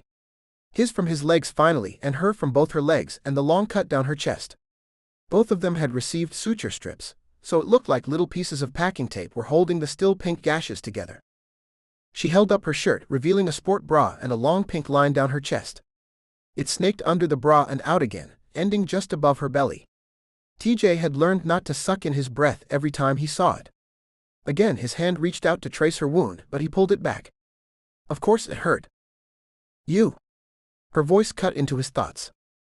He lifted the right side of his shirt then, revealing his own gash where he ducked, getting the knife embedded into his side. Because he didn't have much movement there, and it hadn't been deep like her cut was, he had those sutures out several days ago. The plastic surgeons had insisted that the stitches not be pulled all at the same time. Each had to come out when it was ready, lest it mar their perfect work. For himself, TJ didn't mind a few scars. For Norah, he'd drive her back there twice a day if that was what it took to keep the marks from lingering a second longer than they had to. Norah's hand came out, touching palm down on his side, covering the gash. You'll heal nicely. The warmth of her fingers went further than just where she touched him, and TJ had to pull back. He resigned himself again to waiting. So what do you want to do today? He'd been getting used to seeing her every day, even when he had no good excuse or plan. Her answer startled him. Go to the track. What? He didn't think they'd ever go back there. I need to. Got to get back up on the horse. TJ didn't like it, but he understood the idea of facing down your fears. He also understood that Norah could have anything from him. The I need to had clenched it this time. Now? She shrugged. The weather's nice. All right. He started to lead her out, and as usual she stopped at the doorway to the studio and changed her shoes while he stepped into his own. She threw on a jacket and followed him out to the car, letting him drive most everywhere as he had healed faster than she. The blood was gone from the car seats at a pretty penny, and they were a slightly paler shade of gray, but Norah didn't have to look at it. They were silent until TJ parked square in front of the steps and turned to her. You ready? She nodded. Both of them were out of the car in a minute, neither dressed for running, and they met around the front of the hood at the very top of the stairs. Cold flooded him. It gripped and didn't let go. His breathing faltered and his right hand waved wildly for hers until she grasped it in her own. Lacing his fingers through hers, TJ fought to regain some composure. He hadn't expected this. He'd thought he was here to support Norah. But so many times he'd found that when he expected that, he was wrong. What? Her voice and her eyes were seeking him out. I was standing here, having seen your car and wondering where you'd gone, when I saw that flash of light in the trees. All I knew was you were there and you were in trouble, and I ran. I went over the fence. I have never moved like that. In a moment, the nausea passed and he was able to breathe again, but wondered what else was in store for him here. Norah hadn't moved. You weren't being nice. You have nightmares too. She was only just now figuring that out? He nodded. Slowly they descended the steps. Hand in hand they walked one loop. Norah found a dark spot on the far side and was convinced it was her own blood still there. She shuddered and eventually stood upright. He lapped me. What? He ran past me. The first time I tensed up, thinking I don't know this man who's running up behind me. But he did it several times. He waved once. He made me comfortable that he wasn't going to do anything, that he was just jogging. So when the footsteps came up right behind me, I didn't think anything of it until it was too late. I wondered. He squeezed her hand. I wondered how anyone caught you off guard. I was in my own head, not paying attention. She shook her head like she might just shake away the memory like rainwater. I'm just glad it was me and not some high school girl. Or Kelsey with the baby. That turned his stomach again. I will never be glad that it was you. Thank you. Can we please get out of here? You are far braver than I. He tugged at her hand, and obligingly she followed along. Chapter 52. TJ called her each day he was in New York. They would be gone almost 6 whole days. He figured that his wanting to call her was a good sign. Both his brother and Craig called their wives every day, no matter what, when they were on the road. Alex was only making periodic check-ins. It seemed the baby yelled all the time. Not cried, yelled. He didn't call home much. They had been busy every waking moment, each day doing interviews with different radio stations. They went to see the stage that had been finished just prior to their arrival. The rotating platform limited their staging space, but allowed for the bands to switch out quickly, a necessity with so many groups performing. Wilder rehearsed Bohemian Rhapsody with all the musicians who'd made it into town early. They picked up another song from a group that had bowed out. TJ didn't understand, which is what he told Norah. I've got it. I mean it, that I was looking for. He could hear her smile. So what is this elusive it? I would have performed this from the chair. It's not about the show, it's about me. Which is actually less selfish than it sounds. Go on. I used to do it for what I got out of it. I'm doing the work some justice now. It's actually art. His fingers went into his hair and he sighed. I'm preaching to the choir, aren't I? I'm just slow. She laughed. I did it because for a while it was the only thing that gave me joy. So, how's this going to play out in the concert? It's funny. We're opening with Don't Stop Me Now. I don't know if you remember it. I didn't try it out on you because it came so easy. I finally realize why. Will you be watching? Of course. You'll see. The next day he told her that all that guitar work he'd done had been a waste. JD decided that TJ needed to be on piano and himself on guitar, as it put the best man on each instrument. It meant they had to rehearse the hell out of that too. He'd called her from backstage right before they went live. In the background, another group was finishing up Crazy Little Thing called Love. But TJ had been talking through his nerves with her. He hung up right before they went out, biting back the I love you that he wanted to add, sticking to his resolve to wait until she healed. Positioning themselves backstage, they rotated out with the platform while the lights were black. If he hadn't been so keyed up, he would have felt silly. When the lights blared in his face for a brief instant he could see people. They flowed out in every direction, literally hundreds of thousands and millions more watching live on TV. In that same moment he heard the first note from JD's guitar and he opened his mouth, pushing out the first air and sound. For the first time in his life he had real fun on stage. There was almost nothing as fun as Queen. He was heaving for breath when he finished the song, his black t-shirt chosen because it didn't show how hard he was working. That didn't matter, because he still had to hold up his first finger to the audience asking them for a minute while he caught his breath. He'd never done that before. He'd always saved air, believing that the crap he spewed in between the songs was as important as the singing. I need to know which of you ladies out there has a big backyard. He grinned at the screams and catcalls. That's what I thought. This is your song. JD was laughing at him and they couldn't start. The start was vocal only, all 4 of them. It took TJ fingering counts for 1, 2, 3 to get the 2 brothers calmed enough to launch. Fat-bottomed girls got as much applause as the first piece. Hearing them there on stage, TJ agreed with Brenda. They'd been invited and gotten some prime pieces because the 4 of them had the vocal chops to pull off these numbers. He didn't speak before launching into their final group song. What would he have said? This one's for Norah? But it was. Somebody to Love came out hopeful and pleading and as strong as he was feeling it. He knew if he performed it again it would be different, each time it would be. These people got Norah's version. So be it. He called her after the show too. He was exhausted and due at press events, and wasn't going to make it without hearing her voice. So? Wow. Tell me what you saw. He braced himself against a wall, wondering what she might say, and knowing that no matter what it was he needed to hear it. You used to be good. You put on a great show and you were fun to watch. But this was. I don't think anyone could have looked anywhere else. You were suddenly just a singer, who happened to be insanely charismatic. You were right, you enjoyed it. He let out his breath, but she wasn't finished with him. I was even more impressed that you happily faded into the background when the lead came out. He winced. But she was right. Previously, he would have drawn attention to himself, played up whatever he'd been given. Thank you. That was exactly what I needed to hear. How are you doing? Much better. The sound smiled at him. I'm drug-free and I did some real dancing today. He wanted to talk more, but he was getting tugged into a fray of reporters. Norah heard it through the phone and told him she'd talk to him tomorrow. He didn't tell her she'd see him tomorrow. Norah replayed the Central Park Queen concert enough times to have it memorized. She was pretty certain her dad knew what she was doing, though he didn't comment. He came home late that night and said, "Weren't the Hewletts on TV tonight?" She'd said yes and clicked on the already queued program. Her father was no dunce. He had to have figured that she'd already watched it several times. But all he said was, "Wow, he's really good." Norah didn't add, "He's even better than he used to be." Mr. Davidson had pulled himself off the couch and gone to bed, but Norah had watched a few more times. TJ was right, "Don't Stop Me Now" was his song.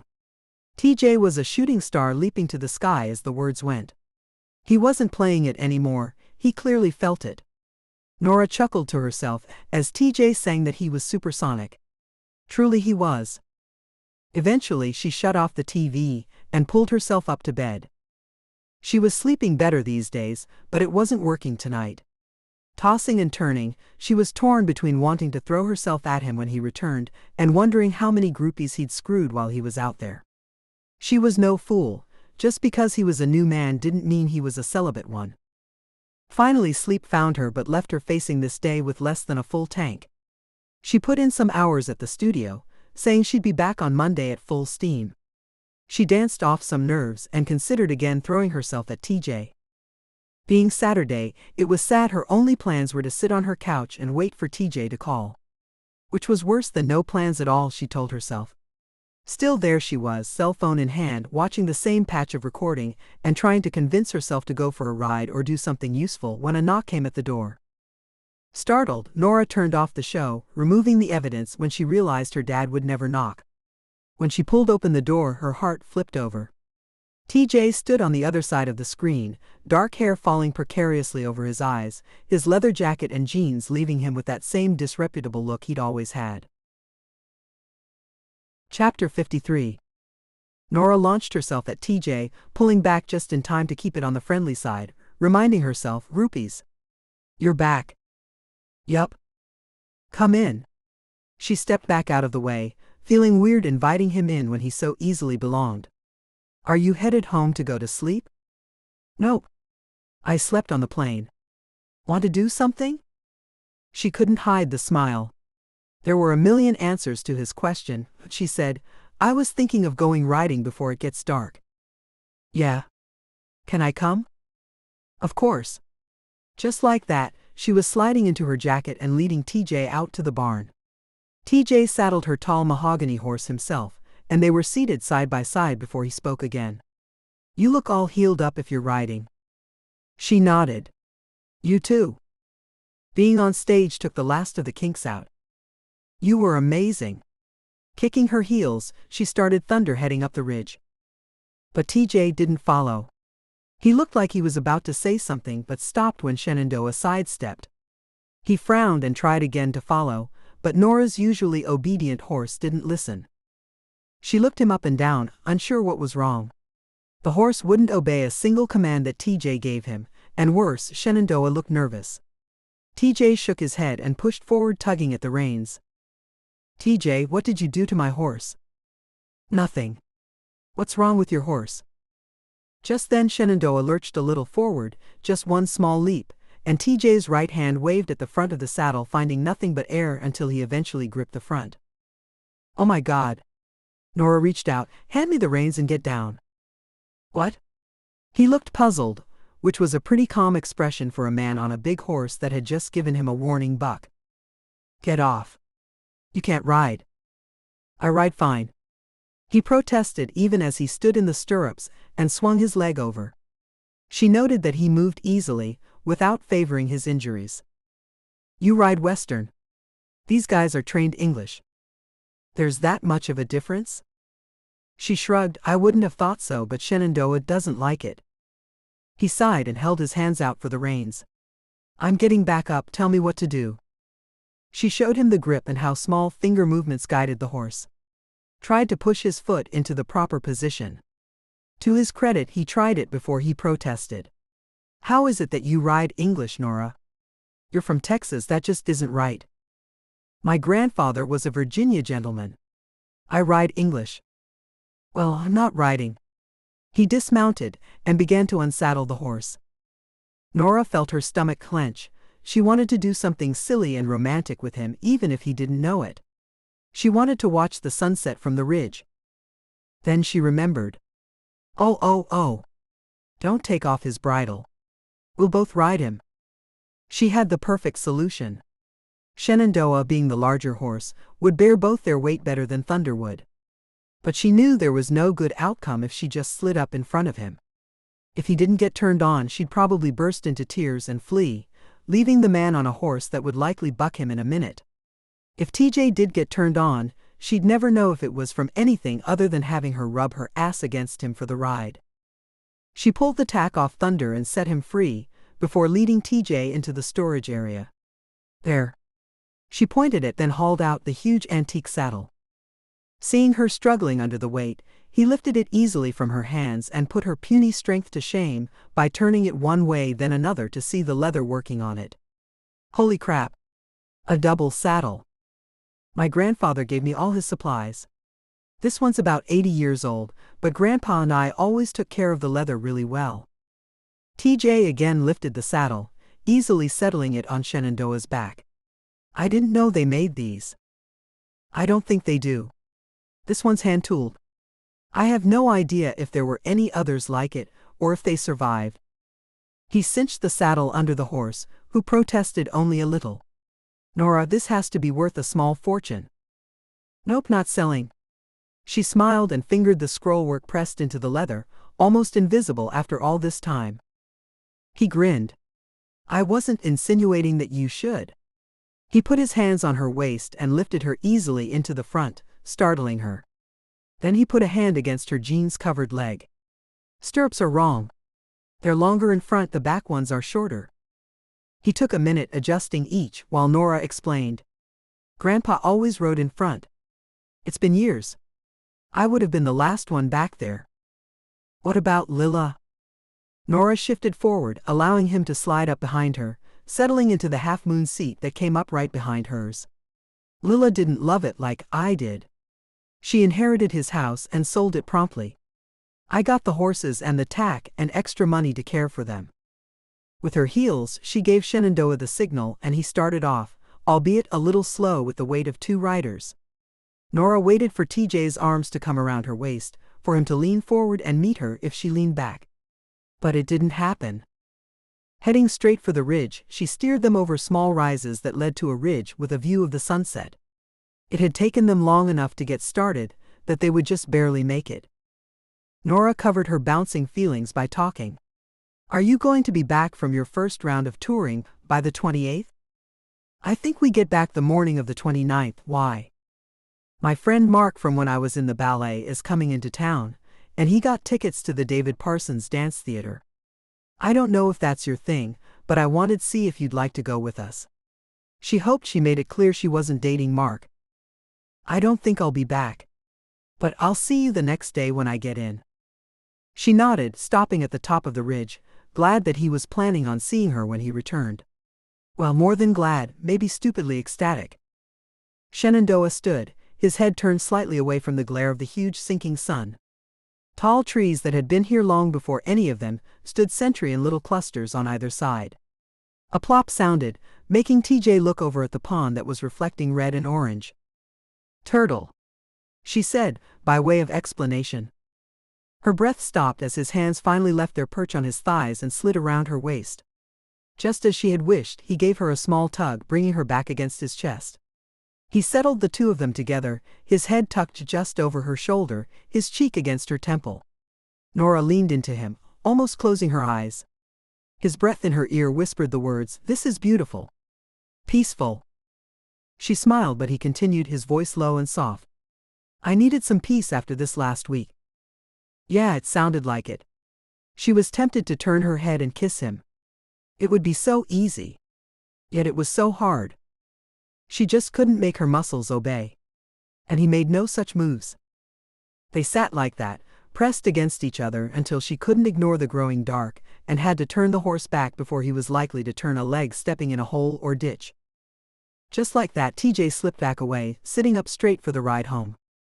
He helped her put the tack away, and rubbed saddle oil into the leather while she curried the big horse. He walked with her to the side of the house, but said he hadn't even been to his own home yet, he'd come straight here from the plane.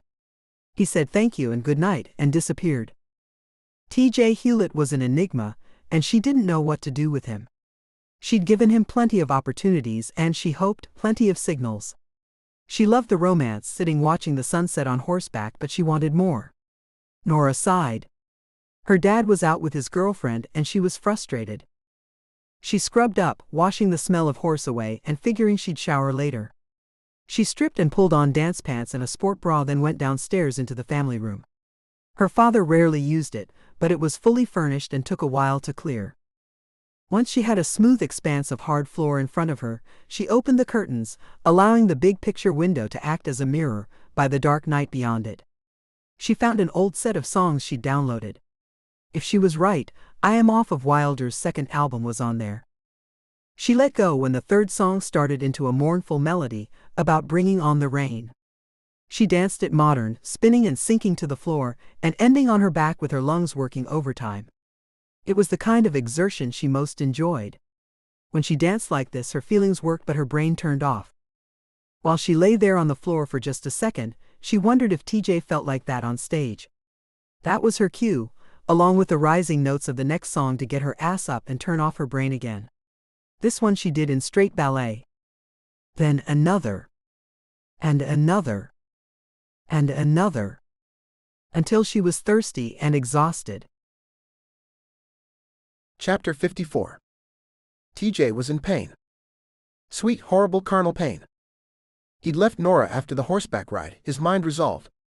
Though he'd contemplated just kissing her, he decided against it. He needed to tell her what he felt first. If he had turned to kiss her and was wrong about her feelings, they would have been stuck on top of a horse and nowhere to go. So he had driven through a burger joint and forced himself to eat it on the dark drive out to his house. The agent had an offer and he was grateful as he chewed the burger he couldn't taste.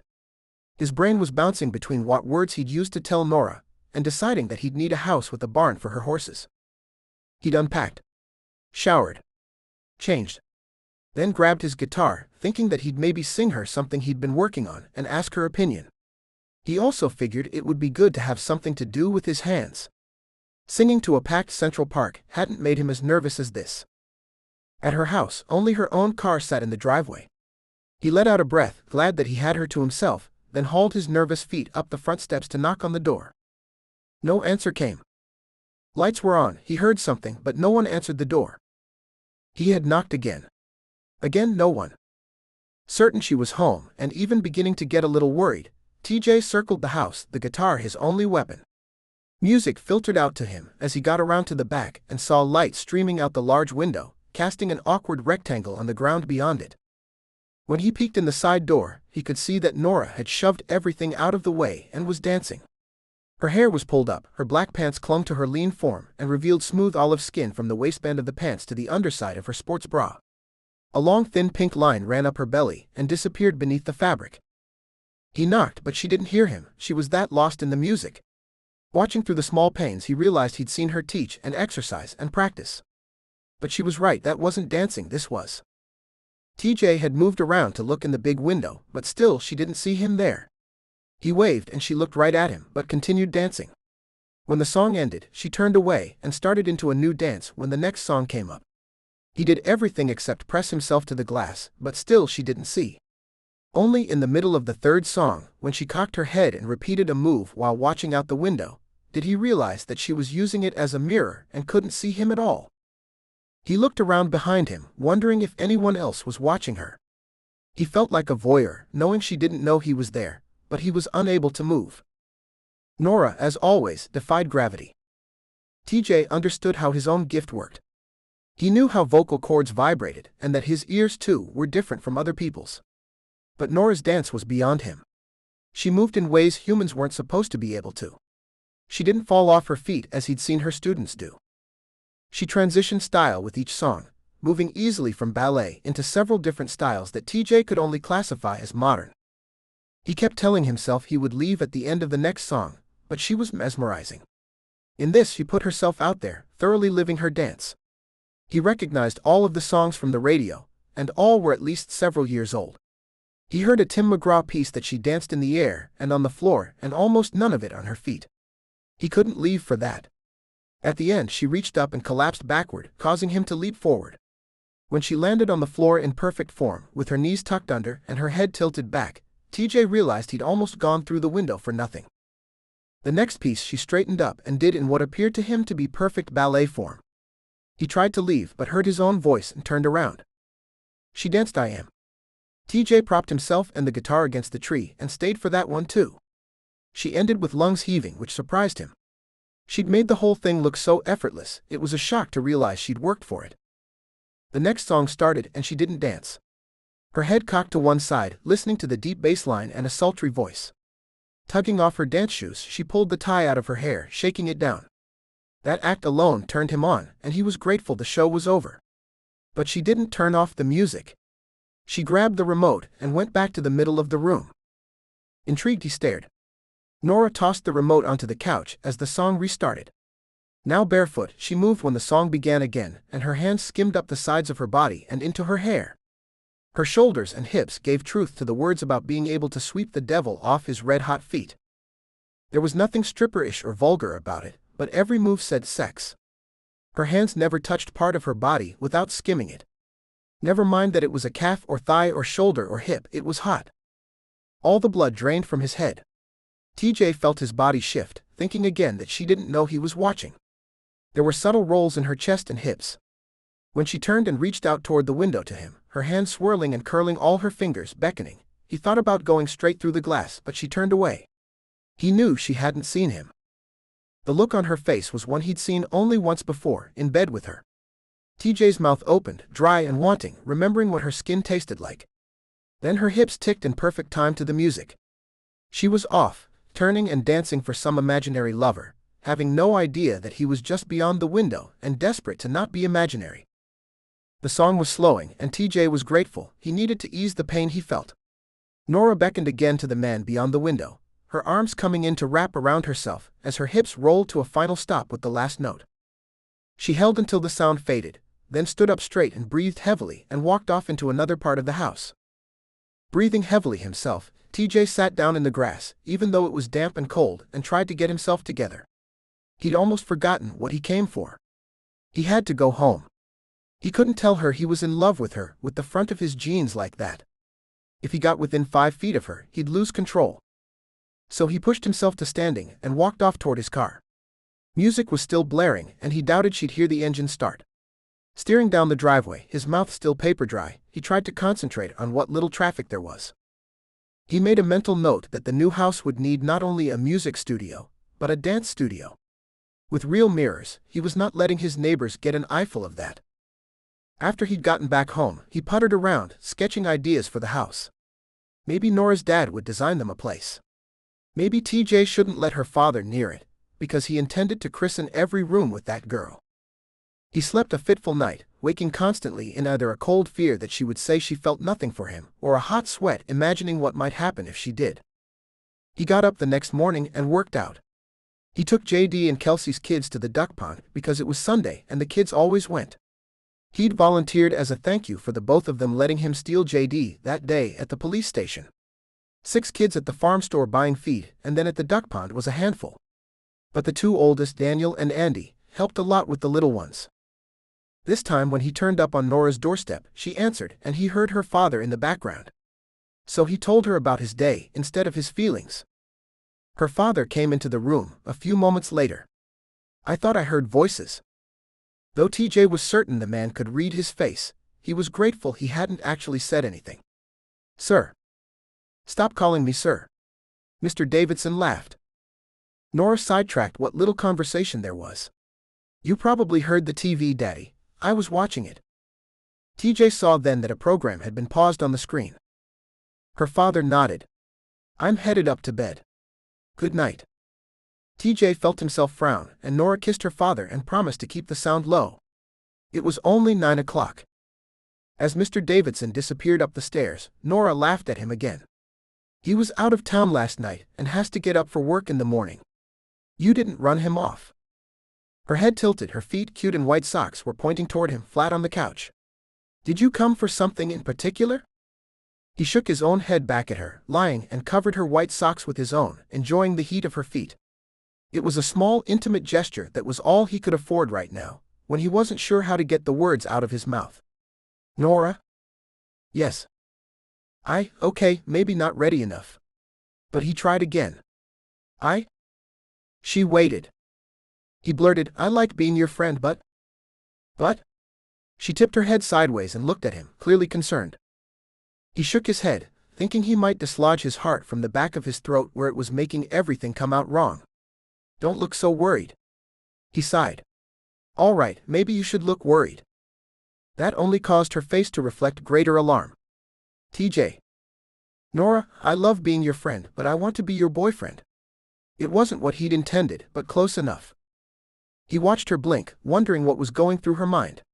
He could read the surprise right off her face. After a moment she asked, like a date for national holidays? More. Like your lover, like the one, like you don't notice anyone but me. But he didn't give voice to any of those thoughts. Norah sucked in a breath. TJ, I can't. Oh. He froze in place. She'd said no. Okay. He sucked in a breath of his own, forcing air into his system and knowing he had to get out of here before. He didn't want to think about before what. Well, now that I've made an ass of myself, I'll be going. Good night. He didn't know how he'd managed to make that last good night sound casual. Knowing it would sink in later, he headed for the door, only to feel her fingers on him. Both of her hands grasped at his, and he tried to shake her off. TJ. She tugged at him, but he couldn't look. Norah, I have to go. TJ, don't look so hurt. How was he supposed to look? But he didn't get it out before she spoke again. I can't be your fallback. What's that supposed to mean? She tugged at him, but he still refused to turn around, certain he couldn't look at her without. TJ, a little while ago you were in love with someone else. You asked me how to tell her. He cracked a little, and wondered if this was his way in. TJ had believed that if she said no, he'd accept her answer and leave, but now, standing here, he'd take any way in he could get. Would it make a difference if you were my first choice? Her voice was small. Yes. This time he rounded and found her eyes. She still sat on the edge of the couch, her hands tugging his, not willing to let him go. You are my only choice. I asked because I didn't know how to tell you. Her shock showed. You didn't say anything. Of course not. I was an idiot. I waited too long then. He sighed again, letting the pent-up air out, and kept talking, because he was beginning to think maybe. Then you were attacked, and all bruised up. She bit her lip, her eyes falling closed, black lashes fanning her cheeks, black hair framing her face. For a moment he just looked, thinking he'd hold that picture of her in his mind, maybe forever. Her voice pushed him back. I was pretty ugly. Don't go there, Norah. He grabbed her chin, and her eyes popped open, startled by the touch. You were never ugly. You were beat up and bruised and beautiful, and I didn't want to hurt you. You wouldn't have hurt me. His hands went into his hair. Only as he moved them did he feel her fingers sliding off his hand. But I did hurt you. That morning, you were lying there on the ground, and you put your arms out to me, and the only thing I could think was that I wanted to kiss you. I needed to. You were covered in blood, and that's all I could think of. It wasn't even thought. You didn't. No. Because when I touched you, you said ow. So I didn't. Oh. She blinked again, her pretty blue eyes trying to make sense of it all. Why now? Because you're healed up. Couldn't kiss me when I was bruised? I wouldn't have minded. Her shoulders sank. I would have. He saw her jaw clench and fought to explain. He sank to his knees in front of her, finally believing he stood a chance if he could just get her to see. It feels like so long since we were together, then we fought and then nothing. He didn't look at her, wasn't sure he could. After all that, it was important that I didn't touch you and hurt you. I didn't want to have to be careful, and I didn't want to remind you of what he did. And I don't just want what we had back, I want more." Norah's eyes searched him, but he understood she wasn't going to say anything. His turn. Again. So he looked up, knowing everything showed in his face and there was nothing he could do for it. "Norah, is there any way you could give us a chance?" One soft word emerged from her mouth. "Yes." He smiled, feeling like the sun had opened inside him, and then did it again when she smiled back. Her eyes turned liquid and heated him from the inside. Her lower lip turned in and she chewed on it. She was nervous and it made him laugh because he finally wasn't. His finger went up to her mouth, thinking he'd get her to stop, but when he touched her lip, her mouth opened just a little and he knew he could do more. Chapter 55. Norah watched in awe as this god, a god that she knew for certain was a man, kicked off his shoes again and stood over her. She knew her eyes went wide as he settled one knee on either side of her on the couch. His fingers found her hair, and he tipped her back over the pillows. Something sweet and hot flooded her as his lips brushed across her mouth before he settled them over hers. Norah kissed him back, her hands reaching for his shoulders and finding the hard strength of him under his soft t-shirt. The fabric and the familiar feel of him against her skin was comforting. The breath she sucked in when his tongue found hers wasn't. TJ leaned into her, fusing the front of himself to her, his mouth still seeking more. When he pulled back, separating their mouths just a tiny bit, he left her feeling open to the elements, even though his body covered hers completely. His eyes found hers and as she watched turned a deeper shade of azure before he slowly found her mouth again and kissed her until she thought she'd melt into nothing. But she didn't melt away.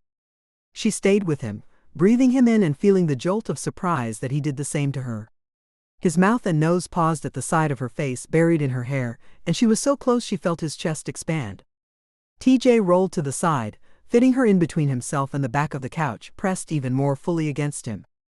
Watching her with a small grin, he pulled her arms around his neck and fitted his own around her torso. A soft moan escaped his lips before he pressed them in tiny touches down her jaw and across her lips.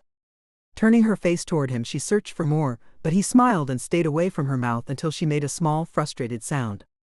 Then he dove at her lips, kissing her with a vengeance. Had she known that noise would cause that reaction, she would have made it earlier. Their legs entangled and her hands found his hair, loving the feeling of touching him and of him wanting her to. It seemed forever before he pulled himself away, even for just a little breathing room. TJ's breath came hard and she could feel her own matching his. She felt heavy and weightless at the same time. She was oxygen-starved and yet content. His hand came up to push her hair out of her face, and she couldn't remember the last time she'd felt this languid, this safe, this wanted. "Norah, there's something I didn't tell you." "Oh." But from the look in his eyes, it wasn't anything to worry about. He shook his head at her. "I just realized that I didn't really say it." "Say what?" "Norah, I love you." In the center of her chest, her heart flipped over. Her eyes widened and her mouth opened. She couldn't help it. He was right, he'd said everything except that. He softly kissed the tip of her nose and her mouth, before pressing his own lips more firmly to hers, but Norah pulled her head away. "I love you too, TJ." She had to laugh, he seemed so startled. This time he pulled back, looking at her. "Really? You don't have to." Grinning, she cut him off. "I love you, TJ." It seemed to take him a moment to absorb it, so she gave it to him again, enjoying his reaction. "I love you, TJ." This time he did kiss her, his tongue searching hers out and touching her deeper now that she knew. He rolled over, taking her under him, one hand pulling at an errant couch pillow and tossing it away to make room for him to lay her flat. His hands wove into her hair, holding her to him. His hips shifted, finding a place between her legs. They had been making out like teenagers, but it was suddenly steamier. She didn't know how long they stayed like that, but his voice sent shivers up her. "Norah, I want you." She answered with only one long breath. He spoke again. "Are you going to invite me upstairs?" That cooled her off just a bit. "I can't. My dad's just down the hall. They'd be too noisy." She didn't think she could make love to him in her bed. His voice was liquid like his eyes. "Then come back to my place with me." He laced his fingers through hers, but her eyes looked away. She didn't know what to say. Only that she couldn't go. My dad wouldn't know where I was. Do you want to? His eyes watched hers, waiting for an answer. Yes. She felt tears coming at the backs of her eyes. The last time she'd slept with this man, he'd taken her places she hadn't been before. She just didn't know if she could handle what he was offering. But I can't. Not tonight. He nodded. We could find a blanket and go out to the barn, find a clean stall and have a real roll in the hay. Not tonight. Feeling she owed him an explanation, I need a little time to get used to this. Okay. But if this isn't going any further, you have to get off me. He slipped his hands under her shirt, almost spanning her waist, and lifted her off. For a moment she considered saying yes, just to get him to stay, but she bit back the tears and pushed out the words. I guess you'd better go then. TJ shook his head. Do you want me to go? You won't want to stay if we aren't going to. Don't tell me what I want, Norah. He leaned over. Our tour bus pulls out for 12 days on Tuesday morning at 5 a.m. Unless you are telling me to go, what I want is to spend as much of that time as possible with you. However, you want to spend it. If we can't go to your room or to mine, then we could stay right here. She blinked at him. I can't have sex with you on this couch. My dad could come downstairs at any moment. I didn't say sex, Norah. I'd love that, but that's not going to happen, and I'm not going home to my cold bed if I can be here with you. She loved him, and she hated him when he was like that. If he stayed, she was afraid he'd want more. But she didn't have it in her to push him away either, and she leaned her head onto his shoulder. I love you, Norah. His hand smoothed her hair and something clenched around her heart. Thank you. For being understanding. Her arm snaked around his neck and she leaned in to kiss his cheek. TJ turned at the last moment, giving her his mouth. The kiss was both hot and reluctant. He leaned over, taking her with him, winding up on his back with her drawn up beside him. Forgive me. His voice sounded tight, and he reached down to adjust the front of his pants. I'm sorry. She whispered. I'm not. His arms circled around her, and Norah let one leg sneak across his, tangling them and liking the feeling. His hand came up to keep stroking her hair, her arms, her side down to her hip and back up. She sighed, enjoying the feeling of being touched, and the sensation that he just enjoyed touching her. I never really got to do this. The last time I slept next to you was just so scary. Norah shook her head. No, everything up until you crawled in with me was scary. After that, I was okay. And you sang to me. She snuggled herself deeper, enjoying the feeling of his solid arms around her. Do you want me to sing to you now? MMMHMMMM. It came out with a smile. Do you remember what you sang last time? Yes. There was an extra rumble in his chest that let her know he was on the verge of laughing, and his next words confirmed that he knew what she'd been after. I meant it. Her chest squeezed and his voice carried softly to her. Norah slipped into sleep and, not paying attention, a little deeper in love with him. Chapter 56. Norah stood in front of the mirror in the smaller studio watching her form. She practiced turns knowing that her girls needed help, and wondering what it was that she did that might help them. That only lasted through 2 turns. Instead she wound up spinning and thinking of TJ. Her father had come through the living room this morning while TJ still slept, his arms curled around her tightly enough that she wouldn't have been able to get up if she had wanted. Her dad had grinned, crazy kids. It was all she could do not to smile at her father and spout off, I love him, Daddy. But her father already knew. He kneeled next to her and whispered, he makes you happy. Yes. The word had come so easy, so true. Only after she heard her father leave did TJ stir. He hugged her tighter and kissed her. I'm glad I make you happy. Good morning. Together they got up, TJ saying he had an early studio practice and had to go. He kissed her soundly and told her he wanted to spend as much of the day with her as he could. She'd showered and eaten breakfast and driven to the dance studio, all with a warm heart and a goofy smile. It was Monday, so she had classes tonight, but she'd see TJ before then. She had worked her warm-up through different muscle groups to her hips and was about to quit when his voice came from over her shoulder, followed by an audible click from the closing door. Morning again. Her eyes leapt up to find him in the mirror in his sock feet, his jacket hitting the ground and skidding to the far wall. Her stomach flipped over. Hi. TJ's smile matched his eyes and he turned her to smoke. Do that with your hips again, only wait until I'm holding you. His hands circled her waist and his mouth found hers, right there in the middle of the studio. Norah moved her hips against him, enjoying his groan. Then his tongue touched hers and he leaned into the kiss, one of his thighs slipping between hers. She didn't resist and knew that half of the sighs were hers. He pulled away. I didn't come over here to pressure you. I'm sorry. But Norah was having none of that. Her arms wrapped around his neck and she yanked closer. His mouth worked over her eyes and along her neck, while music played on in the background. He brushed aside the straps on her tank top, nibbling at her shoulders. Norah couldn't help the way she clung to him, or that her head fell back to give him better access, or how she leaned into his touch. But then she brushed his hands away. We can't do that here. He looked around deviously. Why not? She pointed even as she moved her shirt and straps back into place. There's a window, and Mrs. Kenner will be in any minute, followed by a bunch of mothers with little babies for a preschool movement class. If they have babies, then they'll understand. He reached for her and she ducked out of his grip, laughing and shaking her head. Then come back to my place with me. His hand and his eyes reached out for her, and Norah didn't know what it was, but something made her stop. Her mouth opened to tell him no, but the sound didn't come. She pressed her back against the mirror, wondering what was wrong, why she was shaking. Norah, you look scared. She nodded, only with his words recognizing the emotion behind the chill. Norah? Is there something I need to know? Is it because of that morning at the track? Now it was him looking scared and so worried. Immediately she shook her head. No, it's not that. You've been with me before, can you trust me?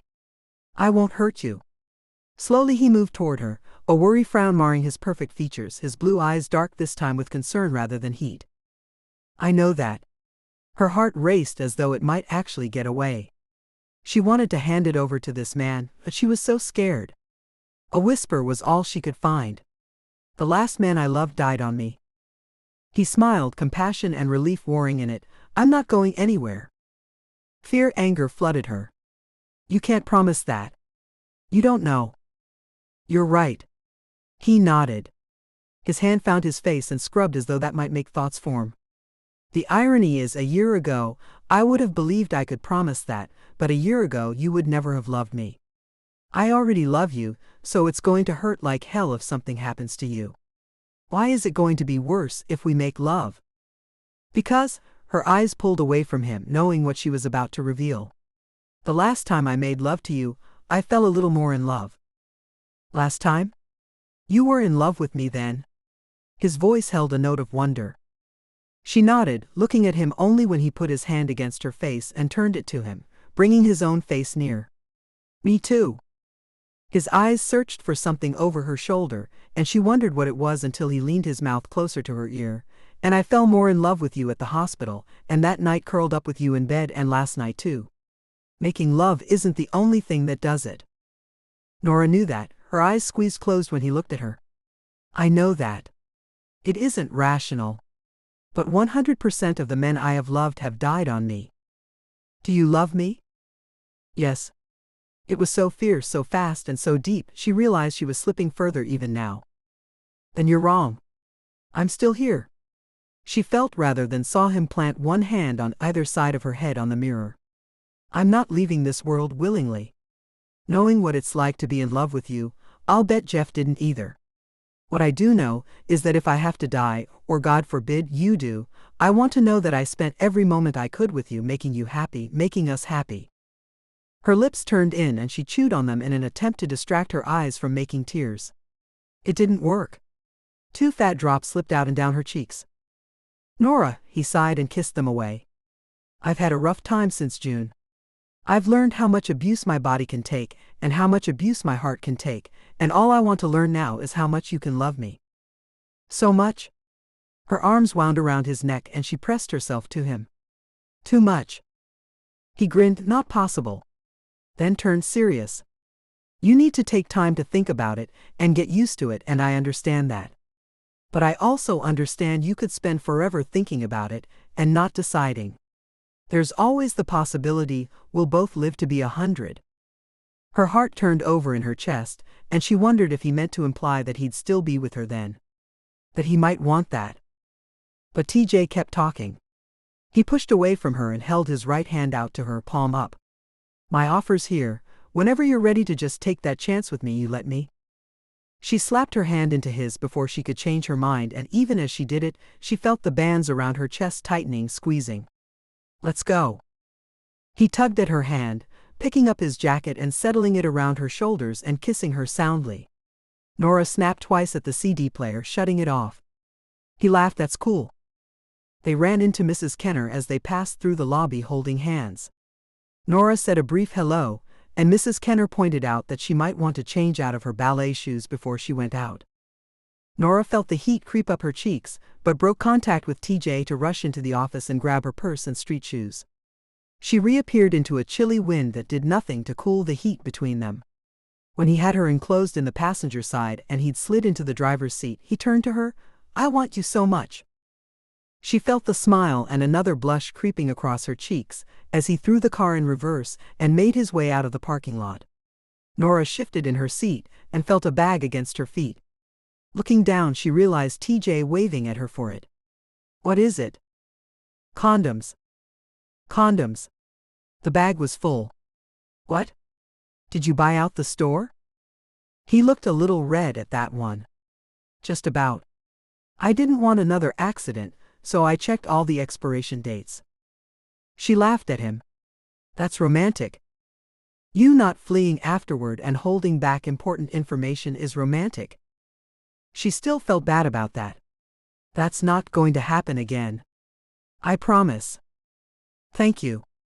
I'm on the pill. At his expression, she explained. The doctor wouldn't give me the morning after pill without my consenting to a better form of birth control. So you don't need these. She tossed the whole bag into the back seat. This day keeps getting better. Now if I could just do something about the fact that I have been aching in physical pain for you for, he checked his watch. About 39 hours. She frowned. You only showed up last night. I know it feels like longer, but you're off by about a day. Oh, please don't be mad at me, baby, but I have to tell you something. She was apprehensive about what he might say, but nothing damped the heat in her. I went over to your house 2 nights ago.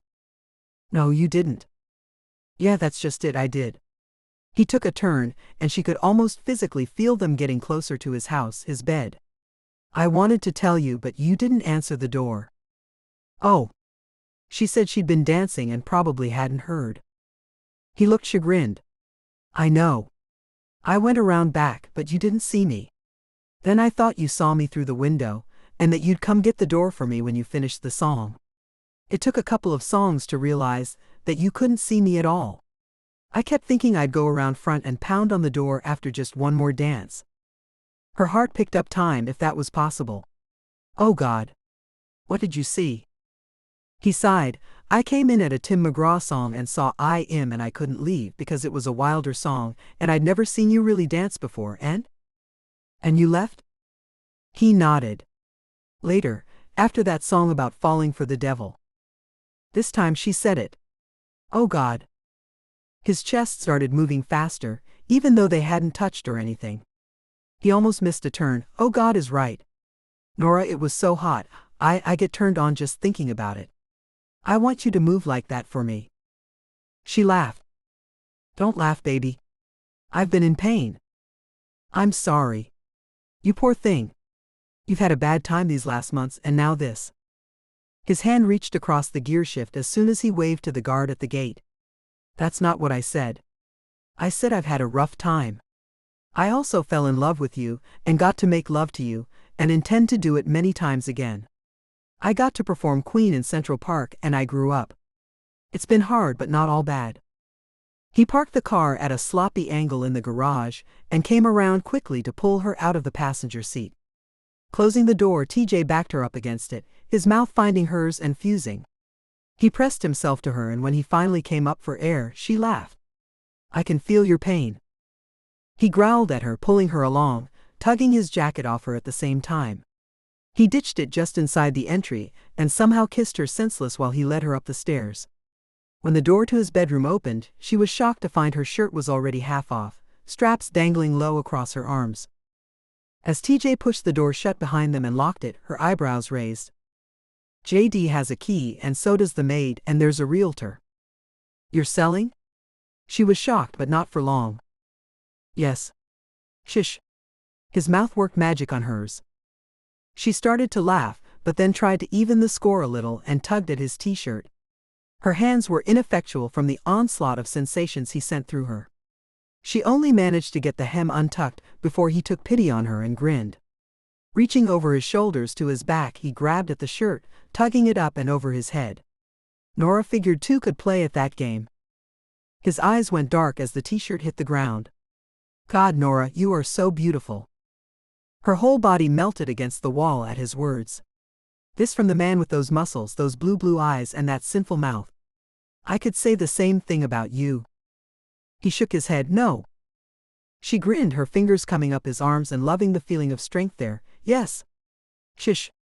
Standing on her toes brought her chest to his and cemented the deep feeling that this was exactly where she belonged, in the circle of this man's arms. Later he held her, his arms steel bands around her, holding her pressed close against him. Their chests heaved together, their bodies drawing in the same air. TJ rolled to his side, taking her with him. Their legs tangled, and he pushed her hair out of her face before reaching back and tugging the covers up and over them. Still his breathing was heavy, but he managed words. This is what I want right now. I have waited an eternity for this. Norah pressed her cheek against his chest, and her fingers along his ribcage, enjoying the feel of him against her skin. Then her fingers found a small smooth line in his side. The knife wound. Does it still hurt? No. His finger traced the scar down the front of her chest. Yours? She shrugged. Unless I see it, I don't even remember it's there. But you look like yours tugs once in a while. It does. But it was worth it. Her fingers traced the scar again. Thank you. You saved me. Then we're even. He took her hand and led it up to the base of his neck. He placed her fingers along the vertebra there. Norah could feel two more small scars and tiny bumps under the skin that were the permanent screws holding together the bone he'd broken. She sighed against him, hoping it was true. Because she could think of no other way to pay him back for putting himself in the path of a madman. Again he reached back to the side of the bed, this time producing an alarm clock. When do you need to leave to get ready for work? She tried to calculate traffic and a shower. 4:30. Okay. I'm setting the alarm. Just in case we fall asleep or just aren't paying attention to the time. He grinned that wicked angel grin at her, and she felt herself slipping further. He dipped his head to hers, kissing her softly, stroking her hair and holding her close. You know, you were right. It happened. What did? I fell a little more in love with you just now. He grinned. Did you maybe fall a little more for me? Norah shook her head and sighed. No. Oh. He stilled. A lot. Chapter 57. TJ tossed and turned and checked the clock. Midnight. Even the clock reminded him of Norah. Not 8 hours ago it had gone off, waking him with her locked in his arms and reminding them both that she had to go. He'd said as long a goodbye as he could. She wasn't going to be home until well after 10, and he had to be up before the crack of dawn. It was all a well and good plan. Except it was based on him being asleep. He was here in his big bed by himself, and she was there in her bed by herself. Hopefully she was sleeping. It was the only way them being apart was accomplishing anything. TJ rolled over, pushing his face into his pillow, and suffered again. The other thing, the part he hadn't counted on at all, was that the whole bed smelled like her.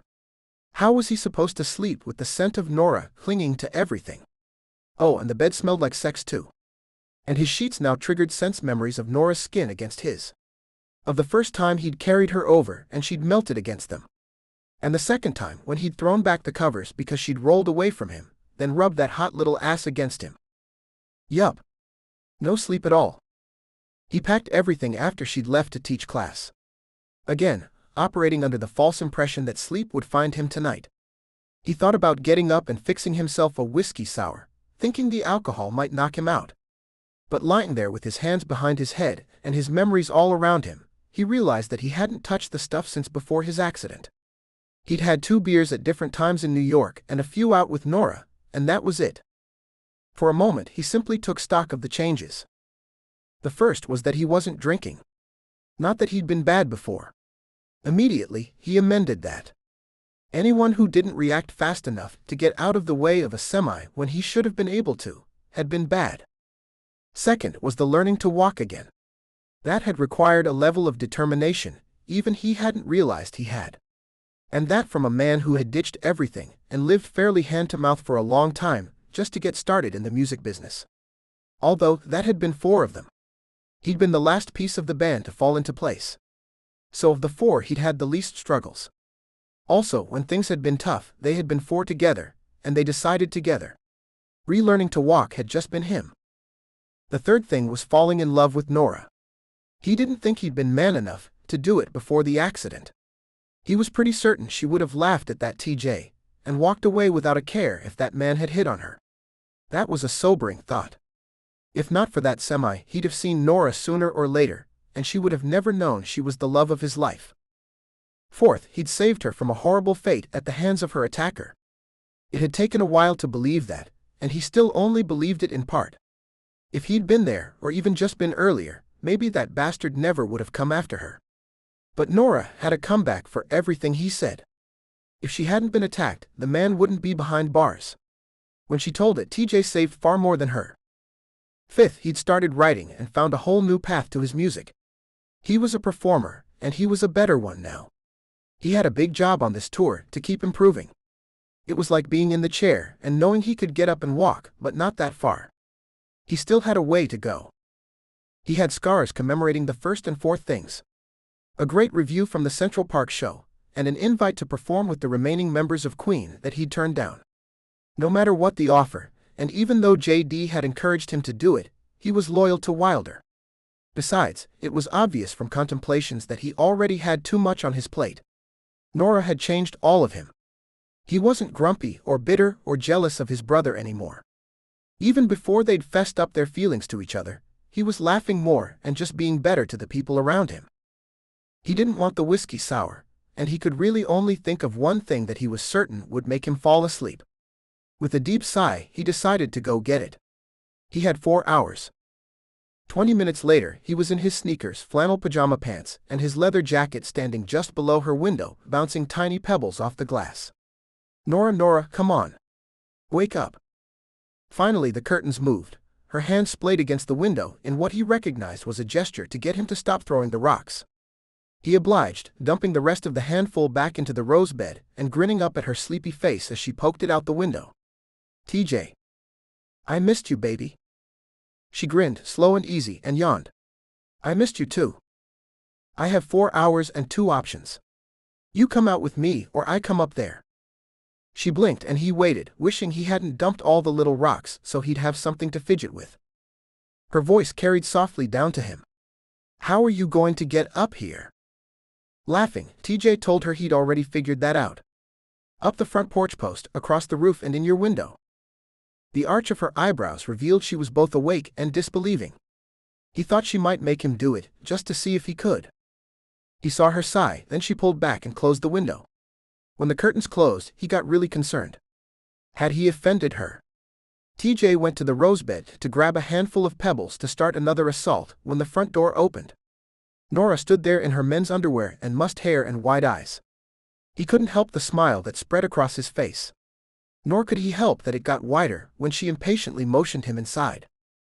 He crossed the threshold, and she carefully closed and locked the door behind him. You have to be quiet. Grabbing her, he kissed her with his hours of pent-up longing. His tongue searched her surprised mouth, and his hand slipped under the hem of the t-shirt. She smacked at his hands playfully. TJ. Upstairs. At least wait until the door is locked. She turned and headed up the stairs, and he followed, watching the way her hips swayed as she climbed the steps. He tried to pay attention when she turned and pointed out a few squeaks. But her long bare legs were distracting. He didn't make it half a second after he closed the door and hit the lock button.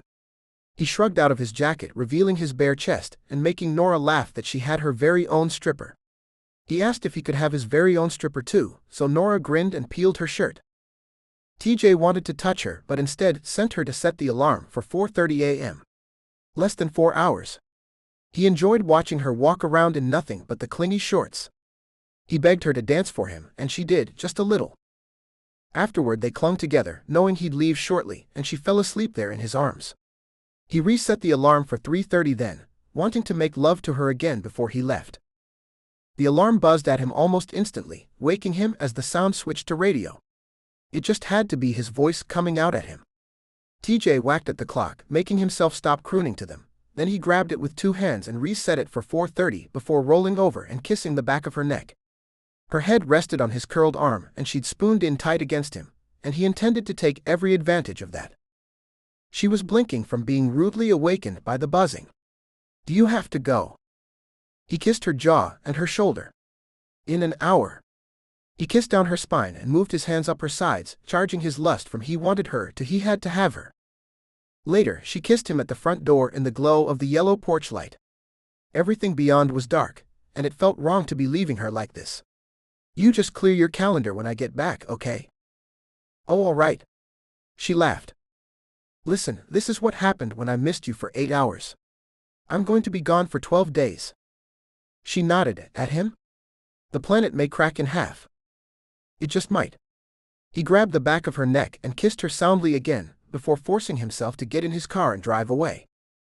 He had about 20 minutes to get from the farmhouse to the studio, and without traffic, who else was up at this ungodly hour? It only took him 15.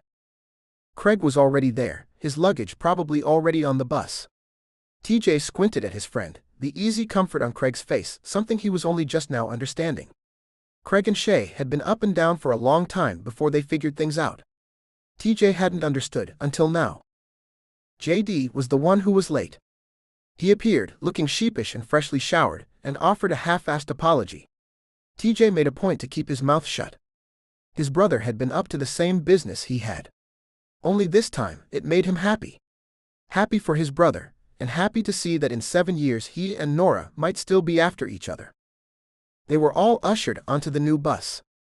Their money from album sales had bought them a better bus, but it was still a bus, still taking him away from Norah. Feeling maudlin, TJ tucked himself into his room at the far back and passed out. When he woke up, the first thing he did was miss Norah. So the second thing he did was call her, but he only got her voicemail. When they'd started touring, they had sometimes done 2 and even 3 shows a day, playing festivals and county fairs during the afternoons and opening for bigger groups at night. But there were no more corndog fairs. Wilder was too big, and it was their name headlining the night shows.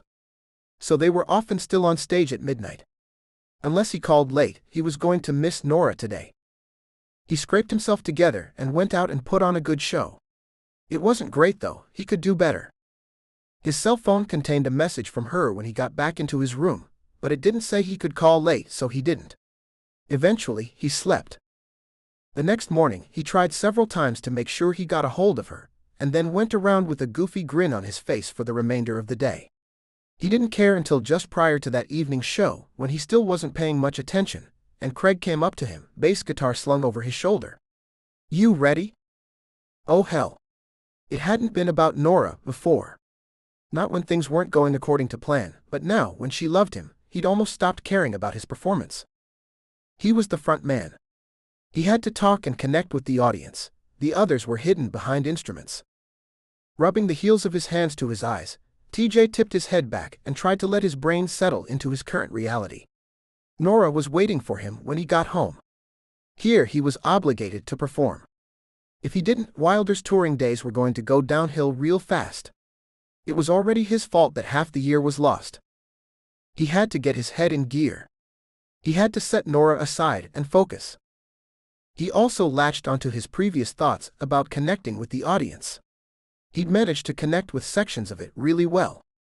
Recently, his performances had been about what he was thinking and feeling, and there was only minimal connection to the people out in front of him. He needed to combine the two and, like at the Troubadour, get beyond those first clusters, find the people along the back walls. With his brain firmly in his head, TJ made his way out on stage and put on one of the best shows of his life. He even had a good time doing it. Norah called the next day, but he didn't listen to the message. He had to keep his head on straight. She called the next day as well, and he let it ring, thinking it would be saner to listen to the message and leave her one in return than to get lost in a real phone call. So he listened to the 2 banked messages that night, and left one in exchange when he was certain she would be at dance. She didn't call the next day. And just the feeling of let down he experienced was enough to convince him that he had to wait it out. The following day he got another call that he again let ring through, even though he gritted his teeth to do it. He listened to her sweet voice telling him she missed him, and she wished she could actually talk to him. His heart turned over. Chapter 58. Norah suffered through not talking to TJ. Now there was a wall of time and real distance between them. She was counting days until he returned and praying things would be the same. Norah wasn't foolish enough to believe in guarantees of the heart, and he'd made her none. He'd come close, insinuated a lot, but she couldn't say for certain that he even knew he was talking in long terms a lot of the time. The last message she'd left him, she'd jokingly said, "If I didn't know better, I'd think you were avoiding me." Now she didn't think she could go in and teach class. A text message had popped up on her phone. Basically, he was avoiding her. He said he couldn't keep his head on straight when he was thinking about her. He loved her, but she shouldn't call. What the hell was that about? Norah sat with the phone in her hand and looked through the abysmally long message again. The "I love you" was clear in exactly those words. So was "don't call." Somehow, she made it through her classes. At least she'd done this often enough, she could function on autopilot. Then she trudged home to her father, who was watching TV. He put the program on pause the instant he saw her. "What's wrong, honey?" She shrugged. It was all she could think of. He tried again. "Want to talk about it?" "Yes." "No." She'd promised. It was the right thing to do. TJ hadn't cut her off completely. He had said that he loved her. Besides, her dad would probably tell her it was her fault, and what she could do about it. So she showered and went to bed, and thought about crying herself to sleep but couldn't quite muster it. She was just too puzzled. Somehow the next days passed. She did as she was asked and didn't call. Questions rattled around in her head, causing headaches. Had she been such a horrible conversationalist? Too clingy? Was it all just overwhelming to him? He always talked about the time before his accident, as though he'd been some teenager until just recently. He couldn't have been that immature. He had a house and bills, an amazing career that had taken some serious work without any promise of payoff. Norah, who considered herself usually sane and steady, wandered the days not knowing what to do. She got worse as TJ's arrival into town neared, and she was supremely grateful when Mark showed up just as planned. The knock on her door was a welcome distraction. She opened it, amazed to see a buff, ripped man standing on the other side. "Mark?" He grabbed her and swung her in a huge circle. "Oh baby, we both look better. You've gained some weight too." He set her back and looked her up and down. "It looks good on you." "Wow." She had to put her hands up and feel the muscles in his arms. He'd always been strong, he had to be to spend his days lifting women over his head, but now it had some bulk, not just whipcord lean strength. He looked around the farmhouse for a minute. "Is your dad here?" "I remember him." "Of course you do. He came all the time after Jeff and Jordan died." Mark quit looking at the house and tilted his blonde head at her, his short hair perfect like his creased pants and clingy shirt. "You said it." "Yeah, I can now. And no, Daddy's out with his girlfriend tonight." His arm came out around her shoulders. "I'm proud of you, you know."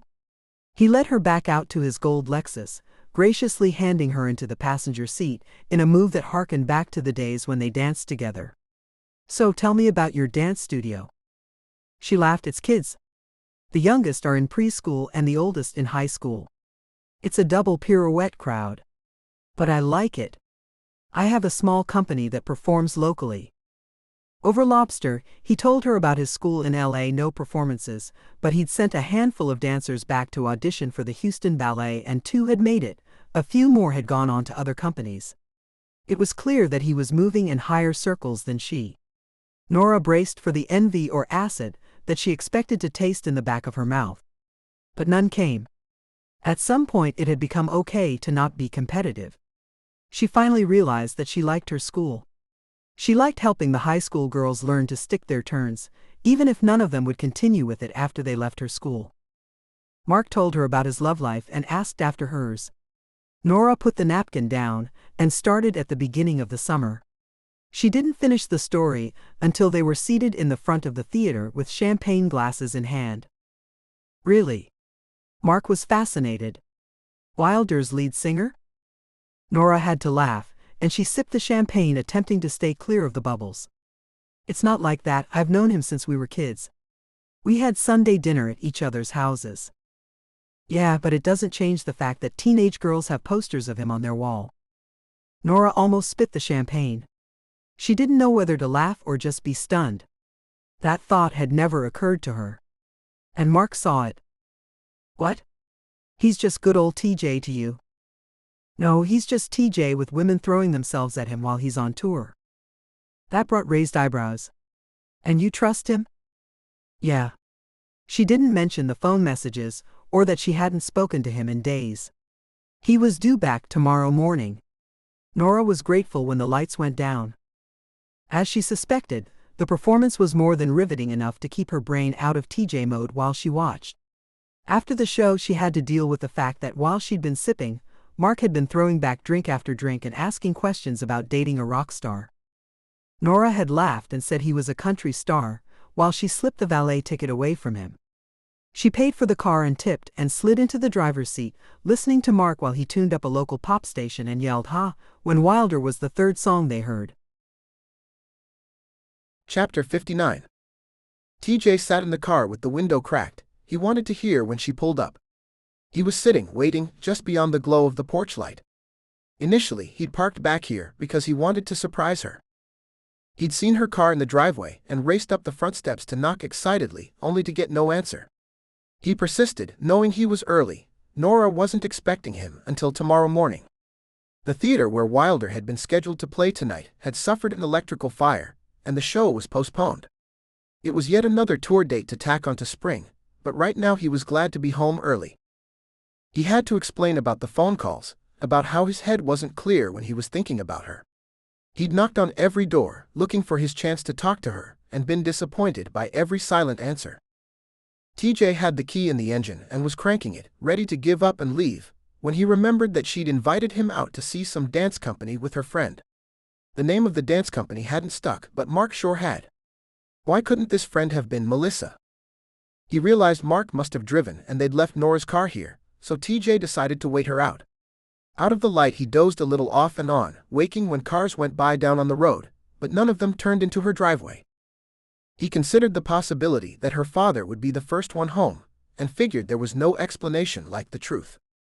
It was 11, and he dozed again.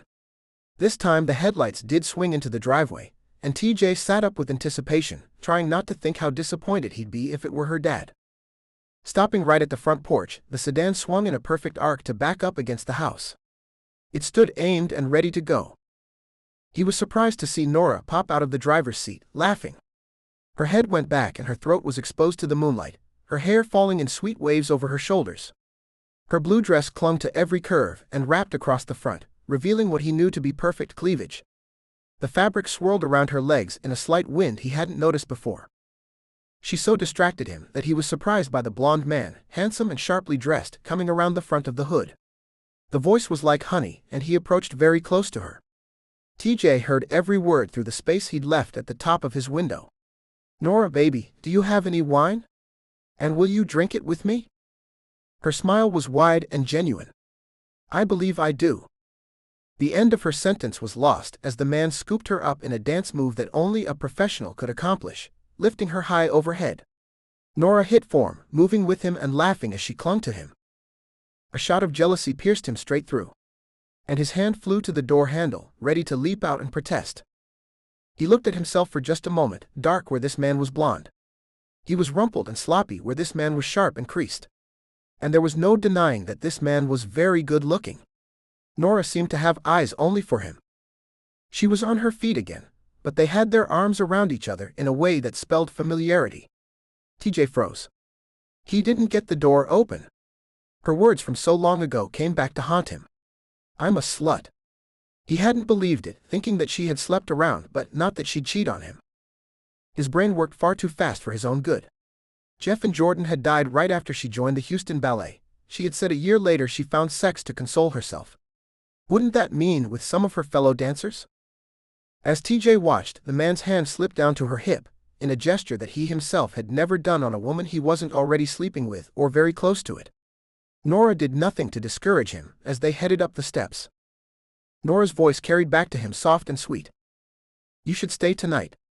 You can have the other side of my bed. TJ felt it hit him like daggers. Norah looked at her watch. It was past noon and she'd expected TJ in around 10. She'd gotten a sub for this morning's company class, thinking that she wanted to be available when he got in. Now she was glad she was available because she was getting mad and bewildered and wanted to ask him what the hell he'd been thinking. He hadn't called. Hadn't said the band was running late, and she wasn't going to call as he'd asked her not to. Mark had left around 8 to hit his hotel room to shower and make his plane on time.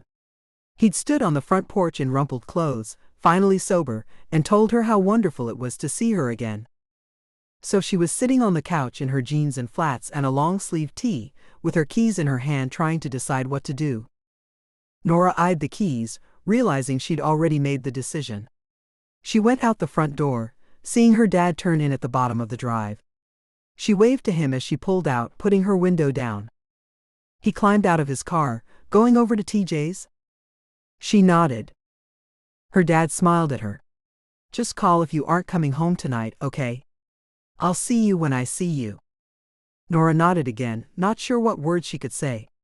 She had a sinking feeling that something had gone wrong, but she didn't know what.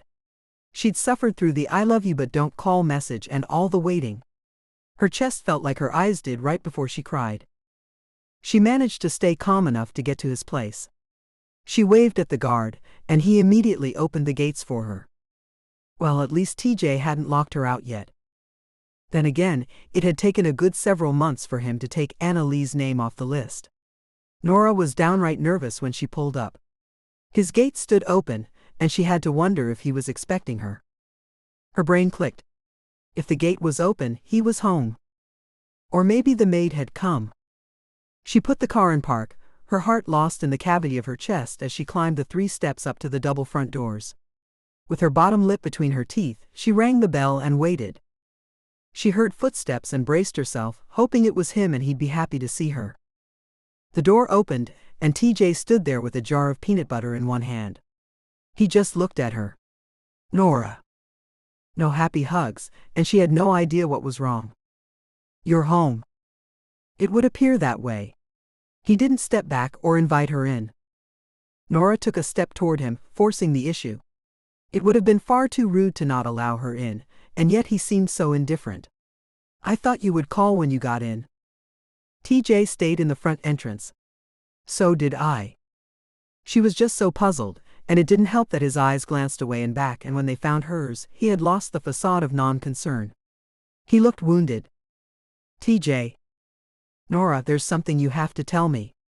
He cut her off before she could say anything, before she could reach her arms out and touch him. What? That I love you? I would have been telling you that all week, except you didn't want me to call. I don't understand this. Her hands hung useless at her sides. I think I do. He looked at the marble of the floor for a moment, the fountain making an almost peaceful sound while she waited. But Norah waited at the cliff's edge. I cut you off. I thought I had to keep performing. So you went elsewhere. She frowned at him. I know, Norah. He showed real emotion for the first time. I know what you did. Please just admit it. Let's get past this. I love you. Her hands went out, palm up. Admit what? TJ slammed the peanut butter down on the small entryway table behind him. He leaned back against it, gripping the edges so tightly he turned his knuckles white. I got home early. I went to your house last night to surprise you. I got surprised instead. I saw you. Saw me what? You saw Mark? I invited you along to that.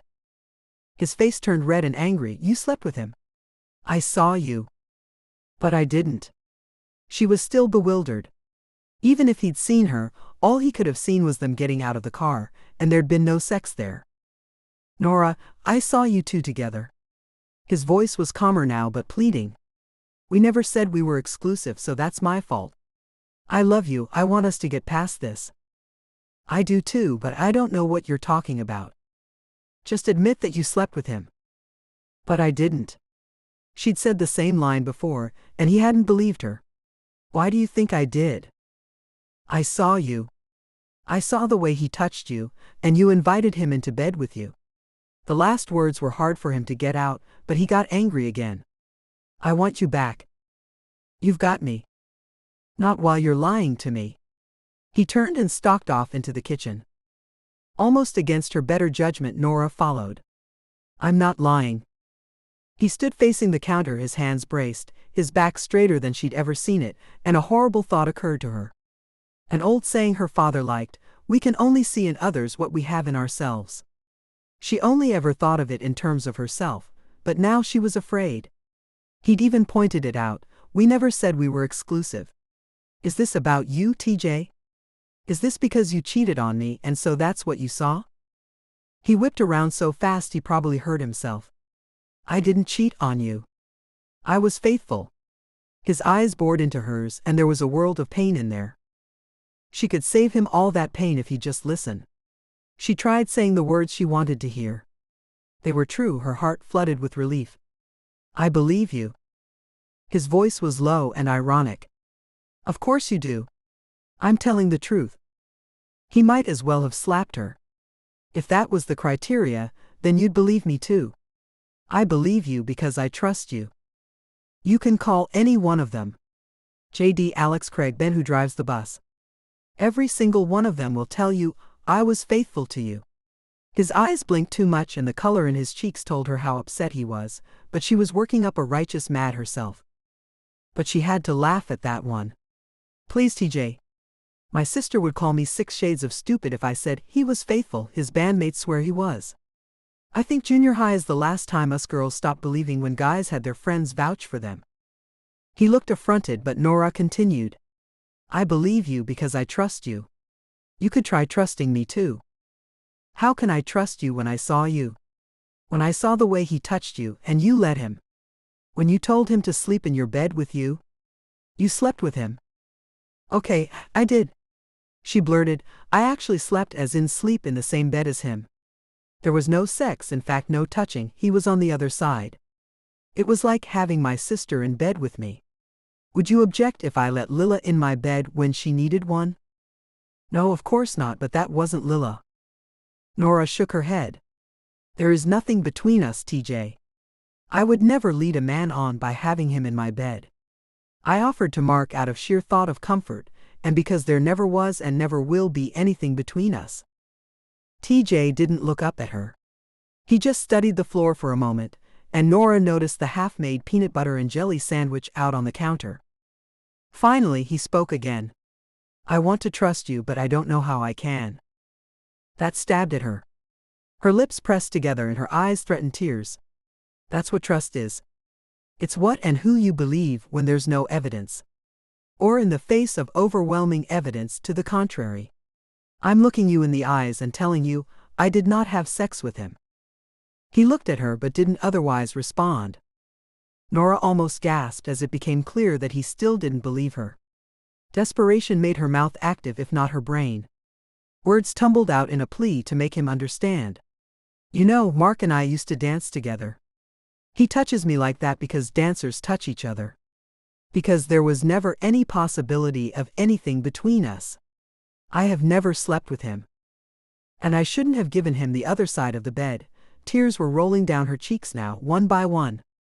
TJ's expression didn't change, and she wasn't sure why she kept talking, but she did. That's your spot. I love you and I want you there. And I won't even give it to Lila, because you're right, I shouldn't have offered it. She didn't add that Mark was drunk and she didn't think he'd take the couch. Or that she was afraid he'd get up later, still drunk, and drive off. But I didn't screw him. I didn't cheat on you. I need you to believe that. TJ took in a breath. A lot of people think it's not sex if it's just oral sex. Did you make out? Let him touch you. He gestured at her torso. Norah cried in earnest then. He asked another question.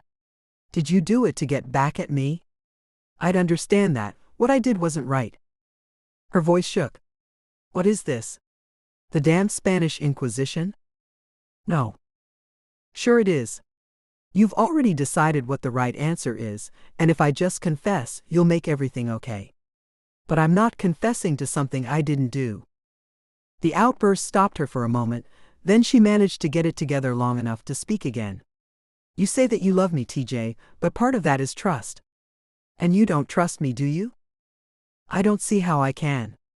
He leaned against the counter, tears in his own eyes.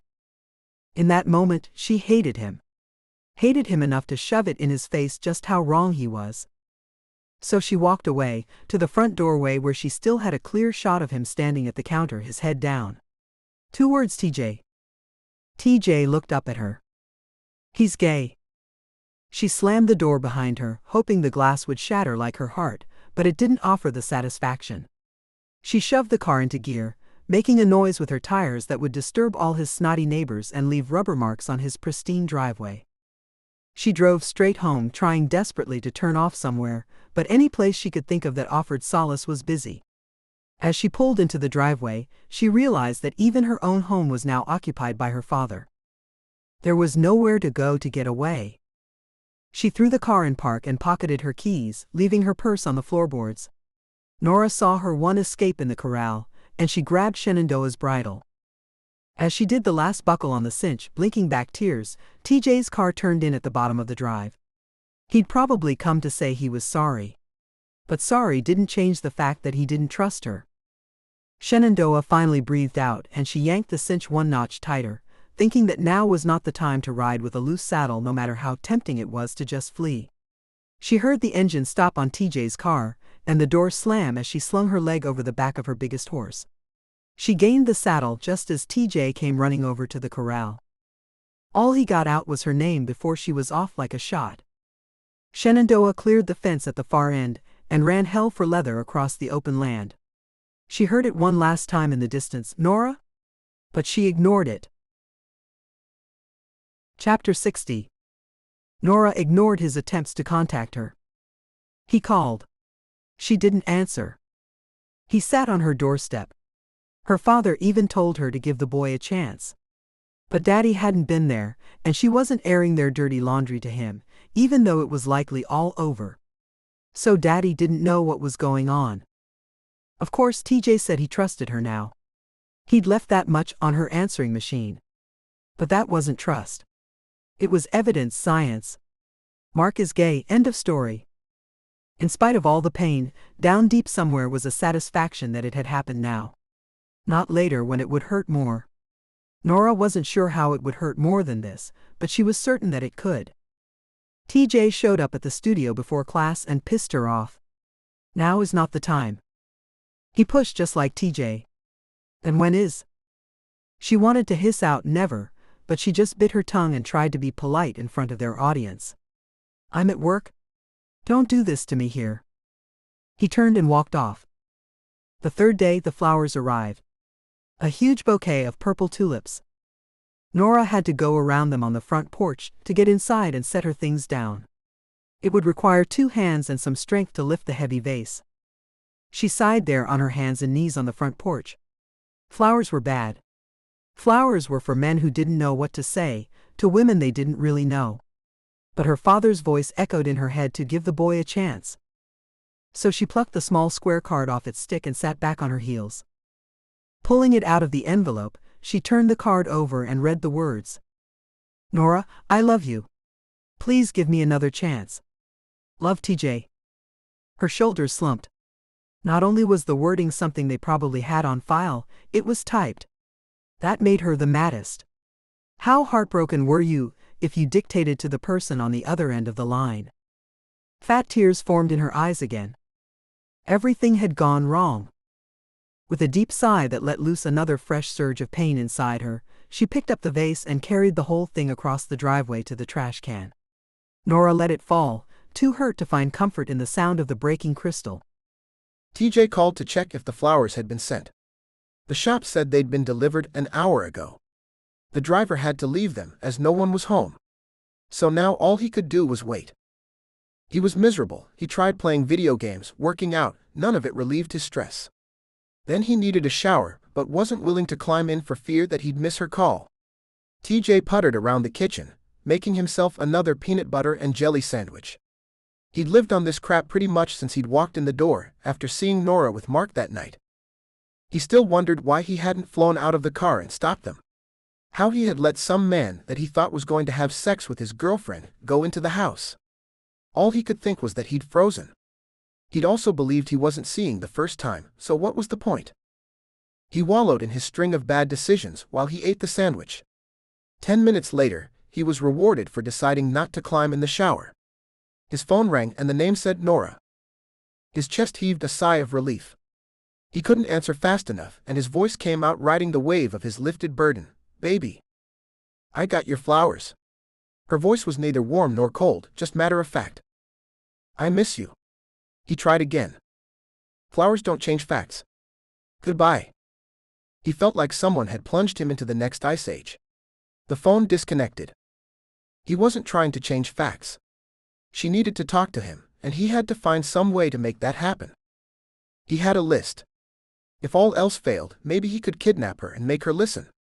Okay, that was a little far, but he had to get her to listen. He spent the afternoon in the jewelry store. He'd found nothing that he liked, so he picked out something similar to show the jewelers, then had them work overtime. She had to understand, had to at least call. This wasn't flowers. This was something he'd designed for her. He went back to the jewelers the next morning, with the note he'd written. He checked out the work. It was beautiful and graceful and reminded him of her. And it was just an excuse to get her the note. He'd practically cut himself open and bled onto the paper. At first he tucked the folded paper into the top of the necklace box, then became afraid she'd miss it. So he settled it over the jewelry and had the store wrap it. With a heart attempting to tear in half from the weight of the dread and the lift of the hope he felt, he drove to the dance studio. TJ was happy to find only Mrs. Kenner behind the front desk. She smiled up at him like she had no idea Norah had left him. He was glad for that small fact and didn't care if it was ignorance or kindness. "This is a surprise for Norah. Will you give it to her when she gets in?" The older woman took the box and turned it over. "It looks like jewelry." "That might be because it is." He didn't add that it was also the plea of a man who was becoming more desperate. TJ drove home wondering how his heart still beat and when this would end. This wasn't the kind of thing you just got over. He took a long road around the edge of town, skidding to a halt at a for sale sign on a large rolling lot. The sign said 4 to 400 acres. Wondering what that meant, TJ dialed the number. While it rang, he noticed houses on either side of the lot. One on the left was still under serious construction, while on the right it looked complete and occupied. "Can I help you?" The voice on the other end was gruff. TJ asked about the sign and was told in the same rough voice that the man was old and selling off pieces of his own huge holdings along the road. He was willing to sell just the roadside lot or carve out space behind it, whatever the buyer wanted if the price was right. TJ told him the price was. Then called his real estate agent and told her the same thing. Feeling marginally better, he arrived at his own house and shut himself in his studio with his cell phone. Every time it rang, his heart flipped. Every time he was disappointed, even before he answered it. He fielded calls from JD, Brenda, and Craig. And he waited. He almost missed the knock at the front door. By the time his brain registered what the sound was, he scrambled to his feet just in case it was Norah. Throwing open the door, his heart leapt at the sight of her. Her hair was pulled up and she was in dance clothes and the necklace box in her hand.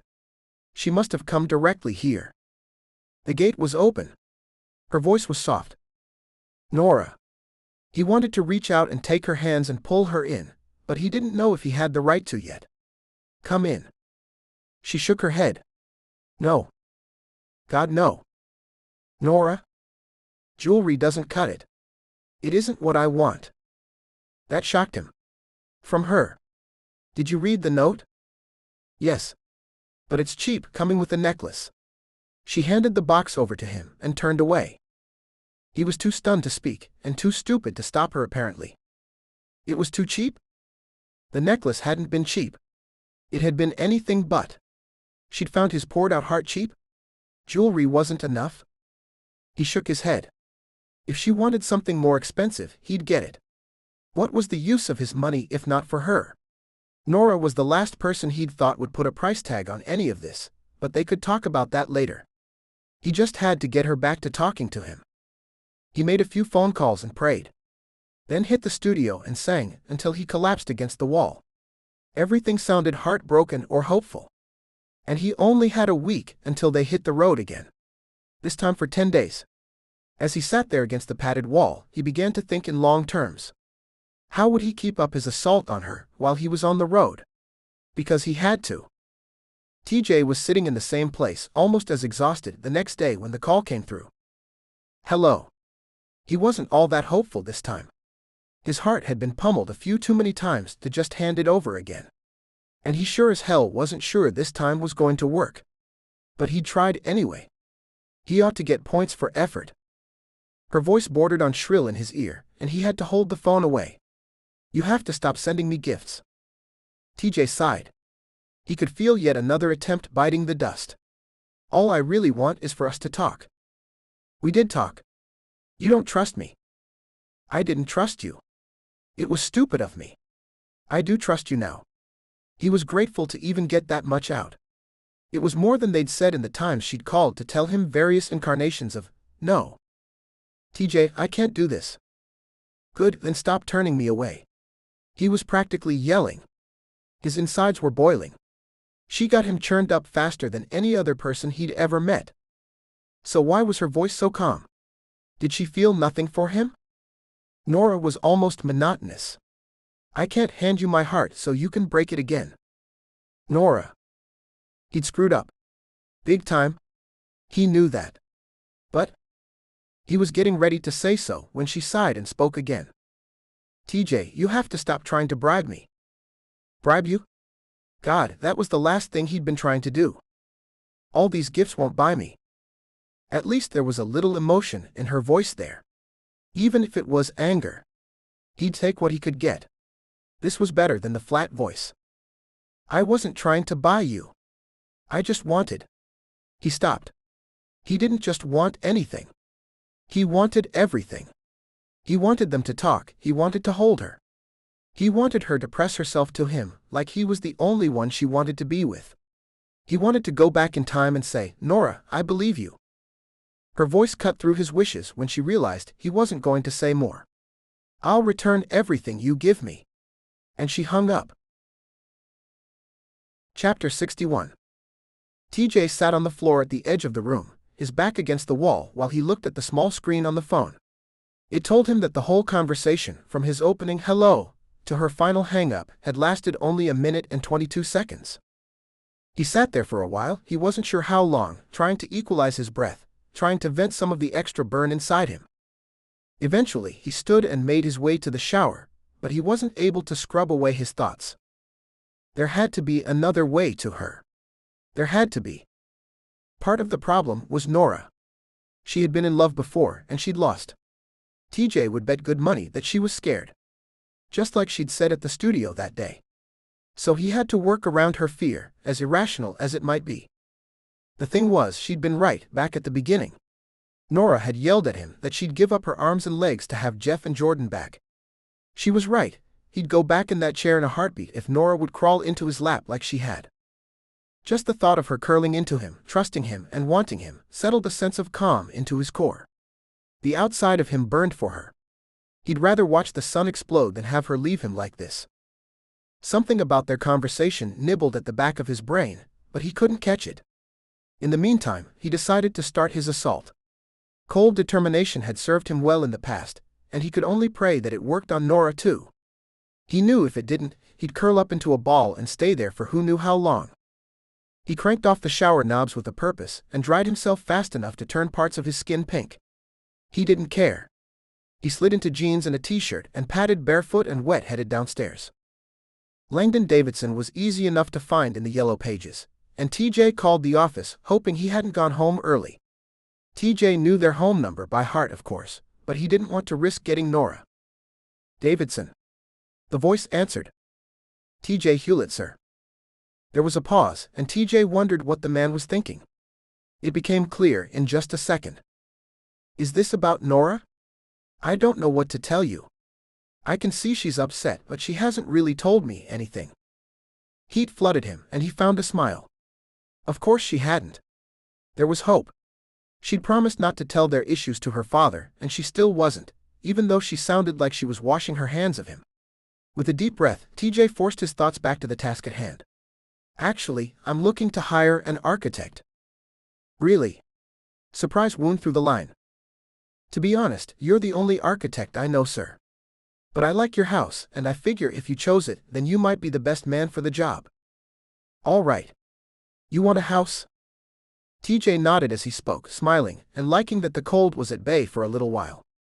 Yes, but I have special requirements, too. So if that's too much or not what you do, then you might refer me to someone else. Let's see what you need first. It's best if we talk preliminaries in person, so I can get an idea of what you want. You can come into the office, or I can come to you. You might want to come here. There's a room in this house that I need duplicated, in the new one. It might be best if you just see it. TJ paced while he talked. How's this evening look? I'm free after 5. TJ suspected that her dad didn't usually go out on Friday evenings to meet clients. Then again, this wasn't going to be his usual job either. He bit back a small laugh. I'm free. My date ditched me. I'm sorry about that, son. There was real compassion in the man's voice, although he offered no other information. Me too. He almost didn't say it, then it fell out of his mouth anyway. You know, sir, you are the strangest father I have ever met. There was a deep laugh from the other end of the line, and TJ was glad it was taken well. He hadn't thought before the words came out.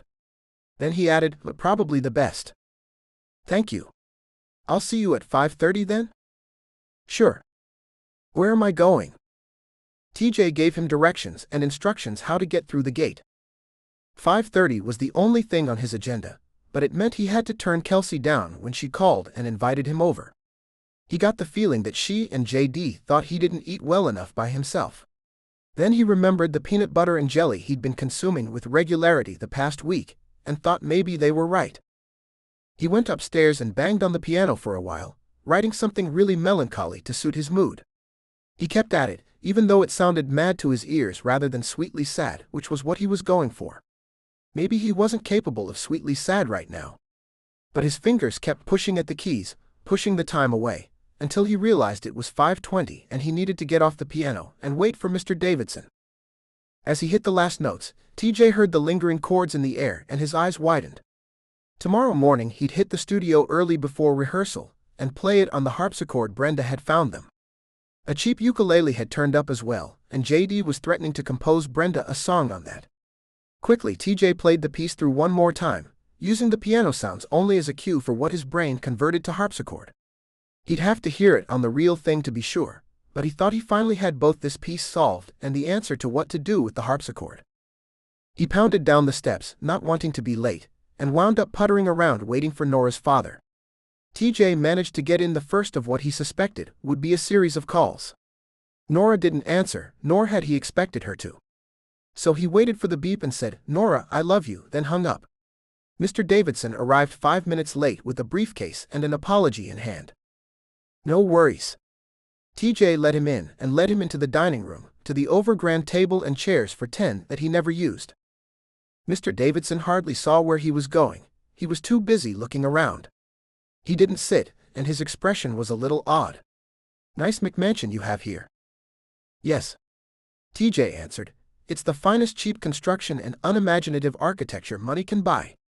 You can see, I had it decorated in generic opulence to keep the whole place unified. The laugh that came out of the man put a smile on both their faces. Mr. Davidson finally pulled off his coat, settling it across the back of the chair before he sat. All right. I think we can work. Thank you. TJ pulled out the adjacent chair and got as comfortable as he could in the for-looks-only furniture. I didn't realize until recently that I really hate this place. He pulled out grid paper and a keen-looking mechanical pencil. So start talking. What do you want? For someone who knew what he wanted, TJ found he couldn't really put it into words. Not this. That's a good start. Style? I like your farmhouse. I hate iframes. The land I just bought rolls. I want the place to look like it fits. No modern angles. I like the windows that come out of the roof. Dormer windows. Those. The man was scribbling frantically. Bedrooms? Yes. What a silly question. How many? Oh. 3 or 4. So, Mr. Davidson jotted more. 2 to 3 bathrooms? Anything special for the master bath? Yes. The big white bathtub with the... TJ motioned with his hands. Claw feet. Good choice. Do they come big? Norah's dad tilted his head to the side. Big enough for 2? Oh crap. Maybe this wasn't such a good idea. But TJ squared up and looked him in the eye. Yes, sir. Do they make them? There was a small grin with his nod. Yes, I'll design it, and a good contractor can get you just about anything if you're willing to pay for it. Let's see how unreasonable it is before we decide. Fair enough. He jotted more. Any special rooms? Oh yes. TJ stood up, pushing the chair back and attracting the architect's attention from his papers. Come with me. He showed the studio and discussed minor changes to the one for the new house, saying that some of the pieces here could be moved. The acoustic padding he had would come down and could go to the new place. He pointed out the special carpeting that would have to get replaced. They trailed back down the stairs this time with Mr. Davidson leading. Any other special rooms? He asked over his shoulder. Yes, sir. A dance studio. The older man stopped at the bottom of the stairs and turned to face him, leaving TJ a few steps up and curious if her dad was going to point out that he was betting a lot on an uncertain future. Do you want a packed foam floor like she has at her school now? No beating around the bush there. And no question as to why he wanted it or for what. TJ answered. Yes, sir, she loves that floor. That she does. It'll change the options for where it can go in the house. So be it. TJ followed as Mr. Davidson headed back through the kitchen, scribbling frantically again while he walked. TJ threw out another gambit. And a barn. Let me guess. 3 horses? Make room for 5, sir. I need a Western-trained horse to go out with her. She rides English and it's just wrong. Langdon Davidson let loose a deep head-thrown-back laugh, and TJ could see where Norah got it. He added another contingency. Oh, and no windows in the dance studio. Her dad frowned at him. That's not right. It won't look consistent on the outside of the house, and there won't be any natural light. Why are you insisting that there not be any windows? The back of the house is open to range, sir. The land isn't entirely fenced. There are houses on either side, and while there are trees, there aren't enough to keep someone from watching her. Would someone have perhaps done this while she was dancing at my house? TJ swallowed. Yes, sir. Accidentally, sir. Well, then we'll have to come up with a solution. But I'm going to get around that no windows thing. Mr. Davidson sat back down and began sketching frantically. Chapter 62. TJ worked frantically on the Norah problem, as he had now deemed it. He called several times a day, even though she never picked up, always leaving the same 4 words. His brain tracked the last conversation they'd had several different ways, knowing that there was some inherent clue in what she'd said. He did the homework her father had given him, and wondered if the man had mentioned any of this to his daughter. TJ suspected not, but was uncertain if there was some code of architect-client confidentiality. Still, he faithfully jotted down other ideas he had for the house. He included hardwood floors everywhere, thinking that Norah could spin and turn through the house as she had when they had lived together. He wanted a fence around the property, to keep people out, dogs in, and be low enough for a good horse to safely jump. Sunday morning, TJ photographed the land he'd bought and emailed the photos, before hitting the studio and the harpsichord. He managed to make the song a little sweeter, but only after closing his eyes and imagining Norah in their new house. He refused to imagine an empty dance studio. He was building it. He'd wear her down if he had to. Monday morning he woke up and rolled over, going back to sleep. It was maybe the best thing he'd ever done, because when he woke the second time the clock said 10:53, and he remembered what it was about their conversation that had been eating at him. He ate Cheerios, not tasting a single bite. By noon he knew what to give her. He showered and dressed frantically before realizing he had no idea where to get what he needed. He speed-dialed JD, who gave him Kelsey's cell number. TJ. She had answered. He never called her. Kelsey, I need help. Where can I get pretty boxes and tissue paper and that kind of thing? Norah lay on the couch, watching soap operas. She didn't answer TJ's calls, and he called about 3 to 5 times a day. Norah, I love you. She could hear it in her head. It sounded a little different each time. Her phone logged when the calls came in. She hadn't been able to bring herself to delete them. Saving them would have been too active, so she simply hung up after listening. This morning she had been stupid and played through her skipped messages, tormenting herself with Norah, I love you in 14 different shades. So she sat on the couch with the TV playing, and some woman crying because her soap opera lover had done her wrong. Norah should be eating lunch. She should be at the studio dancing. She could have run errands if nothing else. Instead, she was on the couch with her phone in her hand like a lovesick fool. She reminded herself that he'd be leaving again in 4 days, and felt overwhelming relief mixed with overwhelming sadness at that. So she figured she deserved some good old-fashioned self-pity on the couch. She contemplated eating a lunch of nothing but ice cream. The door clicked as the show ended, and Norah bolted upright. Dad, what are you doing here?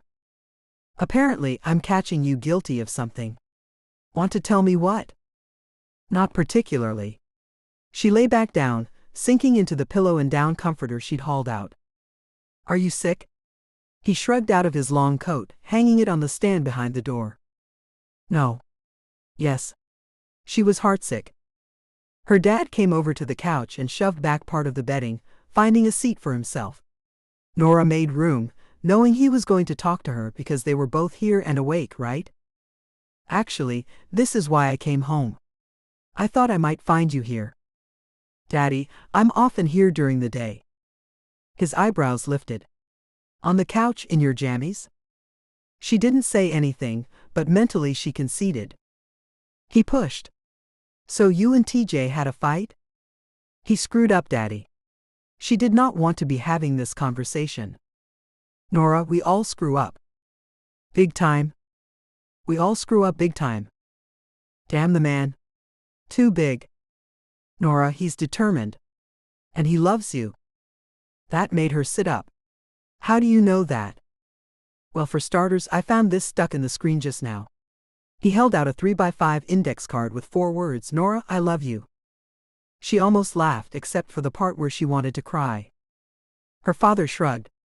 Maybe you should give him another chance. I did, Daddy. There's always another. God, her father could be exasperating. What am I supposed to do? Keep letting him break my heart?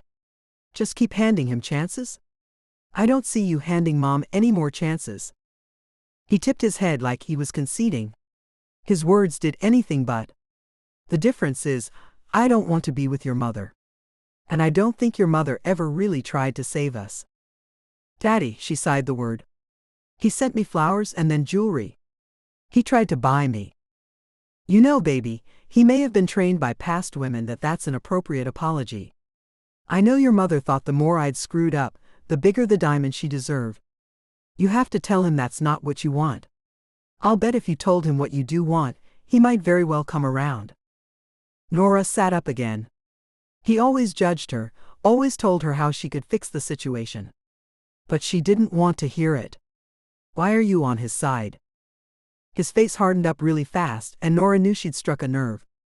I'm on your side, Norah, always. Then why are you pushing me to do this? He sighed. You weren't a happy child, Norah. You didn't do well with the limits your mother and I put on you. Lila did fine with them, and so we did the same thing with you, and looking back I don't think it was the right thing. Norah rolled her eyes. Daddy, Lila broke every rule you guys set. I know that. I think breaking them made her happy. Now she seems happy living much like your mother does, all about the rules. You weren't happy that way. I think dancing gave you some satisfaction out of life, but you weren't happy until you started dating Jeff. Her father paused here and blinked. Your mother and I had so many fights about that. She thought you were too young to be serious about him, and that we should stop you. I thought we were a day late, and $1 short on that one, because you already were serious about him. I knew from my own experiences that parents aren't very successful at keeping kids apart. And the thing was, he made you happy. When you got pregnant and got married, I thought you were too young. But I was wrong. You were so poor, but you both stayed in school, and then when he was going to graduate early and you were accepted to the ballet, I couldn't have been more proud. He shook his head. And then Jeff and Jordan died. Norah could see that he had loved his son-in-law and grandson more than people probably knew. And he missed them both to this day. When they died, it was like someone flipped your light switch off. I tried so many ways over the years, but I couldn't make the light come back. He didn't look at her. And then at the beginning of the summer, you left. When I saw you again several weeks later, it was on. I was so shocked. I'd become afraid it wasn't going to happen for you again. Here he faced her down. He makes you happier than I think I've ever seen you. And that's probably why he makes you more upset. He deserves another chance. And you deserve another chance. If nothing else, do it for me. So I can see my little girl happy again. She hated when he did that. The worst part of it was that he made sense. So she heaved a sigh and decided she needed lunch if she was going to have the energy to haul herself out of the doldrums. As if he were reading her mind, he patted her arm, stood up, and said he had come home to reheat lasagna and did she want a piece? He left her there with her thoughts. Her dad was right. TJ shouldn't be vilified, when most women would have been ecstatic to get a bouquet like that. Most would have thought that an adequate apology.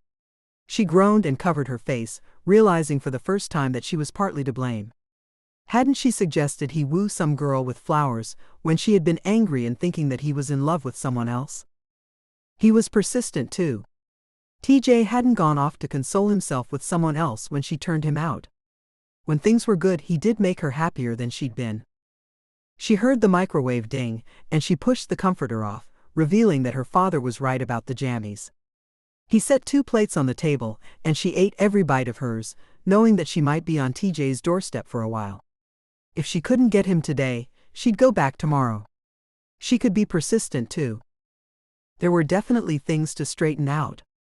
But for the first time, she was willing to give it a shot. And horribly afraid it wouldn't work. With a small smile on her face, she showered and dressed and actually put on some makeup. Her footsteps were light going down the stairs, and she threw on a jacket and was startled by the knock at the door. Frowning, she opened it, her eyes widening at the sight of TJ standing on her porch. He was holding some sort of cube tucked under one arm, and his face looked ready for battle. Norah. TJ. Please let me in, Norah, or come out here. The please sounded more like a command. Without a word, she stepped back, ushering him into the living room, thinking she didn't have a silly little entryway with a fountain. He closed the door behind him and held out the cube. This is for you. She could see now that it was a decorated gift box, complete with perfectly fitted lid. It was beautiful, but it was another gift, and Norah pushed it back at him. TJ. I don't want gifts. No, please just listen. He looked away and took a breath. He hadn't even bothered to take off his jacket. All those gifts, they weren't attempts to solve anything. They were just a gesture to tell you I was sorry and try to get you to talk to me. I screwed up, Norah. I know it. I should have believed you. She started to open her mouth, but his hand went up, palm forward, stopping her. I know you've been in love before, and this is scary.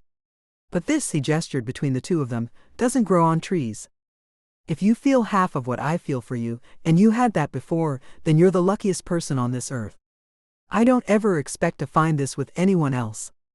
So I'm warning you, I'm going to keep at this until you can either swear to me that you don't love me at all, or until you give in. Without giving her a chance to respond, he again held out the gift box. This is for you. Her voice was soft. What he'd said was about the sweetest thing she'd ever heard. So she didn't get mad. I get it.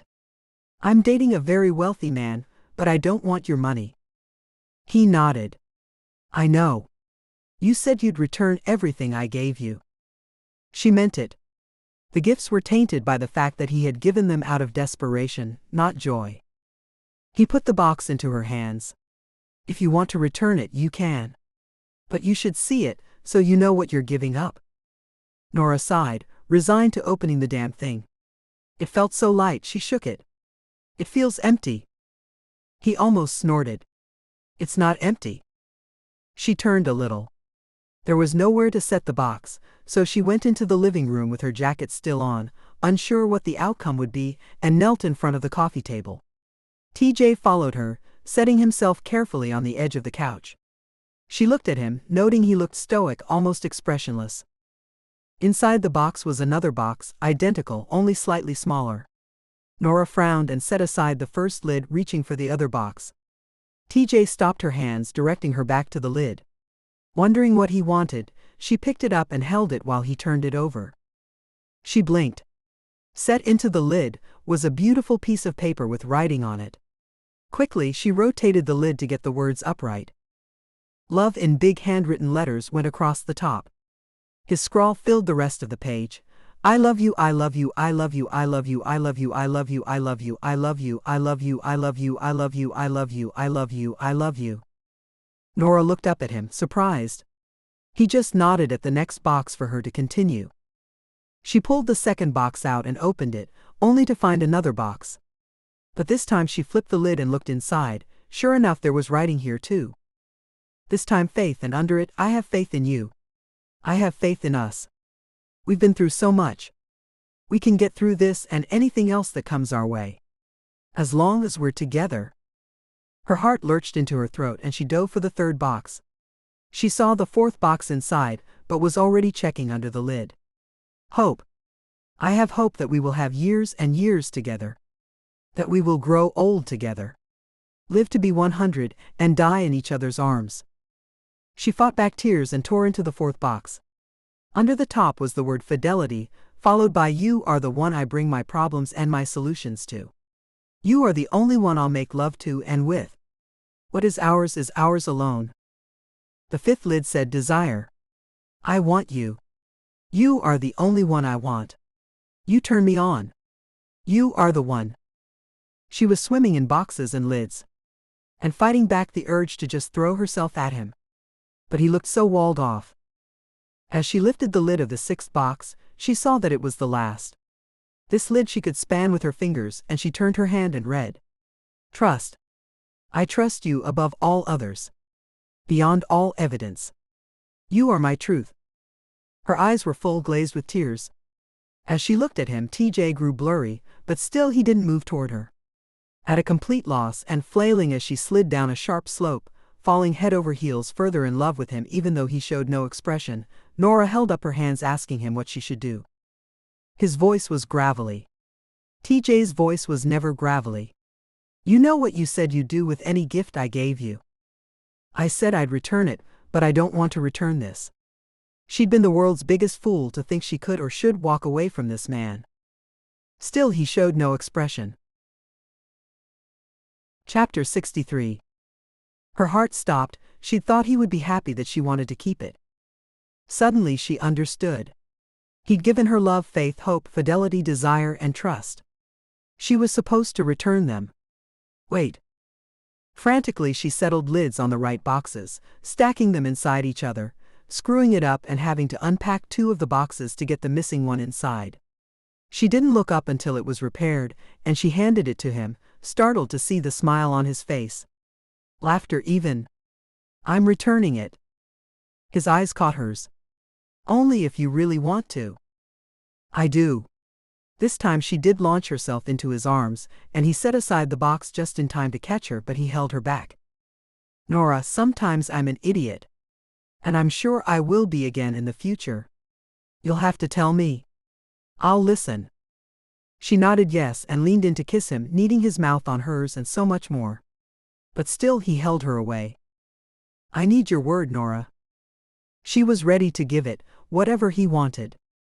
You can't just run away when things scare you. This is twice now you've completely shut me out from how you're feeling. Not again. I need you to know that no matter how bad things may seem, I never want to hurt you. His fingers wound into her hair, holding her at a distance from his face and yet near. I should have trusted you more. But you should have trusted me too. I wasn't trying to bribe you. I was trying anything I could to get you to speak to me. It shouldn't be that hard. Her voice came out on a wet whisper. I'm sorry. I love you. I love you too, Norah. This time when she pushed toward him, he let her, his lips sealing over hers. His tongue searched her mouth and his hands held her to him. For a while she just clung, needing his touch, enjoying making out on the couch again.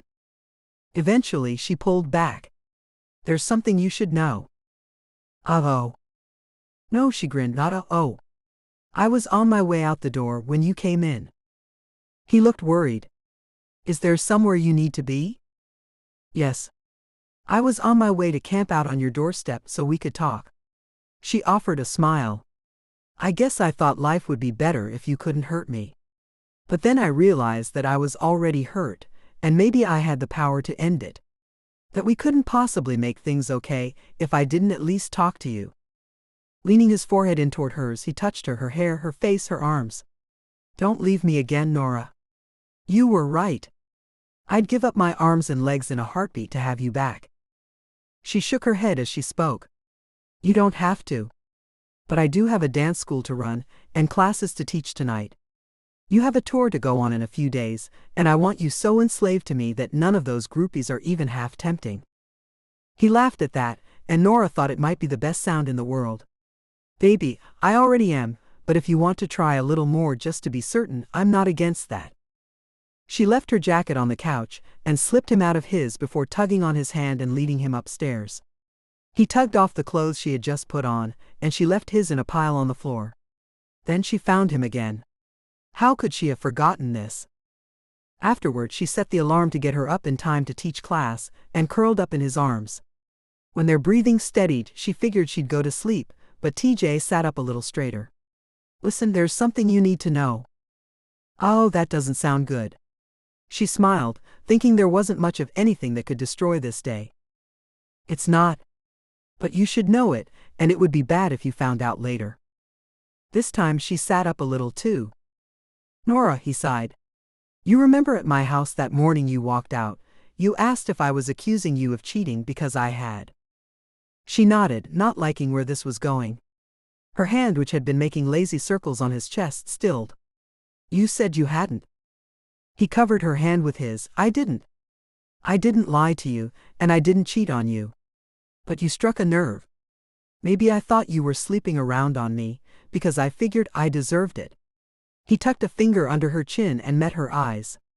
I've never been faithful to anyone before you. Anyone? He looked down and shook his head. I'm not proud of it. But it never mattered. I never cared if anyone found out and left me because of it. You should know about my past though, and that I won't cheat on you. This is different. Slowly she nodded. Is this some kind of record? He nodded and Norah pushed away, sitting bolt upright. 3 weeks is a record for you. Probably. He looked sheepish and Norah started thinking back. He must have read her mind because his arms tightened around her. Don't think that way. I hit 3 weeks of being faithful to you long before we even kissed. There hasn't been anyone else since before the accident. That soothed her, but she had to clarify. TJ, you weren't faithful to me then. There just wasn't anyone else around. There's a difference. Yes, there is. And I was faithful to you. I got turned on, I fantasized. It was all about you, so don't go thinking I settled. Smiling, she curled into him. This was where she belonged. Her heart rate slowed, and she knew other women would warn her about her decision, but she believed him. More importantly, she believed in him.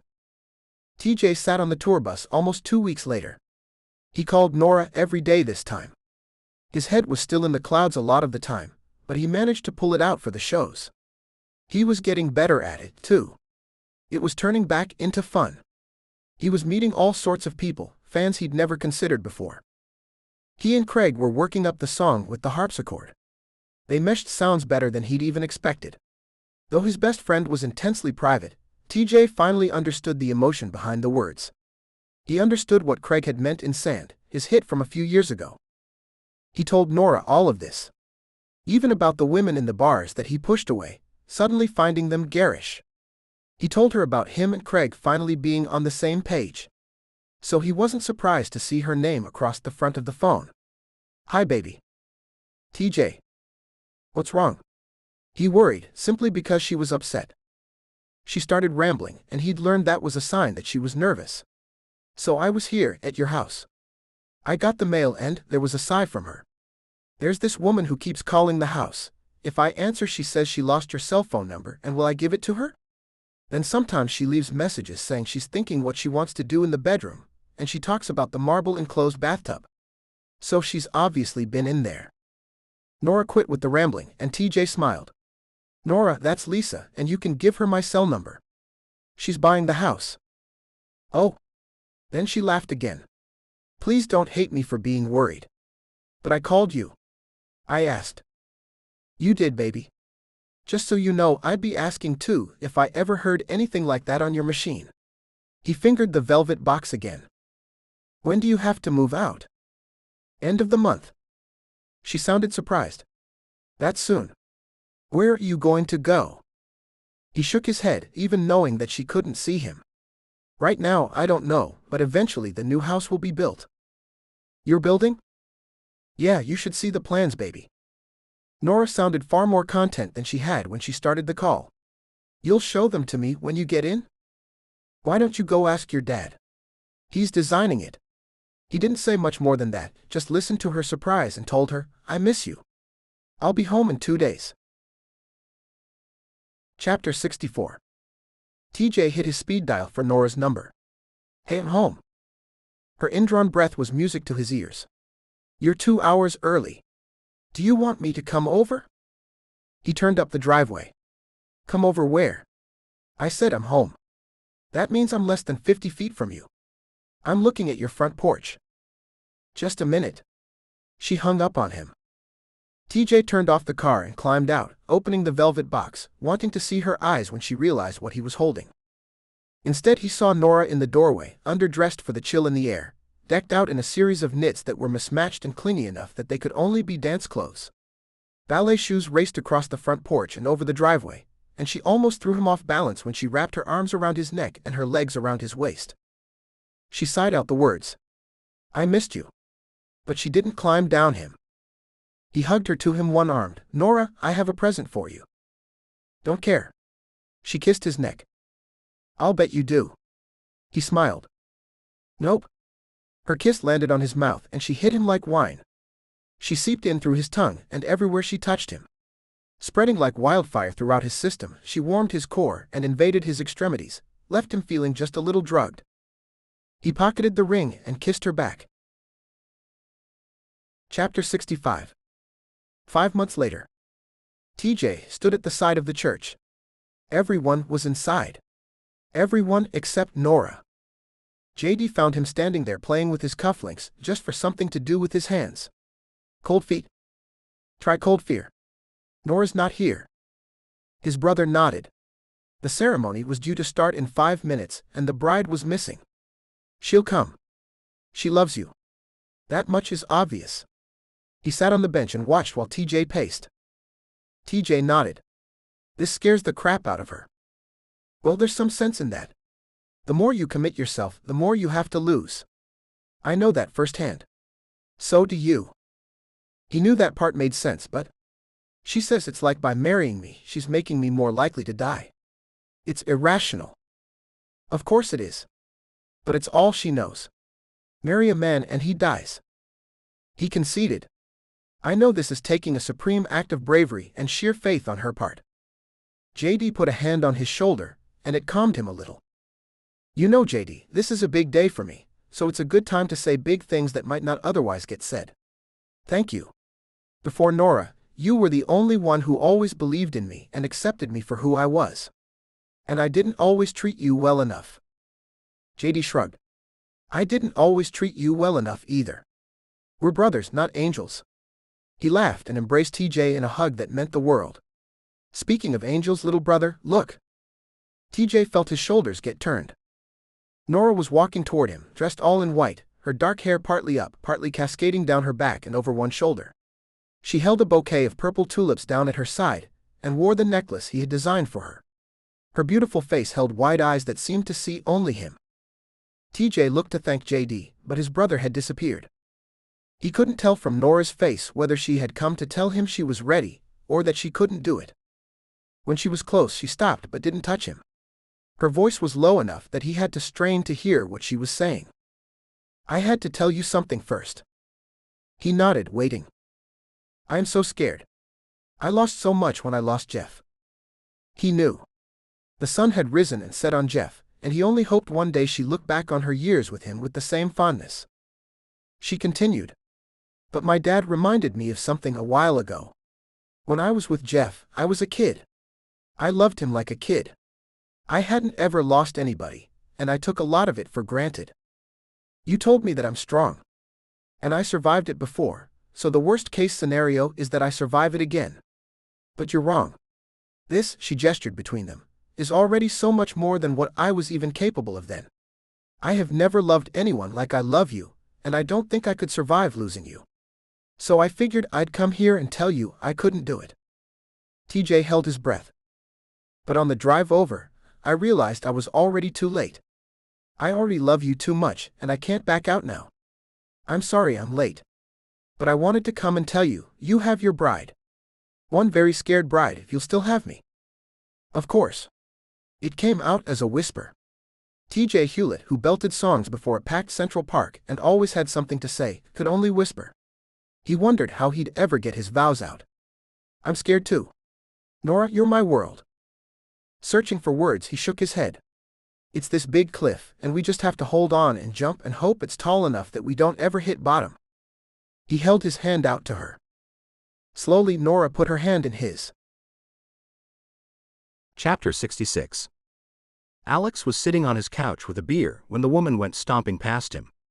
She didn't say a word. She didn't have to, her face said it for her. Her orange hair was scraped back into a tight knot, and her sensible shoes shook the floor as she went by. She was done. He'd seen that expression before. Hadn't he just been trying to ignore the yelling coming from the other room himself? Of course she'd had enough. It was really a miracle she'd lasted this long. She came back into the room, luggage packed and in hand. Well, crap.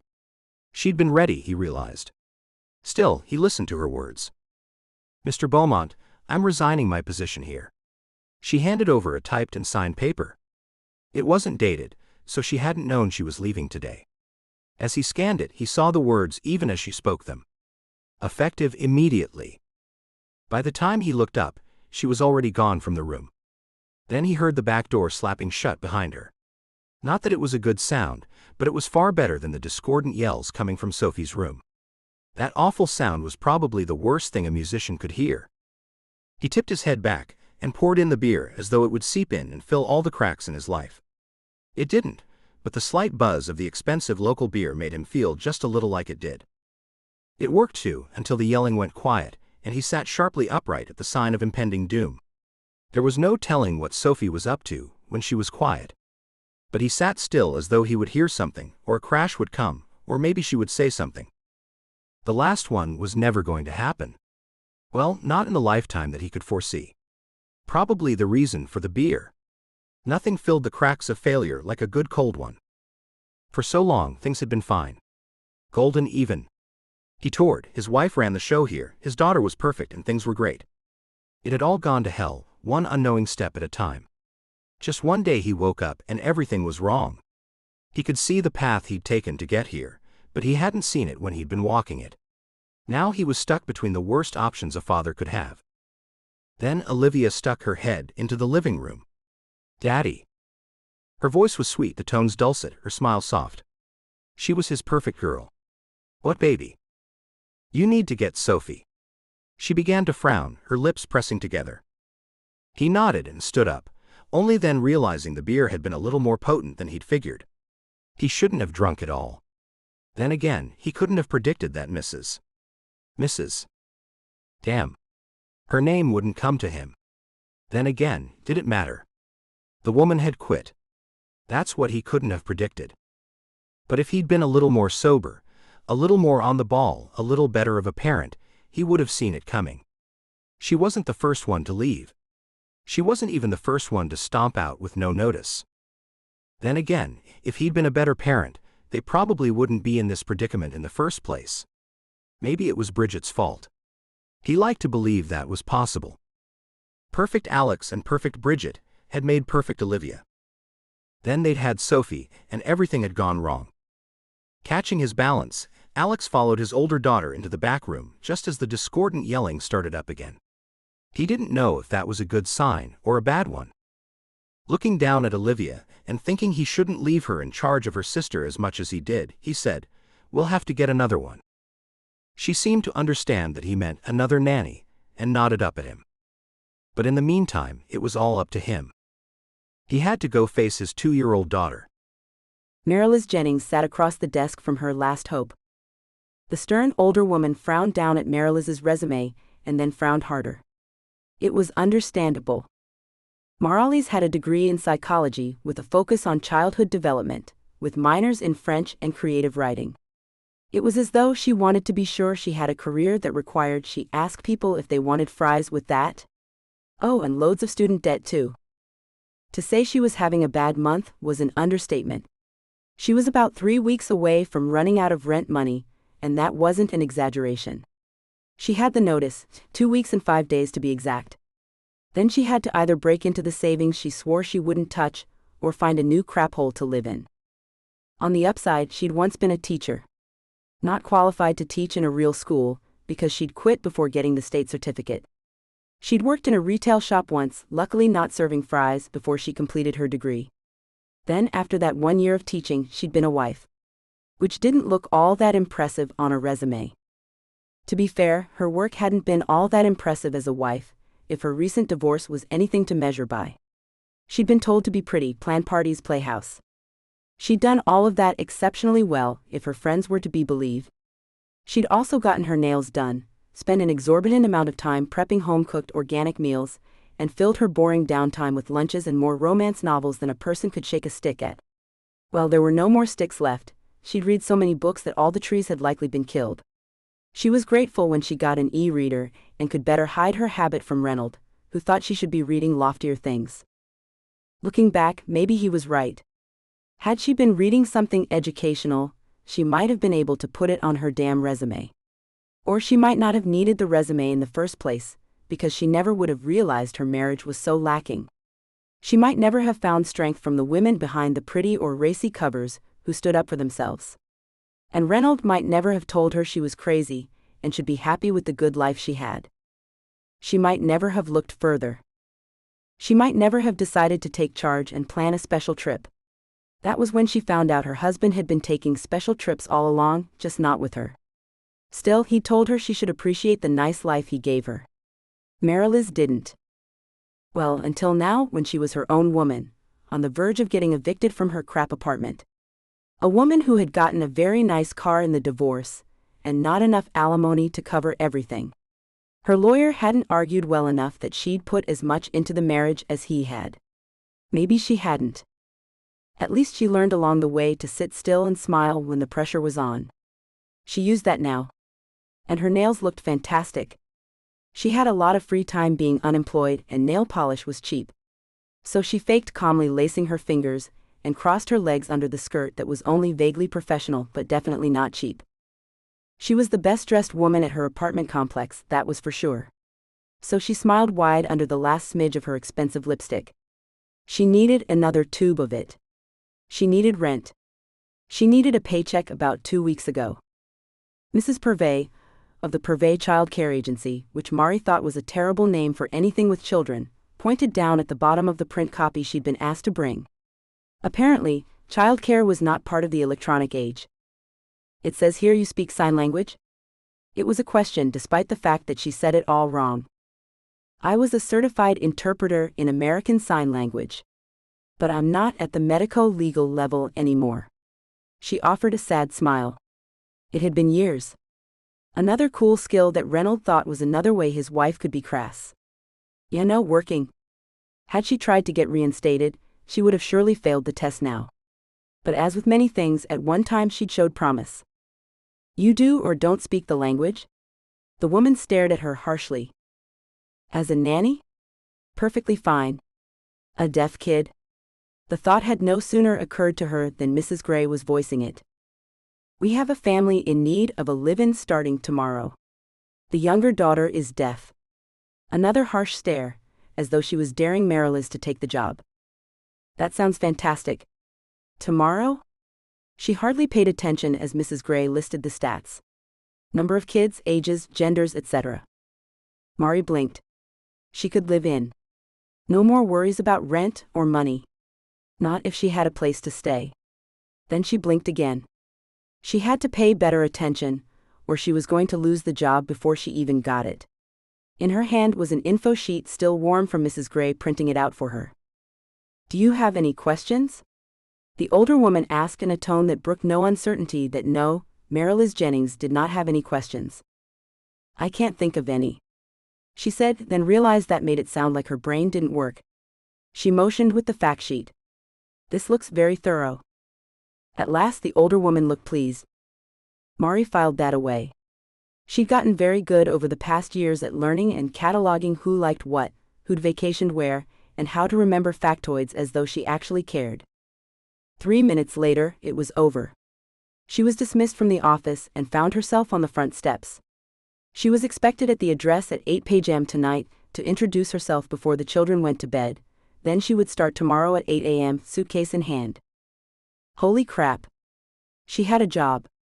One that paid her for a real skill. She drove off with a smile on her face. It stayed there even though Nashville traffic piled up around her.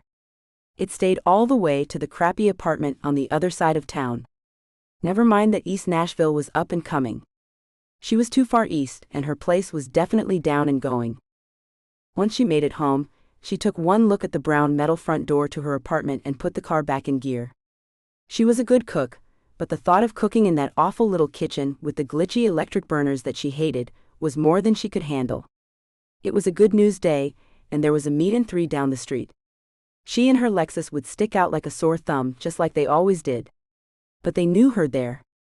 They knew she would show up in her designer skirt and happily eat green beans cooked with bacon fat. They would wink and give her extra banana pudding too. The meatloaf tasted better with a side of freedom. She read up on the family while she tried to keep banana pudding smears off the page. The address looked nice, Brentwood area on the south side of town not too far from the agency. That made sense. The agency would be located where there was a high density of families that could afford live-in help. Once she'd been that kind of wife. Now she was the help. Maybe she should have had kids. For a moment, she looked up at the old acoustic ceiling and thought about that path. Nope. She would have been tied to Reynolds, and even her crappy apartment, with the eviction notice taped to the front door for everyone to see, was better than being tied to a man who cheated on her and didn't even see a reason to be sorry. She looked back down at the page. Father, Alexander Beaumont. Mother, Bridget Beaumont. Children, daughter Olivia age 8 and daughter Sophie age 2. Fun ages, Mari thought. She had plenty of brothers and sisters and cousins. She understood what a 2-year-old and an 8-year-old might be like. She also understood that every single one of them was their own person, even at those ages. No pets. Good. Mari wasn't even fond of goldfish. Live-in space, mother-in-law suite with private entrance on ground floor. Her own suite. It was probably bigger than her crappy apartment. At the noise of her spoon hitting corian, she looked at the plate to find she'd cleaned it. Then she pulled her phone to discover that she had barely enough time to change, fight traffic, and show up at 7:50. Folding the paper into her purse, Mari breathed deeply of the smells of fried chicken and cooked within an inch of their lives vegetables. There would probably not be a mom-and-pop place like this on the other side of town. Listen to music and lyrics next. Epilogue. Nashville Music News. Maggie Jacobson. These days having a Wilder single at the top of the country charts is little cause for excitement. Wilder hitting the top of the pop charts is also something we've seen before. So when their latest single Jump hit number 1 on Billboard's Top 100, no one was surprised. Jump has stayed at number 1 for 16 weeks now. A hearkening to their heavier side, it blends deep guitar riffs and wild drum solos. The first hit written by lead singer T.J. Hewlett, Jump has an unusual vocal track that blends all four members' voices and is simultaneously both mellow and intense. Only when you listen to the words do you realize that Jump is a love song, with our liquid-voiced lead encouraging us to take his hand and take a chance. One has to wonder if this is any reference to Hewlett's new bride, Norah Davidson Hewlett, formerly of the Houston Ballet. Hearts broke everywhere when Wilder's frontman wed Davidson here in town last spring. The former Playboy has been mostly out of the limelight since recovering from a crippling car accident just over a year ago. The band has been back on the touring circuit for 9 months now, and TJ Hewlett seems better than ever. Wilder remains one of the few groups to record only music of their own writing, so it's amazing to see a band this tight take a chance like this and add a new writer. TJ Hewlett's style is clearly his own, and while he maintains Wilder's trademark sound, any fan who listens will be able to distinguish his music from the other band members' pieces as well as from group efforts. On stage, the band remains technically amazing and just plain fun to watch. However, this new tour shows a maturity in their music that wasn't previously there. Anyone who gets a chance should pay whatever price is asked to see them in one of the smaller local venues they've taken to playing lately. As a Wilder fan from back in the days before they were signed, it would be tempting to believe I've heard everything they have to offer, but truly these guys are just getting started. Even with only 2 singles released, the aptly titled Leap of Faith has been their best and biggest-selling album to date, and deservedly so. Thank you so much for reading TJ and Norah's story. I hope you loved this wild ride as much as I did. You may have thought Alex had everything, but there's trouble in paradise. Alex is lying to everyone.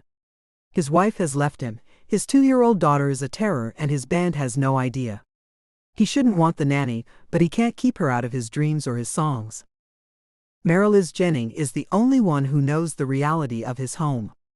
But even she doesn't know the whole truth. When she turns everything upside down, he'll have to embrace his new happiness or go back to life he planned. Listen to music and lyrics now. I started writing when I was 8. I handwrote an 80-page novella that I believe to be adult romantic suspense. I'm proud to say I've gotten a lot better since then. I've grown up to be a nerd at heart. I love neuroscience and people watching, and if you look you'll find some of that in each Savannah Cade book. Most days you'll find me in my office looking out my window at a handful of the neighbor's cows, or watching my dogs or my cat roam the backyard. Follow me, find me, ask me questions. I would love to hear from you. www.savannahcade.com. Savannah at savannahcade.com.